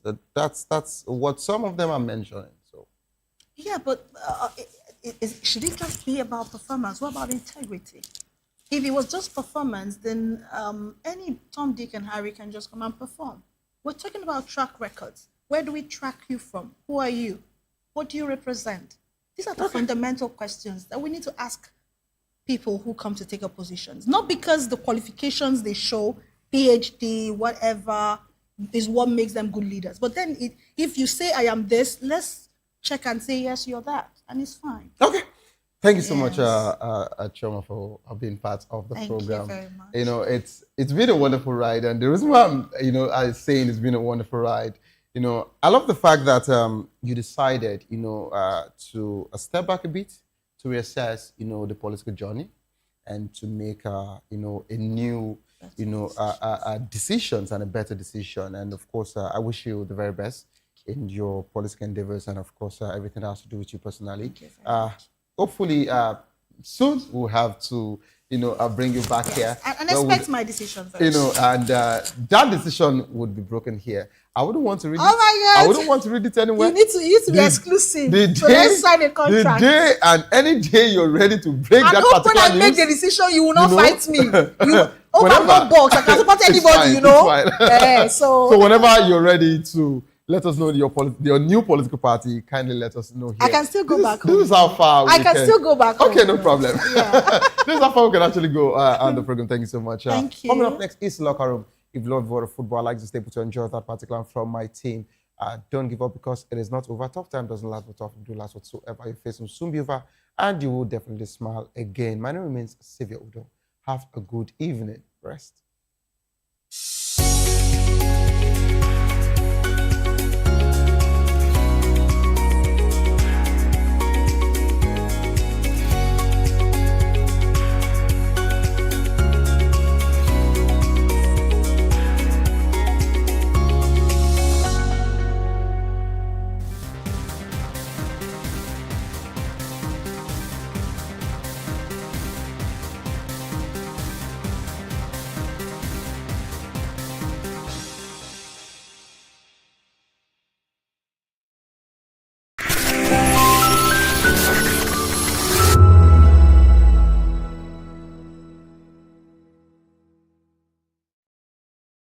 Welcome to the Locker Room, the home of football talk that matters. I am Jerry Arpelion. Join us every weekday, Monday to Friday at 5 p.m. Nigerian time, as we share the hot takes and hot debates in the exciting world of football. And joining me are the usual suspects, Ikechukwu and Mayowa, as we break down all the hot takes and everything that's happening in the football.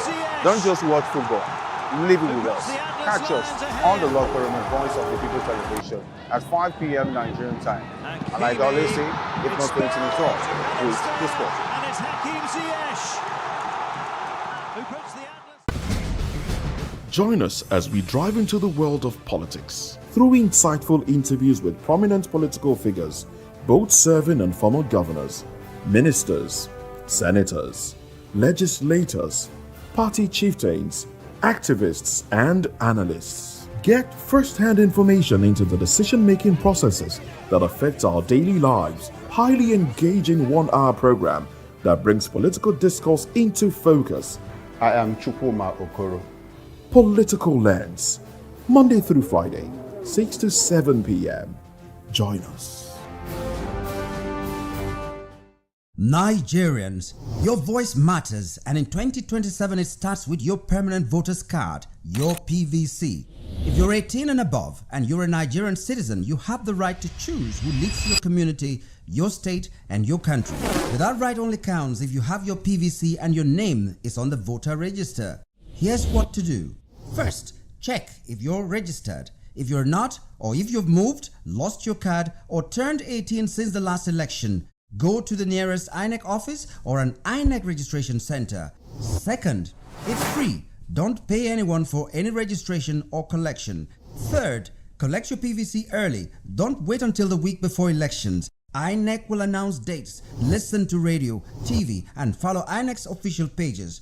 Your PVC is more than plastic. It's your power to hold leaders accountable. It's how you decide on roads, schools, hospitals, and jobs for your community. When you vote, you decide the future of your children.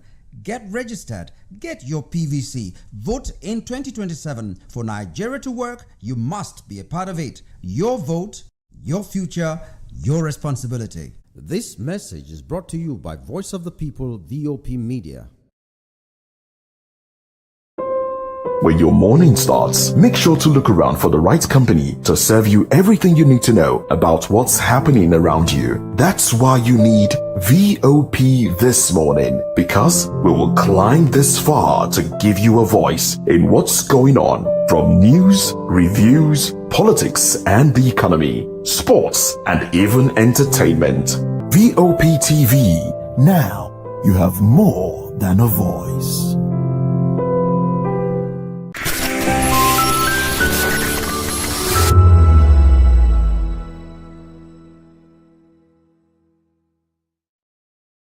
In a world where truth is the ultimate power and opinions scream the loudest, it's time to wade through the noise. Hunger no get tribe! Hunger no get religion! And scan the human interest and trending topics that matter.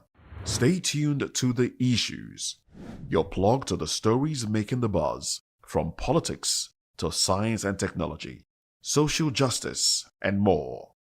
Let's tackle the tough questions and expose the truth. The issues. On Voice of the People television. Don't just react. Understand. From the views on the street. We go to bed empty hunger. To the blaring horns of a hustling city. The loudest voices of the common man got a medium to be heard. This particular administration, they were coming unprepared. It's not a bad thing to renovate the president's lodge. Through top-notch programming, unbiased reportage of news, sports, business, entertainment, and cultural documentaries. Voice of the People 90.3 FM became a symbol for 21st century media. And now, a new baby is born. Voice of the People Television. VOP TV. Youthful, full of vigor and penchant for excellence in the continent's media space. Exposing the wrongs, applauding the rights, dissecting the news without fear or favor, through factual and accurate stories and contents. Corruption kills three things that makes a society. Representing the interests of the people and giving them a voice. Voice of the People TV is here to stay towards building a fair society. VOP TV, Voice of the People Television, truly a voice for the people. Yes, obviously everybody knows the game is beautiful and that's why I love sports. My name is Kizzy K, you're welcome to my republic. But remember, there can never be a transfer without a window. Just like there can never be a deep thinking without a Pep Guardiola in football. You can't say tennis without talking about Djokovic. So why not give me attention on the show so I can run your race on the TV like Lewis Hamilton Formula 1 star. Don't forget, when God have mercy on you, you can achieve your goals like Cristiano Ronaldo. I am a proud Nigerian, and right here, we talk NFF. For every sports update, commentaries, live interviews on the game, we got you on this, because right here at Voice of the People TV, the Sports Public Show has got everything just for you to be part of it. I love the beautiful game, and that's why Kizzy K loves sports. In a world where truth is the ultimate power and opinions scream the loudest, it's time to wade through the noise. Hunger no get tribe! Hunger no get religion! And scan the human interest and trending topics that matter. Stay tuned to The Issues, your plug to the stories making the buzz, from politics to science and technology, social justice, and more. Let's tackle the tough questions and expose the truth. The Issues. On Voice of the People television. Don't just react. Understand.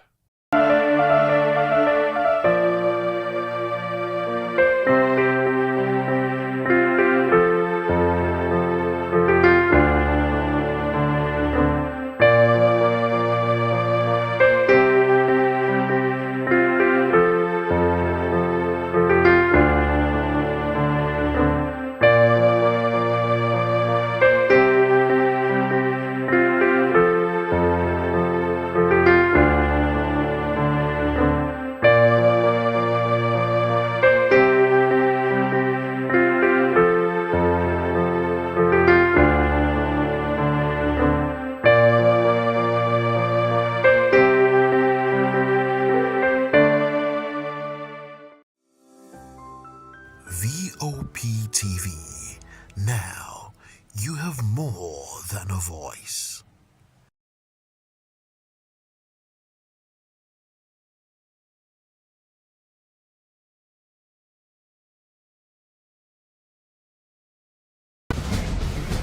Join us as we drive into the world of politics through insightful interviews with prominent political figures, both serving and former governors, ministers, senators, legislators, party chieftains, activists, and analysts. Get first-hand information into the decision-making processes that affect our daily lives. Highly engaging one-hour program that brings political discourse into focus. I am Chukwuma Okoro. Political Lens, Monday through Friday, 6 to 7 p.m.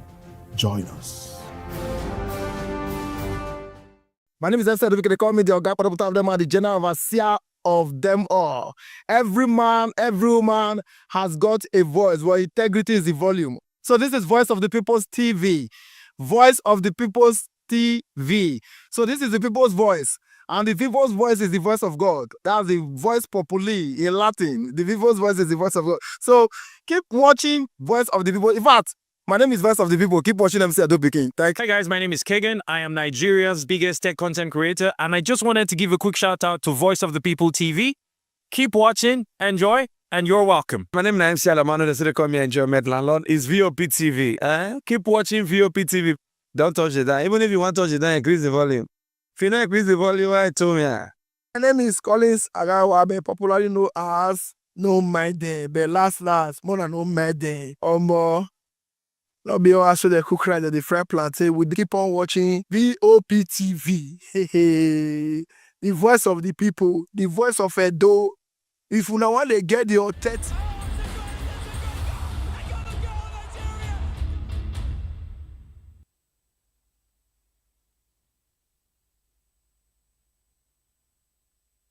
Good evening and welcome to another exciting episode of The Locker Room on Voice of the People TV. I'm Ikechukwu Agwawu. Promises to be an interesting episode of the show as we'll be looking 30 years back since Nigeria won her only Olympics gold in football. And of course, it's built to be one of those occasions where you look back with nostalgia and remember how Nigeria did the magic against Brazil and Argentina in the final. We'll also take a look into a very interesting conversation brewing right there at the Bernabeu as Bernardo Silva is talking so beautiful about the man called the special one, Jose Mourinho. I'll not be doing this alone. I'll be doing this with Jerry here in the studio as we look into all of these conversations and more. Jerry, welcome to Locker Room. Yeah, it's good to be here. And when you said so many years ago, I remember I was quite little. I didn't really understand what football actually is. That was in 1994. Yes, we actually saw the Brazil game with a low current. Low current. You know what low current is? Low current.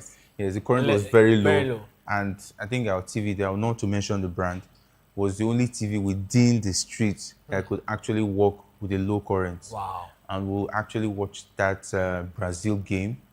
We're surprised to even have light then. So we watched that Brazil game, and a lot of people were in our living room that night. And it was quite a spectacle. I didn't really still understand why everybody were in our living room and so on and so forth.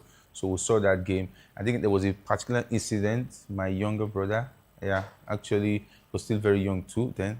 How much I remember that scene was because I think my brother actually peed on one of the people that came to view. So it was quite a spectacle. People laughed about it and so on and so forth. So there were beautiful memories that 1994 Atlanta gave to us, but it's pretty sad. 96.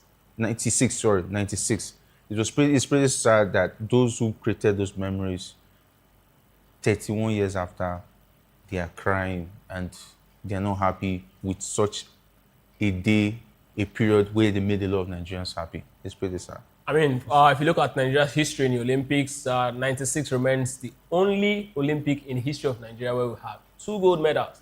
I mean, of course, it's one of those Olympics you look back, and of course, one of those eras you look back and say, what really happened to Nigerian football? If we had actually moved, using that particular trajectory, we definitely will be somewhere where, we'll be one of the world beaters today. I mean, if we have that level of talent as far back as 96, I mean, what stops us 30 years on for not winning actually the very first World Cup? As at 96, countries like France, countries like Spain that eventually actually won the World Cup, they're actually not bigger than Nigeria. Even if you want to say they are bigger than Nigeria in terms of footballing ability, the disparity is not as big and as terrible as we have it today. But of course, let's look back 30 years after Atlanta 96, as the former coach of the Dream Team, Jonas Bonfred Joe, says he's still waiting for recognition and reward from the Nigerian government. The 80-year-old Dutchman led Nigeria with Kanu Nwankwo, JJ Okocha, and Emmanuel Amunike, etc. I mean, we've got a lot of players in that particular era to actually win Africa's first Olympic football gold after beating Brazil 4-3 in semi-finals and Argentina 3-2 in a very high-octane final. Players got national honors and, of course, cash houses and, of course, built But the coach himself, the man who actually did all of the magic behind, the scene, he's actually come to reveal to us that the Olympic gold medal that he actually got in that particular tournament was stolen by one of the officials at the Atlanta. And despite calls and messages to the authorities, is yet, to actually, see any of it. And of course, that's not also the biggest part of the story. The bigger part of the story is the fact that this man in question here, the man who is being carried by the players, that's Joseph, who actually after that particular tournament also, lost his limb because of the accident he had, with his spine. And of course, and that Joe Bonfrey hopes that 30 years anniversary should prompt the government to finally acknowledge his role in the Nigeria's greatest Olympic football achievement. Jerry, should we be having this conversation? 30 years on, the man who actually put Nigerian football on the on the biggest stage of the world football as champions. We saw what Westerhout Factory did in 94, but we didn't actually get, all of the recognition that we deserve. But 96, this man actually took the Super Eagles, right? You want to call them the dream team because a lot of players, that were part of 94 were overage at the time, so they were not part of this particular tournament. But it took the Nigerian team first in Africa before Cameroon actually did what they did in 2000. First in the history of Africa to actually get this particular medal. And now 30 years on, his medal was stolen. And of course, he didn't actually get the reward that he deserved. Let's start from, the fact that should we be having this conversation? And then let's move on to the fact that, what exactly should have been given to this man? Yeah, a lot of people don't get to see 80. And Bonfrey Joe right now is already 80 years old. That means this man has lived how many decades? 8 decades already. And if you look at the 96 Atlanta Olympics, it was quite a glamorous day for a lot of Nigerians, because if you look at it, we did not just win the Atlanta Olympics football tournament, we won it in style, beating Brazil. Do you know the Brazil? We're talking about Brazil had the Ronaldo Lima at his prime, very young age.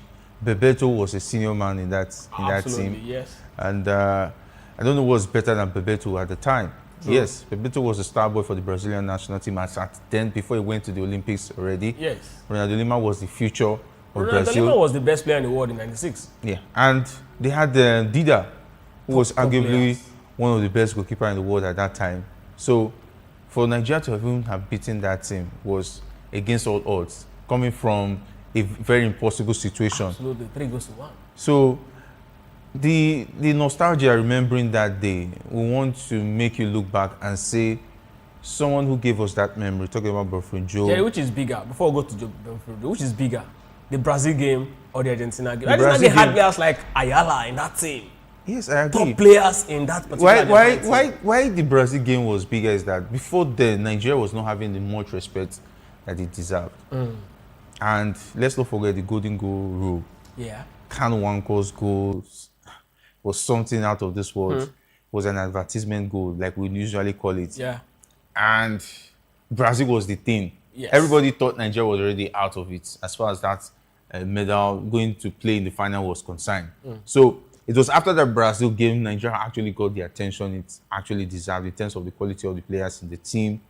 And going into the final, Nigeria was already given the overwhelming favorite against Argentina, due to the fact that, yes, Argentina has the players, but you cannot compare that to the Brazil team. Because that Brazilian team would have also beaten that Argentine side. Yes, without even having any issues. So even from the way Nigeria even beat Brazil, even created an impression going into the game against Argentina. Emmanuel Amuneke definitely, let's not forget, immediately after that tournament, he went on to play for Barcelona.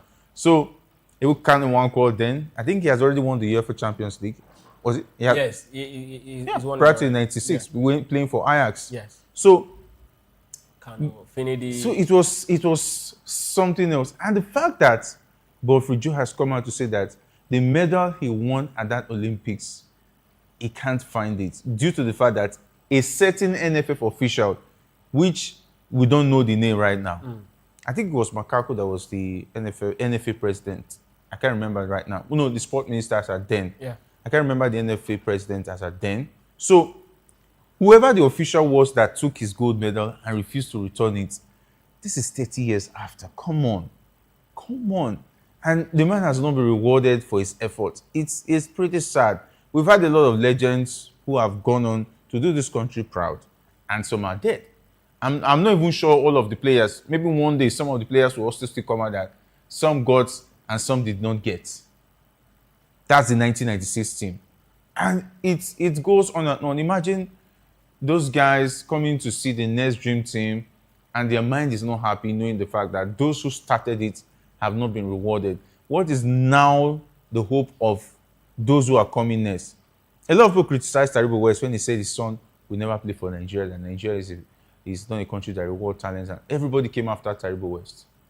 But Bonfrey Joe, come on, Bonfrey Joe. But Jerry, I mean, if you look at the situation we are in right now, like you said, it's actually 80 years, so there's really much. There's really not much he's going to actually do with whatever it is that's given to him at this point. But what exactly should be even given to him as it stands now for him to come out? And what does it even say to the image of Nigerian football?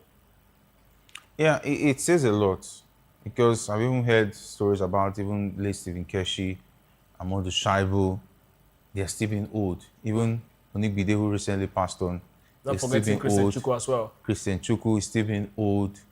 So at the end of the day, you're even owing dead people now. You know what it means to owe the dead?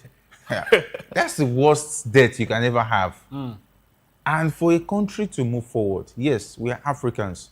There are some things that goes with all of those. We are highly superstitious. Yes. It's somehow there's something about it when you constantly owe people that have done something great, done something, at least reward them.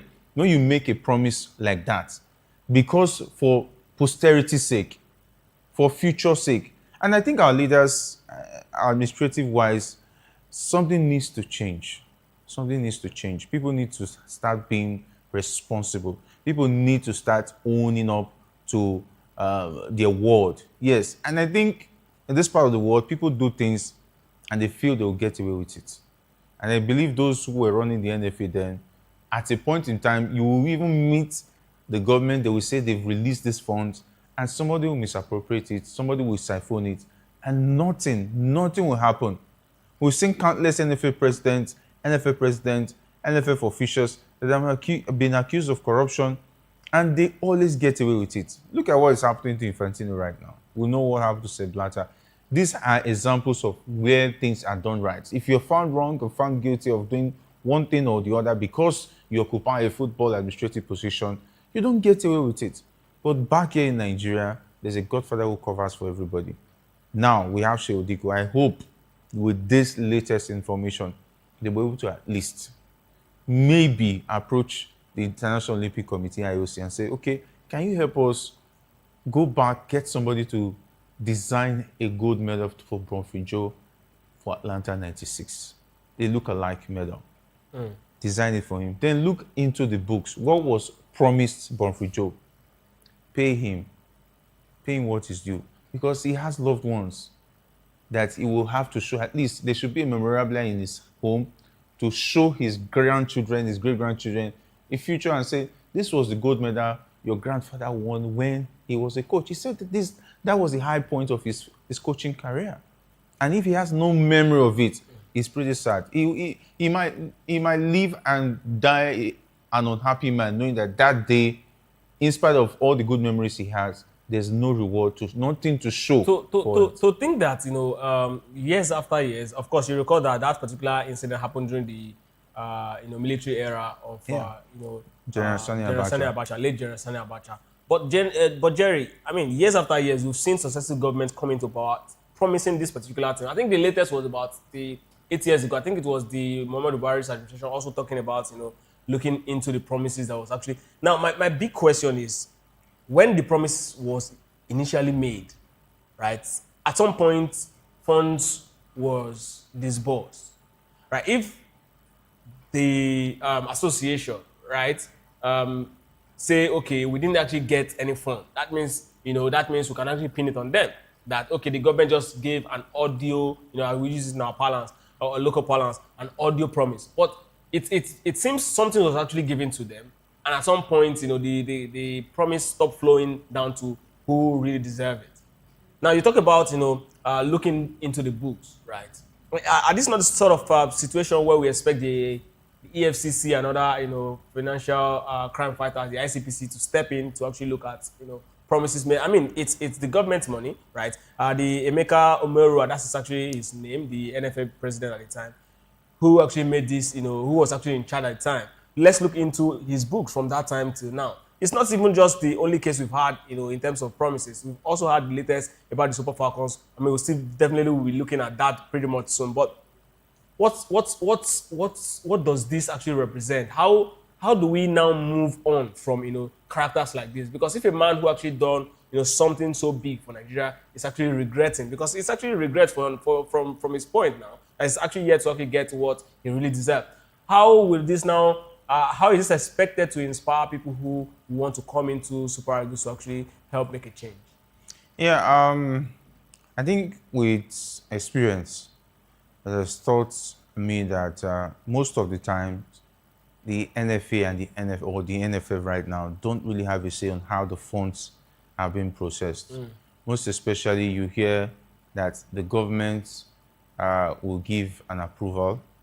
It will go through the Accountant General of the Federation. Sometimes even the National Assembly is involved. Even the Minister of Finance is involved, because most especially when the money is in bulk, and before it gets to that office, the Accountant General of the Federation, somebody will have to use influence again to go and beg them to release the funds. And sometimes you may have to call the president's office to let the person know that yes, or sometimes they will even want kickbacks to be able to approve the money and say, okay, if we are giving you $100,000 promised by the president, we'll have to surcharge. There will be a commission for processing the money. At the end of the day, you might only be getting $80,000. So how do you process that? As the NFA president, how do you go back to tell Bonfrey Joe that the $100,000 promised him, the Accountant General or somebody in his home office is saying that you have to part with such amount of money? So at the end of the day, they'll say, do your worst. If when you want to release, you release it. And there's nothing you can do about it. That means you have to go and call Abacha again. How do you get access to him to tell him that this is what is actually happening, the money has not been released? These are bottlenecks that makes it very difficult. I think along the line, the presidency or whoever is in charge of government should make sure that all those bottlenecks, when it comes to promises that has to do with national pride, that has to do with urgency, should be made sure that it's done. Yes, the day they are making that promises, the Accountant General of the Federation should be there in that meeting where the documents are signed and it's sent for release within the next 24 hours. It should not be a situation where you go back and they start needing somebody to call the presidency, which is pretty difficult. At the end of the day, you find out that money will hang somewhere, and when somebody finds that it's still hanging, and they will siphon it, and nothing will be done. Well, such a very, very sad tale. But still talking about, the 30 years dream. Of course, 30 years ago was the Atlanta 96, where the dream team, I want to call them Super Eagles. Well, that's exactly where the word Super Eagles actually started, because after they actually defeated the world in that Olympics, they were actually branded a super team. And that's exactly how the Nigerian national team moved into being called the Super Eagles. But talking about the Super Eagles right now and the dream team, that actually became Super Eagles, the man who is actually a senator, a former senator, a sitting senator rather, in Kaduna, talking about Shehu Sani, said that that team is actually Nigeria's greatest, football team. Jerry, Shehu Sani actually put up this post on his X handle yesterday evening when he was talking about, the team and what they've been able to actually accomplish and what they actually did for, Nigeria as a nation. But Jerry, let's look at, Shehu Sani's statement. The Super Eagles of Nigeria, from 96, that particular team that conquered the world, the dream team. Are they the greatest Nigerian team? Yeah. Because we have to look at that team, also look at the team that did the first Nations Cup in 1980, also look at the team that did the 1994 Nations Cup, right? We'll look at them separately. Which is the greatest Nigerian team? Yeah, taking a look at what they actually achieved, because you're talking about the world stage. Yes, and for the Olympics, yes, the fact that... Here's his statement, Shehu Sani was actually talking about the anniversary of, the Olympics, where he said that today marks the 30th anniversary of Nigeria's Olympic football gold victory. That remains the best team in Nigeria's football history. We remain proud of that generation. I hope the Gen Z Super Eagles will strive to build on that legacy. The Nigerian Super Eagles is now a shadow of its past. Yeah, he said Gen Zs. He called them the Gen Gen Zs, the Gen Z Super Eagles. Is he talking about Victor Osimhen? Yes, Victor Osimhen, Is Osimhen actually a Gen well, Z? he just used the word because of the era we are in, actually. Yeah, it's going to be very difficult because football has really evolved. And but let's look at these three generations that I mentioned. These three teams, actually. The 1980 team, 94 team, and that particular 96. Let's look at it across all sphere. Achievement, things they actually did, how they actually turned the moods of the nation around, and also, what their victory actually meant. All of these things we look at, and then, we'll look at which... And just because of my presence and age, of course, you can travel. I know you did experience. I really experienced the 1980 team. Yes, but Jerry, I didn't really enjoy. I didn't enjoy the 94 team because I didn't really know what's up. Then the 96 but team, you've gone back to reading through archives and seeing you'll be able to tell, okay, this is exactly what it meant.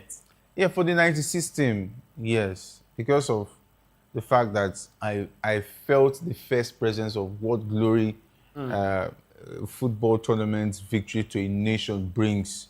Yes, when the Super Eagles, when the Dream Team, Olympic Dream Team, then won the game against Brazil, throughout that night, there were chants, songs, people did not sleep. Mm-hmm. And that is when that song came up. When Nigeria win Brazil, when Nigeria win Brazil, baby, to come they cry. So even a lot of songs that eventually popped up in terms of Jared, Sean, when the Super Eagles Supporters Club songs came up. That was a big era. That's when the nostalgia grew up. That's when the fan love for Nigerian football, even the world respected Nigerian football then. There was talk about Nigeria when it comes to football going forward. And I think the 94 team actually set a standard with Westerhoff. Yeah, with Westerhoff's team. And let's not forget, Westerhoff brought Joe Bonfrey to handle the Dream Team. So he was his assistant at 94 and let him go to 96. So the 94 team actually somehow supplied the 96 team, the squad numbers. So you want to say the 94 team is the father of the 96 team. So the 96 team borrowed from the 94 team and became, yes, the evergreen squad. You will not take it away from them. And a lot of us were looking forward to the likes of Joseph Dosu going on to become the Super Eagles number one. But save for the accident that happened to him, which was rather unfortunate, then we had to look at the likes of Ike Shoromo taking over from the Dodo Mayana. That is why at the 1998 World Cup, we were in a very difficult situation. We had to take Dodo Mayana. I didn't think Dosu Joseph was available. He would have been the goalkeeper. Yes. And look at the 98 team. It was still the 96 team that was taken to that 98 tournament. And a lot of people were rooting for that team to go that far. I think I was not really happy with the coach they actually took to the 98 tournament. I think it was Bora Milutinovic, who actually, will I say, restricted that team. At the end of the day, Okocha was busy showboating and so on and so forth, going into the game. I think they preempted themselves. They were already looking at the Brazil game. Yes, I remember. Before the Denmark, they directed the Denmark side, thinking that we were going to play Brazil. All the focus was on playing Brazil because of what happened at the Atlanta 96. So I think that 96 team for me, I want to agree with Shehu Sani, though I'm not a big fan of Shehu Sani's comments. But I think on this one, the Gen Zs will have to watch back and really see what the 96 tournament actually meant and what those players actually meant for Nigerian football. They put Nigeria on the map. And let's not forget, I think it was after that tournament, the Golden Rule was cancelled due to the fact that it was used to eliminate Brazil from that tournament. So, yeah, I agree. The 96 team was something else. It blew everybody. It made Nigeria the focus when it comes to world football. But now we are actually here. We've seen teams, win the major championship Spain did it in 2010, and after 2010, the development of Spanish football moved on to an upward trajectory. Top players, coming out from Spain, and of course, 16 years later, they've repeated the same feat. Before that particular time, they won Euros as well, and of course, we saw the French team also won the World Cup, in '98. In 2000, of course, they won the Euros, and we also saw the upward trajectory. But the Super Eagles of Nigeria, after that Olympic era, that new generation of players, because of course still very much the same players that actually won the '94, that won the Olympics, right? So I see them very much as the same team. Now, after that particular generation, we're expecting to see an upward trend of players coming out of the Super Eagles. Let's get to see team move, get to see successive plan, and all of that. From that particular time, it took the Super Eagles, or took Nigeria, over 10 years, right, to pick up another major title, and it was in 2013. Yeah. When a member of the '94 squad led them as a coach. Jerry, how do we sustain, because it seems to be a problem. We enjoy a little success and then it dies off. How do we even sustain success in Nigeria? Yeah, going to the '96 tournament, if you notice, we had a lot of home-based players too. Yes. In that team. Also going to the '94 tournament, we also had home-based players. And save for, yes, the '94 tournament, we took a Dutch national who took the team to as far as winning the AFCON. We also took a Dutch national who brought that attacking flair, wing play, which was our strength. That was where the Super Eagles, spreading like the eagle, came. So there's an identity with the Super Eagles if you look at those tournaments we won.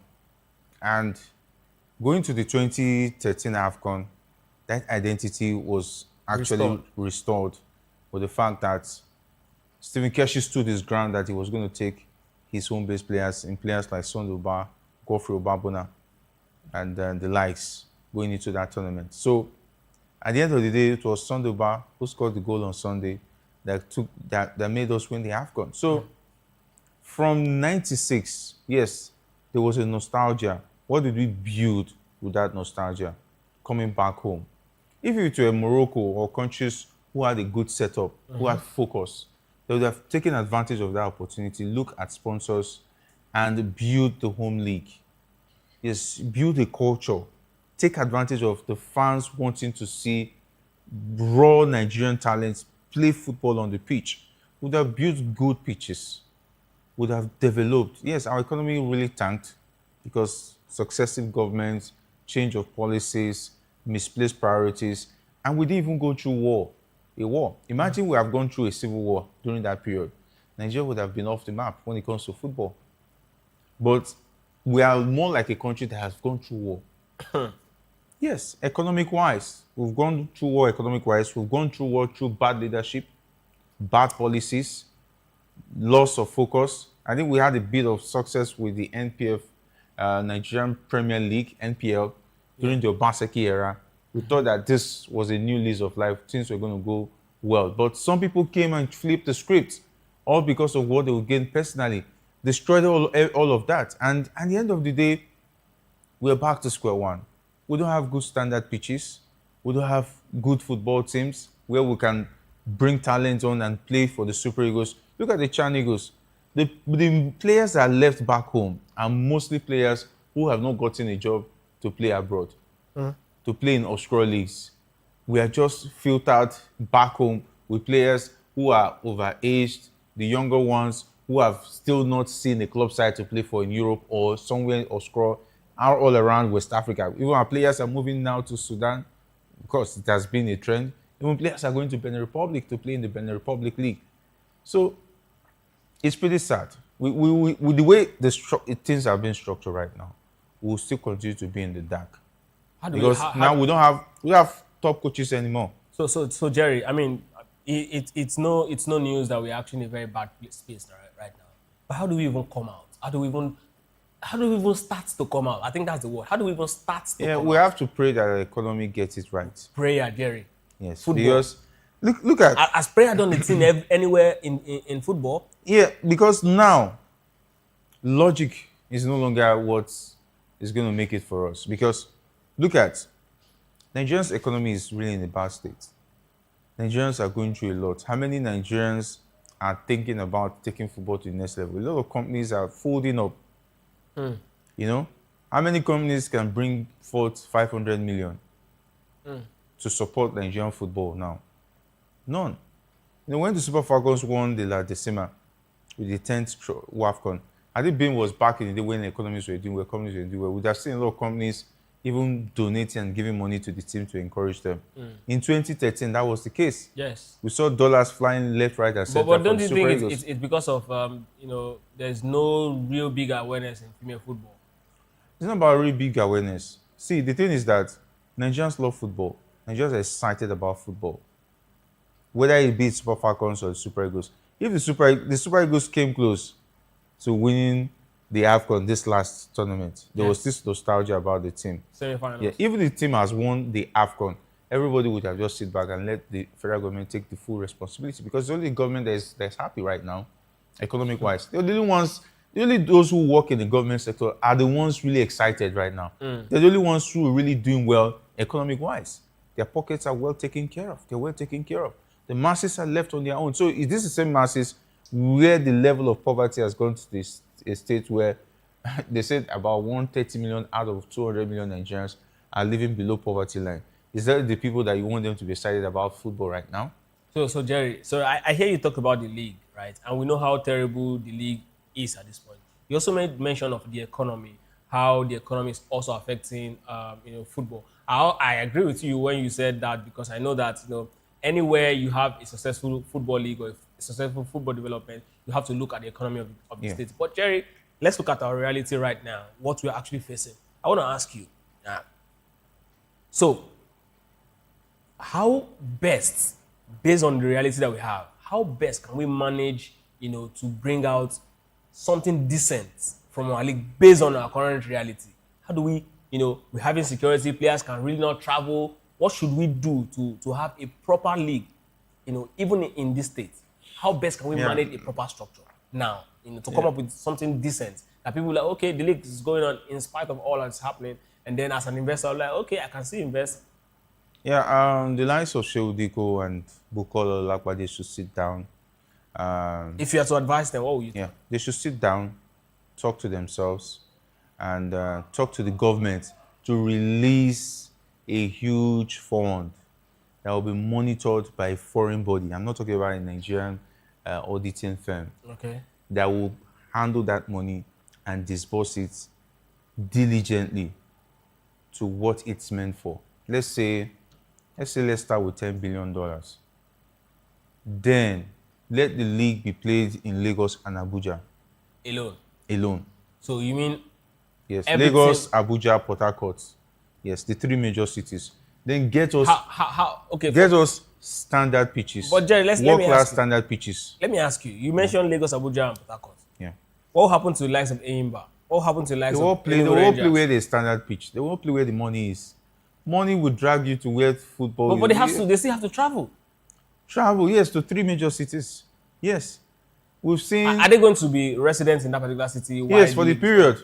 Okay. It will be an abridged league. Okay. Then create the fan create the buzz. There's no home and away. They can be home and away. You can travel within Lagos. No, the same pitch. Okay. Different matches. You can travel when you play your group stage games. You can travel to the next city when your fixture is meant to be played in Abuja, for instance. You've already played your first 3 games. Okay, so they'll travel by flight. Yes, you can travel by flight. Okay. Yes, private jets can be available. That money is enough. Okay. Yes. Investors can also come in. Come in. By the time it gets better, then you can look at other cities, add other cities. Then it should be at least 10 teams. Okay. Should not be too much. Then there should be a lot of money. The players should be well catered for. Not where players will be washing their kits. There should be kitsmen, there should be groundsmen. The media should be superb. The TV should be superb, 100%. The league should even have its own TV, where you buy rights to air it.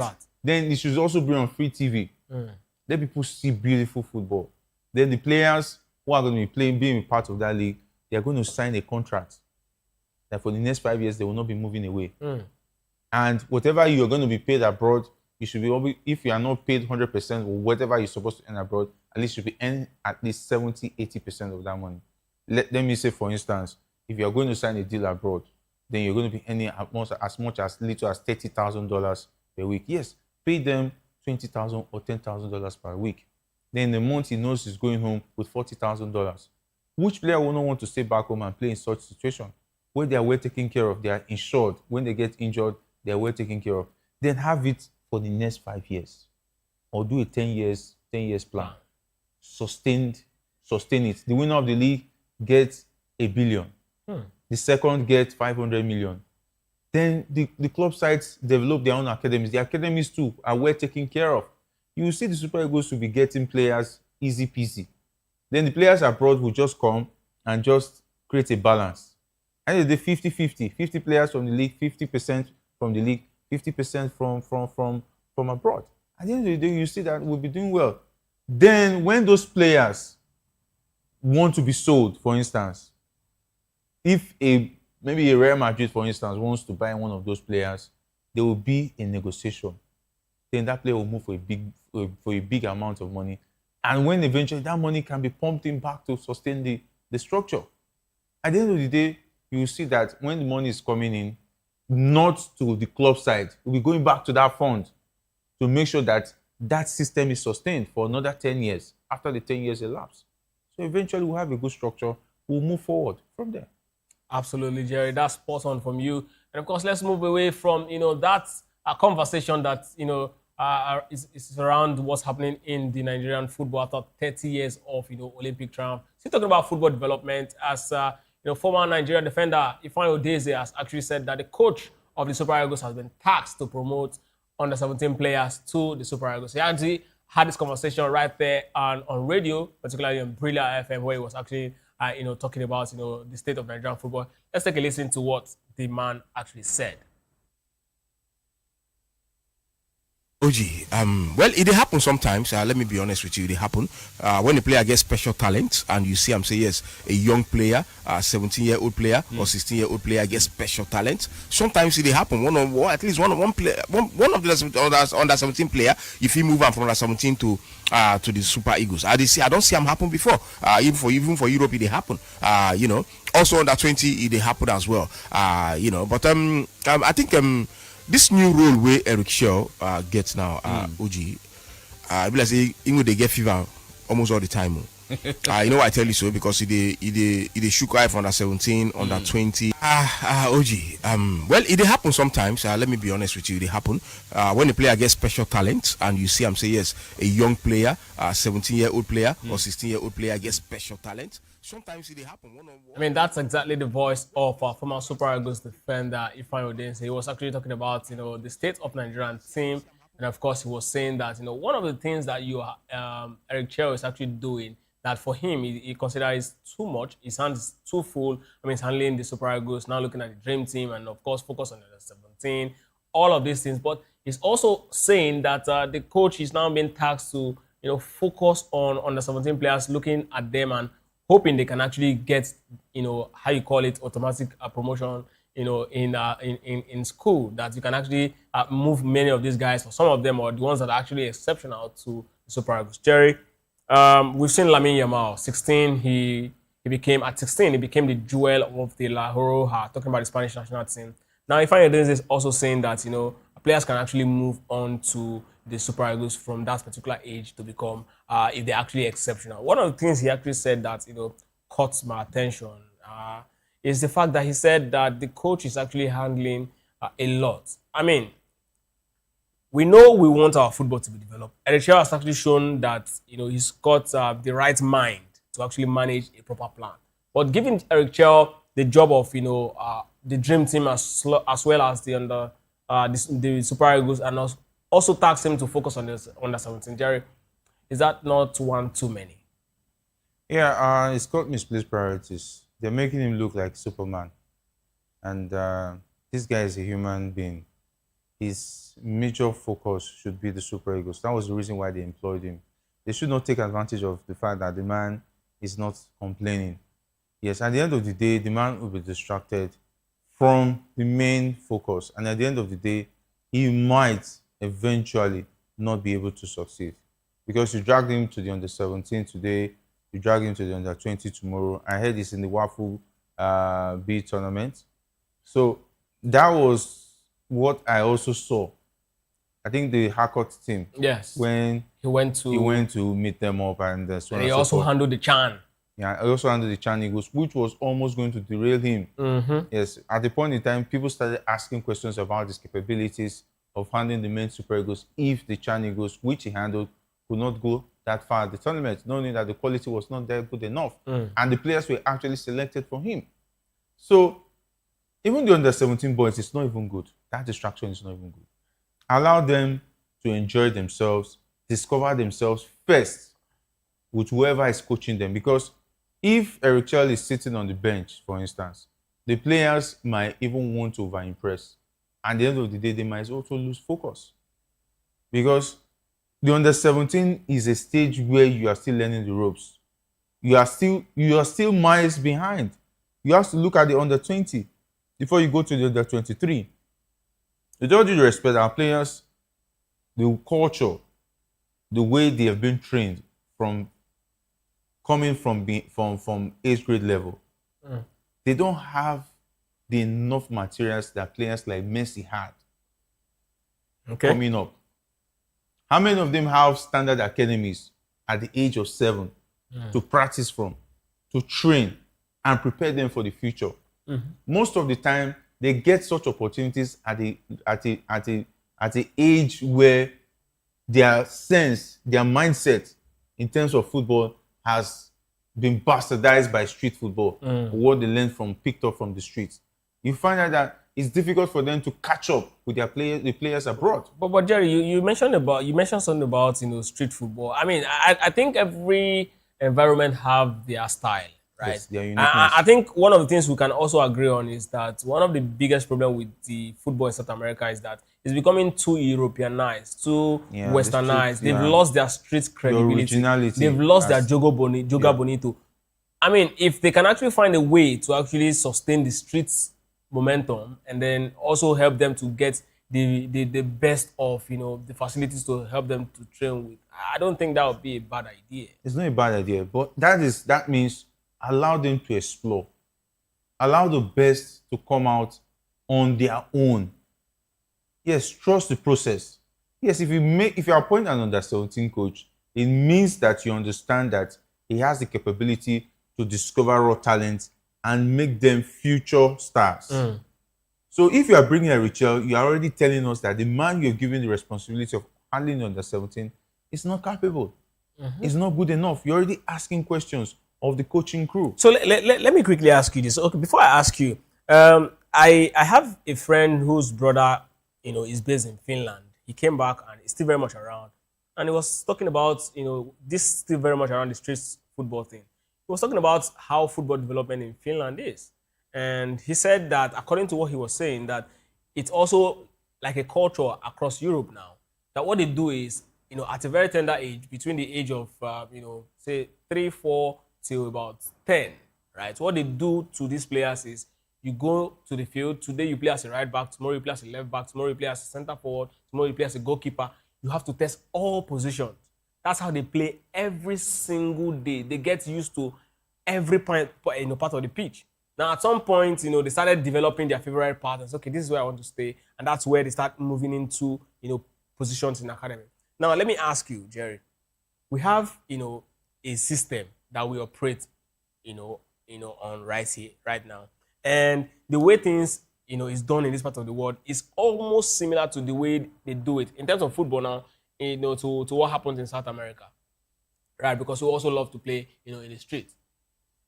Should the under-17, the under-20, and even the dream team, the Olympic team, should it be about winning or just about a pool where you get the very best out of them and then, move on to becoming champions? Because I think this is exactly where we have, lots of problem about what exactly is the goal of that particular team. Because if you can actually find a goal that you're just a feeders team, the result is not just about winning. But that should be what is obtainable in a society where things work according to the way it's supposed to be. Yes, you get to play street football, you get an opportunity to be registered in an academy, most especially for free, because sometimes most of those street coaches just gather those players out of the passion.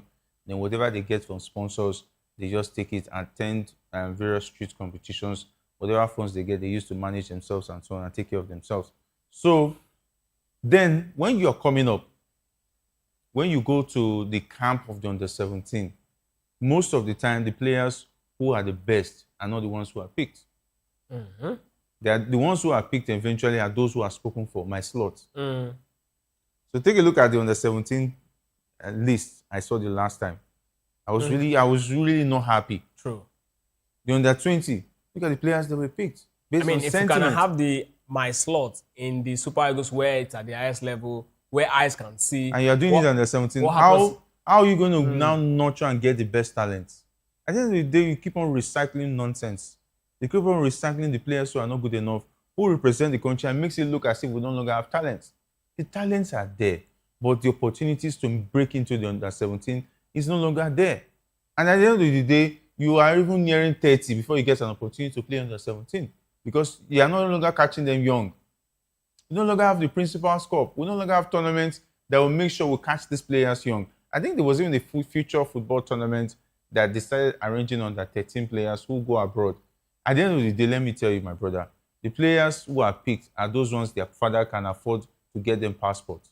Who their father knows one senator or the other, who is within the circle of the rich. The under 13 players, you don't see street boys there. Those who are traveling abroad from one country to the other.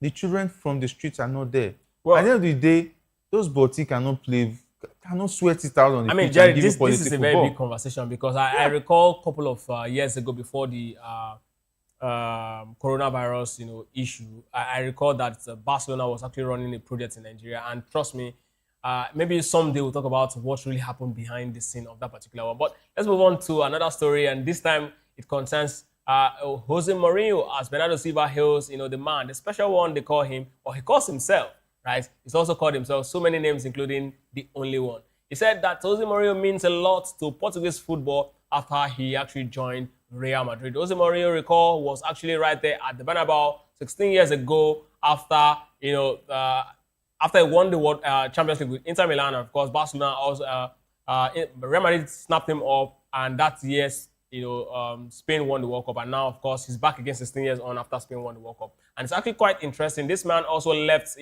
Manchester City. He's a Portuguese. And Jerry, let's talk about the man Jose Mourinho. At the end of affairs right there at the Bernabeu, and Bernardo Silva. What exactly is this man, Bernardo Silva, going to be adding to the spice of Jose Mourinho? But let's also talk about something about Jose Mourinho. What will he be remembered for? Yeah, he will be remembered for his antics. If you close your eyes now and look at Jose Mourinho, and someone asks you, tell me about Jose Mourinho, what's going to be the first thing that will come into your head? Drama king. Yeah, the man who brings the drama, the man who made the statements, the man who changed football in the way he wants it to be. Yeah, can he change? He change the face of La Liga for the second time? Yeah, he did it before, but he didn't. More trophies were not to show for it. Yeah. I think this time, I want him to focus more on getting the trophies instead of all of the drama, the boardroom drama, the post-match drama, and so on and so forth, and having a go at the players. Focus more on dethroning Barcelona, which is the reason why Florentino Perez brought him. Let's not forget, when Florentino Perez let him go or sacked him, he said he was the worst coach to ever coach Real Madrid. But today he's bringing him back. The same Florentino Perez. But Jerry, let me ask you, if not Mourinho, who is the manager that you think that can actually upturn this Barcelona trajectory right there in Spain? This is their monopoly in Spain. It would have been Zinedine Zidane, but the man is not interested in returning to Real. And, but who would do it better? Mourinho is a disruptor. Yes, you need a disruptor. He has that mindset of a disruptor. So, and that is why Florentino brought him in to play in the mind games. Bring in, I don't know whether they're going to see players as deadly as Pepe and Sergio Ramos to make sure that he gets the message delivered in Mourinho style. I mean, before Jose Mourinho moved to Madrid, Pepe and Ramos were not that, tough. So he can actually make a new Pepe and Ramos in I Rudiger and the likes. I don't know that Rudiger is the Militao will be able to deliver such message. We're still waiting to see whether he might also sign those players or wait and see if those players will be able to deliver his script. If they don't, I know next season he might also be looking at the transfer window to make sure he delivers on all of those assignments. Moreno. He is a dangerous man. Thank you, Jerry. This is exactly where we'll wrap up the show. All right, it's a pleasure. Of course, this exactly will be leaving it on this episode of The Locker Room. We'll definitely be here same time tomorrow. Of course, you look forward to the Sport Republic tomorrow as Afis will be here to also take us through the journey. I will say sit tight for the next show, which is Political Lens with Chukuma Okoro. I'm Ikechukwu Agwago. Stay tuned.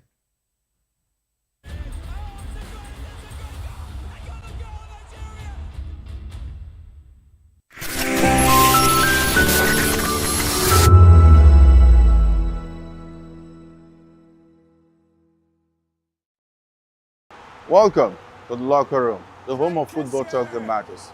I am Jerry Arpelehon. Join us every weekday, Monday to Friday at 5 p.m. Nigerian time, as we share the hot takes and hot debates in the exciting world of...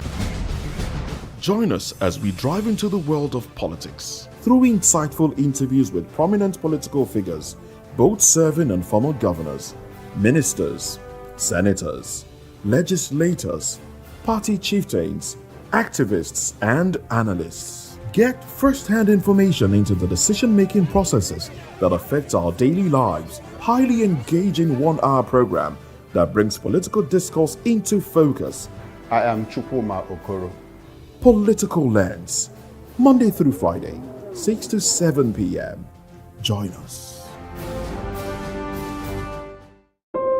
When your morning starts, make sure to look around for the right company to serve you everything you need to know about what's happening around you. That's why you need VOP this morning, because we will climb this far to give you a voice in what's going on, from news, reviews, politics and the economy, sports and even entertainment.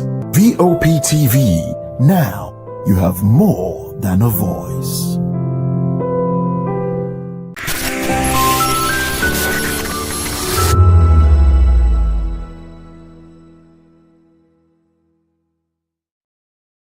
In a world where truth is the ultimate power and opinions scream the loudest, it's time to wade through the noise. Hunger no get tribe!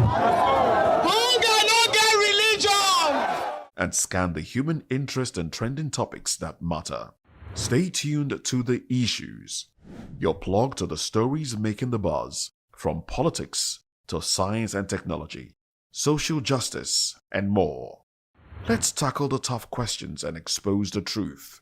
The Issues on Voice of the People Television. Don't just react, understand.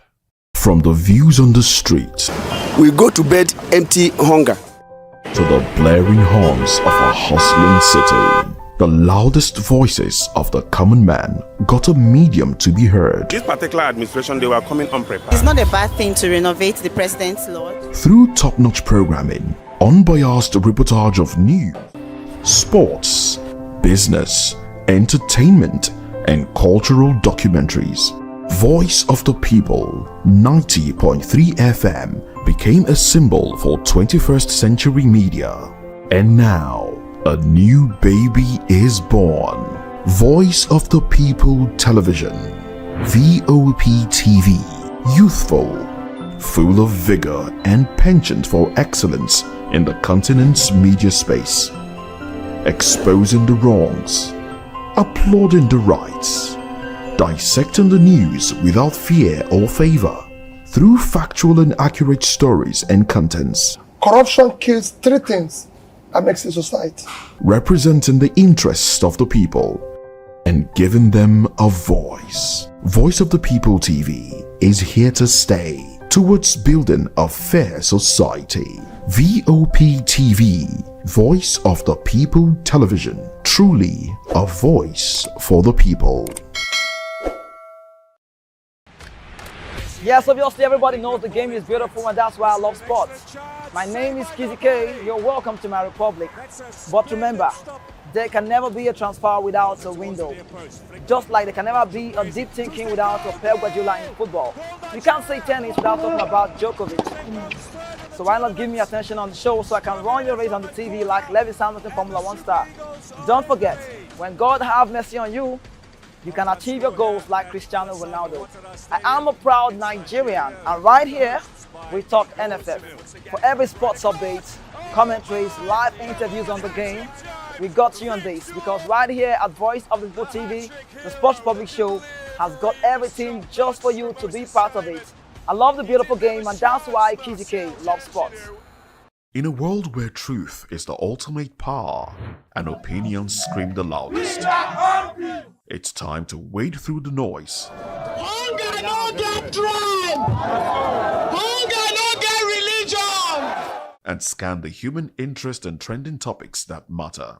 Stay tuned to The Issues, your plug to the stories making the buzz, from politics to science and technology, social justice, and more. Let's tackle the tough questions and expose the truth. The Issues on Voice of the People Television. Don't just react, understand.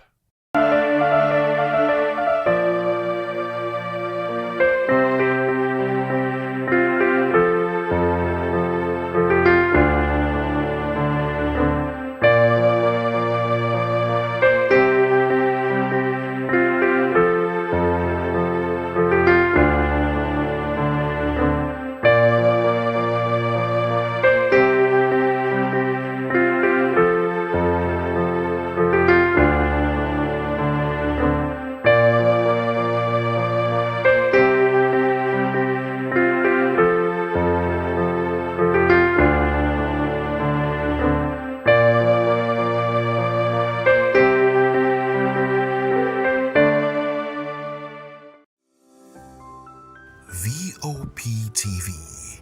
Now, you have more than a voice.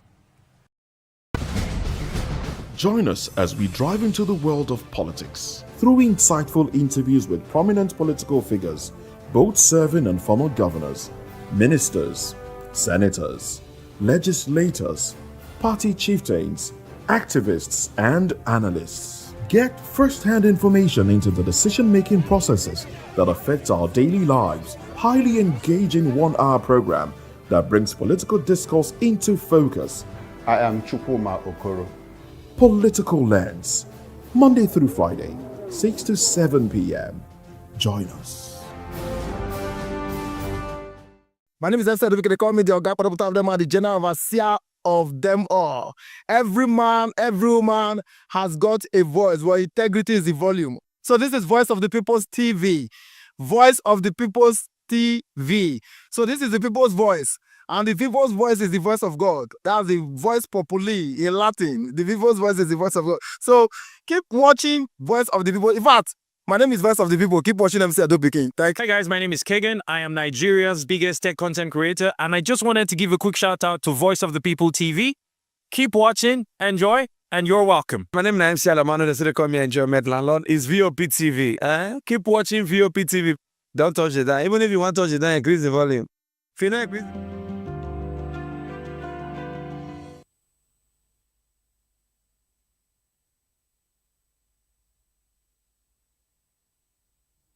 Tonight on Political Lens, the race to 2027 is already reshaping Nigeria's political landscape. Fresh cracks are emerging within the ruling APC as northern youth groups threaten to withdraw support for President Bola Tinubu over alleged marginalization, while accusations involving youth leadership and political appointments have added a new layer of tension within the party. We'll also examine President Tinubu's decision to stand by Works Minister David Umahi, despite growing controversy surrounding the death of her nurse, Mary Habila, and the legal battle that has followed. And in the opposition, Peter Obi's one-term presidency pledge is winning praise from some Igbo leaders, while drawing criticism from others, raising questions about zoning, regional interest, and the strategy behind the 2027 contest. Well, these are the stories shaping the political conversation this evening. Welcome to Political Lens. I am Chukwuma Okoro. Good to have you join us. Now, let's bring in our guest. We have been joined virtually by Prince Francis Chilak. He appears here in the capacity of a political affairs analyst. He will help us get some context to the stories. Good evening, Prince, and Many thanks for joining us. We appreciate your presence as always. Yes, good evening, Okoro. How are you? Beautiful. Good to have you, sir.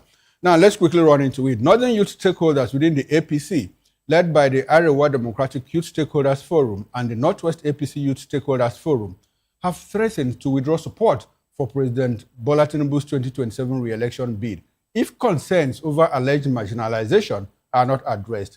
They claim Northern youths have been excluded from key political appointments, youth leadership roles, and decision-making within the party and federal government, and have directed over 1,300 APC support group leaders across the North to begin consultations on their political future. The group also accused Seyi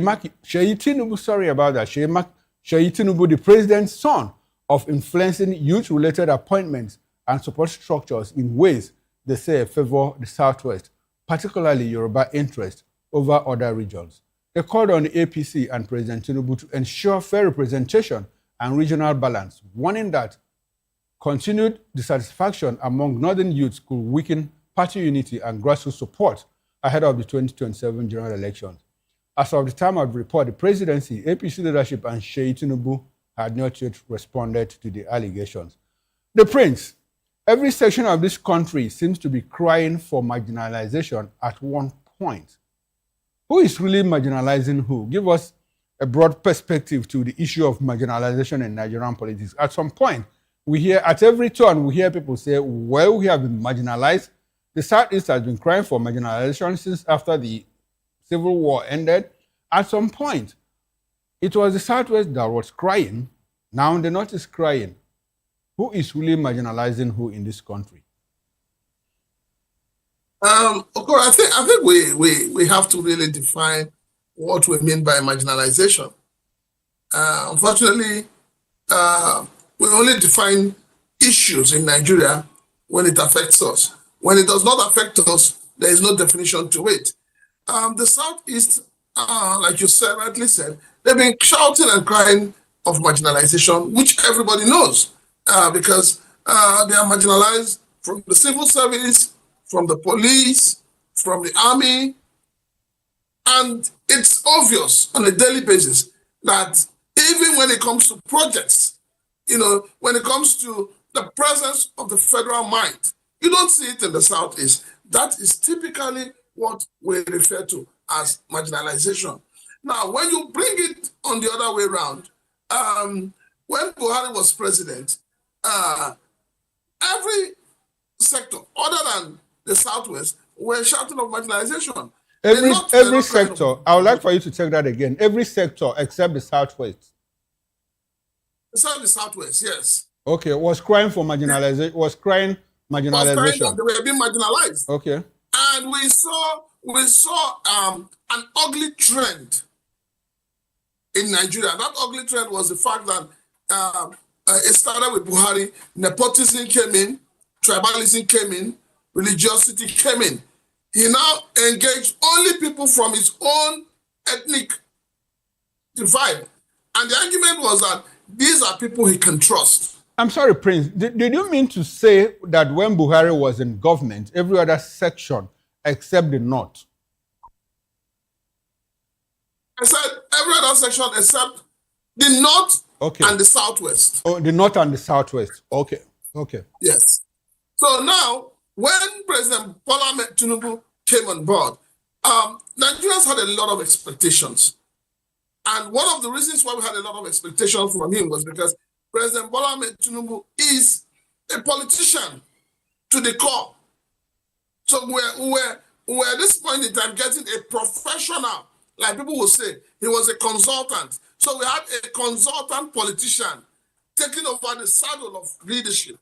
And also a man who said he had spent 20-something years understudying the problem of Nigeria. So the expectation was high. Nigerians were looking forward to a president that will unite the country, not a president that would end up dividing the country more. So President Bola Tinubu, like he said during his inaugural speech, that he was going to continue from where the late president stopped. And he did, because he continued by bringing his own tribesmen to fill most of the strategic and sensitive positions in governance. And that is why the North, who felt that, oh, we handed over, Buhari gave power to him. They also were expecting that they would carry the same favor. But now they are crying because they are not seeing what they had expected. The Prince. So this is a very terrible trend. The Why Prince. I call it a terrible trend Okay. is that, I'm coming, Mr. Okoro. Why I call it a terrible trend is that we're creating not a country. We're not building a country. We are building ethnic conclaves. So if an Igbo man becomes a president tomorrow, we want him to surround himself with Igbos, give them juicy appointments, develop their areas. This is not Nigeria. This is not unity. This is not what oneness is all about. And this is what we had expected, that President Bola Tinubu would have shifted away from that mindset that was put forward by the late president. But then, what do we have? We're back to square one. Okay, now And we are that back. square one now means that All right, we are back to square one. everybody is We are back to back to square square one because everybody is crying marginalization. Now, I want us to break it down in real political and economic terms. When people say they are marginalized, what do they really mean holistically? Because I get the point of people saying we are marginalized because somehow they have been excluded from the commanding heights of Nigeria's national life. Under the Buhari administration, the Southeast was crying for marginalization in terms of appointment, in terms of lack of federal presence, infrastructure, and all of that. And so when the North says we are marginalized, what in political and economic terms, what do they really mean? Because if you look at the power equation in Nigeria, they have ruled for longer than any other group in this country. And so when the North says we are marginalized, what do they really mean in political and economic terms? Let's break it down further. what they mean in terms of politics is that they have been booted out from power. They have been booted out from those who have to make decisions. They have been booted out from the looting of the nation as it is. They have been booted out from juicy appointments. They've been booted out from, being close to Mr. President. That's basically what it is. Now, if you look at it economically, you ask yourself, this government keeps talking about projects in the North, but we're not seeing them. We need to see them practically. But we're not seeing them. Not that Buhari did better, but nobody's seen anything. So the North feels that, we're not seeing the projects. We're not seeing the kind of money we used to see when President Buhari was there. Prince Francis, it's not about the North feeling that they are marginalized. Now, you say you don't see the projects when this administration mounts its efforts in the North. And the Northerners say we don't see these things. Now, do you believe that the North is marginalized in this dispensation? Not only the North. Mr. Okoro, not only the North. Even the Southeast is still marginalized. No, we are talking about the North now, because this youth group, APC for that matter, APC youth group from the North are saying, well, we've been completely, totally excluded from decision-making agencies of government and all of, even within the party. Okay. And they also say, okay. Let me ask you this. The CBN governor, where is he from? The Minister of Finance, where is he from? EFCC, where is he from? DSS, where is he from? So this is what they're looking at. And this is what they mean by being marginalized. The whole thing about national character, national identity has been thrown to the dogs. You can't tell me that you do not have somebody who is capable from the North to be your Minister of Finance. You can't tell me you don't have somebody who is capable from the East to be the director of EFCC. So when you talk about this marginalization, yes, the North Arewa youths may say they are marginalized, but I will tell you, the Southeast is feeling it more than they are feeling it. Okay, now, they have had 8 years. They have had 8 years of glory, 8 years of being carried like babies by the late Buhari. So for me, they're just crying because they feel that they're no longer in power, they're no longer in charge, they're not allowed to participate in decision making. That is why they feel marginalized. But if you bring it to the Southeast, you will understand the true meaning of marginalization. Okay, Prince, in all of this, since our return to civil rule in 1999, the cry for marginalization, I perceive, was loudest under the administration of Muhammad Buhari. May God bless his soul. During Obasanjo time, we didn't have it that much because it looks like positions were equally redistributed or distributed along the regional lines and all of that. Yar'Adua continued in that direction. Jonathan continued in that direction until Buhari made on the scene and everything tumbled upside down. And we started here. But at that point, the Southeast, more like the Southwest, was also excluded and the North kept quiet. And so my question is this. In all of this, if you talk about marginalization in long terms, the North has held more power than every other region in this country from independence up until this moment. And so if the North is crying marginalization, what will other groups do? And so the question now is, how do we solve this problem of marginalization? What is the essence of zoning, rotation of power between the North and the South and the regions? What is the essence of it all? Is it because when one group is in power, they are likely to more like dominate, like what people complain about now? A lot of people say this present administration is more like westernizing the entire gamut of political power, more like what Buhari did for the North. At what point will we move away from that spectrum, from that track, and do something and go back to where we are coming from? Like I just cited the instance of Obasanjo, Yar'Adua, and Jonathan. Probably under Obasanjo and Yar'Adua, the Niger Delta cried for marginalization and everybody understood that.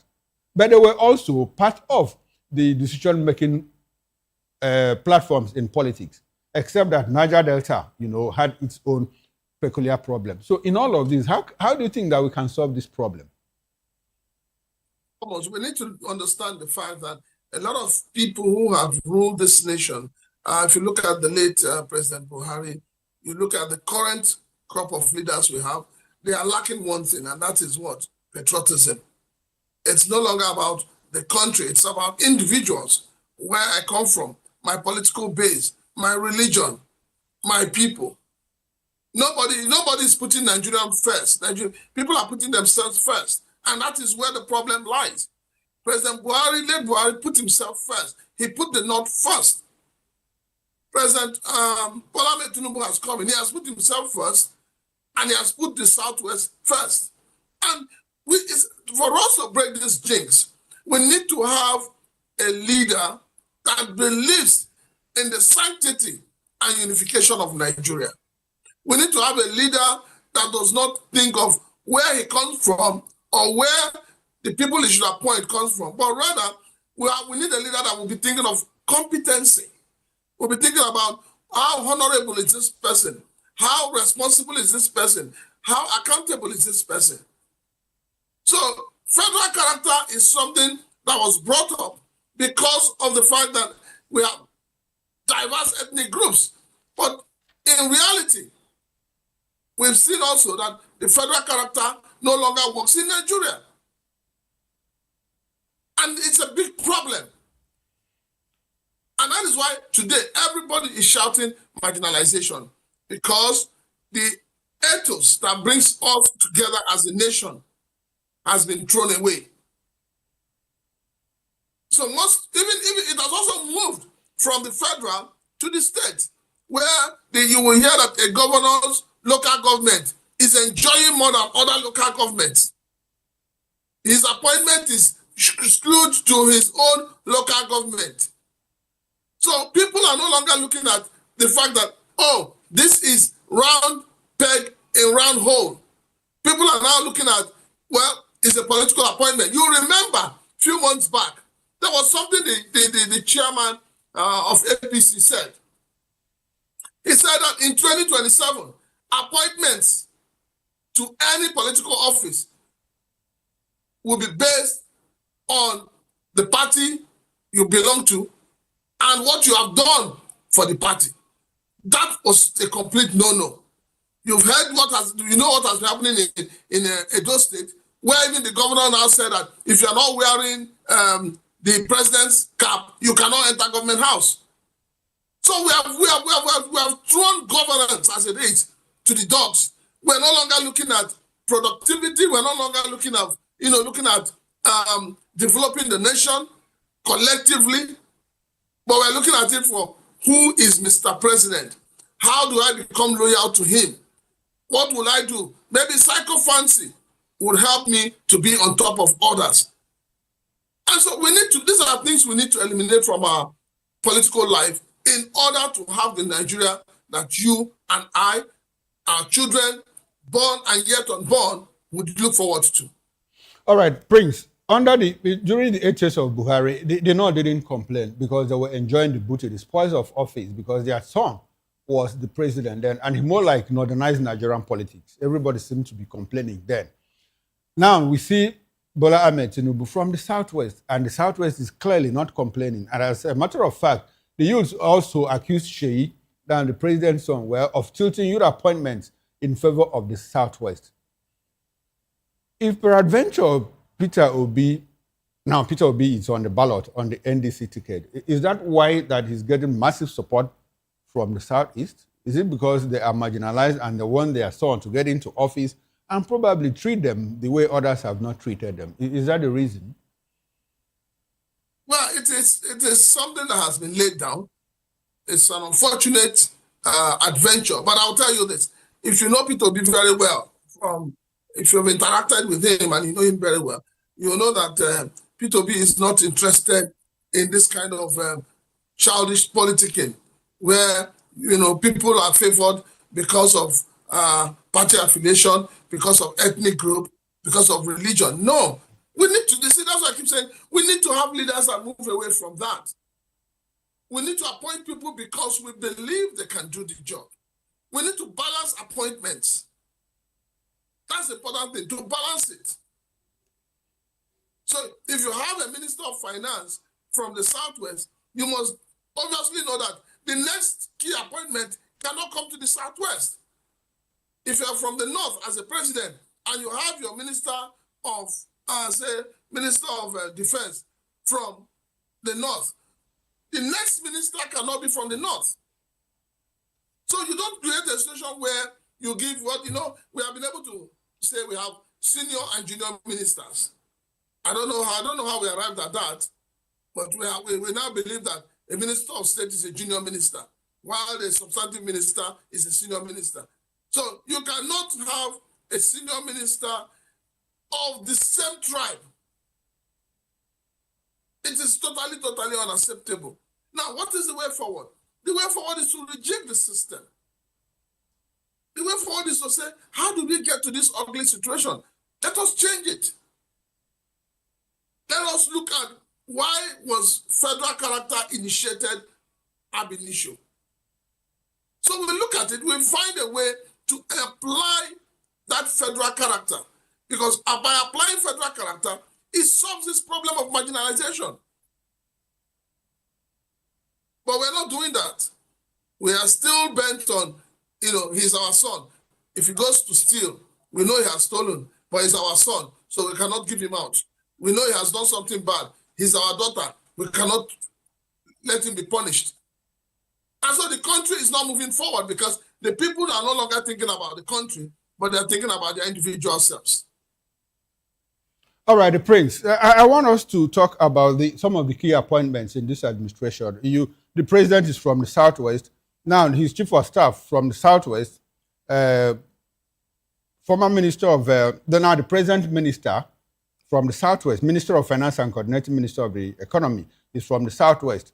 The CBN governor from the Southwest, Dele Alake, Solid Minerals from the Southwest, Bosu Tijani, Communications from the Southwest, Bumi Tunji Ojo, Interior from the Southwest, Tebe, Power from the Southwest, Jumoke Oduwole, Trade and Industry and Investment from the Southwest. I can go on and on, immigration, custom and all of that. Is it some kind of coincidence that the people that can deliver on the president's economic policies and his promises made to Nigerians happen to be from just the Southwest? And if these people are delivering on the president's promises, should it really matter to Nigerians where these people come from? Nigeria is made out of, we've broken Nigeria into 6 geopolitical zones. And the reason why we did that is also to be able to give everybody a sense of belonging. You cannot, I will not accept from anybody to tell me that, oh, that the best hands that can assist Mr. President in achieving his agenda of renewed hope are only people from his own particular ethnic group. No, that is an aberration. That is totally unacceptable. No. I believe that every region in Nigeria have capable men and women. More than capable. The prince. It has nothing to do. It has nothing to do with their ability to perform. Because everybody in Nigeria, if given an opportunity, will excel. Now, it's just because of the fact that we are tied down by ethnicity. Prince, my straightforward question is, peradventure or perchance the president can't find capable hands. I mean, he wants somebody to run the economy for him, or like Minister of Finance and coordinating minister, and it happens that the person he wants or that the person he knows that can do the job comes from the Southwest. He's looking for a central bank governor. Incidentally, the best hand, according to him, comes from the Southwest. And he's looking for a Minister of Interior. The person happens to come from the Southwest. He's looking for Chief of Army Staff. The person happens to come from the Southwest, and all of that. Now, if these people are delivering on the promises of the president and Nigerians are failing it, will it make a difference where they come from? Well, if they are delivering, we can excuse them, but I will tell you that people will still shout marginalization. Okay, now in the present dispensation, these people that are holding key economic positions in government, do they seem to be delivering on the president's promises? 2023 to 2027? For me, some of them, yes, but the truth of the matter is that we should be able, because Nigeria is not made up of only the Southwest. Nigeria is made up of 6 geopolitical zones. And I believe that these 6 geopolitical zones must be adequately represented in every sphere of governance. You need to. And that is what it means to build a nation. So we're not building a Southwest. What we have is not a Southwest government. What we have is a Nigerian government. More like your prescription is that we should sacrifice. Are you saying the prince? The prince. Are you saying that? Are you saying that we should? Something the wrong way. Go ahead, land on your thought. If you do something the wrong way, if you do something the wrong way, do something the wrong way. And even if you're doing the wrong way and you're achieving results, it does not mean it is right. Okay, if you do something the wrong way and you seem to be achieving results, it doesn't make it right. Now, because the question I wanted to ask is, I mean, if you say that we should spread appointments across the 6 geopolitical zones, more like your prescription is that we should sacrifice merit at the altar of regionalism. Is that what it looks like? President Olusegun Obasanjo was a Nigerian president. And he went outside the normal thing that ordinary Nigerians other Nigerians would have done. He went outside the box in getting appointments. And he got people from different ethnic groups. But at that point, people also complained. The people said that, well, all his economic handlers were from the Southeast. You see, Mr. Okoro, if you say that, how many are they?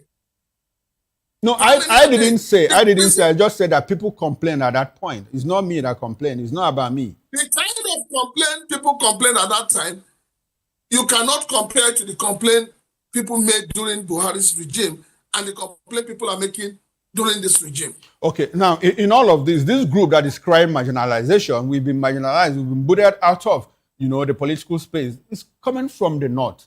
And in the way our politics is, you know that a lot of people feel that, well, votes come from certain sections of the north, especially the northwest, with 7 states, in its kitty.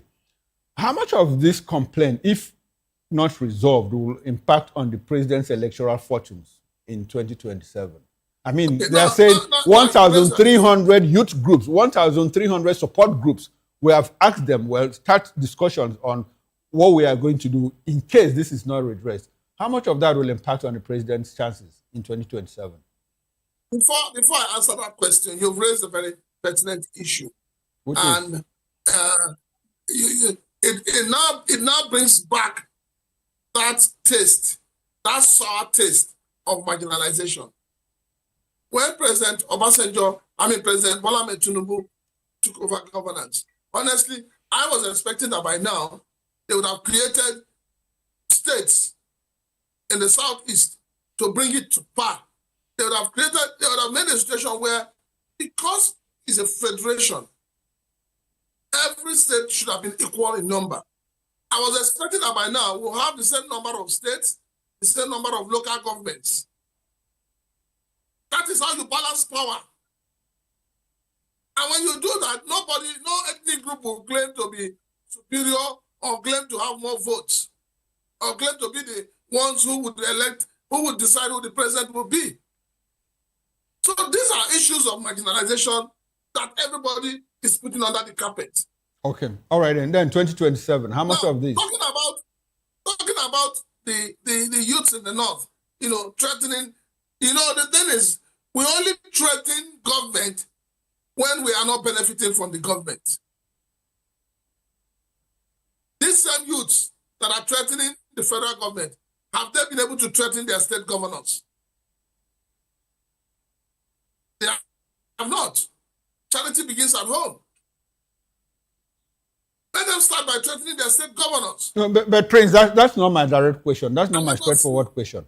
2027, how much of this will affect negatively the president's chances in the north? Well, 2027, if we have a free and fair election where the vote of the people will count, I am sure that, we will see some surprises. All right, we'll see some surprises. Let's move away from this and get into another interesting discussion. Minister of Works David Umahi said President Bola Tinubu rejected calls for his dismissal following the death of nurse Mary Habila at his Ebonyi residence on June 27, 2026. Well, according to Umahi, despite public pressure and criticism, Tinubu encouraged him to remain focused on his duties, telling him to go and build more roads. Umahi also said political opponents exploited the incident and maintained that ultimate power belongs to God, not social media. The death of Habila has sparked legal action with Sokapu, SOKAPU, filing a 20 billion naira lawsuit against Umahi, alleging a breach of duty of care. Umahi requested an autopsy to establish the cause of death, but Habila's family declined, preferring to bury her according to their customs. He said he cancelled his birthday celebrations out of respect for the deceased and prayed that if he or any member of his family was responsible for her death, they should face an even worse fate. The Prince, Umahi, said President Tinubu is more like supporting his efforts despite the controversies surrounding the death of a nurse in his country home residence. Now, how much value does this administration place over lives of citizens? We hear that someone died in the minister's residence in Ebonyi State, and there are controversies. Well, she was a physiotherapist, according to the minister. Now, the Physiotherapist Council of Nigeria says we can't find her name in our list. It's now been established that she's a nurse and all of that. At some point, the minister wanted to say, hey, Ebonyi State Police Command, stop all investigations and move the case to Abuja and all of that. Autopsy here and there, burial here and there. Now, if the president is saying, well, despite this, go and build more roads for me, what does that tell you about how this administration places the life of citizens in their care? From day one, and I keep saying it, that unfortunately, Nigeria is a country where we have two laws. We have one law for the rich, we have another law for the poor. The things Dave Umahi is saying and the way he's going about it is a reflection of failure in governance. It's a reflection of the fact that the life of the ordinary Nigerian does not matter as long as you have power and authority. Mr. Okoro, this is a country where if you have a visitor, for instance, and the person dies in your house, the first thing the police will do is to arrest you. You are the first culprit. You are the first suspect, rather. They will arrest you and begin investigation and carry out autopsy to find out the real cause of death, reasons for his death. But here, David Umahi is walking free. He's unscattered. And then he comes out and tells you Mr. President is supporting him. So what it means is that the president is supporting impunity. That is what it means. This support Mr. President has given to him, we've seen the support the same in another way where we talk about fake agency. So you have a government that is not, that does not believe that sovereignty belongs to the people. Now, even though Umahi to come out and tell Nigerians that he suspended his birthday, I mean, that is the height of insensitivity. What is Nigerians? What is the business of Nigerians with your birthday? If Dave Umahi was just an ordinary Nigerian, will he have the mouth to be talking around? Will he even have his freedom? He will not have his freedom. His freedom would have been curtailed by now. Well, it's unfortunate that Mr. President keeps, condoning and encouraging impunity by those he has employed as either ministers or SAs or chief of staff.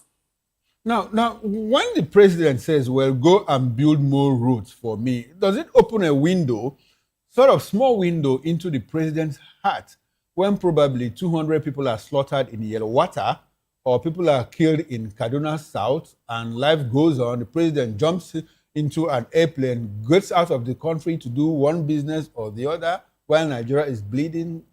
Does it give us an insight into how he feels when Nigerians are killed? The insight it gives to you is that the life of the ordinary Nigeria does not matter. And this government does not take it seriously. This government does not even believe in the life of the ordinary Nigerians. You've seen the war going on between those who are working for Mr. President and those who are supporting Bishop Cardinal Naiko. You've seen it. Now, I ask myself, the things the bishop said, is it different from what everybody has been saying? Is it that are Nigerians faring better? Are Nigerians living better than they were living 8 years ago? No. But the government will not accept. So rather than address the concerns of the people, the government will look for things with which to forget about what the people are saying. I'm happy that you brought in. When you say build more roads, I'm coming, Mr. Koro. In the last few days, travelers have been trapped at Ore because there is no road. So which road is Mr. President asking Umahi to go and build? You have a government that has failed to look at the old roads, to rehabilitate the existing roads, and focusing on building new ones. So how do you want the people to move around? Okay. You go by road, flood will disturb you, bandits will be there to attack you, terrorists will try to kidnap you. You want to go by air, the airlines have increased their prices to a point where it's becoming madness. There seems to be no control. There is no remedy, there is no respite for the ordinary Nigerians. This government is not providing any respite for the ordinary Nigerians. All right, now, Prince, I'm happy that you brought in the issue of the Catholic bishops and the altercation between the Catholic bishops and other Nigerians and the president's handlers. You are a Catholic. Now, Daniel Bola said that Onayekon spoke only for Catholics. And Atiku Abubakar said, well, Mr. President, you need to apologize to the bishops and to Catholics. Was that a right comment to make from both of them? Did Onayekon speak for only Catholics? Or the bishops, did they speak only for Catholics? I am one of those who don't take anything said by Bola seriously anymore. Because Bola will tell you good morning when it is midnight. And will tell you good night by 6 a.m.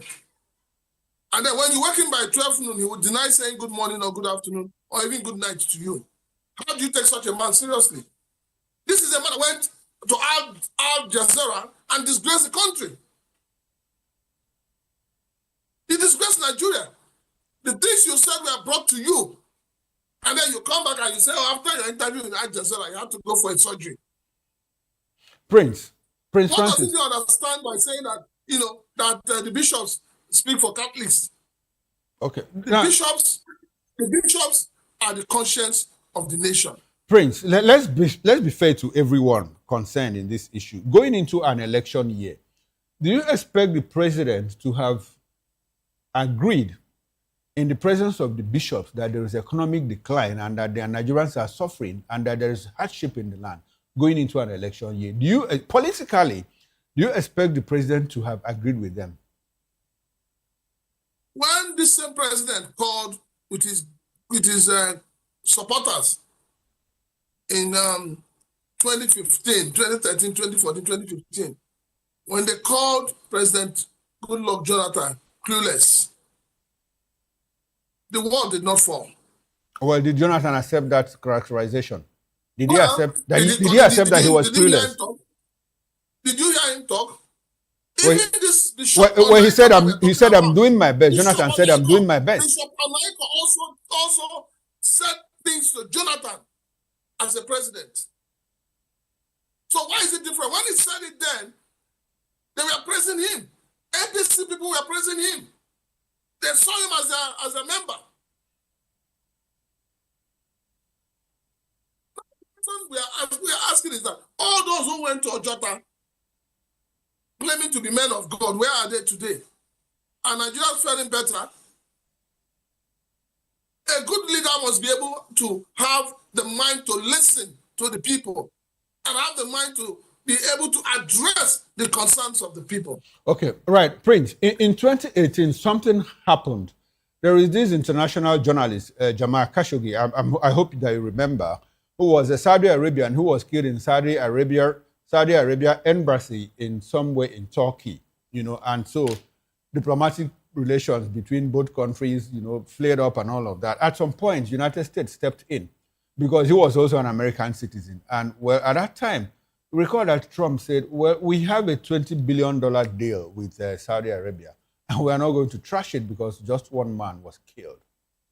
In this case, we see our president, we hear our president say, well, Dave, go ahead with what you are doing. Go and build more roads for me. Now, should leaders shield people or staff who seem to be delivering from prosecution, investigation, or consequences simply because they are delivering for them? I cited the instance of probably Donald Trump that said, well, I'm not going to trash a $20 billion deal with Saudi Arabia because Jamal was killed in Turkey by Saudi Arabia. Or Bola Tinubu saying, well, David, just go ahead and do more jobs for me, more roads for me. I wouldn't, ask you to stand aside because someone died in your residence. Should leaders shield people if they are delivering or if they seem to be delivering on their promises for them? When you say delivering, who are they delivering for? Is it not the people? For the president. In this case, for the president, the people in power. Is it not for the living? The services you are rendering, you're not rendering it for Mr. President. You're rendering the service to the Nigerian people. It is the people who brought Mr. President to power. And it is the mandate of the people that the president is riding on. So if everybody in Nigeria drops dead tomorrow, who would the president rule? Who would Umari build roads for? We must take the lives of the Nigerian people seriously. Every life in Nigeria should matter. Prince. That's the point. Okay, that's the point. What we are saying is that the way the president is treating Dave Umahi, will that same treatment be meted to another person tomorrow who finds himself or herself in the same situation? Now, that brings me to my next question. What should the president have done in the Umahi incident? What should he have done? Ask him to step aside or what? Exactly. That is the most mature thing to do. That is the most sincere thing to do.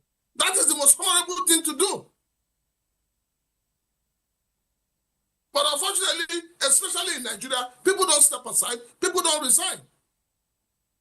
Even when you hold them by the throat.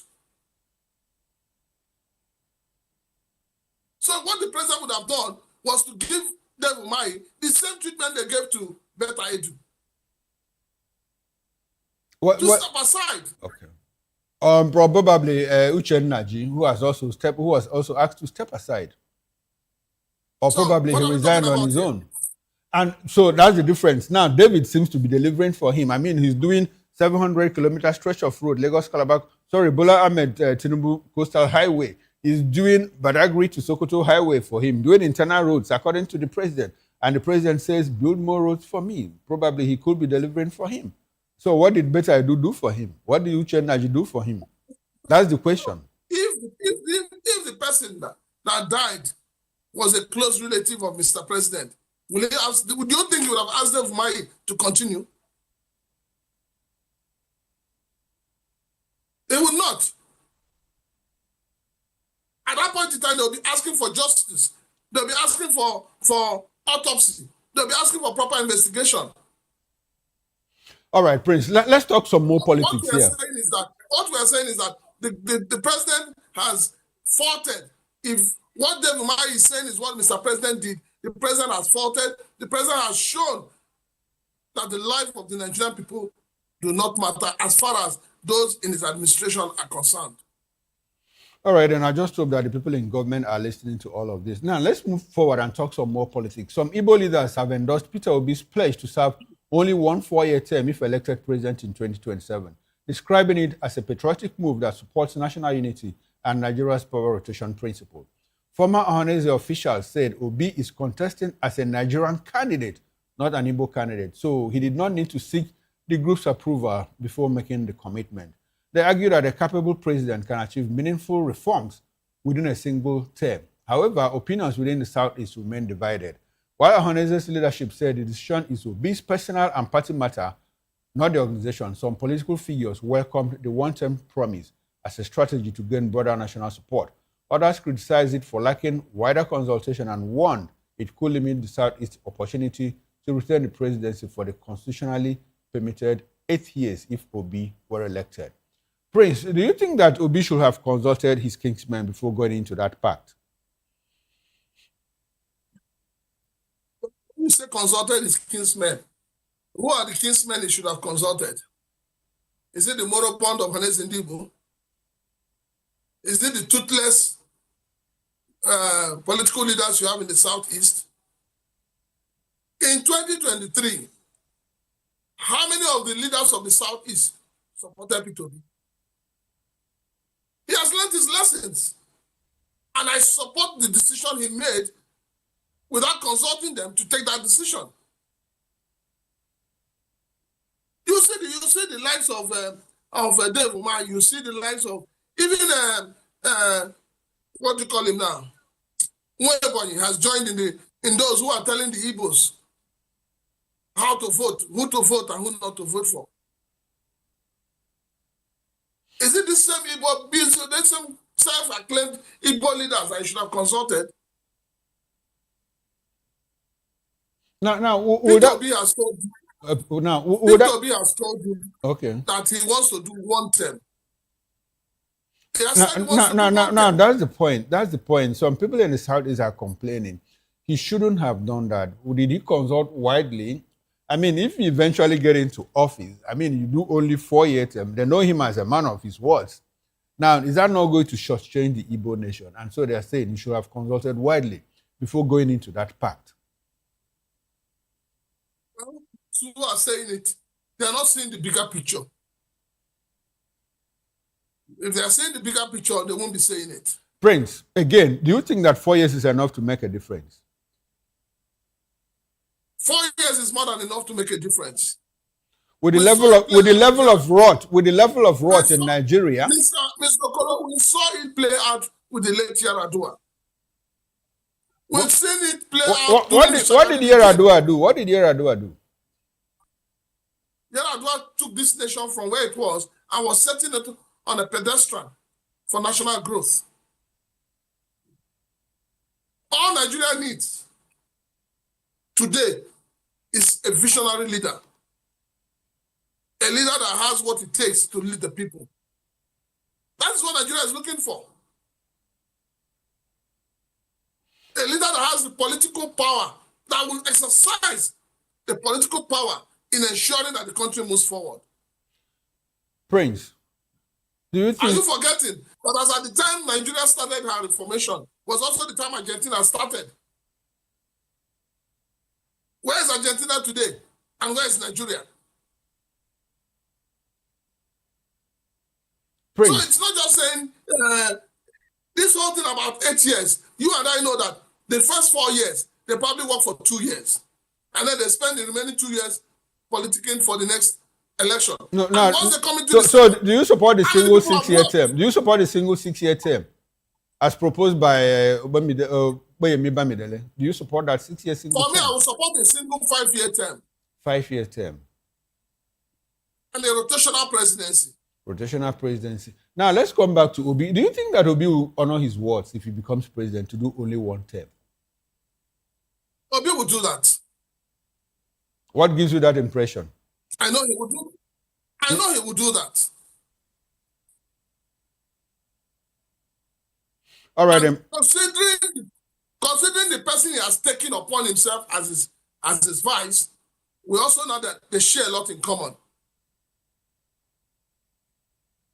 So I know and I believe that Obi will do 4 years.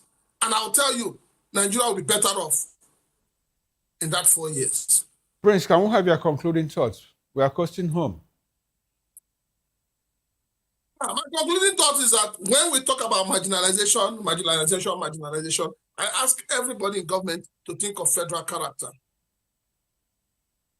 We must think of Nigeria first than our individual and selfish desires.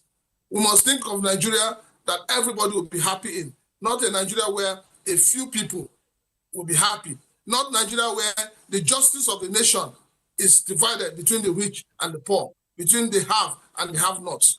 We must have a country where justice prevails, irrespective of what position you occupy. All right, then, this will be a good place to end the conversation. Very interesting and insightful conversation I've had with Prince Francis Chilaka, who joined me on Political Lens in the capacity of a public affairs analyst. Hey, Prince, I appreciate your time and presence, and I hope that we can do this some other time. Thank you very much. Definitely. You're welcome. Thank you. Now, on behalf of the backroom staff, technical director, bus manager, sound engineer, and the ingest manager, I am Chukwuma Okoro. Up next is Issues with Nana Ndem Dioto. Bye for now and enjoy the rest of your evening.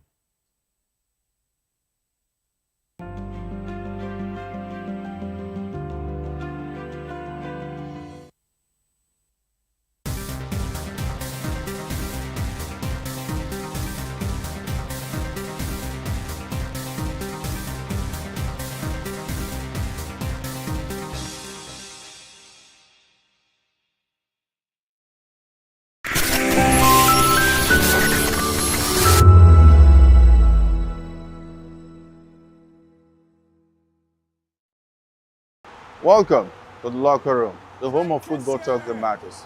I am Jerry Ampelihon.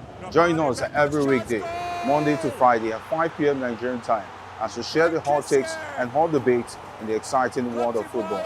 And joining me are the usual suspects, Ikechukwu and Mayowa, as we break down all the hot takes and everything that's happening in the football. Don't just watch football, live it with us. Catch us on the locker room and Voice of the People television at 5 p.m. Nigerian time. And like I always say, if not 20 minutes off, please the sport. And it's Hakim Ziyech who puts the Atlas. Join us as we drive into the world of politics through insightful interviews with prominent political figures, both serving and former governors, ministers, senators, legislators, party chieftains, activists, and analysts.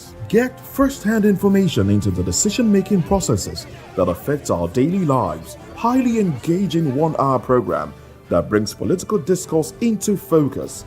I am Chukwuma Okoro. Political Lens, Monday through Friday, 6 to 7 p.m. Join us. Nigerians, your voice matters, and in 2027 it starts with your permanent voter's card, your PVC. If you're 18 and above and you're a Nigerian citizen, you have the right to choose who leads your community, your state, and your country. But that right only counts if you have your PVC and your name is on the voter register. Here's what to do. First, check if you're registered. If you're not, or if you've moved, lost your card, or turned 18 since the last election, go to the nearest INEC office or an INEC registration center. Second, it's free. Don't pay anyone for any registration or collection. Third, collect your PVC early. Don't wait until the week before elections. INEC will announce dates. Listen to radio, TV, and follow INEC's official pages. Your PVC is more than plastic. It's your power to hold leaders accountable. It's how you decide on roads, schools, hospitals, and jobs for your community. When you vote, you decide the future of your children. Get registered. Get your PVC. Vote in 2027. For Nigeria to work, you must be a part of it. Your vote, your future, your responsibility. This